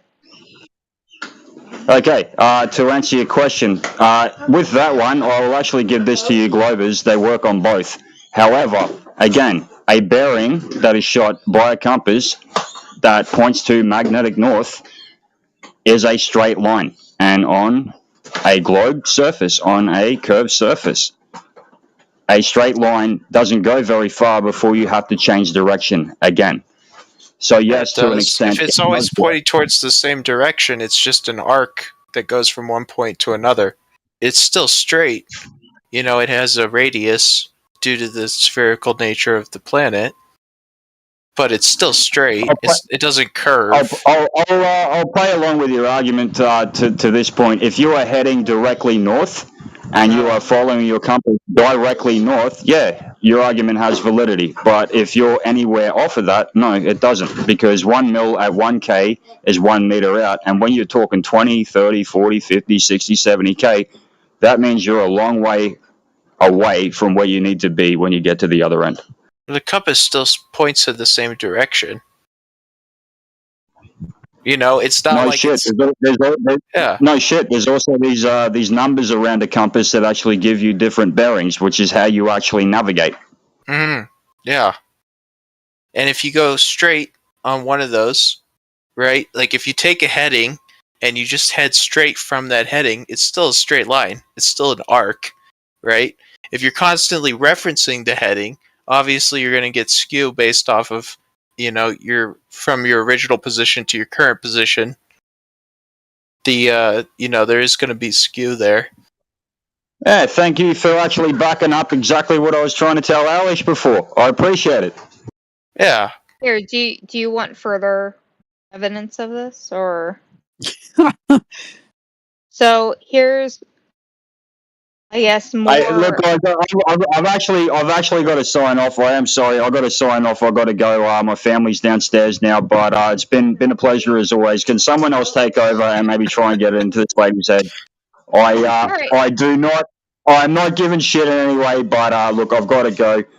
You have a good one, and I'll see you guys tomorrow. All right, see ya. Bye, Skinny Fit. Have a good night. Oh, damn, his microphone sounded like a fucking megaphone. Jesus. It's fine. Yeah, I've got So him I posted a second link to altitude correction cables for celestial navigation. He wasn't questioning your tables, Alishness. Honestly, I don't know what the fuck he was questioning, but I'm just providing the celestial navigation tables that I know are based off of, navigation that we use based on if you were navigating on sun, stars, moon, whatever. I think a simpler argument is the fact that we take the vertex distance, which is the angle of the star down from vertical, and multiply that by 60, and that is a linear relationship, and so no triangulation. So no right angles, no right triangles are involved at all, and that linear relationship only works if you're doing it on a globe, not if you're doing it on a flat Earth.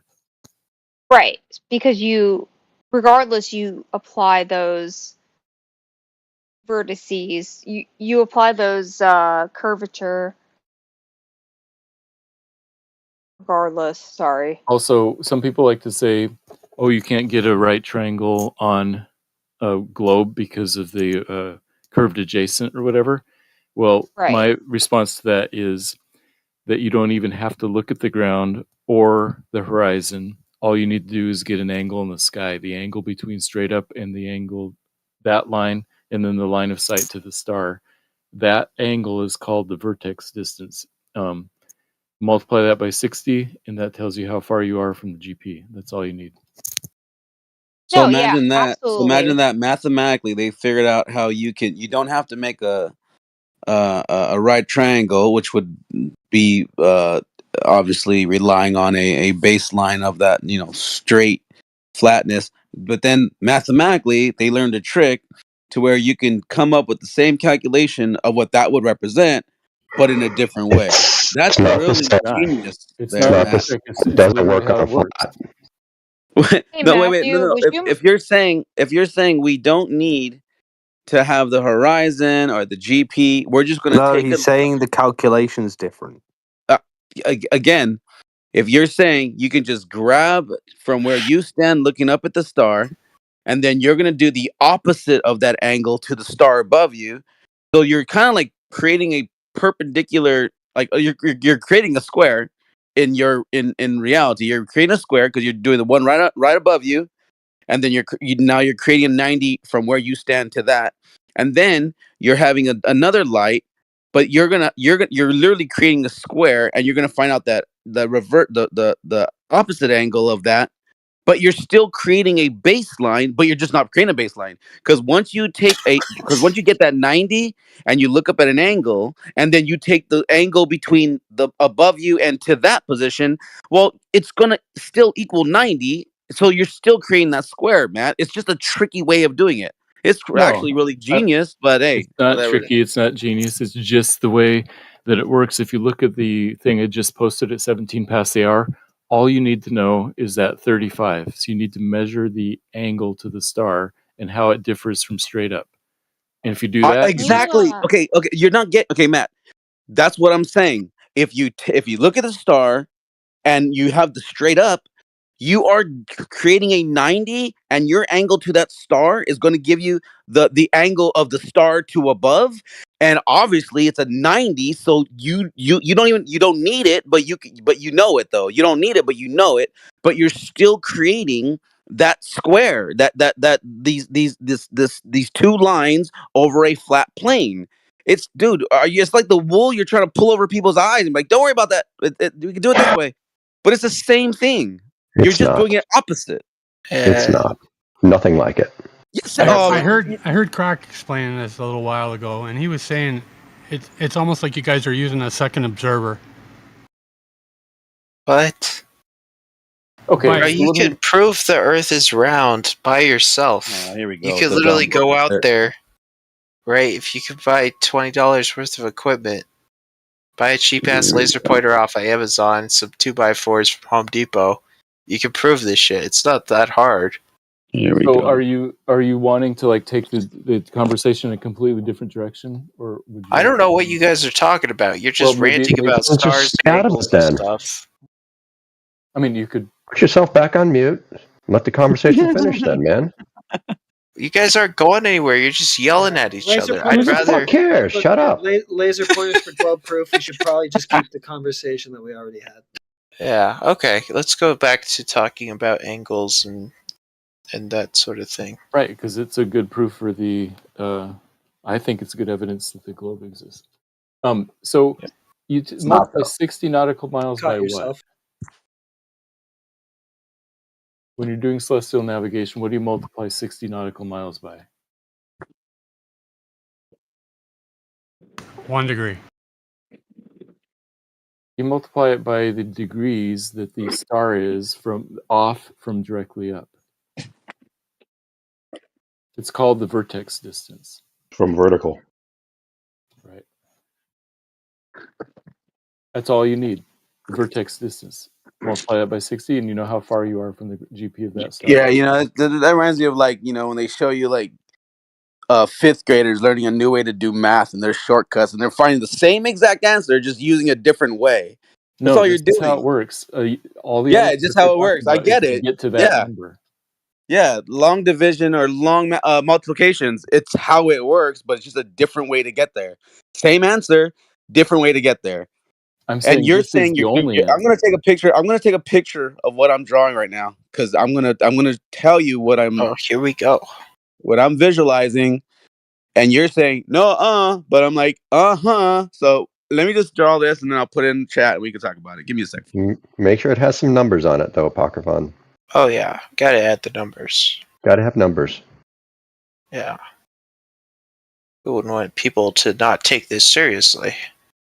So he's going to say that if you take 90 and subtract 55 from it, that's how you get 35. And I admit that is a way to do it. But basically, the whole purpose of doing that is because it's easier to look at the horizon and do the dip correction and everything to get that. But the point is that that's just a way to get to that vertex distance. Ultimately, all you need is the vertex distance. So even if you can't see the horizon, or if you're standing on a slope, Right, or whatever, you can still do celestial navigation. exactly, and that's why I'm saying that's what I meant, dude. That's smart. That's genius. Well, not necessarily genius, but that's smart because, like you're saying, if you can't see, the this is what you're doing here. I'm gonna take a photo of it.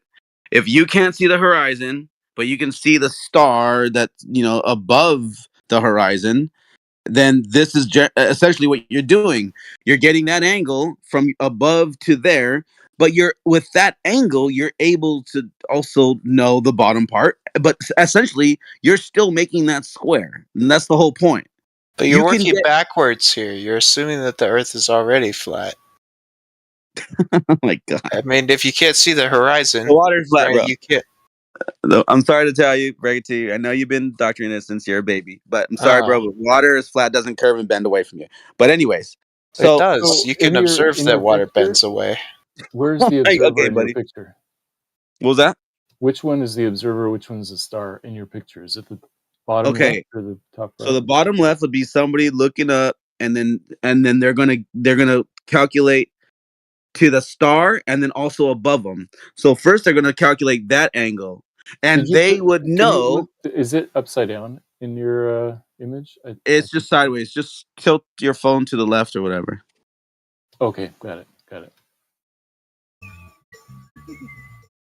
So all you're doing is like it's the same thing as if you could also get the angle from above you to the star if you knew the angle from the star to the ground, to the horizon. It's the same thing. It's just like it's simple. Yeah, there's two different ways to get it. Right. There's more than one way to skin a cat. But that's what I'm telling you. Like, just because you get it a different way doesn't make it a globe. Because essentially they're still using perpendicular lines.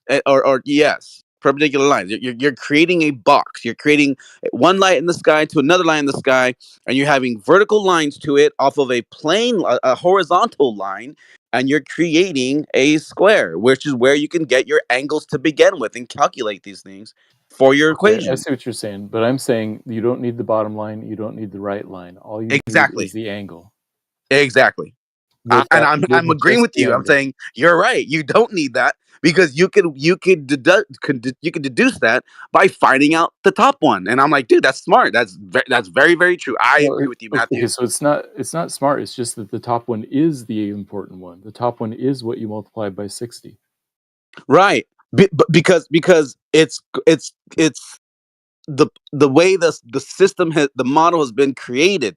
Imagine if you get a flat board, okay, and you know, like mathematically, at a certain distance away from the center of that board, that something at whatever particular height is going to disappear. Then you would mark that, okay, this is my halfway distance, or this is my distance to where it disappears, and then anything beyond that is going to be what it is. But if that math jives up, then even if you create a ball out of it, it's still going to be the same thing because that's the reality that you were measuring on to begin with, because it's a flat plane, and you know that if you go 4,000 miles away from that center, that thing in the sky is going to disappear and you can no longer see it, and we're going to call that the equator. Or Globers say, oh, we can't see it because it's behind the ball. Well, it's the same it lines up together. Obviously, there's discrepancies here and there because, again, optics, phenomenons, blah, blah, blah. We don't know the positions of them truly, yada, yada, yada.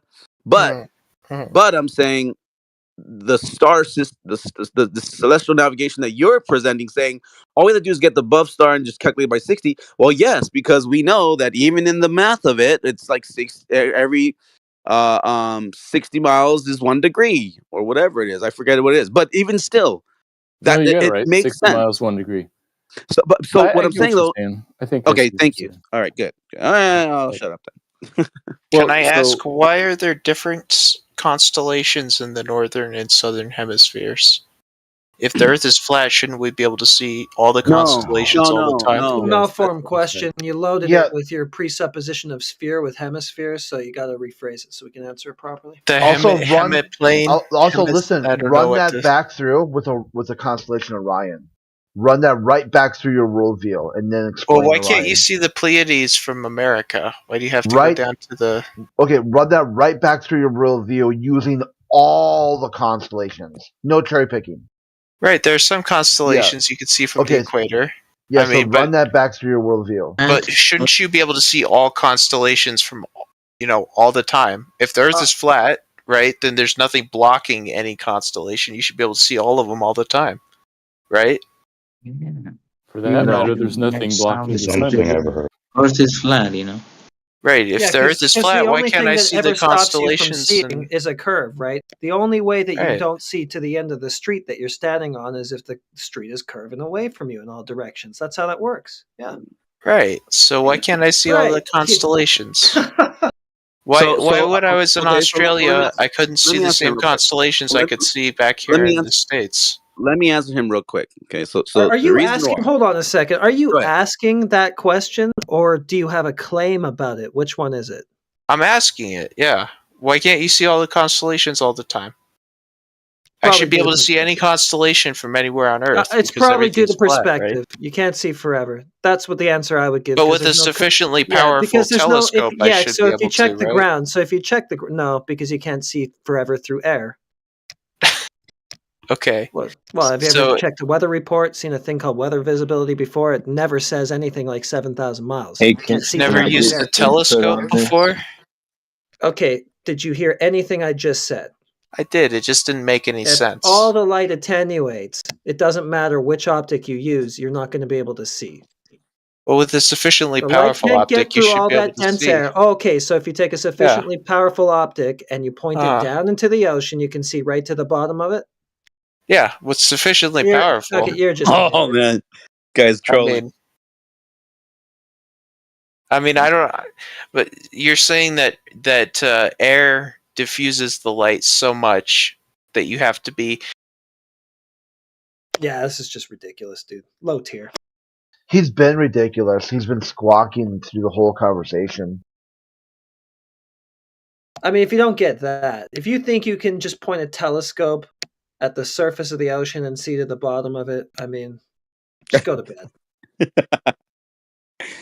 Oh man, that was kind of comical though. I ain't gonna lie.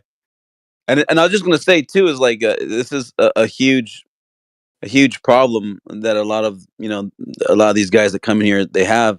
Like if you lived in Texas, you can't see Arkansas. Deep in, let's say, like if you lived in Dallas, you can't see like a plane that's, let's say, like over 2 states over from you, and you would think like, well, I should be able to, but that goes to like angle of resolution and like the thing's too far, like, you can't see it anyways, you can't make it out. But even if you put a light up there, that then it goes back to, well, you're just too far away from it, just like the same reason why you can't see Polaris from the equator.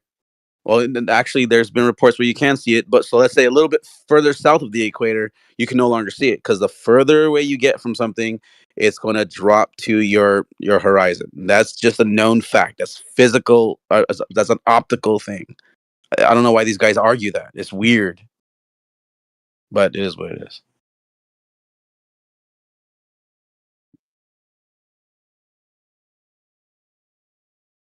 Maybe they'll understand it one day.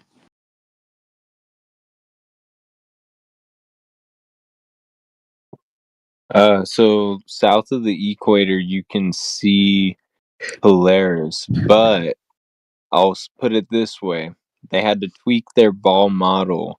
So they say that the ball Earth tilts 23.5 degrees. You know, they had to do because you can see Polaris, which is right above the North Pole, from 23.5 degrees south latitude, which you should not be able to see on a ball. So they had to claim that it tilts. That was like a later thing that they added. It's called damage control and reverse engineered explanations.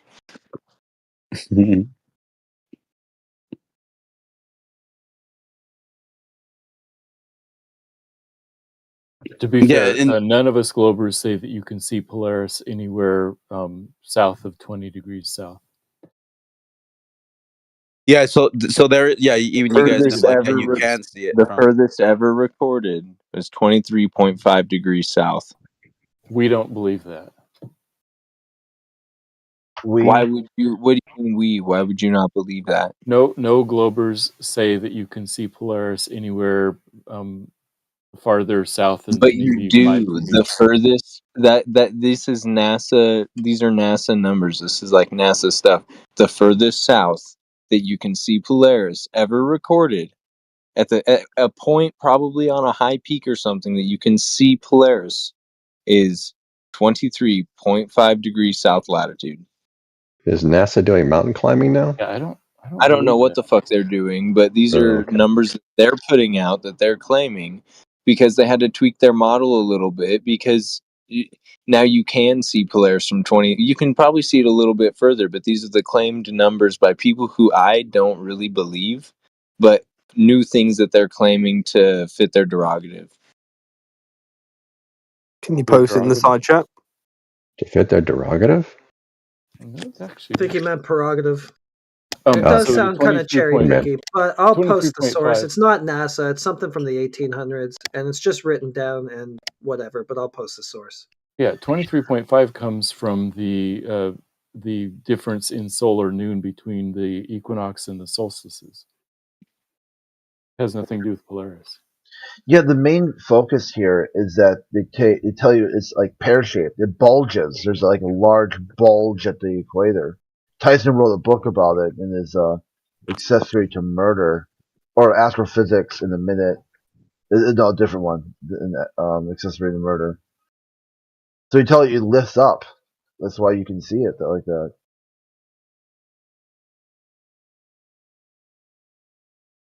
It's spun out like pizza dough, and it's wider at the equator.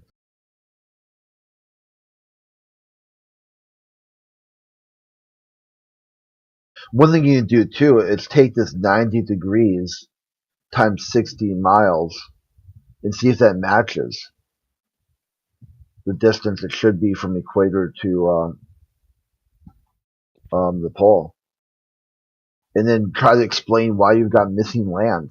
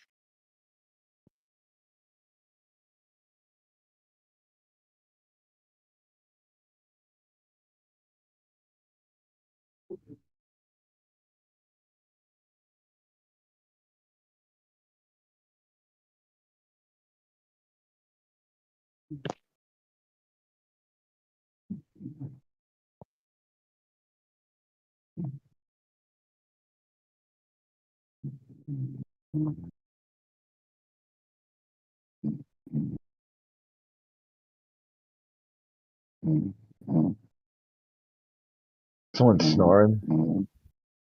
Yep. Rabbit. I've been there. Rabbit jab. Rub jabu. Yeah.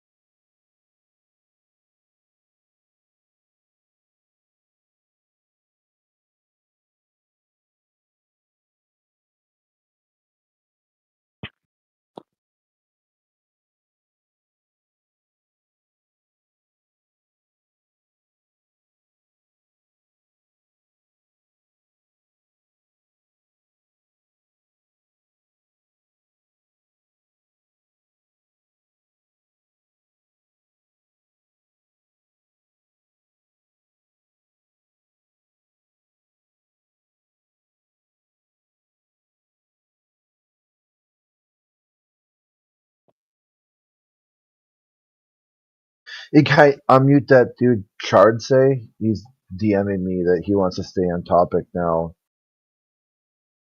He promised he's not going to interrupt, and he just wasn't certain in how he was articulating his point. Ah, thank you. I appreciate it. All right, do you want to try again? Not particularly. No, it's okay. Sometimes you're just at the wrong spot, the wrong place at the wrong time. They were going on celestial navigation again, which is only a topic because the 10th man raised it about 2 years ago. Before that, globalists have never even heard that celestial navigation was even a thing. They had no clue you could use the stars to navigate. Many of them were completely oblivious. I mean, unless they took Boy Scouts and they kind of went over using your fingertip method and whatnot. Then 10th man raised the topic, and suddenly every single globalist, anti-flat earth globalist, became an expert in celestial navigation overnight. Remember, a skill set that if you have this, you can get hired on any shipping company as a navigator for 6 figures. The career field is in so high demand that if you've got the ability to do this, they'll finish your way through school. They'll pay for it, 100% free ride. And you just got to sign a contract that you'll work there for like 7 years or something. The shipping companies are constantly sniping navigators from each other. That's how niche and powerful the skill set is. But yet every globalist thinks they are an expert. They really think they're an expert, but not one shipping company is sending them a letter, sending them an email, trying to get in touch with them. No one gives a shit about their celestial navigation skills. The only thing they use it for is to say nah when the flat earther's talking. So I think you were just in the middle of that because it's become kind of frustrating to hear globalists talk about a concept that they can't even articulate to begin with, let alone demonstrate. All right, I hear you, and I'm not interrupting you. Yeah, go ahead. I want to say I think celestial navigation used to play quite a big role in shipping, but I think with the advent of modern equipment such as digital clocks and there's a lot of different equipment. I don't think celestial navigation has played an important role in shipping in quite a long time. I think most shipping companies just use GPS now for their navigation. I think you would be hard-pressed to find a shipping company that is hiring people who are proficient in celestial navigation, who use an astrolabe and I don't even know what that thing's called, the angle measurer, the sextant, and the mechanical clocks and all that. I don't think that's in practice anymore. Yeah, they still do it. Really? Yeah. Yeah, there's a YouTube channel about a guy who's a navigator, and he talks about. I came across him because he did a time lapse of passing through the Suez Canal, which demonstrates like no curvature at all. I don't even think you need navigation equipment to get through the Suez Canal. It's basically just a pretty narrow. They just tow you through it.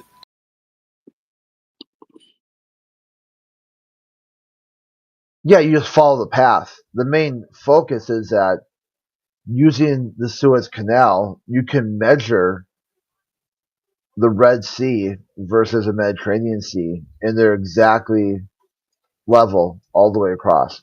Like 100 and, I don't know, something miles, like 100, I'm just guessing. I have to look it up. Like 130, 120 miles. Something a little bit more than 120. No curve. And when you come out the other side, completely level with the Mediterranean. Which then you could connect all the way back around too. Like if you complete the circuit there. Like if you were to survey your way across the Suez Canal, around, back down, over Africa, that would be flat and level all the way through. And you can demonstrate this another way too. Just have like a map of Africa, straight line distances to every single possible location you want to go.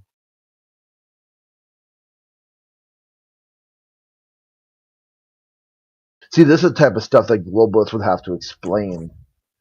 How is it that all maps, all models demonstrate flat and stationary?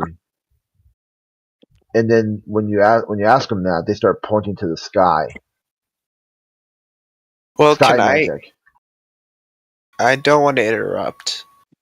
No, dude, you don't have to be like squeamish either. Just send out your voice. Okay, I don't think I've only heard you talk a couple of times, and you generally got these really scientific and literate questions. But it's okay because my epistemology is the only dumb question is the one you don't ask.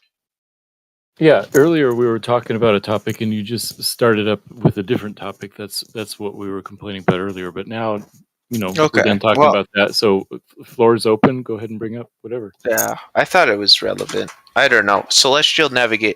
I don't want to bring this back up, but I feel like celestial navigation and stars, and it's something that I've studied, and I don't know. I have questions about it. I don't want to dredge it back up. What I'm really curious about is, I feel like at this point, I feel like my opinion is not going to be changed on this. And having spoken, I don't feel like your opinion on this is going to be changed either. So I don't really want to have an argument or a debate about this. What I'm curious about is, if the Earth really is flat, right? But there's all this general consensus that it's a globe. Why would what force is making people believe that it's a globe when it's so obvious that it's flat? What is the motivation to cover this up? Who does it benefit? Why is it?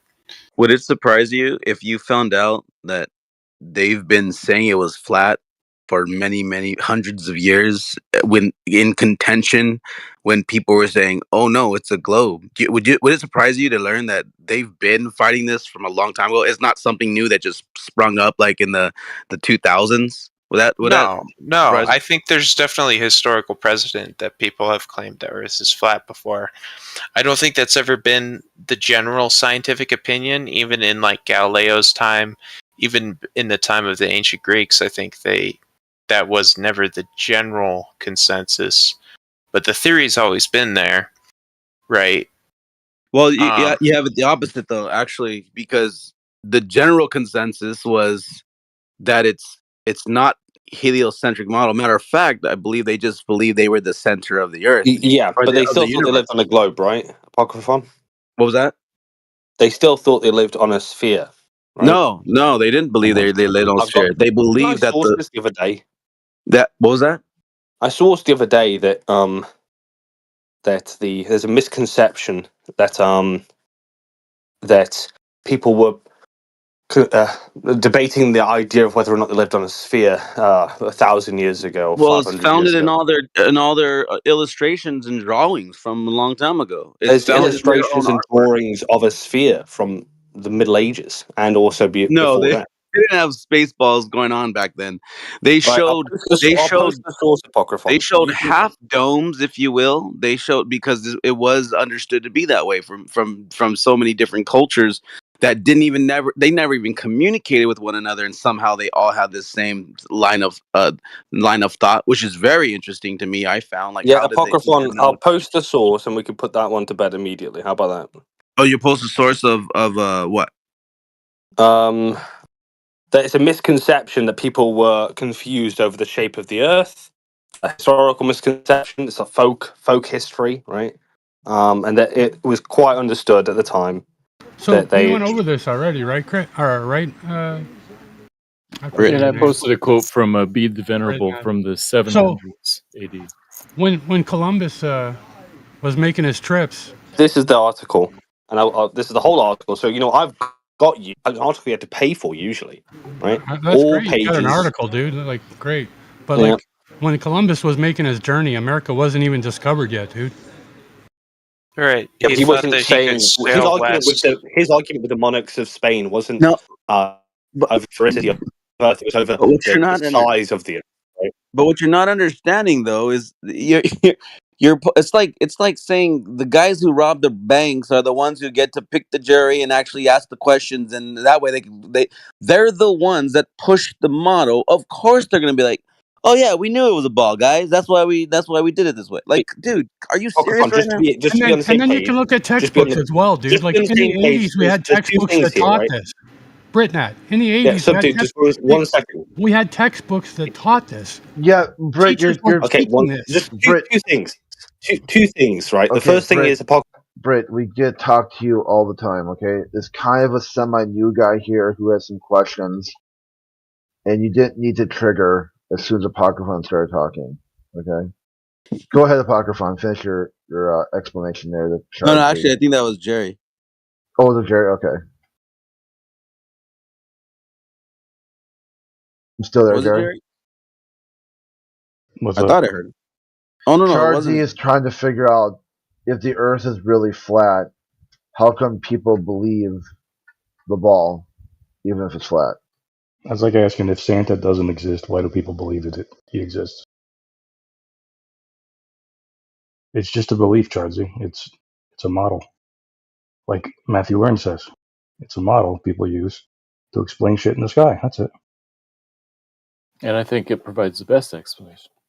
There you go. Like if some guy in a nut house thinks that he's George Washington, he's not lying. He really thinks he's George Washington. People really think they're standing on a ball. You know what I'm saying?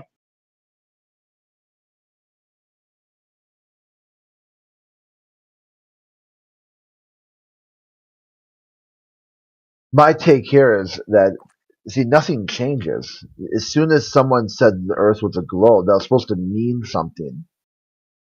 But yet, it doesn't. You, like right now, I could ask you, so the Earth's a globe, now what? Now what changes? What's the next thing? What do we do? You know, they said that the overview effect is going to be a uniting thing for all humanity, was going to rally behind this amazing endeavor to explore the moon for the betterment of all humanity. And Carl Sagan said it best. It was the most ironic token in all of human history. He couldn't find a more ironic thing than the Apollo program. If you were to look up ironic moments in human history, top 10, number one will surprise you. Apollo program would be number one. But it wasn't really, for me, it's not a surprise at all. It's par for the course. But Carl Sagan has to claim it's surprising because he really believes this shit. He's all in. Like, he is really invested in the heliocentric model, which is kind of odd because he couldn't use it to get along with atheists. Carl Sagan once said that atheism is the definition of stupid. Like, if you look up the word stupid, definition A, atheism. So he was quite bigoted towards minority opinions to begin with, or minority groups of people.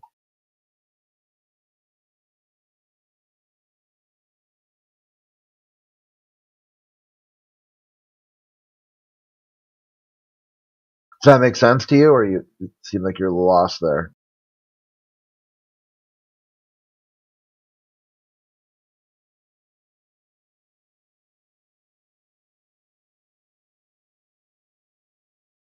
So that's for Charzy, right? I don't think they're responding. Yeah. Always annoying when they ask a question and just You bricked him. You bricked him, Chris. Yeah.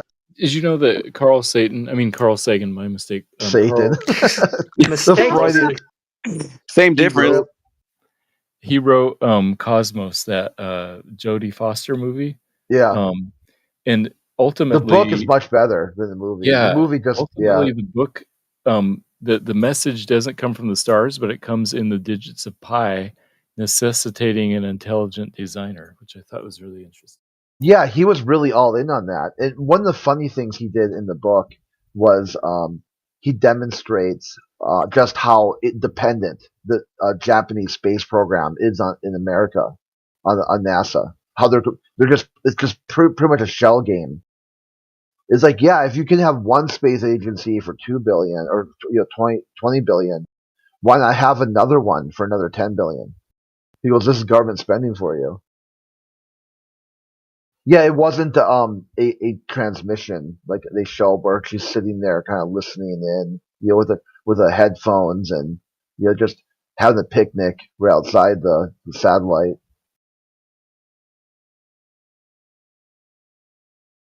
I always like that too, like where you see a movie and then read the book, or you read the book then see a movie, because it gives that sort of context where okay, that's how they interpreted that scene, and see if you interpret it the same way.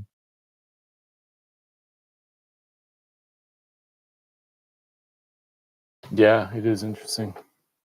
And they obviously a screenplay is way shorter than a book, so they have to leave stuff out and sort of condense things. But it's always interesting how they do that. And I would say some movies are better than the books, like The Martian. Andy Weir and Matt Damon played The Martian.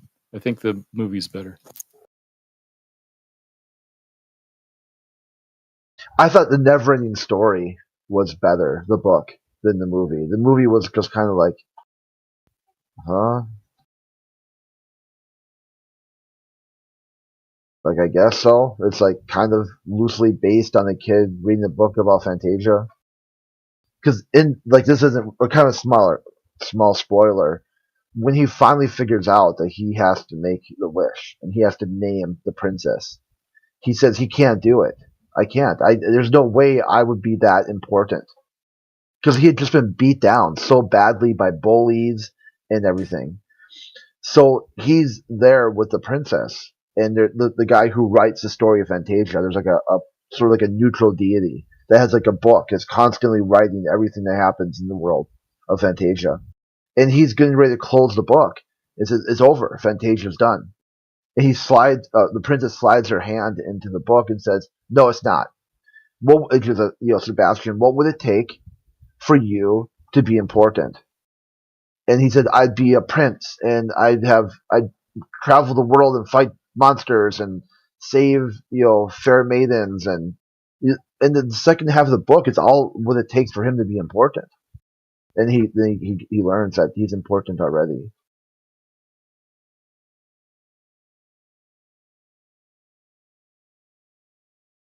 So did the book come first or the movie in that case?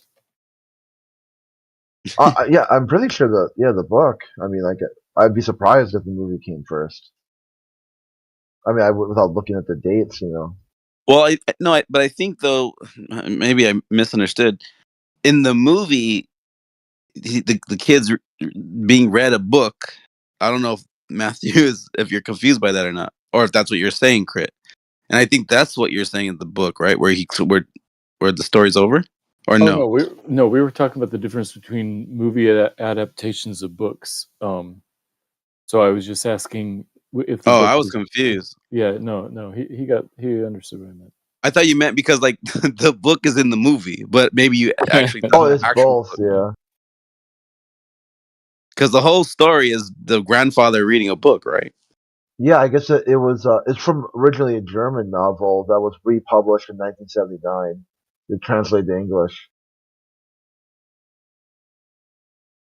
The movie came out in 1984.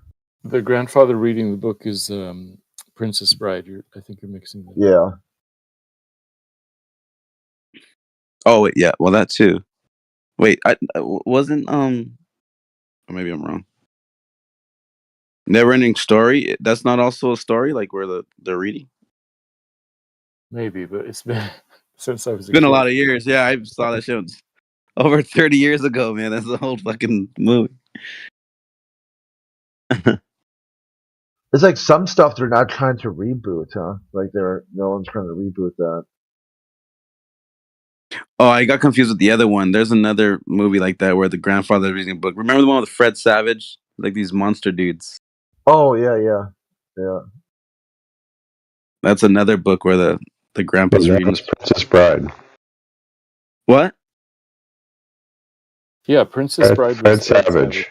Princess Bride. Okay, wait. So what's the one where there's these monsters that come from underneath the bed, and the kids being read a story about them? Remember that movie? It's old. Monsters Inc. No. It's like a It's like from the 80s. Like it's an old one, and these monsters. They live under the bed. There's one green one specifically, and there's a story being told about. I don't know. I can't remember, bro. It's old. I can picture it, but I don't remember the name. I don't remember the name. Yeah. It's kind of like the same premise, though. A story being told. But I could have swore Fred Savage was in that one, too. I could be wrong. What was that name? I used to like that movie. It's an old movie. It's a nostalgic movie. Yeah, so tying this into Flat Earth, that's the story. The globe is just a story. There's no proof behind it. There's no and the story's so bad it doesn't really have an ending at all. Not a never-ending story. Like the story's so ironic that, as Matthew says, Carl Satan was dumbfounded by how ironic this story is. What specifically is the globe really bad at explaining? Yeah, it's virtually everything. Is it a hump or a drop? There's one.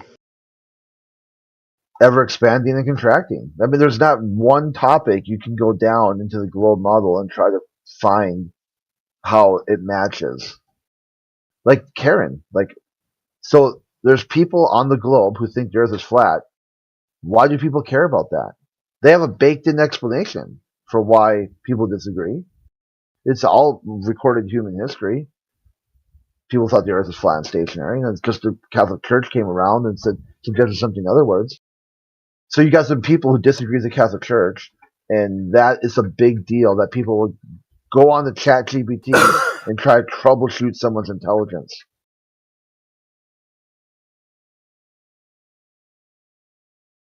Use ChatGPT to psychoanalysis somebody else over social media. That's like 5 layers of quackery. Like you go to GEMS, there's a lot of people pretending to be doctors, and they want to try to keep diagnosing you with autism or some sort of social defiance disorder. It just shows you that if they really were a doctor, they would know not to try to diagnose outside of a clinical setting. And there's also the Hippocratic Oath. You do no harm. If someone doesn't consent to your doctoring, you stop. You stop right there. Okay? Consent is number one. Every time you see a doctor, I consent to your practice. But yet these guys are trying to fool everybody that they think they're doctors. They really are a doctor. It's like a LARP. And explain that. That would be the best part. How about there? On the globe, why would someone LARP as a doctor who try to diagnose people who disagree with the globe with some sort of mental illness that need to be medicated?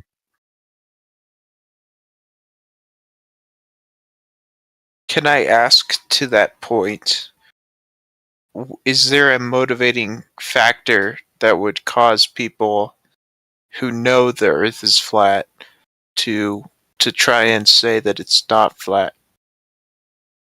Is there a reason that people... you got people who do that, who just want to fit into social norms. But beyond that, let's say, let's talk about the president or someone, right? Someone who would know for certain, someone who doesn't have to worry about... Maybe they think they're better than you, and you just don't deserve to know, pleb. Yeah, besides, the president doesn't know. When Blue Marble 2.0 came out, Biden. You're not too far from that. Yeah, Obama said that this was a one snap, full frame photo of Earth, the first time since 1972. But when people looked into it, they're like, dude, this is like a composite photo of a flat Earth wrapped around the ball to give people the preconceived notion of what it might look like from space. And then they interviewed, the guy who did it, Robert Simmons. And Robert Simmons, after getting grilled, he finally said, yeah, it's Photoshop. It has to be Photoshopped. Why were you asking me about being Photoshopped? You knew it's Photoshopped. I mean, if you're scientifically literate, you're going to know you can't take a photo of Earth from space. It's not possible to do that.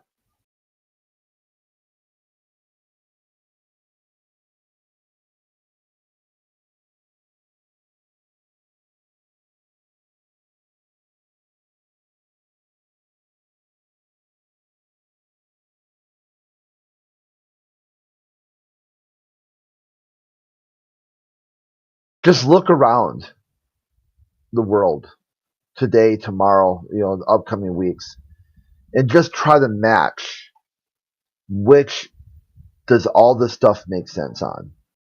A flat, stationary world, nothing new in the sun, no change, or an endless model of wonder and a possibility where everything is possible. It would constantly be changing. They used to tell when I was involved with the nuclear disarmament in the early 90s. They said one of the best talking points you can use to get people to sign petitions and stuff is you tell them, just imagine an Earth out there where they got it right.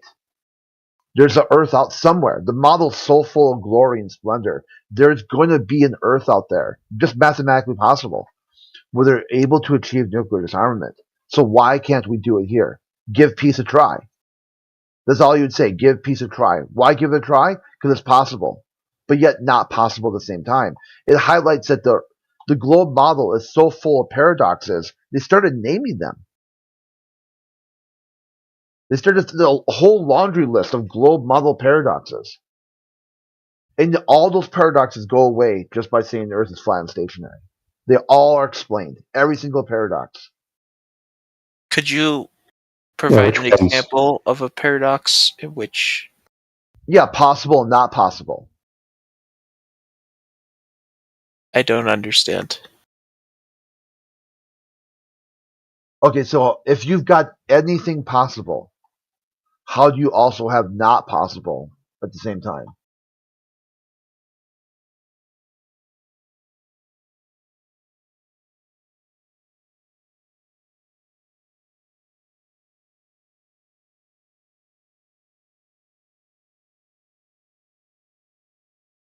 The other one is interesting. It's called the Fermi paradox, where it talks about why there's no life in the universe. I love the Fermi paradox. Yeah, so they say basically that the Earth is unremarkable, the Sun is unremarkable, the position in the Milky Way galaxy is unremarkable. There should literally be thousands and thousands of civilizations out there. Yes. There's zero.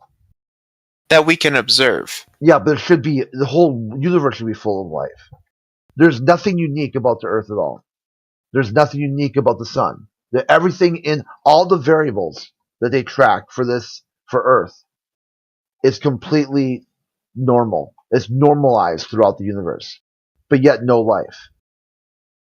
But that's more argument about intelligent design or cosmology and that kind of thing, and origin type things. Yeah, I mean that really goes into philosophy directly with the shape of the Earth. But in the natural world, where everything just evolves from pond scum, they can't explain it. It forms a paradox. There's several answers to the Fermi paradox. I don't know what they're called. They're hypotheses, I guess. Several proposed solutions to it. Right, that don't invalidate the underlying assumptions of it. One of them is the dark forest, which is a little scary. But there's other ones. Right? The idea that maybe life is everywhere, but life is just quiet. It's not sending out signals that we can pick up. It's not broadcasting itself in the way that we are. Or maybe that all life has been eradicated, right? Or maybe we're just one of the first intelligent life forms that have the capability to broadcast our position, right? There's a lot of different solutions to it. Yeah, meth-fueled symposium. Yeah, I don't know. It's an interesting question, right? If there is life out there, if we're not special, where is all that life? Maybe the answer is we're just not that developed yet that we can actually detect life. I think that's probably the case. I don't think that life is unique to Earth, but it's probably not super common. And our species, as technologically advanced as we are, we don't really have great scientific capacity to detect things on other planets that are hundreds or thousands of light years away. You know, we might be able to get a picture of them that's a couple pixels across, but you know. Yeah, and all that stuff, the best explanation is the world is just as you perceive it. Flat and stationary. But our perceptions are not always the best explanation. Well, that's another paradox then. Is it? I don't know. I mean, there's lots of things I don't perceive that I think I'm justified in believing. Yeah, there's a belief system. Maybe that's the problem. Yeah. You drove into a pipeline of belief rather than knowing. Right, but my You're like you're an human orc senses in are very Warhammer limited. 40k. You just believe red makes tank go faster. Yeah. So my human senses are fairly limited, and I believe all kinds of things that I can't directly sense. Belief again, yeah. Yeah, like belief in Wi-Fi or the existence of the Eiffel Tower, stuff like that. So you're going to throw Wi-Fi and the existence of the Eiffel Tower into the same basket as gnomes, leprechauns, Santa Claus, the globe Earth? Yes, all of those Yeah. I cannot directly detect. Yeah, I've never seen any of those before. Hey, Just he pictures, just admitted you he know? had never detected the globe Earth. I love it. Right. Yeah, but You can't directly measure the curvature of Earth, but you can like use logic. You can believe to reason. it. But you could imagine it. You can believe it. Well, there are ways of calculating the curvature of the Earth. It's been done before. It's not that hard. I can calculate the speed that a unicorn flies at too. It's not calculate the flatness too. I mean, they did. I can bring that up for you. Let's bring it up. Okay. I'll be perfectly honest. I'm not going to read it. Well, it's pared down to your education level, so you should be able to read it. What's my education level? Very low. Very low. Yeah. Oh no, that's unfortunate. Yeah, abysmally low even. Where would I go to get a higher education level? How about this? What is the word flat? Is the word flat an adjective or a noun? I think it's an adjective. It describes a noun. Right. Well, you're better off then. It seemed like you kept going in this pipeline that a flat was a shape. A flat. Yeah. I don't think. I think you might be thinking of a plane, but I don't think a flat. I think that's an adjective. Seems so. You got it. A lot of people think it's a shape. Wait, so where do I go to get this higher education that you guys have? Here. I want to be on your level. Here. Nice. Here. So right Nice. here. I see what It's a great answer. So Right what's here. flatter, a pancake or Kansas? I think there was a paper paper was published on this that shows that Kansas and a pancake are equivalently flat. No, incorrect. No, let me find the paper. Kansas is even more flatter than a pancake. Mathematically, you can describe Kansas as damn flat. Simply put, our results show Kansas is considerably flatter than a pancake. You're right. I'm looking Scale at that it. pancake up to the size of Kansas, and it's going to have more topography than Kansas does. Kansas would be less flat than Kansas. And the best part too is like some people don't realize, like foreigners didn't realize that Kansas is a state, so they were kind of confused by this. So then they had to do another study. Let me pull up this one. Do another study. It's not as flat. More flat.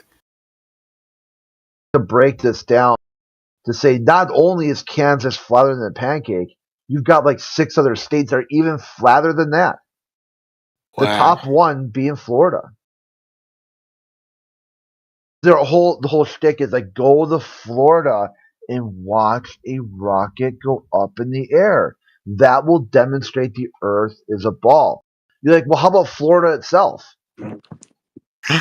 Wait, so I go to Florida and I watch the SLS not take off over and over again, like 2 years ago, and it says here at Launch Pad 39B at the Kennedy Space Center, which is now Kennedy Space Force Center, the most conspicuous object for miles around as it towers over the flat landscape of Florida. Basically a monument to human hubris. Yeah. So you go, see, my take is this, like, the more flat the terrain is, the more crazy the people are. Like, you ever heard of the story Florida Man? Florida Man? Yeah. The guy on bath salts who got naked and ate a guy? And more than just that, you get there's like a joke. You can type in your birthday with Florida Man and see what happened. Like, Florida Man did what crazy shit that day. And my take is they have the same thing for the Netherlands. Somehow, like, the Netherlands is Europe's version of Florida Man, and Netherlands is really flat too. So That's the more intriguing theory. flat, the more flat the terrain, the more crazy the people are. Why do you think that is? Because, like, this cognitive dissonance goes through their mind. They're being told the Earth is a globe while they objectively see and live a flat, stationary world.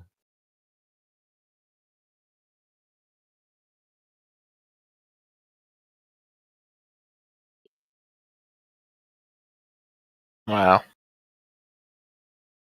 That would explain it. I mean, I don't know. All if you need is an people explanation. There you go. You got an Yeah, explanation. I don't know if people in Kansas are as crazy as people in Florida.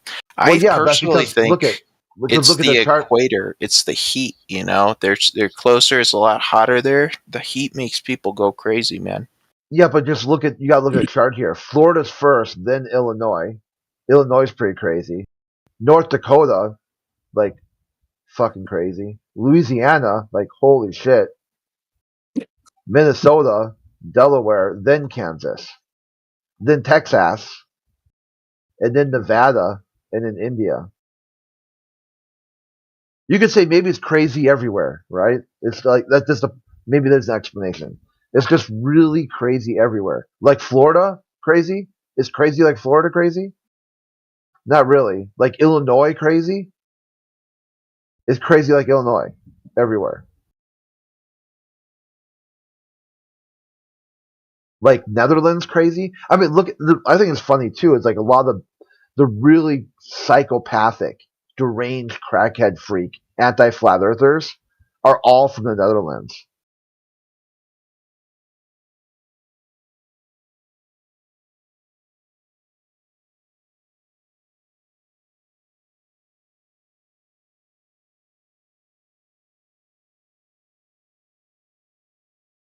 It's that cognitive dissonance. They're smart enough to realize they can trust their senses as somebody telling them what they sense is not so. And then they wrap in some weird worldview about, like, somehow if the earth is a globe, then there's no God or something for whatever reason. Or if there's aliens, there's no God for some reason. And then they get this idea that the ends justify the means. There's no morality. They're not responsible for what they do anymore. As long as they're fighting for the truth, anything goes. They can do whatever the fuck they want to do. As long as they get there, as long as they're able to get to some sort of globalist worldview, they were justified. So what's the motivation in trying to convince people that the Earth is round if it's really flat? Because it seems like, from what I've heard, it's a lot easier. A lot of things become a lot easier if the Earth is flat. So why would they try and convince people that Who's the Earth they? is round? Who's trying to convince you? You? You're trying to convince yourself? No, Yeah, why I would you mean do that? they. Why would you try to convince yourself? Like, I don't know, NASA. You guys like NASA, So look right? inward. Like, You're the one trying to convince yourself that it's a sphere. So look inward. well, I'm not trying to convince myself necessarily because I already believe it. You know. You already But did it. you're already making gaslit me. yourself. Why'd you do that? Okay. No, but like, there's this. It sounds Not like even to there's a think about it? conspiracy here, right? Like, who is? If it's so self-evident that the Earth is flat, and basically the vast majority of people believe the Earth is round, you know, why is that the case? It sounds like there's been, the government or the educational system or someone is trying to convince people that the Earth is round when the Earth is really flat. Why would they do that? Maybe people like you just keep perpetuating the idea through word of mouth. Okay. So it's just my ignorance then? It's just... Yeah, it's just a bunch of ignorant It's people me. talking to each other. Right. Okay. You sound very combative about this. I'm not fighting. No, you wouldn't do that. You're a good guy. Well, here's do you know who Vsauce is? Vsauce, I do. Is he still around? Yeah, he's still around. Here's a clip of after he had researched flat Earth for like 5 years. Yeah, at first he came in and like, what if science is wrong? Three-dimensional spheroid. However, I don't know that, and it has not been proven. Science doesn't prove anything. science doesn't prove it's three-dimensional spheroid. Yeah, so he has a belief that he puts out there. Okay, but couldn't that be equally applied to your position? I don't know. Go outside and check it out and see if we're propagating a mere belief or if we're telling the truth. You decide. I did decide. I mean, before you even came to this conversation. Yeah. Yes. That is true. I did not come into this conversation on the fence. I already had my beliefs, made up, as I'm sure you did. No, I didn't. You didn't? So you came in here thinking, I don't know if it's a sphere, I don't know if it's flat. I'm gonna let... No, I came into the conversation against flat earthers, and then I started listening to them. I'm like, holy fuck. Oh, well, I admire your open-mindedness. I think that's what happened to all of us. I don't think any one of us was raised with the idea that the earth is flat or whatever. I think what I'm trying to say is that we were all raised with the idea that it's a ball. Every one of us. Right. I'd probably agree with you on that. It was crazy, Heretic. My girl, her family, they were raised, I guess, Pentecostal, like hardcore, like really, really into it. And she said that she remembered, like when we first met and stuff, and I started telling her about, I believe in, the earth, not being a ball. She looked at me weird, like, who said it is? Like, she's never believed it. I guess she was raised with that, that it wasn't a ball. And she's the first person I've ever come across to ever say that. What if nobody said anything to you about it? What would you Right. end up thinking? You talking to me? Well, I don't know, just a hypothetical. If someone was raised, yeah. I would probably just keep thinking what I already think. Well, no, if somebody was raised without being told anything about what the earth is, would they grow up and think, yeah, that's a ball. Yeah, it's spinning around on its axis, it's orbiting the sun, it's in a vacuum of space. Would anybody come to any of these conclusions, like, independently? That's an interesting question. They wouldn't. Everything we know is because what we've been told. Yeah, I imagine if you live in like a small insular religious community and you don't have a lot of like the Vatican interaction with the outside world. Like well, the no, Vatican? I don't think the Vatican is insular. They're definitely a small religious community, but they have quite a bit of interaction. Because with if you the like outside Big world. Bang, you'll be surprised. Like, it was invented by the Vatican. That's George Lemaitre.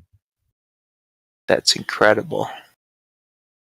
Yeah, so it really puts this interesting world, like where in the 20th century,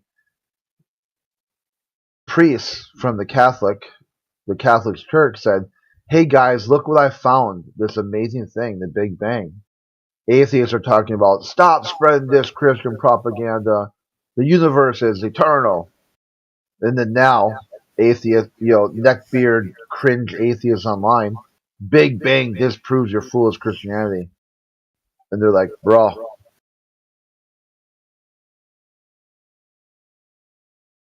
Yeah. I don't know, man. There's a lot of questions I have about if the Earth is flat, how things would work. Yeah, because like the way you see it is exactly the same. Earth. Right, but even outside of Earth, even within Earth, if the Earth was flat, I think things would, as we can observe them, would be a lot different than... Like what? Well, I don't want to get into a whole lot, especially because I don't have any way to illustrate. Well, just try to articulate it. Yeah, I'll go for... What's one thing you think one. is unobserved, you can't explain? One big thing for me would be gravity, right? What? What is that? Gravity. Well, okay. Is it a force or not a force? What is it? It's a force, yes. You sure about that? Yeah, I mean... Okay, so Einstein's wrong. Okay, he's throwing out the fabric of space. I don't know. Let's take solar the... system too, right? Okay, well, so do you believe that gravity increases around an object as the mass of that object increases? So the resistance to inertia is inertia. Okay. The heavier an object is, the more likely it is to move. Okay. Right? Is that what you're saying? You're trying to put it down? I mean, no. Right now, really. The more it resists acceleration, the more acceleration it causes. Is that what happens? Well, I don't. I think this is a little bit outside of what I'm trying to get to, right? Well, because that's what mass is, right? It's supposed to be the resistance to acceleration. So the more resistance to acceleration there is, the more of an acceleration it causes, right? And these masses attract. I have no idea what you're saying. Well, what I'm kind of wondering is if the Earth is flat, is it flat like a disc?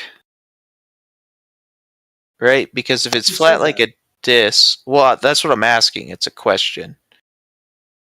I don't think anybody said that. It's flat like the Earth is flat. So what is its shape then? Is it a disc you already know or is that it flat's like not a shape? I know, but a disc is flat. That's what I'm saying. Is it like a disc or is it like what's the shape of the Earth? I don't know. Somebody would have to measure that. Okay, it's an interesting. Okay, so then if the Earth is flat, the center of gravity would be at the North Pole, right? What's that? The center of mass attracting mass, or the bending and warping of space-time? Mass attracting mass. I don't even know that exists, so I have no clue. Sorry. Okay, no, that's fine. Okay, well, if it doesn't exist, then I don't have anything to say. Did you get your flat Earth predisposition from like Professor Dave or somebody else on the first click of YouTube? No, I don't actually watch videos. No, my uncle's a flat earther, and I've talked with him quite a bit. He says it's flying through outer space. No, I've kind of avoided asking him in-depth questions just because it's not something I want to bring up at Thanksgiving. But I tell you, I'm pretty sure that if you ask him, he's not going to tell you that it's a disc flying through outer space. Right, but see, that's what I'm asking is, right? Because you guys seem like you have answers. I have a question. What's the answer to the question, right? If the Earth's not a sphere, what shape is it? When you go outside, what does it look like? That's my answer. Oh, it looks like a downward slope. Because I We're live on just a to the mountain. But I don't think the whole Earth is a downward slope. No, You know? because that would be topography. It would come back up eventually. Yeah. Whoa, we just got a breakthrough there. Yeah. No, but so that's what I'm asking, right? If it's not a sphere, what shape is it? Who cares? It looks like what it looks like, man. Come on.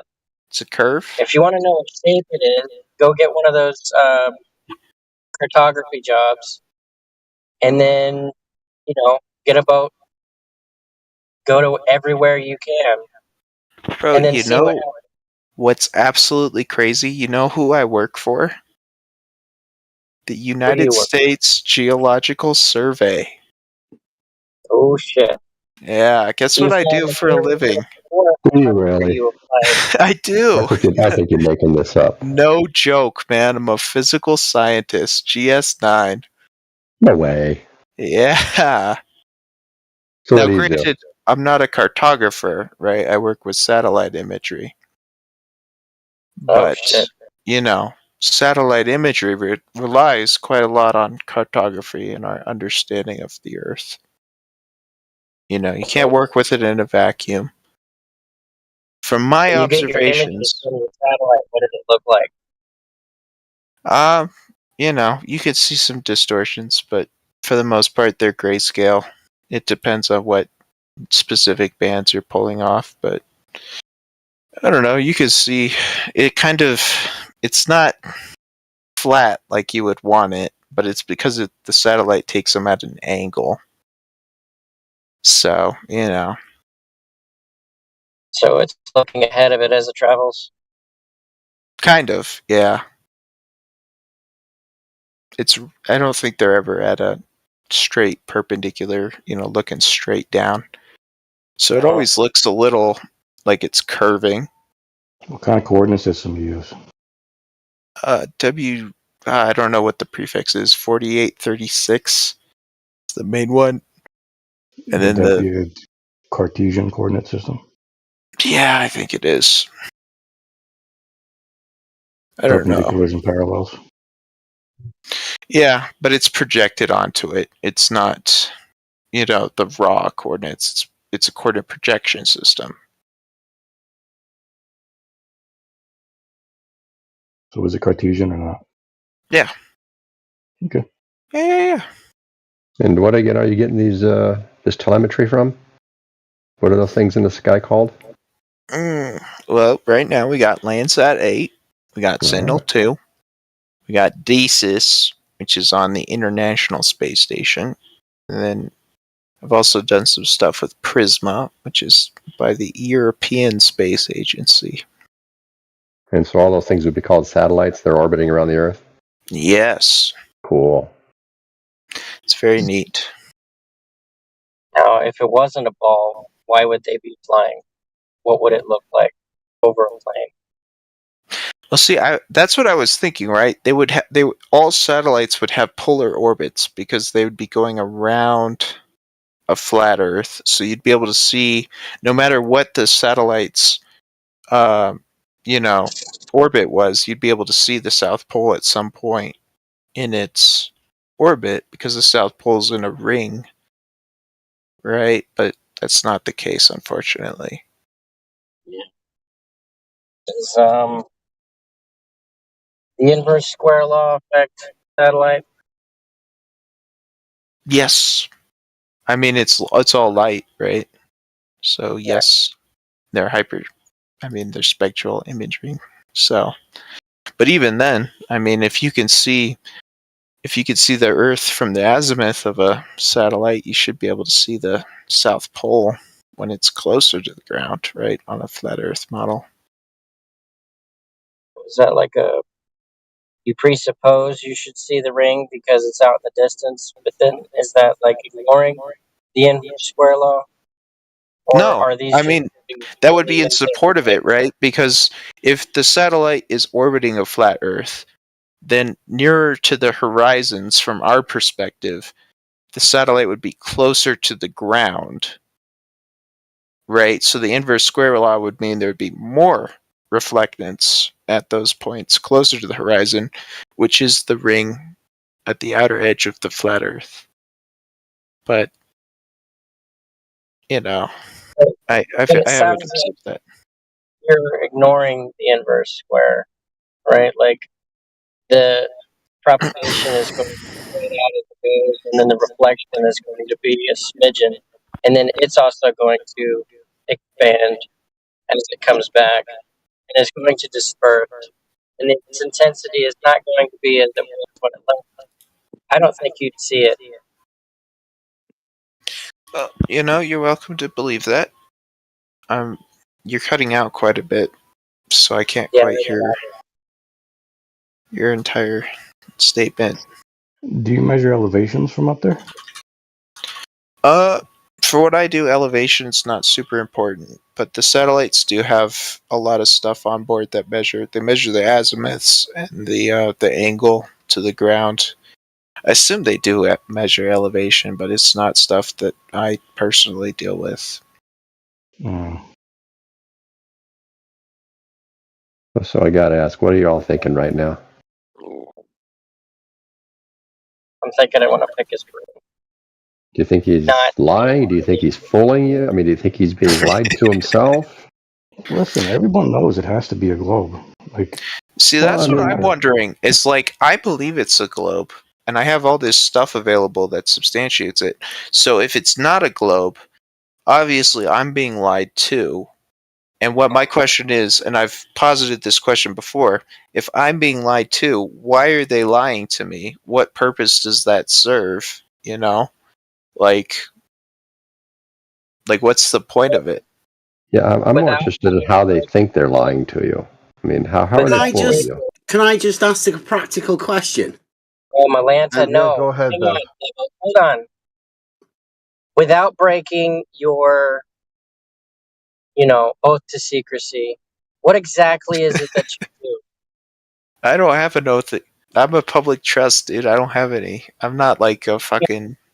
If you're a 9, you have some form of security clearance. Yeah, it's public. It's public trust. So everything that we do is published to the public. Exactly is it that you do? I told you I analyze satellite imagery. We do it for food security and water security. Oh, wow. That's cool. So yeah, how would them? Let me reform. I might hit a valley, so you might hear me cut out. If all you're doing is looking at pictures, why would they have to lie to you about it being a ball? Because it being a ball is, integral to how we analyze the images. If it's flat, then our methods don't work anymore. We have to design, a lot of what we do is writing algorithms and stuff that decode the images, project them back onto, we analyze it, we project them back onto maps that we publish. If it's flat, it doesn't work anymore. We have to write new code. None of this stuff works. But if it's round, which is the assumption we're operating under, then it works how we've been doing it.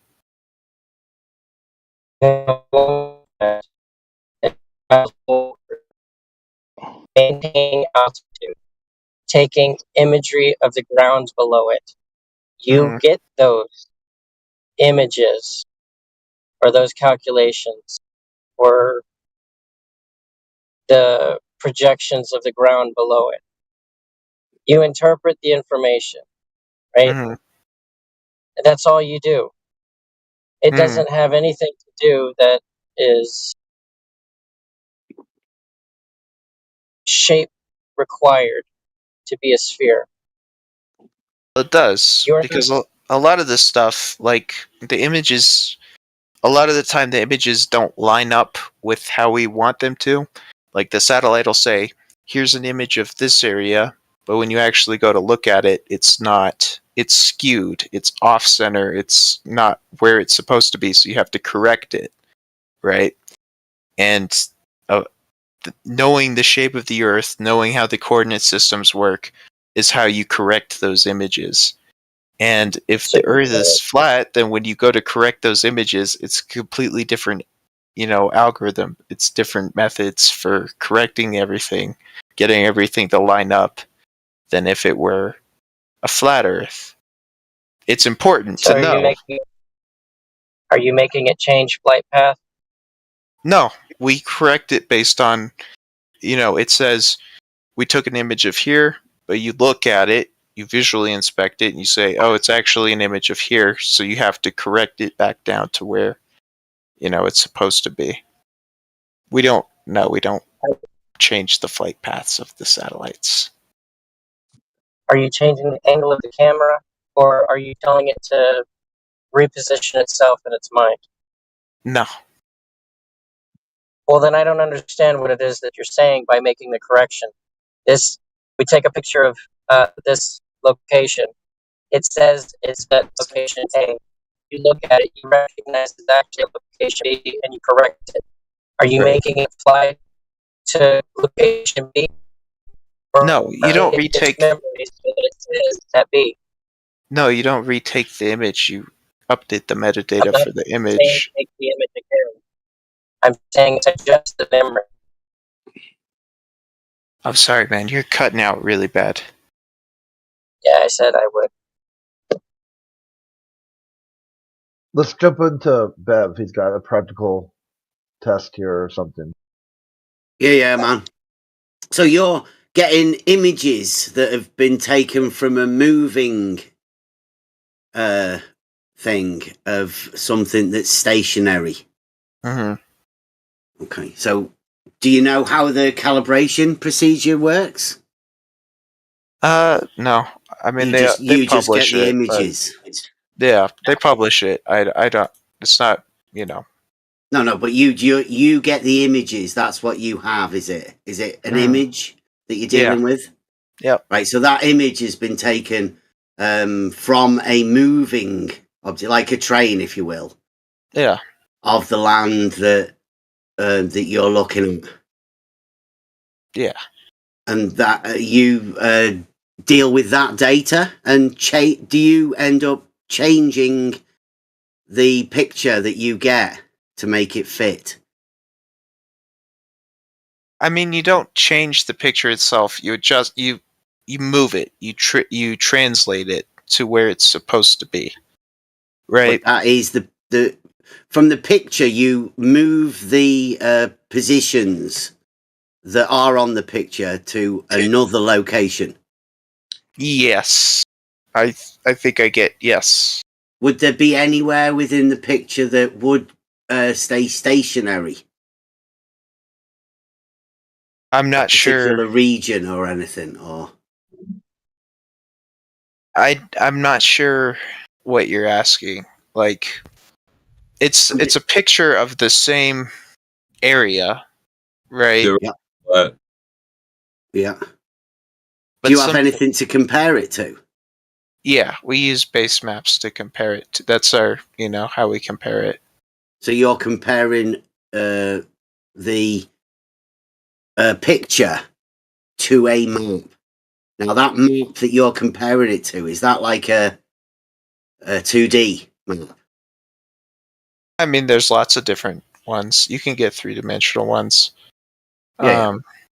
But that 3-dimensional one you said earlier, that was Cartesian.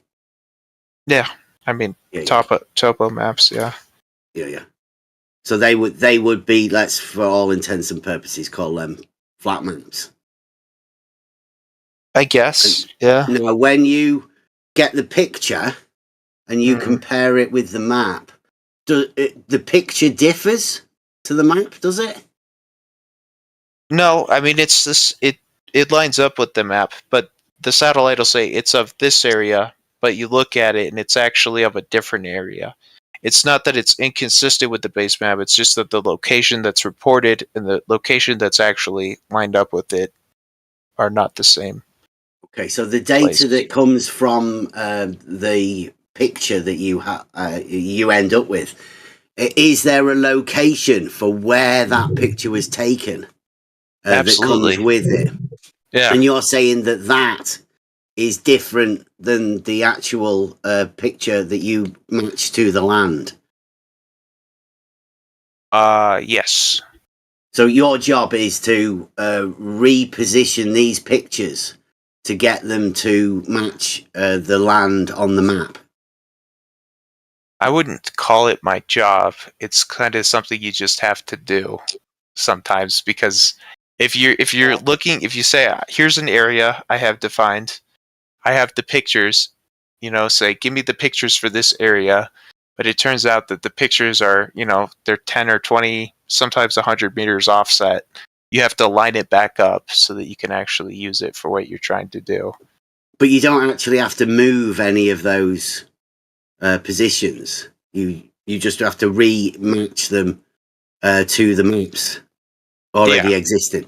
Yeah, I mean, imagine you have two layers on top of each other, and one is just like you have two papers that you've kind of tapped, and you've gotten the papers all lined up, but then you slide the top paper a little bit, and so they're not lined up anymore. It's just lining them back up. What you're doing is you're putting a picture over the top of a map, and you reposition the picture to fit on top of the map. Like you said, other people do the cartography. They do the maps. And then your job is just really to match a picture onto the map. Well, I wouldn't call it my job. My job is to do stuff with the images. Yeah, I mean, you have to line them back up. That's the question. What do you do with the images? Do you just move them and reposition them to put them on the map? No. We make time series composites for an area, right? Hyperspectral data or regular spectral data, shortwave infrared, near infrared, and we feed them into machine learning models and use the data to classify different crop types, agricultural stuff across the world. And we use it to predict what kind of food people are growing, how much food they're growing, and we also do water security, so we can look at how much water they're using to grow this food. And using all that information, we can kind of predict, are they in a good position for food security? Are they going to need more food? Do they have extra food? That kind of thing. So lining up the images is really, it's not super important to that. You have to do it just to have good data and to get good results, but it's not really my job, so to speak. It's not like what I do all day. So you don't actually deal with the raw images to put them on the map. Somebody already gives you that. No, I absolutely do. Yeah, we get the catalog. I mean, just for 1 year, for the satellite I'm working on right now, we get 1,600 images just for one small area.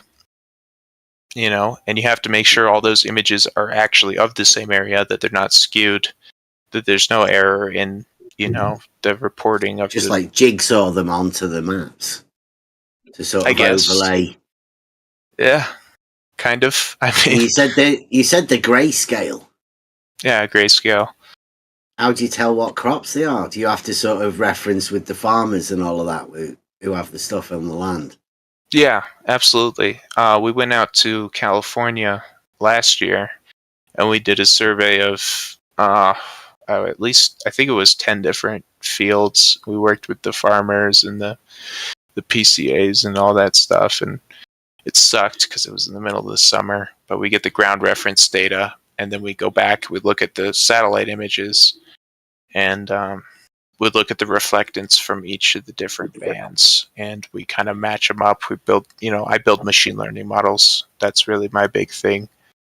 And we predict it, and since we've actually been out there and measured it, we can say, are the predictions right, or the predictions wrong? And then, if the predictions are right, we can use that to maybe look at other areas. So when you go out there onto the land and actually do the surveying, are they actual surveyors? Oh yeah. I mean, I went around with a GPS satellite surveying staff, and we got the coordinates for each point, and then we had my coworker had it's called an ASD spectroradiometer that looks at the reflectance of different wavelengths of light. We looked at soil temperature, soil moisture. We have a special tool for measuring how much of each different chemical are in the leaves of the plants. Health of the plant, age, yield. We measure how much fruit, how much vegetables are actually being produced by the plant, like that kind of thing.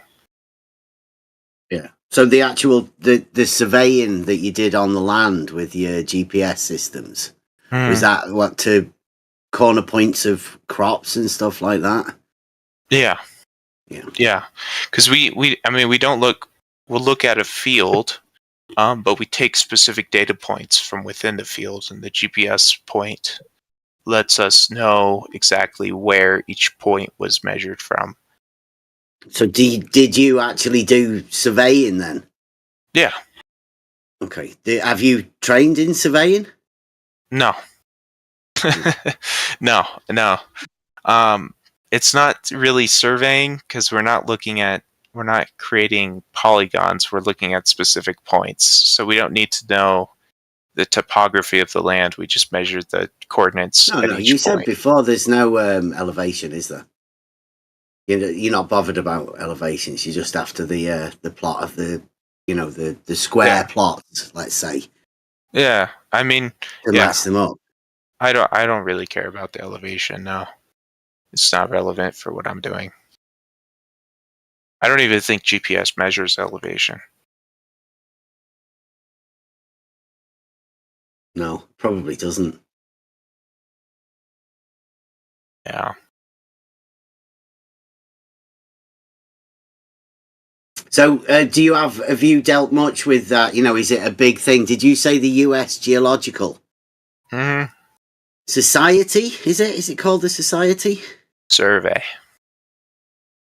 The U.S. Geological Survey Society. Just survey. I'm trying to remember what he said. Yeah, we're one of the oldest actual government agencies in the U.S. I heard that when they surveyed the St. Lawrence River, they found that the mouth was 8 meters, I think, or 8 feet higher than the source. I found that amazing. That would be amazing. There must be certain people that do deal with elevations within your. Yeah, those would be probably geologists or geographers. I am neither. Like the surveyors. Yeah. Yeah, I mean, we don't do a whole lot of surveying. Most of the surveying that my center does is on Mars and the Moon. We do a lot of support for the Artemis missions and for the we did the Opportunity rover's landing site. We don't do a lot. How do they do surveying on the Moon or Mars? Telescopes. Remote. Yeah, satellite telescopes. See, I have only ever heard of this local surveying. Yeah. Never heard of that. Yeah, science is crazy, man. Come a long way. How do you measure distances? Well, we have stuff on the Moon. We have stuff on Mars. You can get a ground. How does that measure distances? No, I don't know specifically, but the rovers are on there. We had a guy on the Moon, or 2 or 12 or 20. You get a baseline.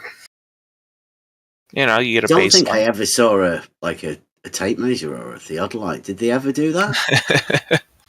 I don't know if they ever had a tape measure.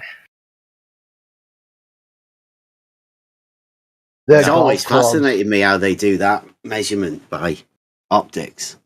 Yeah, I'm not sure. It's not my area. I do earth science. I don't really do. It's cool stuff, but it's not my forte. You do much with angles? No, the computer does it. On the picture?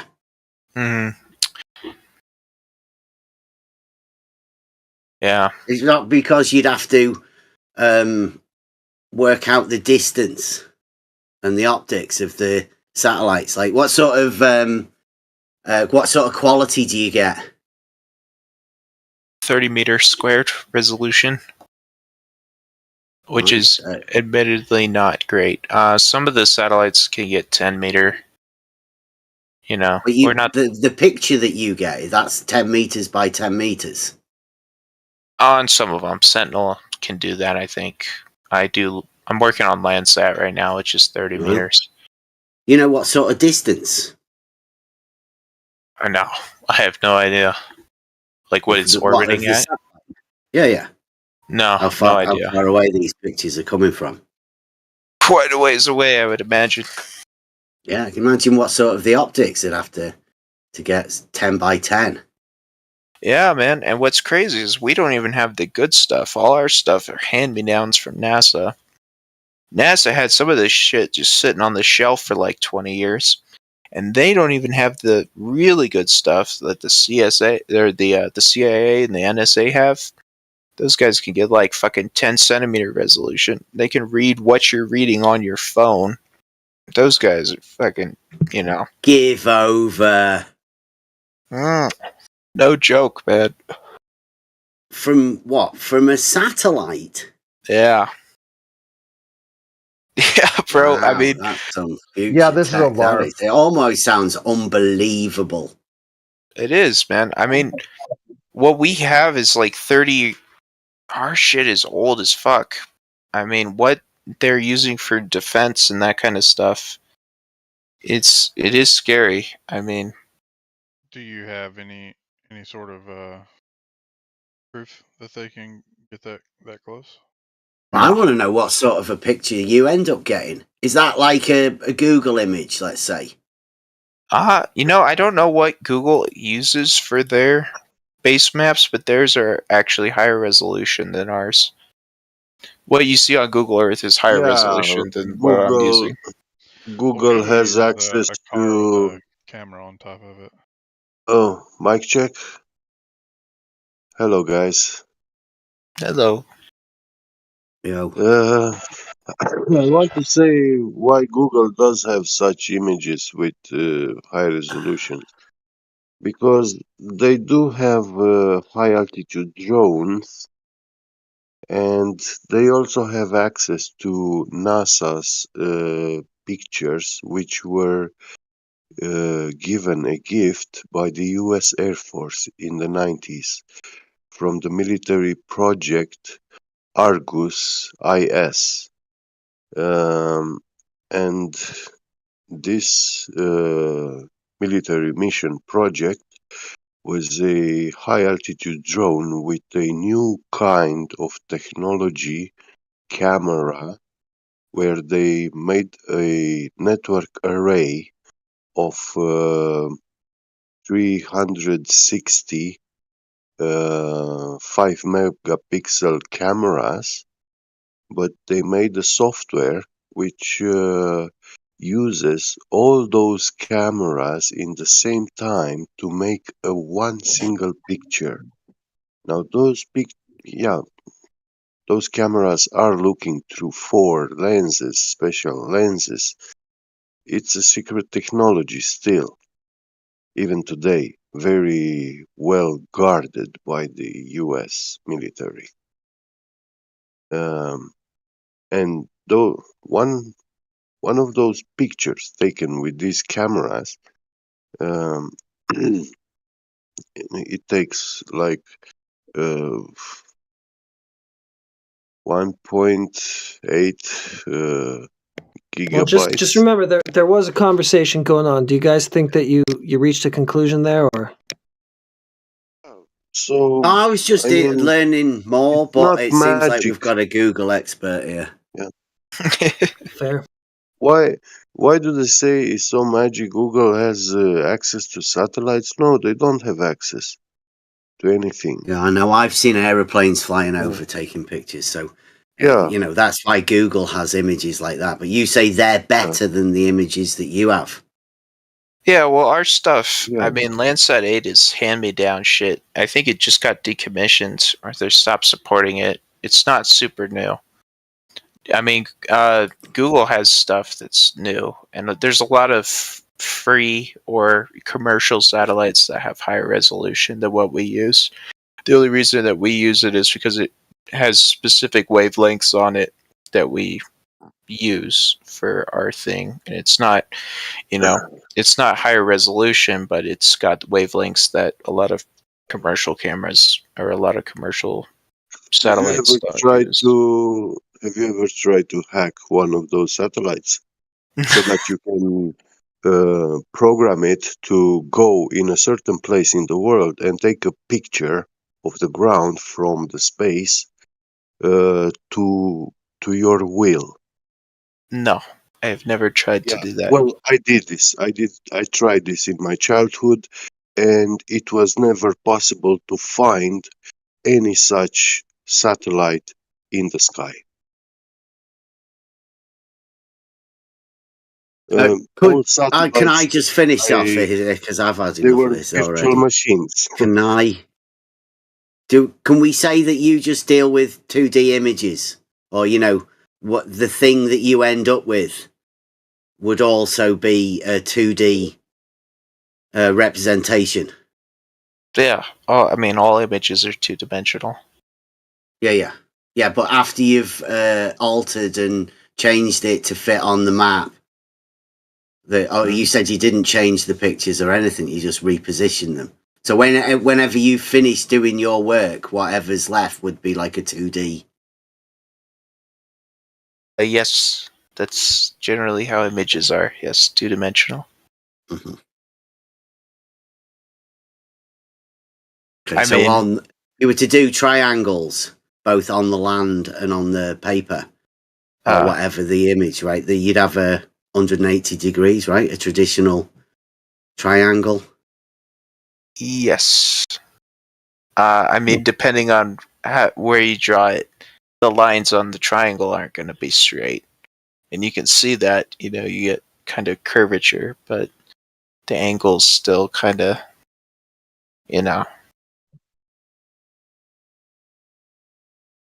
because you're mapping a curved surface onto a flat plane. So it's not going to be perfectly square, especially, It's going to be impossible, isn't it? That's not impossible. Yeah, it is. It's a non-developable surface. It's the difference between a non-developable surface and a developable surface. One can be expressed on a two-dimensional plane, and the other one can't.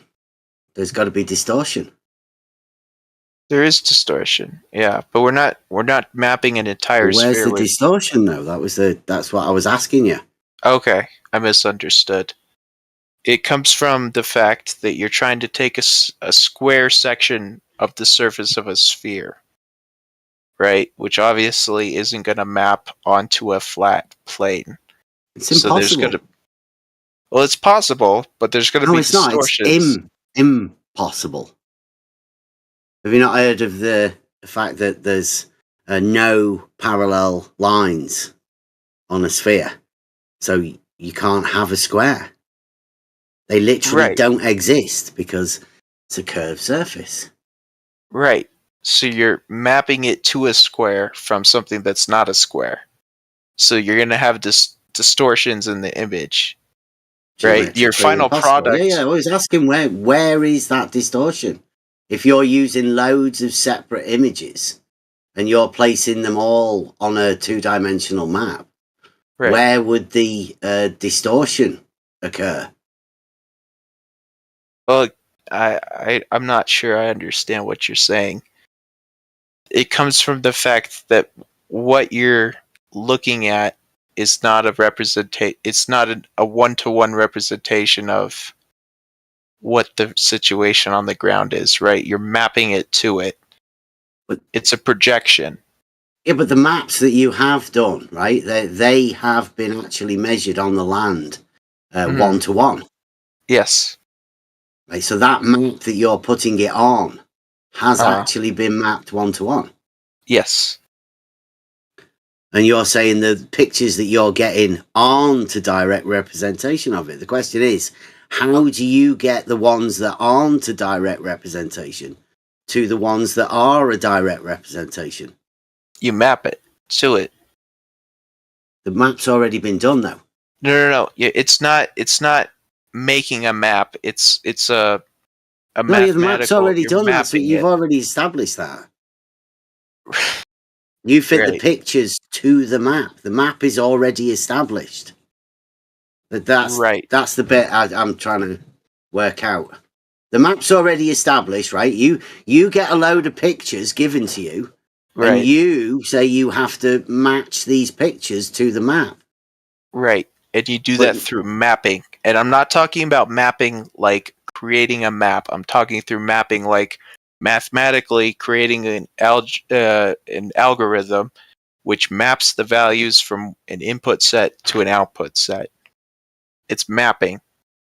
Mathematic mapping, not geographic, cartographic mapping. But you've got a picture. How can you... You've got a map that's already been done geographically, right? All of the positions marked of the land. Presumably, possibly, elevations already on that map too. Right? Then you get given a picture. Then are you saying you have to mathematically adjust that picture to get it to represent on the map? Yes. You have to map it to it. Because the picture from the satellite is not the same as the flat map that you get from the ground. But you said that they're all 2D, right? The images are 2D and the map's 2D. They are, yes, because they're mapped. So they are both 2D then, right? Right, but they're not the same. They're not equivalent. Because from the ground, right, everything's flat. You're doing it on a grid system, right? The ground isn't flat, right? On you mean the map? The map, right, whatever. On the ground, when you take it, you're taking you from ground level. You're not looking at elevation. You're looking at a road map. You're looking at just a flat map, right? Everybody knows what the flat map is. Exactly. Elevation's not on there, and it's small enough that you don't have to have any contour lines and stuff would be represented on it, are they? Not on the ones I don't know. I don't know. I'm just trying to follow. No, I mean, we use the parcel maps that the county produces, right? So they're not like these scientific maps. They're primarily concerned with land ownership, so they don't have elevation. Oh, no, they will be the actual maps with all of the measured things. They'll just have different markings on them for whatever purposes they're using. But the actual map will be the same. It's already been measured and mapped. The cartographers have sorted that over years.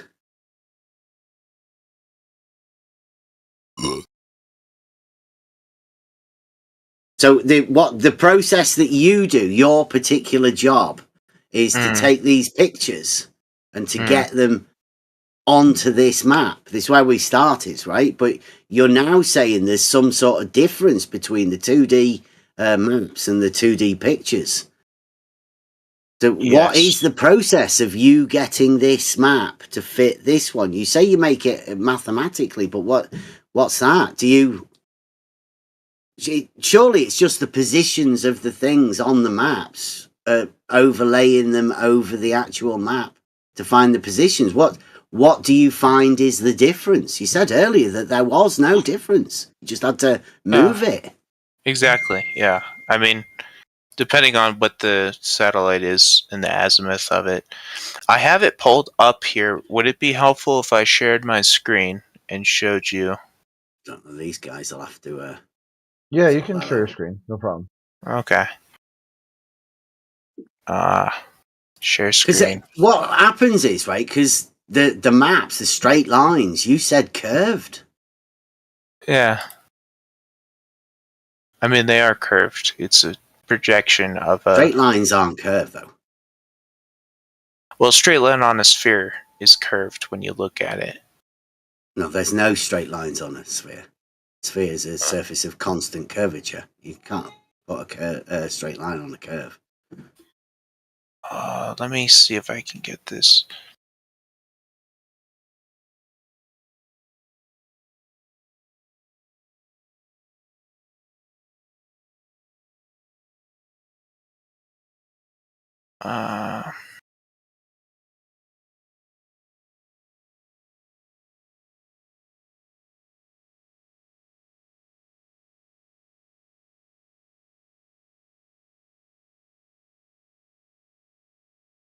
Here, I think this is working good enough. Let me...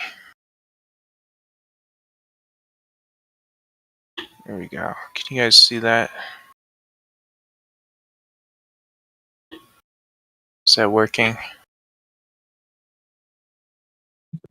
Just a minute.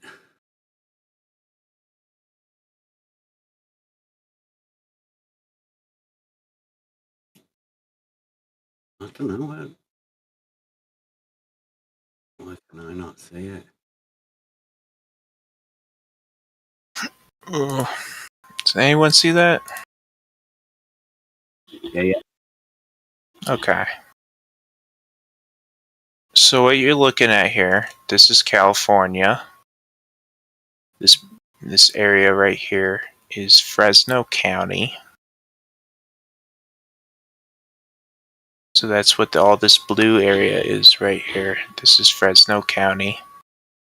And this area right here, it looks funky. These are images from Landsat 8.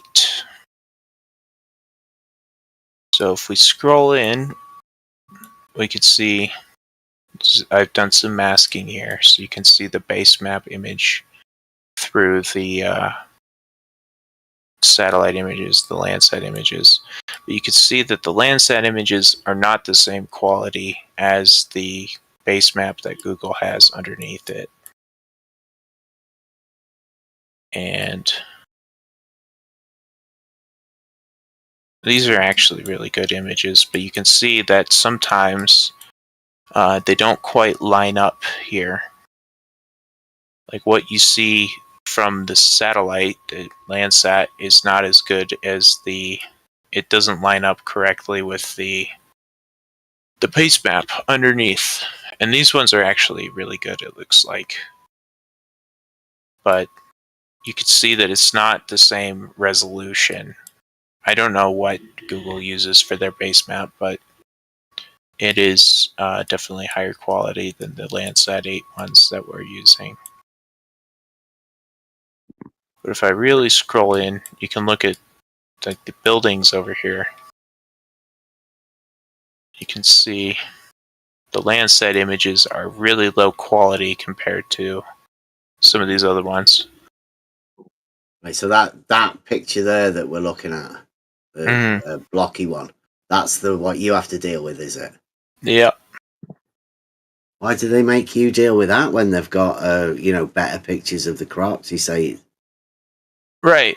It's not just the pictures, right? It's a lower resolution. It's blockier, but it has more wavelengths that it's able to analyze. So if we use the inspector here, we can look at this. You see Landsat has lots of different bands. They have, 11, let's see. Landsat has coastal aerosol, blue, green, red, near infrared, shortwave infrared 2, panchromatic cirrus, which is your cloud mask, thermal infrared 1 and 2. And then they also have these quality bit masks here that you can use to map out certain things like water, clouds, different kinds of clouds. And that's why, and then, they have the azimuth, and that's what the angle that the image was taken is, this azimuth, the zenith. So this would be the angle to the sun, the angle from the satellite to the sun, and then the angle from the satellite to the ground is this view. So angles. So I asked you that earlier. What about the wrist and the elbow of the sun, huh? That's a positioning of the satellite through angles, is it? It's not the position of it; it's the rotation of it. Does the sun have a hog? Does the sun have a hog? I don't know. Where's the fix for that then? Like those angles, right? They're being taken. Are they a fix for the satellite, or the fix for the position that the satellite's looking at? It uses the angles and the position to essentially correct these images. That's why these are really well lined up. Yeah, that's what I was asking you earlier. Right? Yeah. You must know the position of the satellite somewhere to tell you where these pictures are coming from, for what size, scale, all of that sort of stuff. If you're dealing with angles, because like as we say, you can do fuck all with an angle, right? So having an angle doesn't really help you until you know the fix and the distance. You need to know more information than just the angle. Yeah. Do you have any of those details? Yeah, they're in they publish this here. I mean, they deal with a lot of this. They correct it all before they publish it. You know, that's why the final product here looks so good. And it's all lined up, but it's all in, you know, they have it in here. They have lots of different instrument calibration here. Didn't you say that your job was lining them up? I mean, only if they're skewed. With this sensor, it doesn't matter as much. With Desis, it's, you know, they're not as good. But you don't know any of those details in order that you would probably need to line them up. No, I mean, all you do is strange. All you do is take the image and just shift it. You shift it. Yeah, I mean, you just move the image. This is what we said earlier, but you said they were different. The straight lines that we have in reality, you said curved. Right. Here, let me But see now if I you're can... saying you just shift the image. Yeah. Well, I shift it, you know, but if you're actually correcting it, I don't know, man. What do you want me to say here? Well, I was just wondering, you know, like you're the first person I've ever heard that's claimed to have been from the so geological US. Is it US? Did you say? US here, USGS. Science for a changing world. We do lots of science. We do where's Earth science? Planetary science. Yeah, man. We do this stuff for What kind of science do you do? What experiments? This is pictures around on maps. Mostly this stuff right here. That's not science. So what kind of science do you do? I'm a physical scientist, so I take these images, right? I build. Don't say you're any kind of scientist, okay?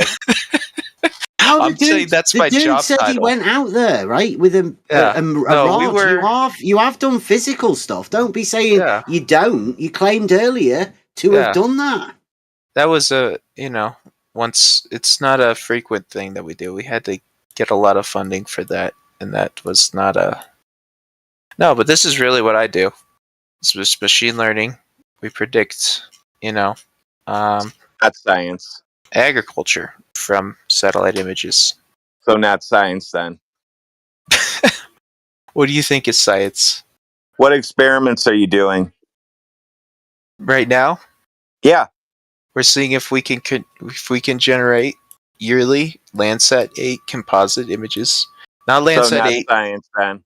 And predict from those images crop types across the California Central Valley. Crop types? Go ask the farmers to plant those different crops for you. Then your experiment is a success. See, this is cropland data layer right here. Moving pictures to make them fit on maps is science. Yes, what do you think science is? Like, it's quite literally the application of the scientific method. So, like, that's why he's asking you about experimentation.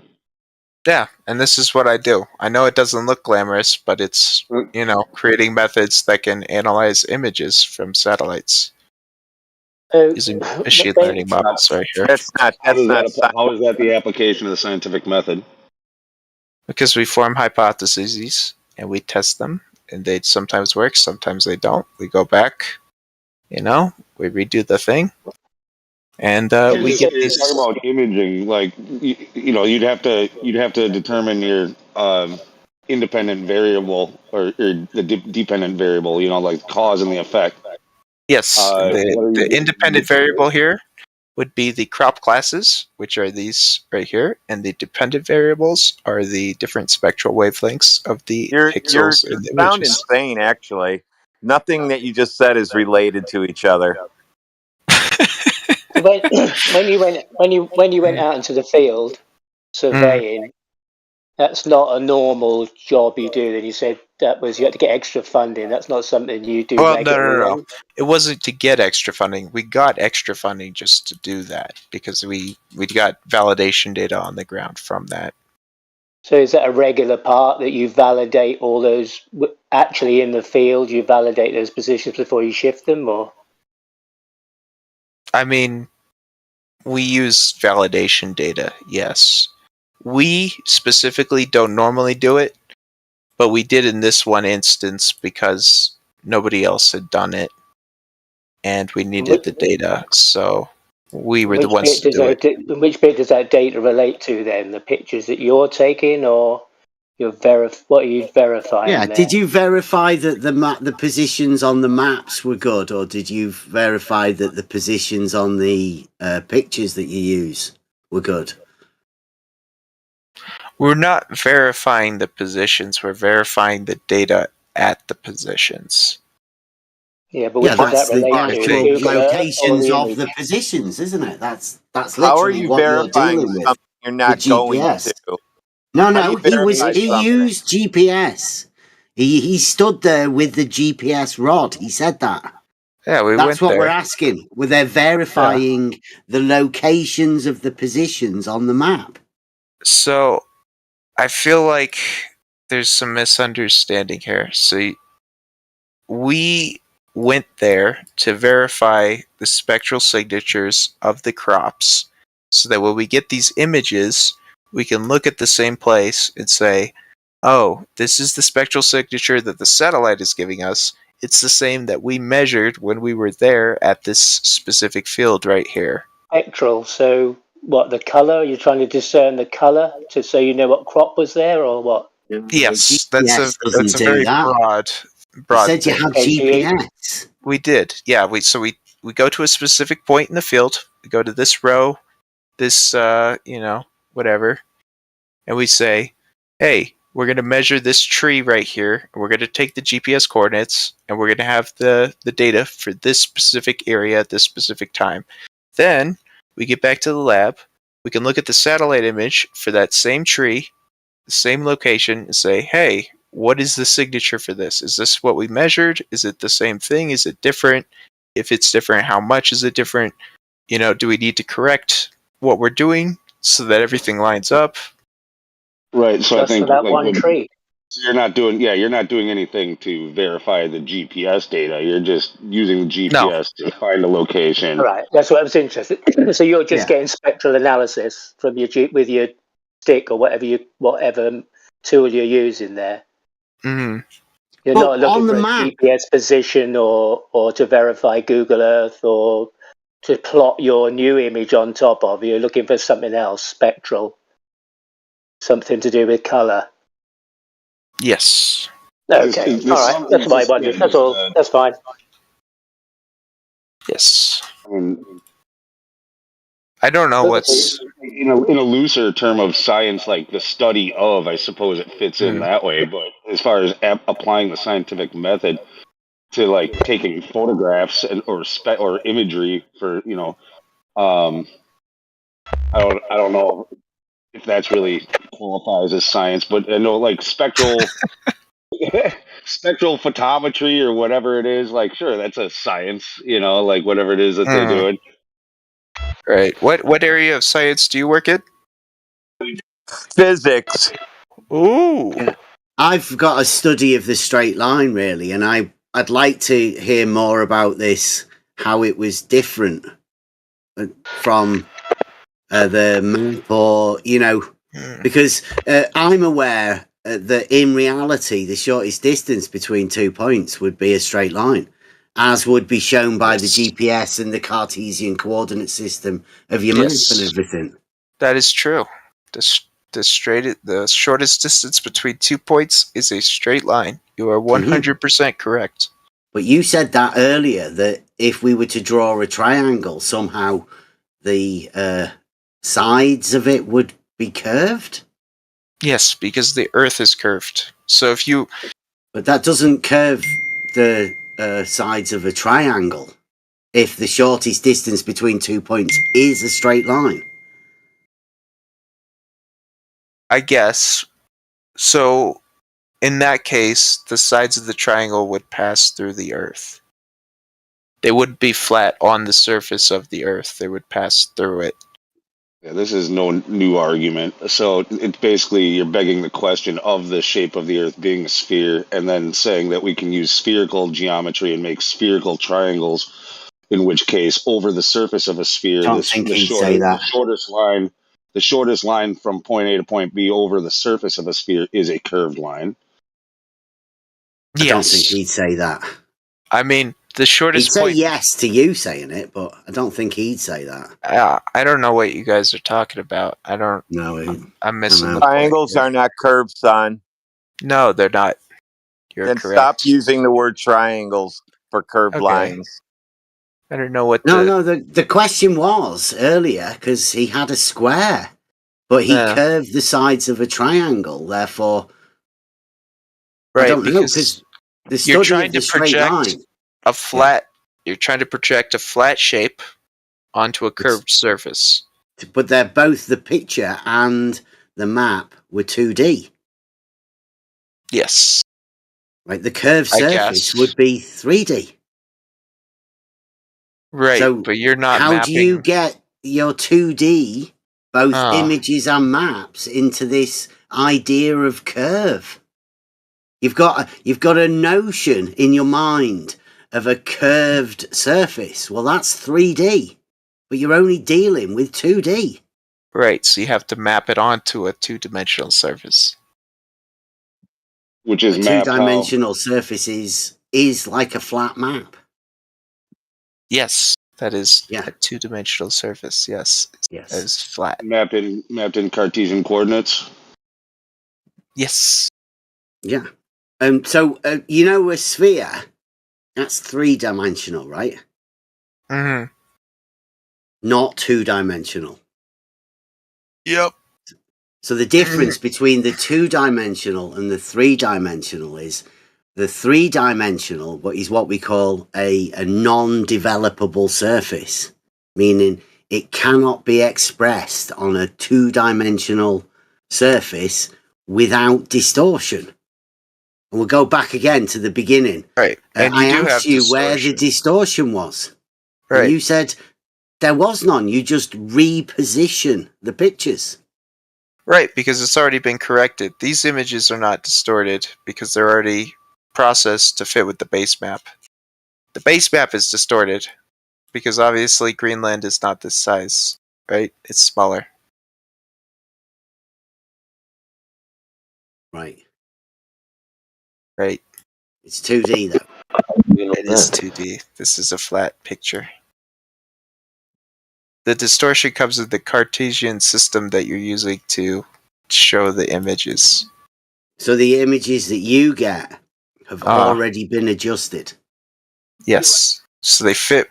They're still distorted. This isn't a 100% accurate view, but they're distorted because it's a flat surface here, right? But obviously we're taking pictures of a sphere. Yeah. Do you know how far away the camera is? Let's find out. Supposedly taking these pictures. Well, actually, about that. So, like, you were just showing, you were at like that perfect. There we go. I guess distance there, where it shows the pixelation, like all those little squares. You can go back to that where it shows that. Like this. Yeah. Each one of those is a separate picture. Each one of those little squares is a separate picture taken by. No. Yes. You said 10 meters by 10 meters were the pictures that you were getting. So these holes right here are the masking that I'm applying right here. If I remove the masking, these holes wouldn't be here. The 10 this Landsat is 30 by 30 meters. So if this wants to load here, you can see the actual pixels, and those are the size of the. So let's see. You see the little scale bar in the bottom here? I'll zoom this out to 30. Yeah, you realize that scale's a ratio of straight line, right? So you look at each of these little pixels here. These are your 30 meter by 30 meter pixels right here. Yeah, but that's not what we're talking about. Back up a little bit and show it. Just pause there for a second. Like, what plane take those pictures? What plane? Yes, they're not taken from satellites. They're taken from airplanes or drones. Those pictures. That was Landsat 8. Right here.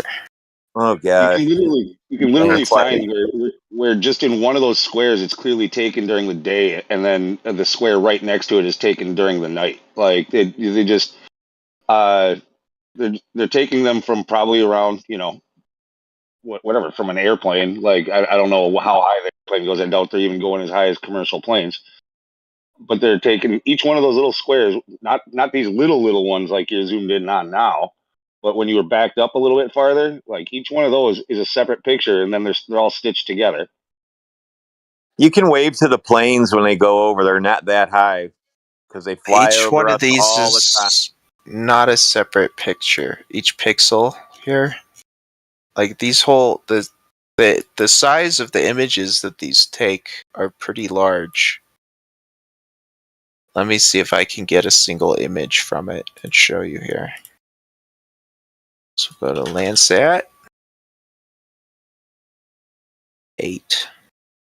Maybe better just to copy it.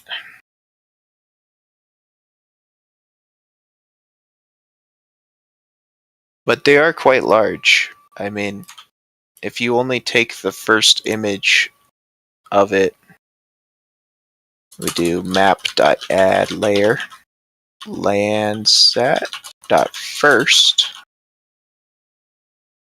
Let's see.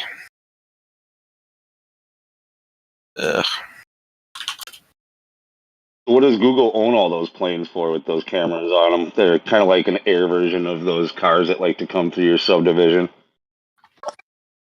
Oh, Google doesn't own this satellite.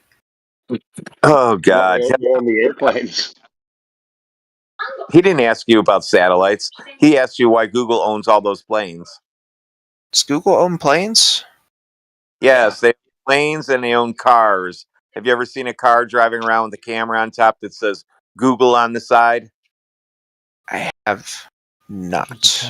Got all those cameras mounted to the roof. Got like little. He's the only one that's ever seen a car mapping the ground from the ground. You've seen the Street View on Google, right? Uh-huh. Well, they have a car that does that. I know. Yeah, I've never seen one of the cars before, but I have seen Google Street View. So this is what the size of one of these images is. The scale here, 20 kilometers by, I don't know how long that is, maybe 100. They're quite large. They take them in these strips here, and you can see this one's mostly clouds. In a strip, like as though maybe it was taken from an airplane flying over. No, or a satellite. No, an airplane in a straight line. It's like reading like a barcode reader type thing. Yes, like kind scanning it as it passes over. Yes, let me see if I can find. How far away? How far away does it come from? I'd like to know the. Here you go. Supposed speed that the altitude is 438 miles. 438 miles. Wow. I'm not sure you could get an airplane to fly that high. How wide was that strip of data? This I'd say about 20 kilometers from what I can see here. What would be the equivalent distance? 25. Right, if like let's say a meter on the land. The what? A meter on the land. What would be the equivalent distance between verticals at that? I don't know. What would the Can you equivalent zoom distance out be? of this picture? Yeah, here you go. It's in Okay. Russia. So, okay, wait. So, do you think this is a real picture now? Is it a real Got some picture? numbers for J-Ro to work with, I think. Do you think this is real picture from satellite? This whole base map right here? It's probably composited from a lot of different pictures. Yeah, but well, do you think that's this exactly is real? No, what that picture that you got given, I think he's talking about, not Oh, the this big one? Yes, that one. Yeah, this is a shitty Those picture, but those it's decent, definitely a those real are picture. decent resolution thing. I mean, The look, you ones can you see the clouds on it. I mean, Hey, all right. So, just for fun, you said it taken from 438 kilometers, right? no, So, miles. kilometers. okay. So 705 can you know how it gives you an altitude or an elevation or whatever? Can you zoom back to 438 miles and see what that little strip of data looks like from there? I don't think it shows. This is 500 kilometers. You can Close kind of enough. see it. So, Yeah. so your satellite took that little smudge from that far, from way farther away than this. Like that. Why wouldn't the satellite be able to do something better than that little strip right there? Oh, it This is does. This is just the first image of the collection. Yeah, that's all he gets. That's the No, stuff no, that no, this no. I guy mean, gets. No, you get a bigger you can image. look. No, you said that's the image that you get. It's one of the images. So look, if you print out the actual collection, there's thousands of images in here. This probably won't even be able. Yes, there's more than 5,000. You have to filter it down to a specific time frame, and then you can you put all the pictures together basically. So we could say 2021, 2020. See if I could. Wiggle, you hot mic, dude. Yeah. Do you know? Have you any idea? A supposed is this geostationary? I would imagine. No, Landsat it's is not. not. It's not geostationary. No. It passes in these arcs. That's why you get strips like this, because it passes in arcs. You can see the orbit of it here. See, this is a good one. It goes in these patterns, and as it goes on, it kind of shifts the pattern over, so you get pictures of the whole planet. Does it ever cross over the North or the South Pole? I don't think it's in a polar orbit, but let's see. I already know the answer. The answer is no. Yeah, there are satellites that do have polar orbits. I think Desis. No, Desis isn't. Prisma might be. Sun Synchronous orbit. Yeah, I'm not sure. I don't think Landsat is, because I think Landsat's just for primarily equatorial, so it goes in these arcs around the equator. There I are got a polar. couple of geeks actually I could post that demonstrate what you're talking about, but they're showing like the path of the ISS, the supposed path of the ISS, and it's a similar path like what you're showing here with this. Yeah, the ISS isn't in a polar orbit. I know there's. I want to say it's polar orbit. Hey, can we get back to what Bev?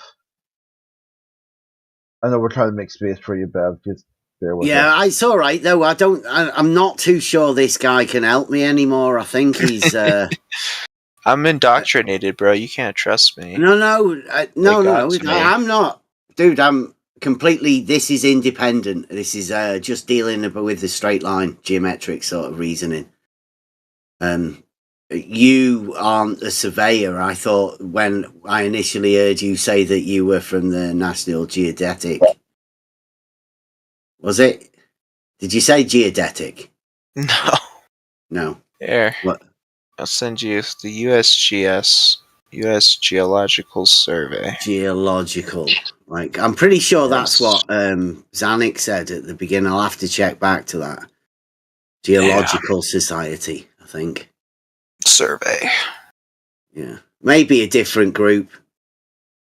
So you don't really deal with straight lines, do you? And, you know, like that assumption that you made that the triangle has curved lines, that was just something that... do you get taught that? Do I get taught that? You know, honestly, I don't deal a lot with geography in that sense. I do know that if you take a flat triangle and project it onto a sphere, the lines are not going to be straight. They're going to be curved. You know that the only people that use the term flat concerning triangles are flat earthers, right? Or the Flat Earth Society. Because a triangle is a triangle. There's no need to add the pleonasm to it. Okay. But I guess you're dealing in 2D image. Yes. All images are two-dimensional. Do you call all images flat images? And then they're photoshopped because they have to be. They're photoshopped. Yes, we have a whole team that photoshops it in. That's a bit of an inside joke you might not be aware of. Yeah. No, I mean they're flat. They're flat. All images are flat because they're two-dimensional. What you showed, it's a Photoshop as well. The ones from zoom out all the way out, 436 miles, they were Photoshops. I don't think they're photoshopped. Come on, you're welcome to No, believe that. You did say that they were they came to you adjusted with the corrections. Adjusted to make them into the 2D image. Right, but that doesn't mean that they're photoshopped because you're making it sound like they're changing already the a 2D image, though, right? Whenever you take a picture of anything, you end up with a 2D image. So how do you adjust a 2D image to make it into a 2D image? Because there's no adjustment needed, surely. You have to but make you it fit assume that it's come, the coordinate right? plane. You have to make it. I mean, I don't know, man. I don't know. What do you want to hear? So when you can you hear me on my mic? So when you just talked about See, look, I'll Hello? show you a picture that I'll show you this real quick, where I was talking about curved images, right? Okay, so let me show you this. This is the same picture we were looking at, right? This is the strip over Russia. If you take a line and you go from the upper right corner of the image, right? Boop. And then we draw that line, straight line, all the way down here to the bottom left corner of the image. Boop. We see that there's this weird section in the middle here where it kind of bulges out, right? Even though we've done it from the corners here on both sides, right? Both of these corners are right at the edge. There's this weird curvature to the image. That's kind of odd, isn't it? There's this huge section in the middle here where it sticks out, goes to the middle of our line here. No, it is not odd because I already told you Google Earth, that's what you're using, and these are the employing company which you work for.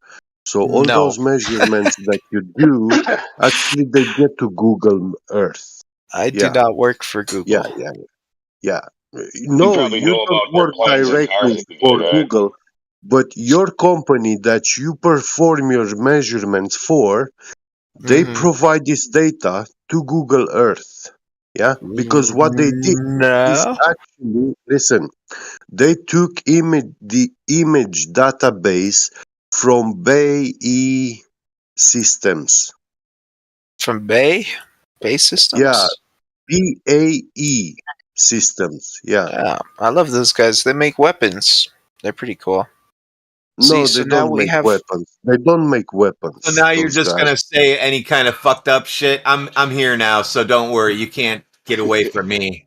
Hey, BAE Systems is a defense company. I don't know what you. Yeah. Exactly. Yeah. You know, It's weapons, a. all that stuff is super cool. Yeah, it is cool. It's the Can you hear me? Department of Can you hear me on Defense. my mic? I'm good And because I'm these driving. guys are the guys who actually did Yeah, we can hear you. the digital map of the whole world, images. All those images, they are flat images, yeah, of flat land. Now, NASA was given a gift, this database, from the DoD. And No, this is not from the DoD. I didn't finish. Okay. I'm sorry. telling you how it started, how Google Earth was actually born. So in 2000, when Google and NASA made an alliance, yeah, that's when Google was the first time that he got access to this database, which NASA had it a gift from DoD. And now they took these images, yeah, and they modeled them on the Google Earth sphere. Now, the problem was in early 2000s, yeah, when Google Earth started emerging, everybody saw that you cannot use Google Earth, yeah, to actually measure and see accurately your land dimensions, because those pictures, they have been distorted when they have been projected on a sphere. That's And what we're trying to work out now with the Google, guy that claims to have done it. Yeah, Google when you- now is actually hiring people on the ground to go and survey the land. They get all the information of all the lands. That's what this guy's claiming to have done. God's somebody to sake. talk to here. He's But- here. Listen, Why are you talking? Right, So but what hang on, get me- Greg's trying to do is he's trying to explain why this little bit of a curve in that image that he's showing, it's Yeah, but he's a man. It's a distortion. It's an artifact of wrapping it around the sphere for Google Earth. Yeah. Let him tell And us though, what they are- please. What his job Hang is on, to hang on. actually Can I just speak. ask this guy? Did he get muted? That's unfortunate. Yeah. Unfortunately for you, I'm here now, so we're not going to talk Unfortunate. about pretend globes. For you to wrap it around the ball, you're going to tell me how you measured when you went out there with your buddies because you got some high school grants. You're going to tell me how you measured the curve of the Earth. We didn't measure the curve of the Earth. So it's flat then? No. I mean, we didn't measure the curvature of the Earth. That wasn't something that we were doing while we were out there.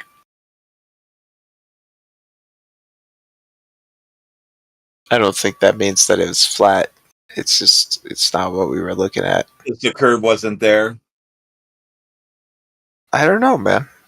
What do you mean you don't know, man?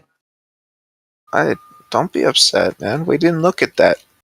You ever been to the ocean before? I have been to the ocean before. Is the horizon curved like a curved triangle? The horizon at the ocean is not a curved triangle, no.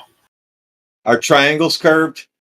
No, triangles are not typically curved. Well, hold on. Now you just fucked up again. What kind of non-typical triangles, three-sided straight-lined objects, are curved?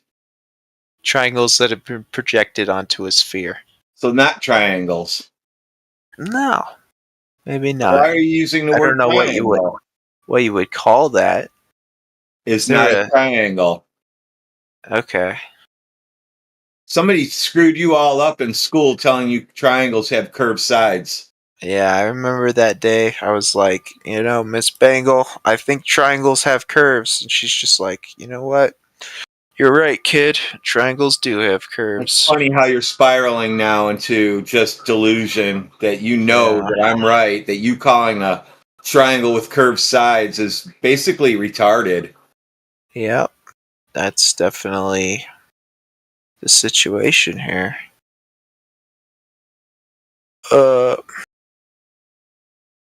Yep. That sounds like you're done then. I guess so. Thanks for having me, guys. Bye. I'm in town all week. I mean, I'm just trying to see, like, you're pretending as though you have some kind of evidence or proof for a curved Earth, but then when pressed on it, you say, "Oh, we didn't check for that." And then so you've really got nothing. To be clear, I wasn't claiming that what we were doing was measuring the curvature of the Earth. I was trying to explain what we were doing there, and right, it's that's fine. You can check this to make sure the lighting looks right and everything. That's fine, but that has nothing to do with a globe or a flat Earth. Like,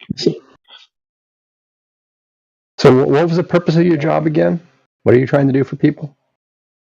we use satellite imagery to map crops across the world for food security. So you're out there helping people manage food supplies, right? Basically, yeah. We work with the IMF and the World the World Economic Forum Fund and UNICEF. And so when you're out there, getting your work done, how much do you care whether flat earthers believe what you're doing? Well, it matters. Personally, I don't care, but it all has to be consistent. Like it doesn't matter which one it is, but all the math and everything has to line up with it either way, or I can't do my job. Yeah, you're just saying that you have faith that it's a globe because of how you were told that you got your data, but what you in particular are doing has absolutely nothing to do with that. I guess, if you want to frame it that way. I mean, it matters. You're taking pictures. You're just comparing pictures of crops to what it looks like on the ground. That's what you're doing. No, not really. We're teaching machines how to identify the pictures from different spectral wavelengths that are available on different sensor platforms. You're not surveying, right? Sounds like you're working on a military thing to identify basically people's crops from pictures, so they know what to burn out or not burn out. Yeah. When the World Economic Forum wants to destroy your crops, they can identify them. Yeah. Well, basically, they know what I'm planting in my garden, what I have. Oh my God! Yes, good job. We want to identify your gardens so we can drop napalm on it. That's the job. As soon as you make him say triangles are not curved, his mind stopped working. Yep. I really just couldn't comprehend that. Yeah, because I'm not going to let you sit there and talk about, well, you got to map satellite they're round, and you got to map them to flat, or the land is flat when you're on it, but when you're in the sky, it's round. There's a big difference in pictures, blah, blah, blah. Yeah. Well, should I show this again? You guys saw the strip, right? The curved strip. All Google Earth doesn't do anything for me. That's unfortunate. Bro, this is Blood's thicker. Blood's thicker. Is that a picture that I took a few weeks ago? Did you steal my picture to put as your PFP? That's my picture. Can you show me that in reality? That curve. You can show me only. That's it. And calculations. Yeah, are you talking about you want to measure the perimeter around the North Pole? Is this? I'm sorry. Are we talking about the same thing? I just want to see the curve. The curve. Yeah. Is it Chardsy? Chardsy. Is it? Is that what it is? Yeah, brother. Yeah. I hope we can get to talk sometime about this sort of stuff because it fascinates me. But these guys here keep muting me, so I don't know whether it'll ever happen. That's unfortunate. I've been muted quite a few times in here as well. I don't know. Would there be somewhere else that you'd like to have a chat? You know, we have another Discord server, but if there's somewhere around here that you feel, no, yeah, I would join your server. No Approaching people? Jeez. No, it's just so we can have a chat. Yeah, stop muting people. Before. I see we're going to start trying to get people to other servers in here. That's good. No, listen. Heretic wrote in the chat. I said I'd like to have a chat with this guy sometime. Heretic said, perhaps get him over to On the Level. I'm just trying to do that. Yeah, or here. I'm good either way. I mean, it's all good. That's a great name for Yo, dude. Can you invite me back to On the Level, brother? Is this TP? I don't even know. I heard this from in the distance. DP's not around anymore, mate. Is he not? I don't know. Mate, I've been away for a very long time, so... Oh, Questacle's in here. I add him. Right. Well, we'll send you an invite over there. It's been a good chat. Chardsy, thanks, guys. Yeah, so Chardsy, I was the guy who, when you came in, told you to shut the fuck up. I'm glad you didn't. Oh, thank you. Very fun listening Scott, to their did you see your brain video scramble. that we did? Did you see the video we did for you, Scott? I'm not going to talk about your video on Heretic's channel. Yeah, go ahead and post it so we can all see it. Wait, it was just a chat we had with Scott. It's called Scott McKay. Wow, several people sent me messages saying they liked my presentation. Thank you. I appreciate that's their Globe supporters. They're like a group. They love you. Yeah. I guess, man. Wow. Did they ask you to join their troll team or no? It was great. Yeah, you need to change your. You got to put. What are they putting now? Oh, Gay Friend 6. So in brackets, you got to put GF6 and then your name, and then you'll be part of their group. It's Gay Friend 6. They call themselves. Oh, okay.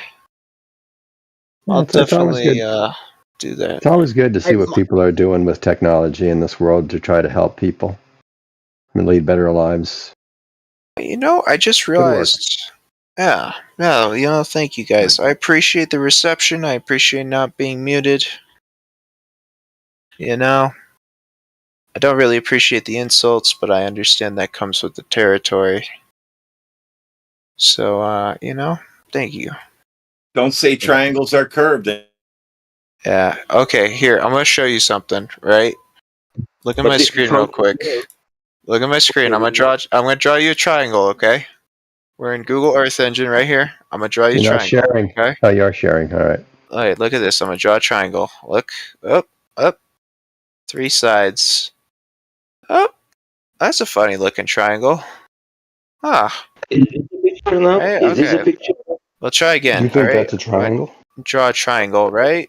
1 line, 2 line, 3 line right here. Oh, it's curved. That's odd. You think that's a triangle? Oh, well, it's got 3 sides, right? I drew straight lines. You know what these a triangle are... Okay. Nope. Maybe I'll try again here. Try and make a triangle. You can see it. You can see it art. So obviously, it's built in the system. Obviously, it's part of the algorithm of the process, the software that you're using. See if I can find a better picture. Triangle on a sphere. Yeah, this is why you stay bricked, by the way. Oh, it's weird. It always ends up curved, even if it's still a triangle. Yeah. Yeah, we understand this. You're bricked. Okay. Yeah, I'm bricked. Well, I appreciate you guys. No, like triangles do not have any curved lines. It requires 3 straight lines and 3 angles that equal 180 degrees. Right. The angles here do equal 180 degrees. No, they don't. And the lines in reality are straight, but when you project them onto a 2-dimensional surface, can you show this in reality? Show me this curve. Hopefully we get a chance to talk about that. I've got to go, mate. It's been good chatting. Hopefully, I love you, Bev. Send me a message, man. I'll send you an invite, Bev. All right, cheers. Bev made a whole video talking about people that are slandering others while making a video about slandering others. He's a joke, dude. He's a fucking piece of shit. Bev. I saw his video he made on me. Get the fuck out of here. Yeah, it wasn't made on you. You were just talking, mate. Don't worry about it. Nah, whatever. I heard what you said. Your little comment. You said what you said. No, I heard what you said. It's not my fault. You're a moron. But I heard your jabs. And I heard you talking about people that make videos about slandering people while simultaneously doing that. So you're a hypocrite, dude. And I don't think you even understand that or know that. It's kind of funny. Doesn't matter. Let's be nice here, guys. Yeah, come chat, mate. All right. I'll leave you with these guys. See you later. All right. Good night, Bev. See, what's a straight line that we can all agree is straight? Can you show me how to get an angle with 2 curved lines? How to get an angle? All these images, they are not reality that you are showing. What you are doing? Here, let's go from playing on your. Well, a line between 2 places has to be straight, right? Any line is by definition straight. Not if it's curving. I guess so. That's a good point. So what's a straight line look like? We could draw from this point to over here. Straight point, straight line. You were going to tell me how to get an angle between 2 curved lines. How to get an angle between 2 curved lines? Yeah. Between 2 arcs. To get an angle between arcs. Oh,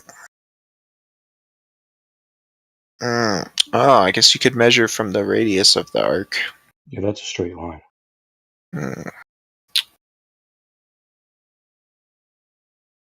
Yeah. I don't know, man. It's gonna be a problem, isn't it? Math stuff is just beyond me. Where did you get the radius from? Measure of the central angle. So I guess to get the 2 arcs for connecting, you'd have to get the angle of both of them. And then you could subtract that. Well, you said that those that your curved triangle equaled 180 degrees, which even, by the way, like that's not your guys' argument. You claim that was it more or less? More, I believe. And then you guys start calling that spherical excess. But even if you did claim that you could get an angle, which you did, I want to know how you would do it, which you don't know. All right. Oh. No. Take the length of the arc. No. I'm pretty drunk, man. I don't know. The Earth is flat. It's flat. Google is covering it up. NASA covered it up. See, what I don't understand is, I asked this earlier. I thought you were. Why did they cover it up? Like, why are they hiding it? You know, why would they make the lines on my map curved? You know, like, what's the point of them? I don't know. Trying to cover it up. Job to guess why liars lie. They're just doing it for the fun of it. They're like, man, wouldn't it be funny? We tricked everyone into thinking the Earth is a ball. Well, you know what? That's funny that you say that because I mean, I'm sure they have plenty of reasons, a multitude of them, more than just one. But one thing that liars tend to do also is what they call duper's delight. They do actually just have fun with it too. Right. So they're all just. What's like a legitimate reason though? Let's assume they're not just trolling us. Money's a legitimate reason to lie. What? Money is a legitimate reason to lie. Yeah. So how are they making money off of around Earth? How much does NASA get every day? I don't know. But see, I don't figure that out. It's $100 million every 36 hours, roughly. $100 million every 36 hours. Yeah, roughly. I didn't think their budget was that big. Oh, isn't it amazing? Because they don't really do shit, do they? $24 billion. Velcro memory foam mattresses. There was a pen, space pen. The Fisher Space Pen? I love that. Yeah. Oh, you mean pressurizing the ink? Oh, yeah, that's pretty cool. Yeah. So things that were all developed on Earth. But and that was developed in a container also. But wouldn't they be able to do all that stuff if the Earth was flat? Why? It already is flat. Right. So why do they need to perpetuate the lie? Well, how are they going to take a picture of a globe Earth if it was flat from the moon? The moon they didn't go to. Well, couldn't you still go to the moon if it's flat?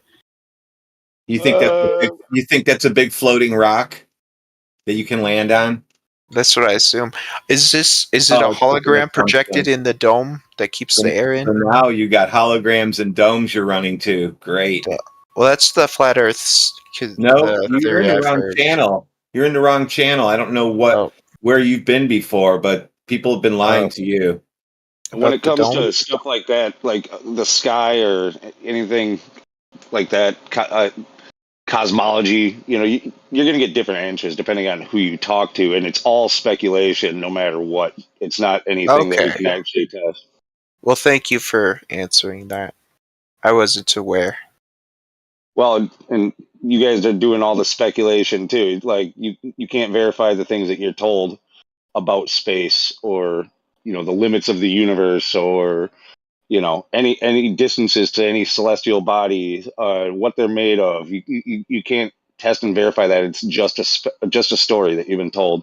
Oh, if you ask questions about that stuff to flat earthers and they give you an answer, it's going to be speculation.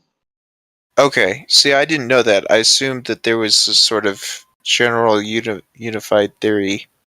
I didn't realize that there was lots of different. There's no theory. What kind of theory is there for water being flat? Gravity? Oh, shit. Why would you say that? So gravity makes water lay flat? Yes. I don't know. How does gravity on a ball pull water horizontally? So flat then, not curved. Well, if it's a ball, then it would pull it equally in all. Across the whole surface, it would pull it towards the center. So not flat then? You said flat, now you're saying something different. Like you really can't make up your mind which it is yet. Yeah. You've really got me on the fence, man. I'm not sure what to believe. No, you are the one with all the beliefs. Okay. I don't know, man. You're really combative here. I'm not trying to Dude, be you have all the combative. beliefs. You said it yourself. You have all the beliefs. What's being combative about that? Just pointing out the facts to you. You can't argue with water, can you? No. First you said it's flat, then you said it curves around a ball. Yep. So is it flat or curved?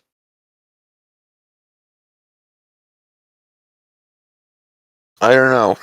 Should it be flat or should it be curved? You tell me. You're the one who measured the Earth. I didn't measure the Earth, man. What you experience, man? It's my experience.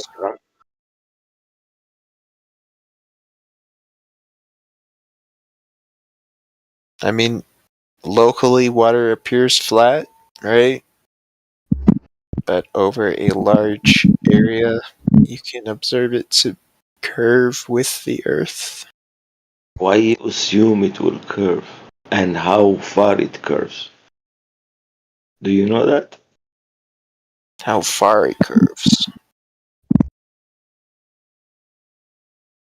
I don't know. If you're do you know how far you can see? I don't know. It depends on the environment, where you are, how far you can see. I mean, theoretically, I don't know. It can't be that far. How far could you see from the top of Mount Everest? Like 100 miles?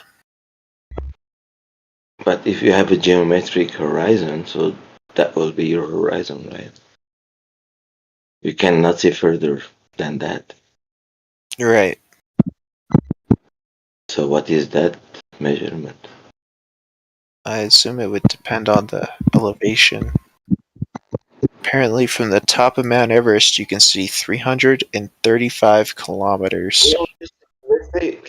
Let's stay on our level. Let's not go to the Mount Everest. Okay. It's like if you are just standing 5 feet, 6 feet, let's say, to make it easier to calculate how far you would see. How far can you see from like ocean level, sea level? 2.8 miles. Okay. Does that sound normal? Does that sound right to you? Yes. Do you think you only see 2 miles? I mean, it depends on the elevation, right? I live on a mountain, so I can see further than 2.8 Okay, you miles. just said the sea, and then you went to the mountain again. You said the sea, Right. you were talking about the sea, and then you went to the mountain. Right, because you asked me, does that seem normal to me? And I said, well, you know, from where I am, from my perspective, I could see further than that. Yes, but let's stay on the sea. You said you go to the ocean, you've been there. Do you see more than 2 miles or no? Like out? No, out. Like out, yeah. I don't know. That sounds right to me. 2.8, 3 miles, yeah. Oh boy. Well, somebody should just run him through how far it is, what 10 miles looks like when you're just standing at 1 foot high.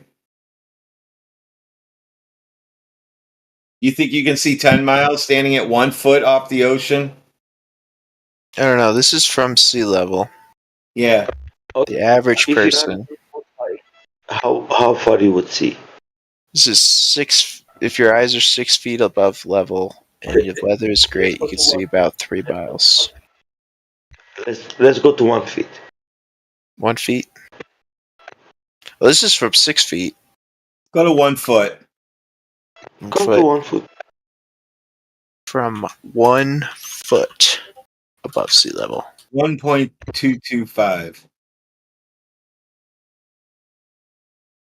The black swan. Can you guys tell me about the black swan? Are you going to type in that number and give me what it says? It says distance 1.3 miles. Yep. This is from 1 foot. So from our 6 foot earlier, be 5. Oh, this is in kilometers. 6 feet's about 3.48 miles. Yeah, 3.24 miles. 6 feet. 1 foot is 1.13. 1.31. Sorry. And You think here. you see farther than 1 mile when you're standing on the shore? Well, this is at 1 foot. Yeah, so lay on the beach. Yeah, no, but wait there. Let's say you're at an average 6 foot man, even, right? And you go to the beach, right? You know that you're at sea level, okay? So let's say 3.6 miles, right? If you're being honest with yourself, is the horizon 3.6 miles away from yourself anytime you've been on a beach? Or is it that number is either far greater or even far less? Interesting, though. That sounds right to me, man. I don't know. I Well, don't think... are you being serious? Because if I'm just saying, you remember you can see France from England. You can see Ireland from England. you can see Wales, France, and Ireland all at the same time from England. Where's the horizon in the picture I posted? We just took out the oil rig so it didn't confuse you. Oh, there is an oil rig in there. Yeah, the white piece. So where's the horizon? Is it where that arrow is pointing? Or no, I think it's a little higher above it, isn't it? So it's farther back then? No. All right, good, perfect. So now we'll post this one. Where's the horizon in that picture? Where's the horizon in that picture? Isn't this the same picture? You said there were no oil rigs. Where's the horizon in that picture? Well, it's the same picture. You just whitewashed the oil rigs. They're still there. Am I looking at the right picture? The horizon? Is it in front of the oil rigs or behind the oil rigs? I don't know. I would say it's behind it. Oh, perfect. So that picture was taken 1 foot off the ground. You see the one platform is at 6.2 miles. The other is at 9.4 miles. And you said the horizon is behind that. According to you, at 1 foot, it should be at 1.31 miles, not past 9.4 miles. So what's wrong? What did you do wrong with your math? I assume this is a mirage effect from the... That's what I would assume. Then it would mean that but you see the problem with that, don't you, right? No. Well, then your geometric horizon is now classed as a visual effect. It's no longer a physical location, right? It's a visual location. I don't know what a visual location is. I don't know. Well, meaning it's in the term horizon where the sky appears to meet the ground. That's the definition of a horizon. I guess. Right? That's why I said to you, like, how far away is the horizon every time you go to the beach or whatever, right? You know, like when you look at Calais from Dover, right? That's 19 miles away, okay? And like you can literally wave at your friend, you know, like, hi, friend. You know, you can turn around to me and be like, oh yeah, that's well, I guess it's a mirage. It's refraction. Okay, cool. If it's refraction, then you've got a big problem, haven't you? Yes. How did we get the radius in the first place? Wasn't it by measuring how high we were off the ground, then getting the dip angle, plugging in the alternate for that so that we were able to then measure the distance to the so-called geometric horizon? Thus, by doing so, what's the problem there? You haven't got the radius, have you? You haven't got the radius because, let's say, the geometric horizon is now no longer a geometric physical location that you can actually measure to. You also have a problem with your refraction as well, because the refraction sort of needs the R value from the radius itself to be plugged in to even be able to make anything in terms of a viable prediction, like using that. It's an antecedent issue. Dr. Flat Earth PhD posted a night picture for you, so the mirage went away for you. No more mirages. So he's mirages are from heat. They're not from. So he posted a night picture for you. So yeah, night comes with cold. Remember that. Okay. Now what is it? Now what's the there problem a black? What is the black swan? I don't know. A swan that's black. Okay. It's the argument and the idea that we think about it, right? If someone makes a statement that all swans are white, yeah. I only need to show you one swan that is black for that statement to be untrue. Okay. Right. Okay. So back to your math. What'd you do wrong in your calculations? I didn't calculate anything, man. I looked it up on the interwebs. I mean, I don't know what to tell you.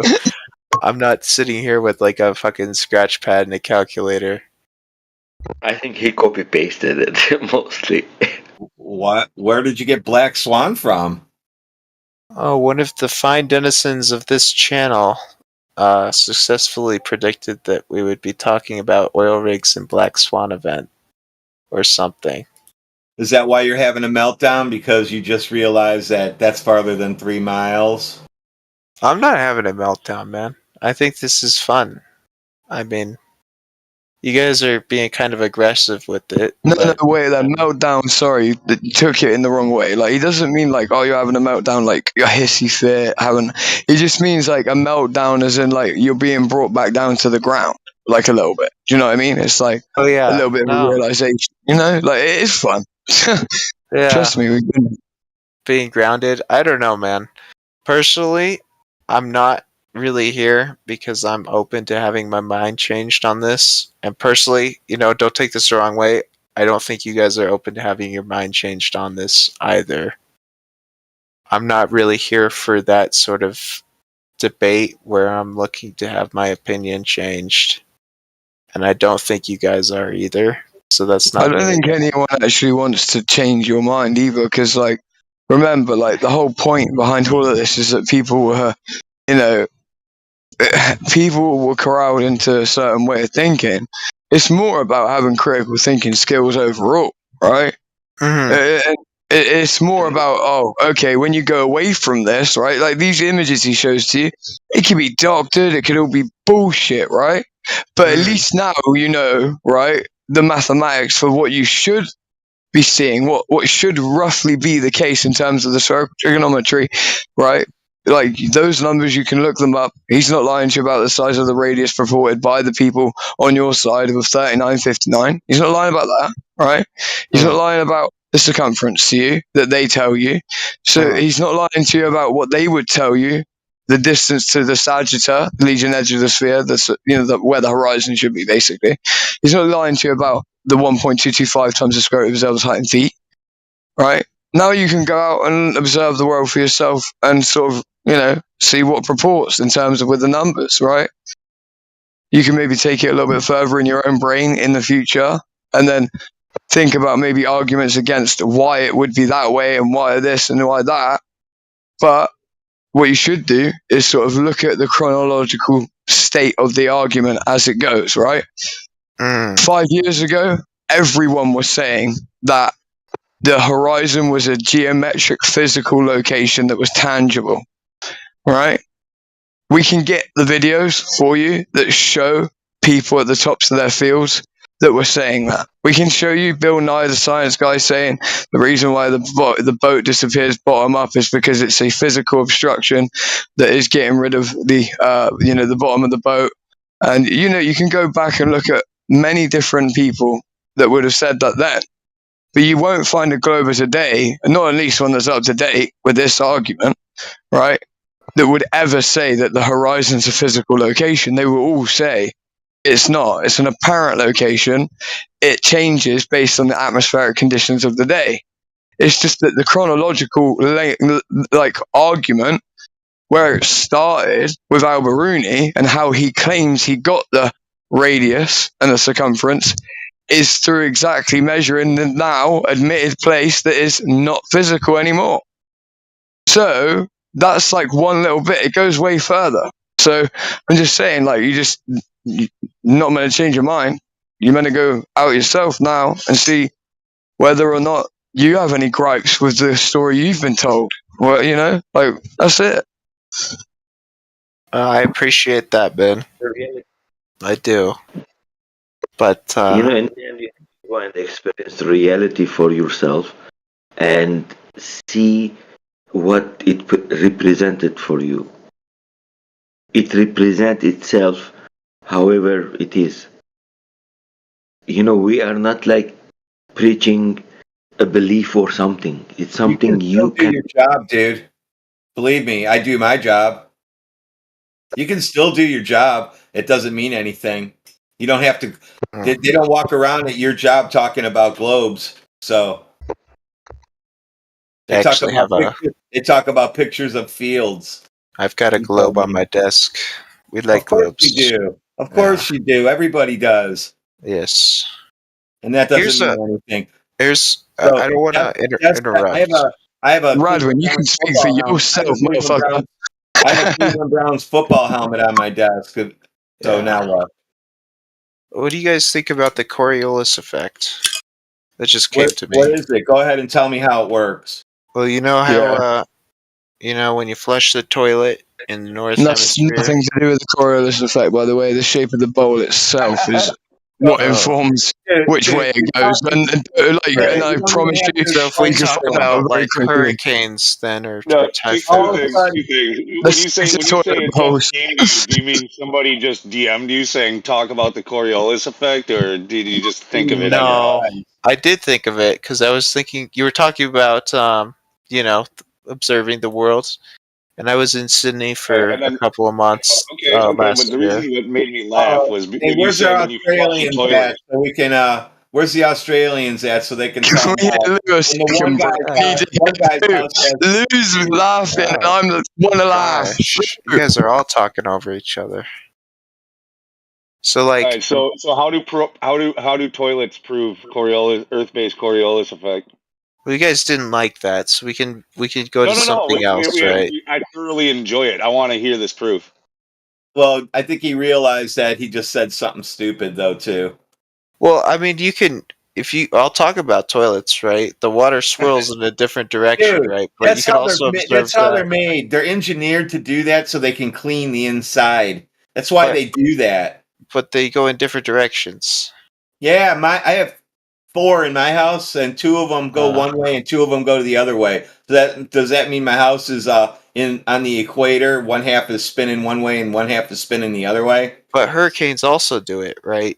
Hurricanes in the northern hemisphere spin counterclockwise, and hurricanes in the southern hemisphere spin clockwise. Except for the hurricanes that cross the equator go in the opposite direction, right? I guess. Does that happen? Yeah. But I mean, what's the explanation for that? Like in the southern hemisphere, you're the one saying Earth's spinning. You're the one saying Earth spinning makes hurricanes. No, I'm not saying that. I'm saying what's the explanation for the Coriolis effect if the Earth is flat?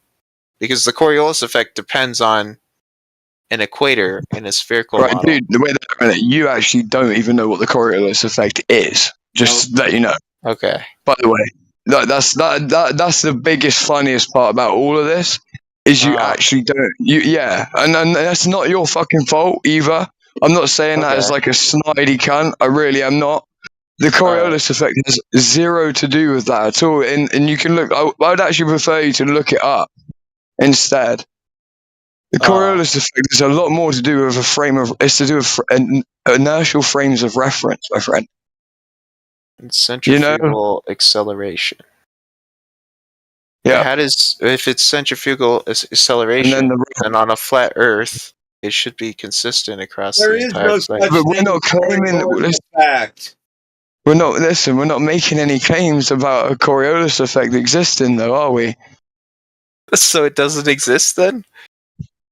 So, well, that's what I'm asking.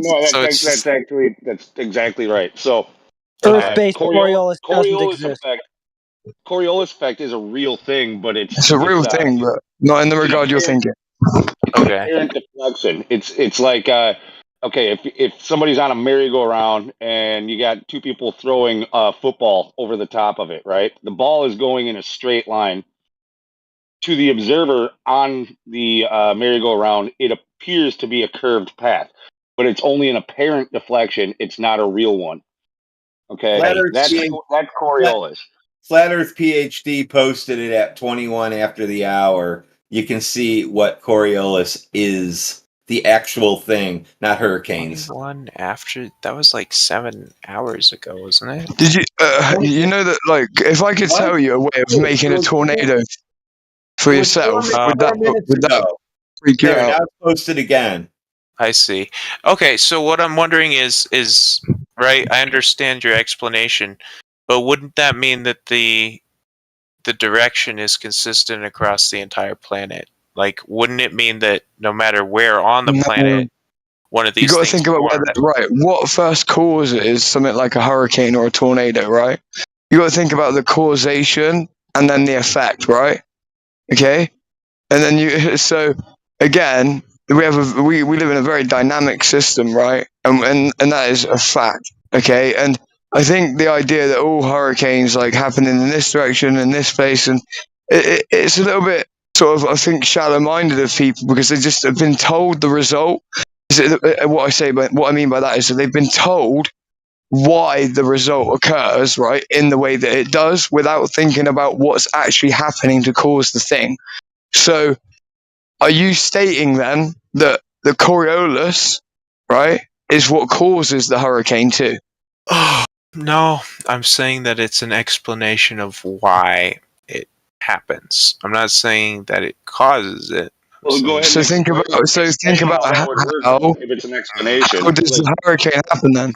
Think about it. That's what I'm asking you to think about that part. So then you can start to think about why there might be a directionality to it, or a bias of directionality per se, dependent on. Just think about it for a moment. That's what I'm thinking about, man. If you say it's an explanation, then explain how it substantiates that claim. But I'm not making any claims. I'm just saying the Coriolis effect explains, right? Isn't that accepted? No, Why do hurricanes spin? That's your claim right there. Okay. Is that you're saying Coriolis effect explains why hurricanes move in one direction or another? How does that work? How is that the explanation? Like, for what reason? Or is that just something you've been told and you're repeating and you have no understanding of why they're saying that? Okay, so why do hurricanes move in different directions then, depending on how far? It's more to do with the energy input and what caused the thing to happen in the first place. Does that make sense? Do you understand? Do you know Gay-Lussac's gas laws? The gas laws? Gay-Lussac's gas laws, yeah. Maybe. Energy input into the air itself, right? So we understand the second law of thermodynamics. We understand entropy, right? Higher to lower pressure movement. We understand Charles's law, which is cooling, right? Cooling of gas, and then gas is becoming less excited. We have the opposite, as Gay-Lussac instead denoted, is that with heat and excitation of gas, right? But remember, the energy input itself happens via what? The sun. The sun. Oh, and the sun moves in a orbit over the flat plane. Right. So that makes sense. But see, wouldn't they still all move in the same direction? Well, I'm saying that just because the data that not necessarily, because then you're taking out the dynamic nature of the system. Remember, we literally have microclimates now. So we have an area that is like arid desert next to somewhere that's tropical, right? This is due to the fact that we not only have gas pressure down here, we have a gradient too, right? So then as gases are heated up, let's say up here, they seek to then go whoosh to feel the privation of gas or slight privation of gas where there's lower pressure because it was cooler over here, for instance, because of a certain type of part of the weather, right? I'm saying to you that hurricanes usually occur over an accumulation of these different weather systems and these different portions of storms coming together, right?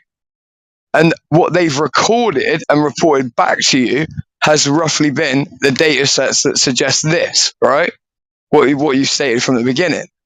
I'm saying that we've only accurately been really studying the weather to this degree, to all of the fine instruments involved in this, really for 50 years.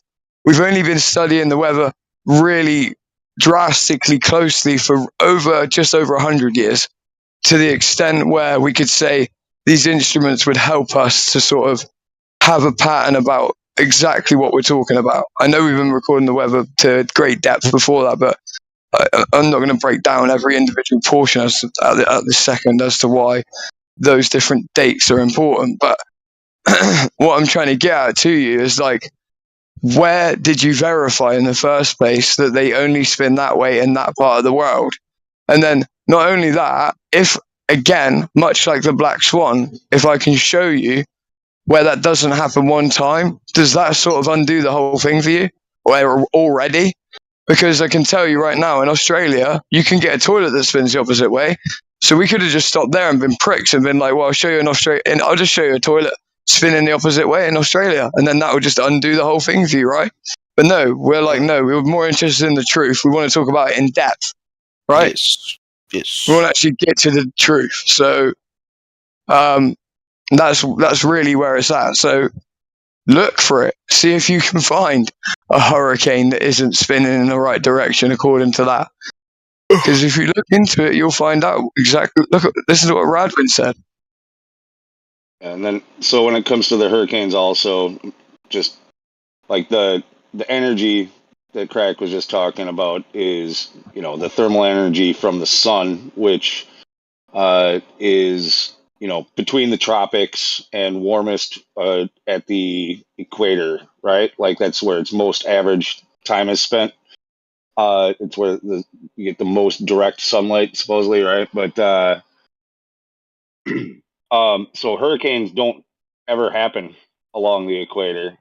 And then there's a kind of a comparison you could make. I guess it's just an analogy. But so imagine, with the sun moving across there, it's similar to like if you put an oar, in the water and you push the water back, it forms a vortex on each side of the paddle in the water, and they are moving in opposite directions of each other. So that oar is basically the energy of the sun. Okay. Yeah, that was a brilliant way of putting it. I hope you caught it. Like, I hope it made sense to him. Like, it's a brilliant way of putting it. I didn't want to give him that much, but yeah, wow, yeah. You should make a video about that, Lou. Like with like a diagram to show people. That's a comparison that some people have made for years now. I didn't come up with that. But the way that you said it, I like the way that you said it there. I'll try to do it just as good the next time. Then I'm sure I'll fuck it up.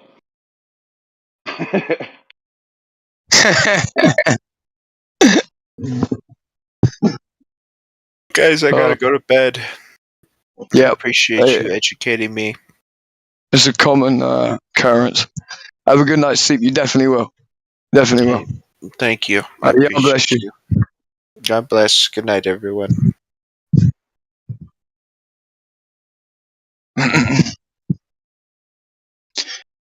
You know when when it's like the end of the conversation and like someone needs to go to bed, guys. It's always a great it's always a great sort of interaction. It was a good one.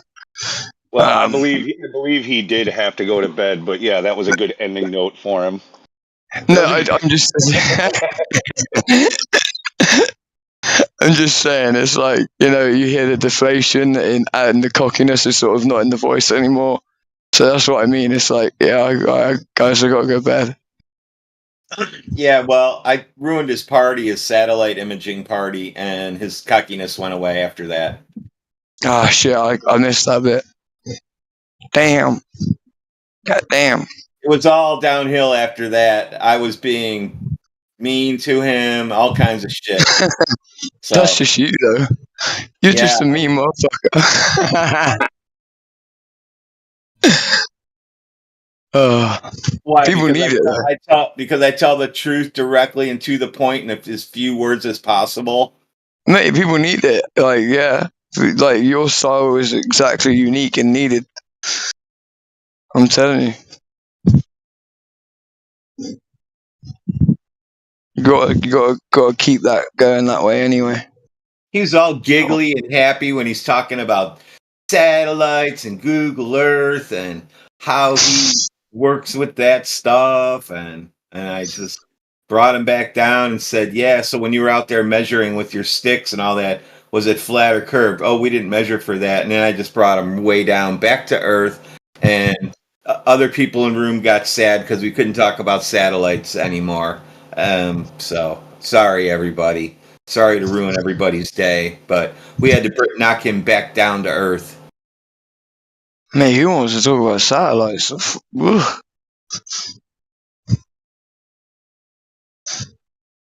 That's never one to go for. Alright, I got to dip out and try and, because this is a new account, Like, I need to go get my mod shit back for this server. Don't worry, not for this room. So you're not gonna have crack being the 24/7 flat room mod. I'm a mod of this server. I was before anyway.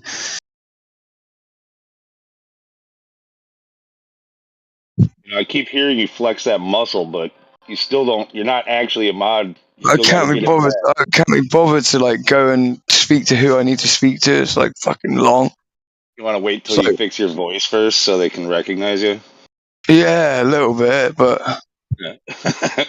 no, I'm joking. Like, I basically like needed to grab the pictures of like obviously all of the control of like the bots and the mod mail and everything from when I was like learning it, so that I could like, you know, one of them probably would have just remembered who I was straight away. I don't think I'm very forgettable, but you know, I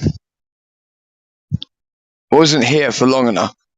But I'm saying like I came back and then all of you guys were in here, and I was like, well, that was mad weird. Like it was just weird.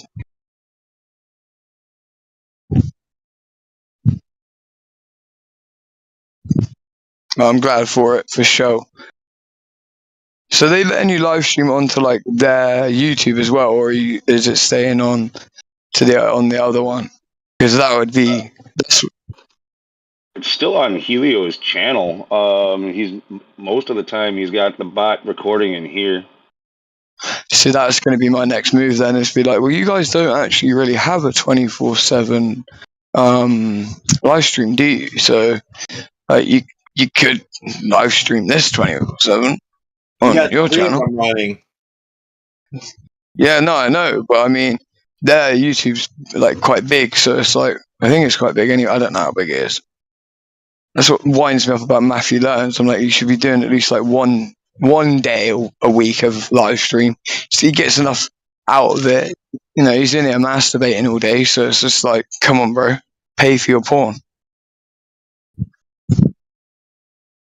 All right, later, my brothers. Get it for free. It's like that makes no sense. I know. That's what I've told it. I've said before we should ban him from everything and give him the ultimatum. I've already said it before. Hey, brother, you got a big following there, and you enjoying that nut, right? So you want to spank that flat ass? You got to pay the Pied Piper. You know what I mean? I can't be talking that way. It's disgusting. You got your flat Earth pimping. Since been pimping. All right, there you guys.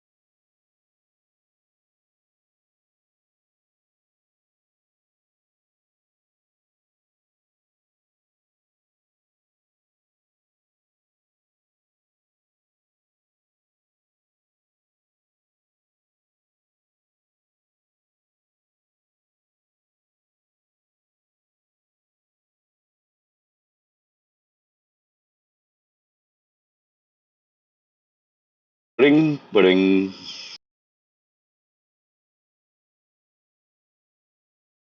Glover went to bed, and so did everybody else.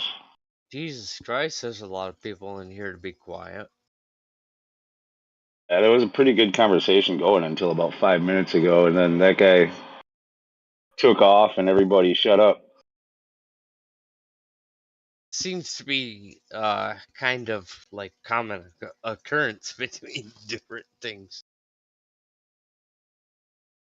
Especially at this time. I mean, it's early morning or So late night for a lot of I was people. having a medical conversation with people, being a doctor and stuff like that, and they don't want to listen to me when I give them information. Like, I give them a little bit of information, and they're just like, "Oh, yada yada yada yada yada." And I was just like, "I'm sorry, you're the one that asked me."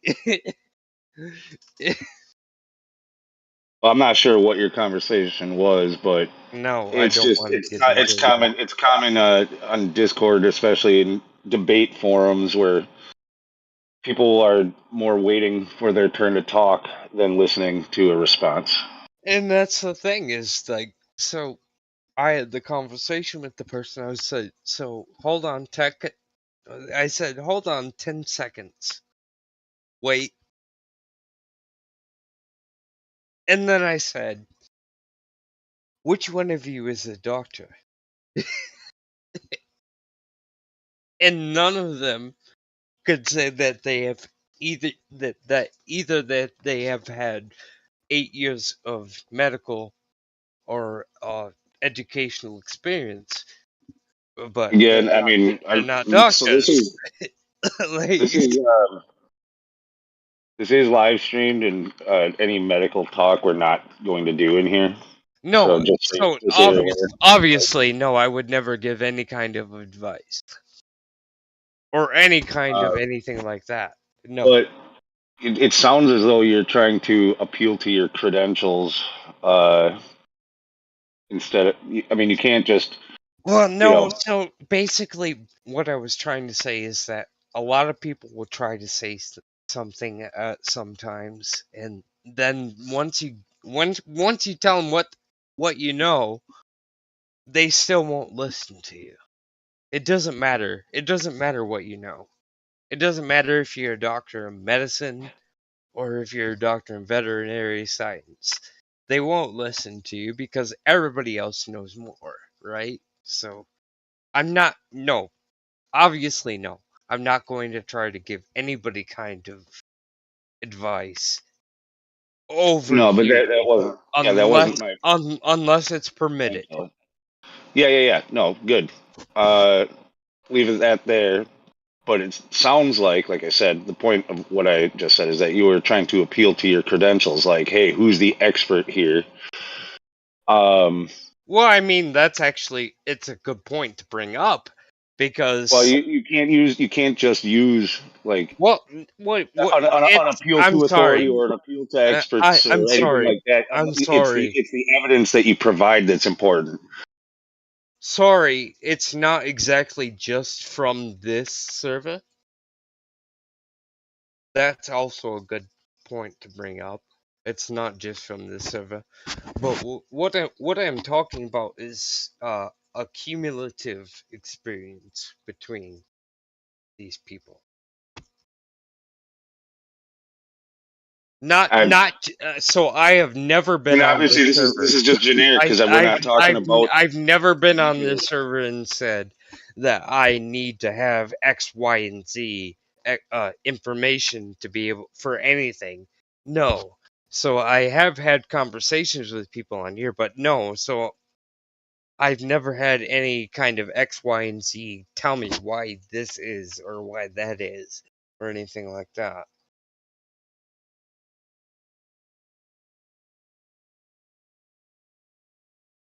I mean, if you're in a debate, what's important is the evidence that you provide. Yes. It matters none what your credentials are or what experts say. Yes. Unless it's backed up by data. Exactly correct.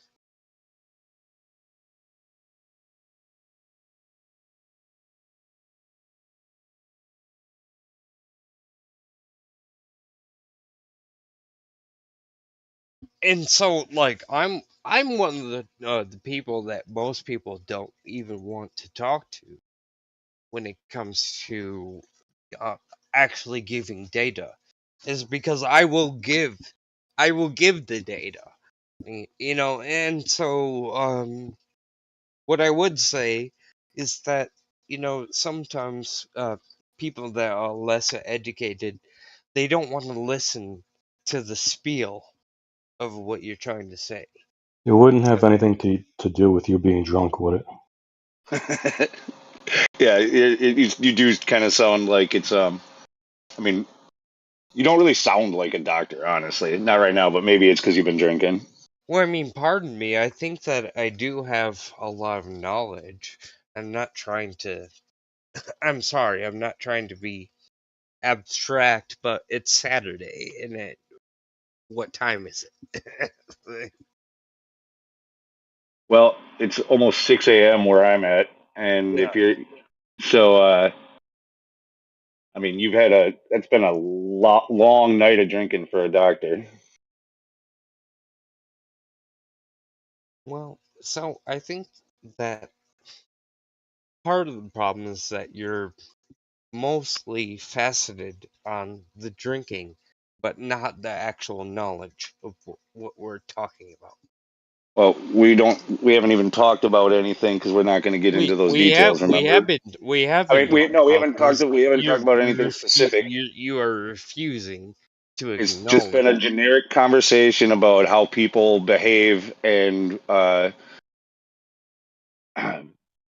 you know, whether they're willing to listen, and Well, there's really no meat. There's no substance. There's no apparently meat. you weren't listening to anything that I had to say either. That's what it sounds like to me. It sounds like you're having trouble tracking. No, it doesn't sound like I'm having trouble tracking. It sounds like you're just being an ass. We were in agreement up until a moment ago.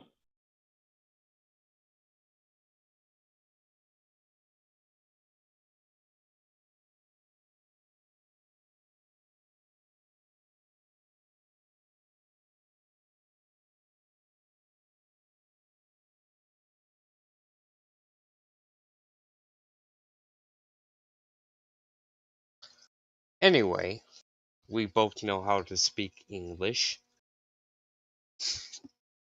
We're both speaking to each other on the same level, and that's what I would expect, you know. So if I were to be an asshole to you, obviously this would go a completely different way.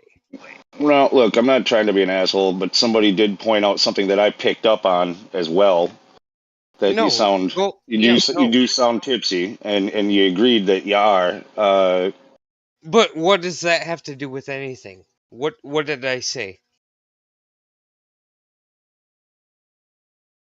Like, for example, when I was talking about, you know, appealing to your credentials instead of the actual information, you pretended as though you followed, but then went back to talking about all of your years of experience and experts and stuff. Well, because also at the same time, you have to understand that when you're on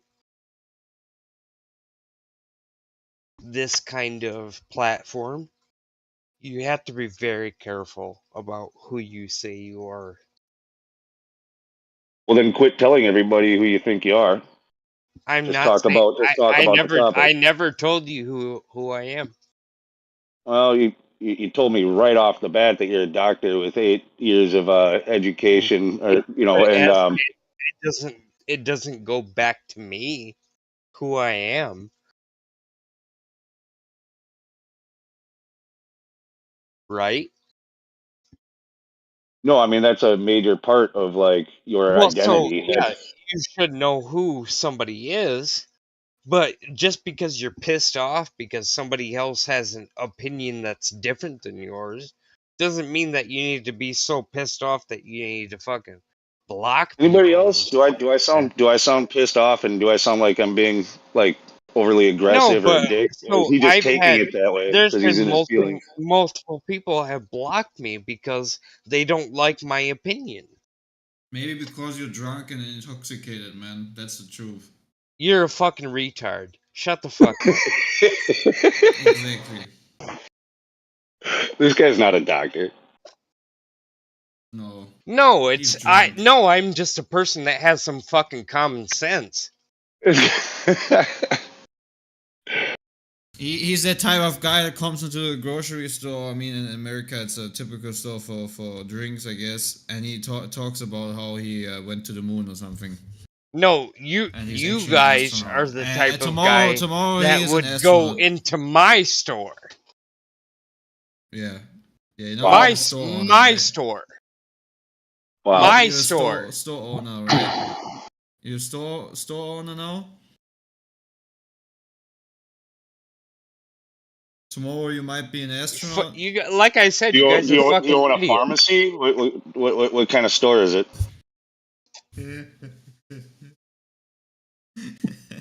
Do you think that I'm an idiot too? Who cares? Why are y'all talking about this?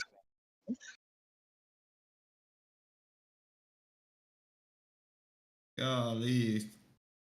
Kids don't drink. You guys go to my store all the time. I swear. At least half of you do. What the fuck does that mean? This is the best advertising for not Hey, drinking. Makua, let's do an IQ test. Let's see how smart you really are.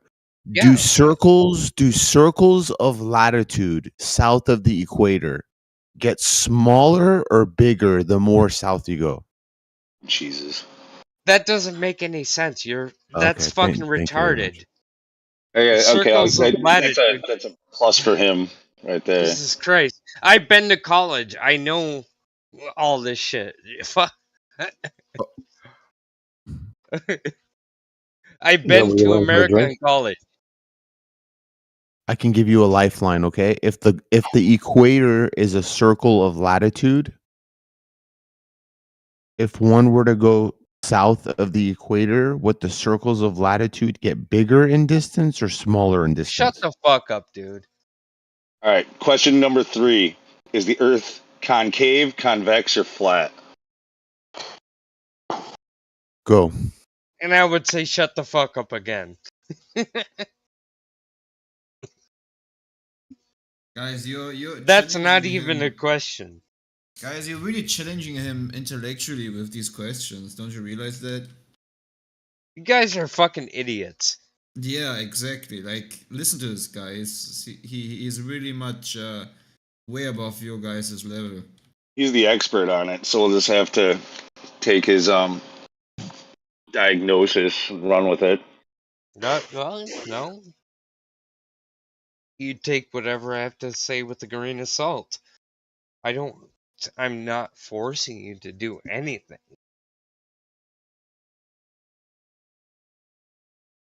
Correct? Right. You all have the ability to do and listen or speak with whatever you want to do. Sounds good. That's how it is. Hey, man, just for your own sake, it might be time to friggin' call it a night. Come back refreshed. You should shut the fuck up and not tell me what to do. You can take it. You can do whatever you want. You don't have to listen to me. Like I said, though, I'm perfectly lucid and cognizant. Sounds like it. Absolutely. Do you think that I can spell cognizant? Cognizant? You can't say it. I can't say it. I said cognizant. So, Jesus Christ, you guys are fucking retarded. What are you gonna do today? Sleep. Sleep all day. The problem with most of the younger generation right now is that they They speak to respond. And they listen to respond.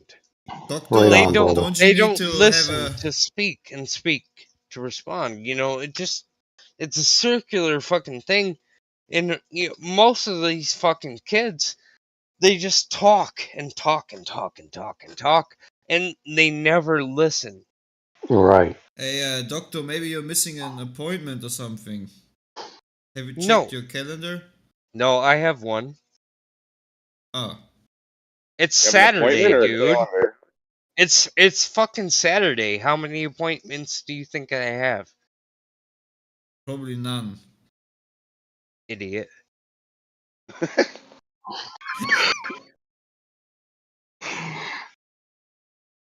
Good stuff. And what is your typical patients? Like old people, young people? Or what are your favorite patients? Why do you care? I don't know, man. I'm just interested in your profession. You mentioned earlier, if you, like veterinary or veterinarians. I think maybe he's a vet. Oh. I'm not a vet.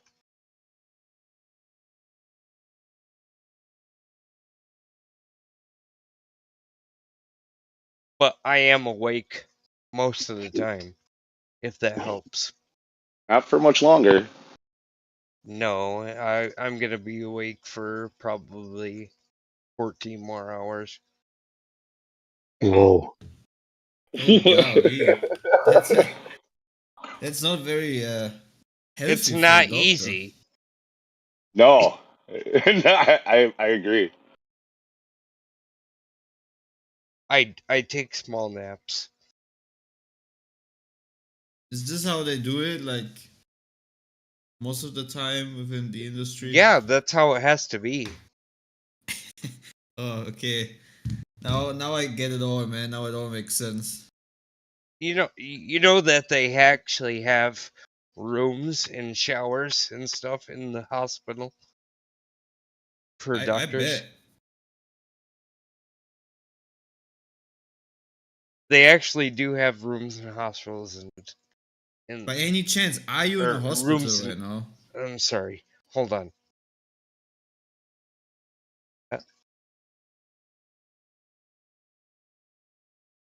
No, I want to take your question. Oh, okay. So you're not in a hospital right now? No, it's my day. It's your day. And why don't you want to go to sleep? Like, it's very healthy and relaxing. How many times do I have to have a conversation with people that aren't my patients?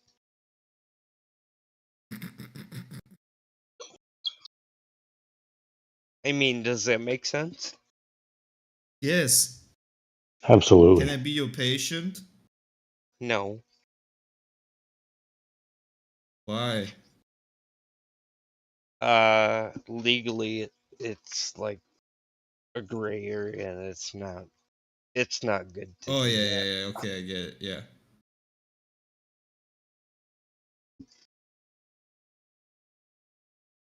Like if you were my close friend, could change, but right.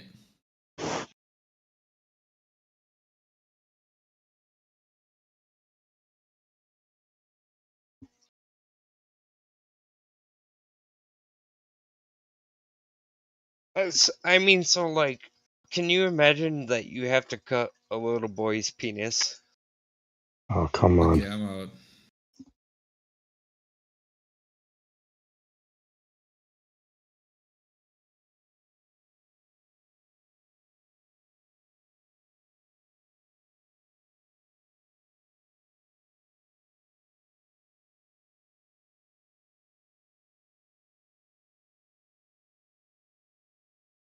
Hey, Grim, your camera's on. What's up?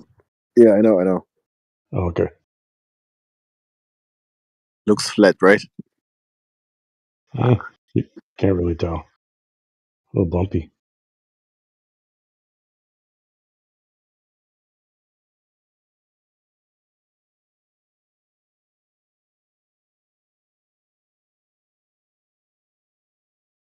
I think Grim is showing us a hospital in Germany.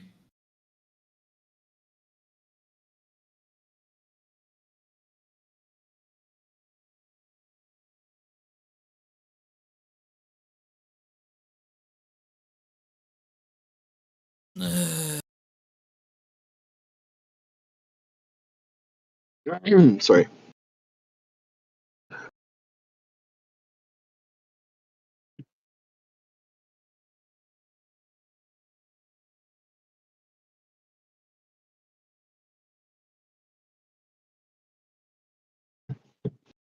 Figure out how nighttime works yet, Grim?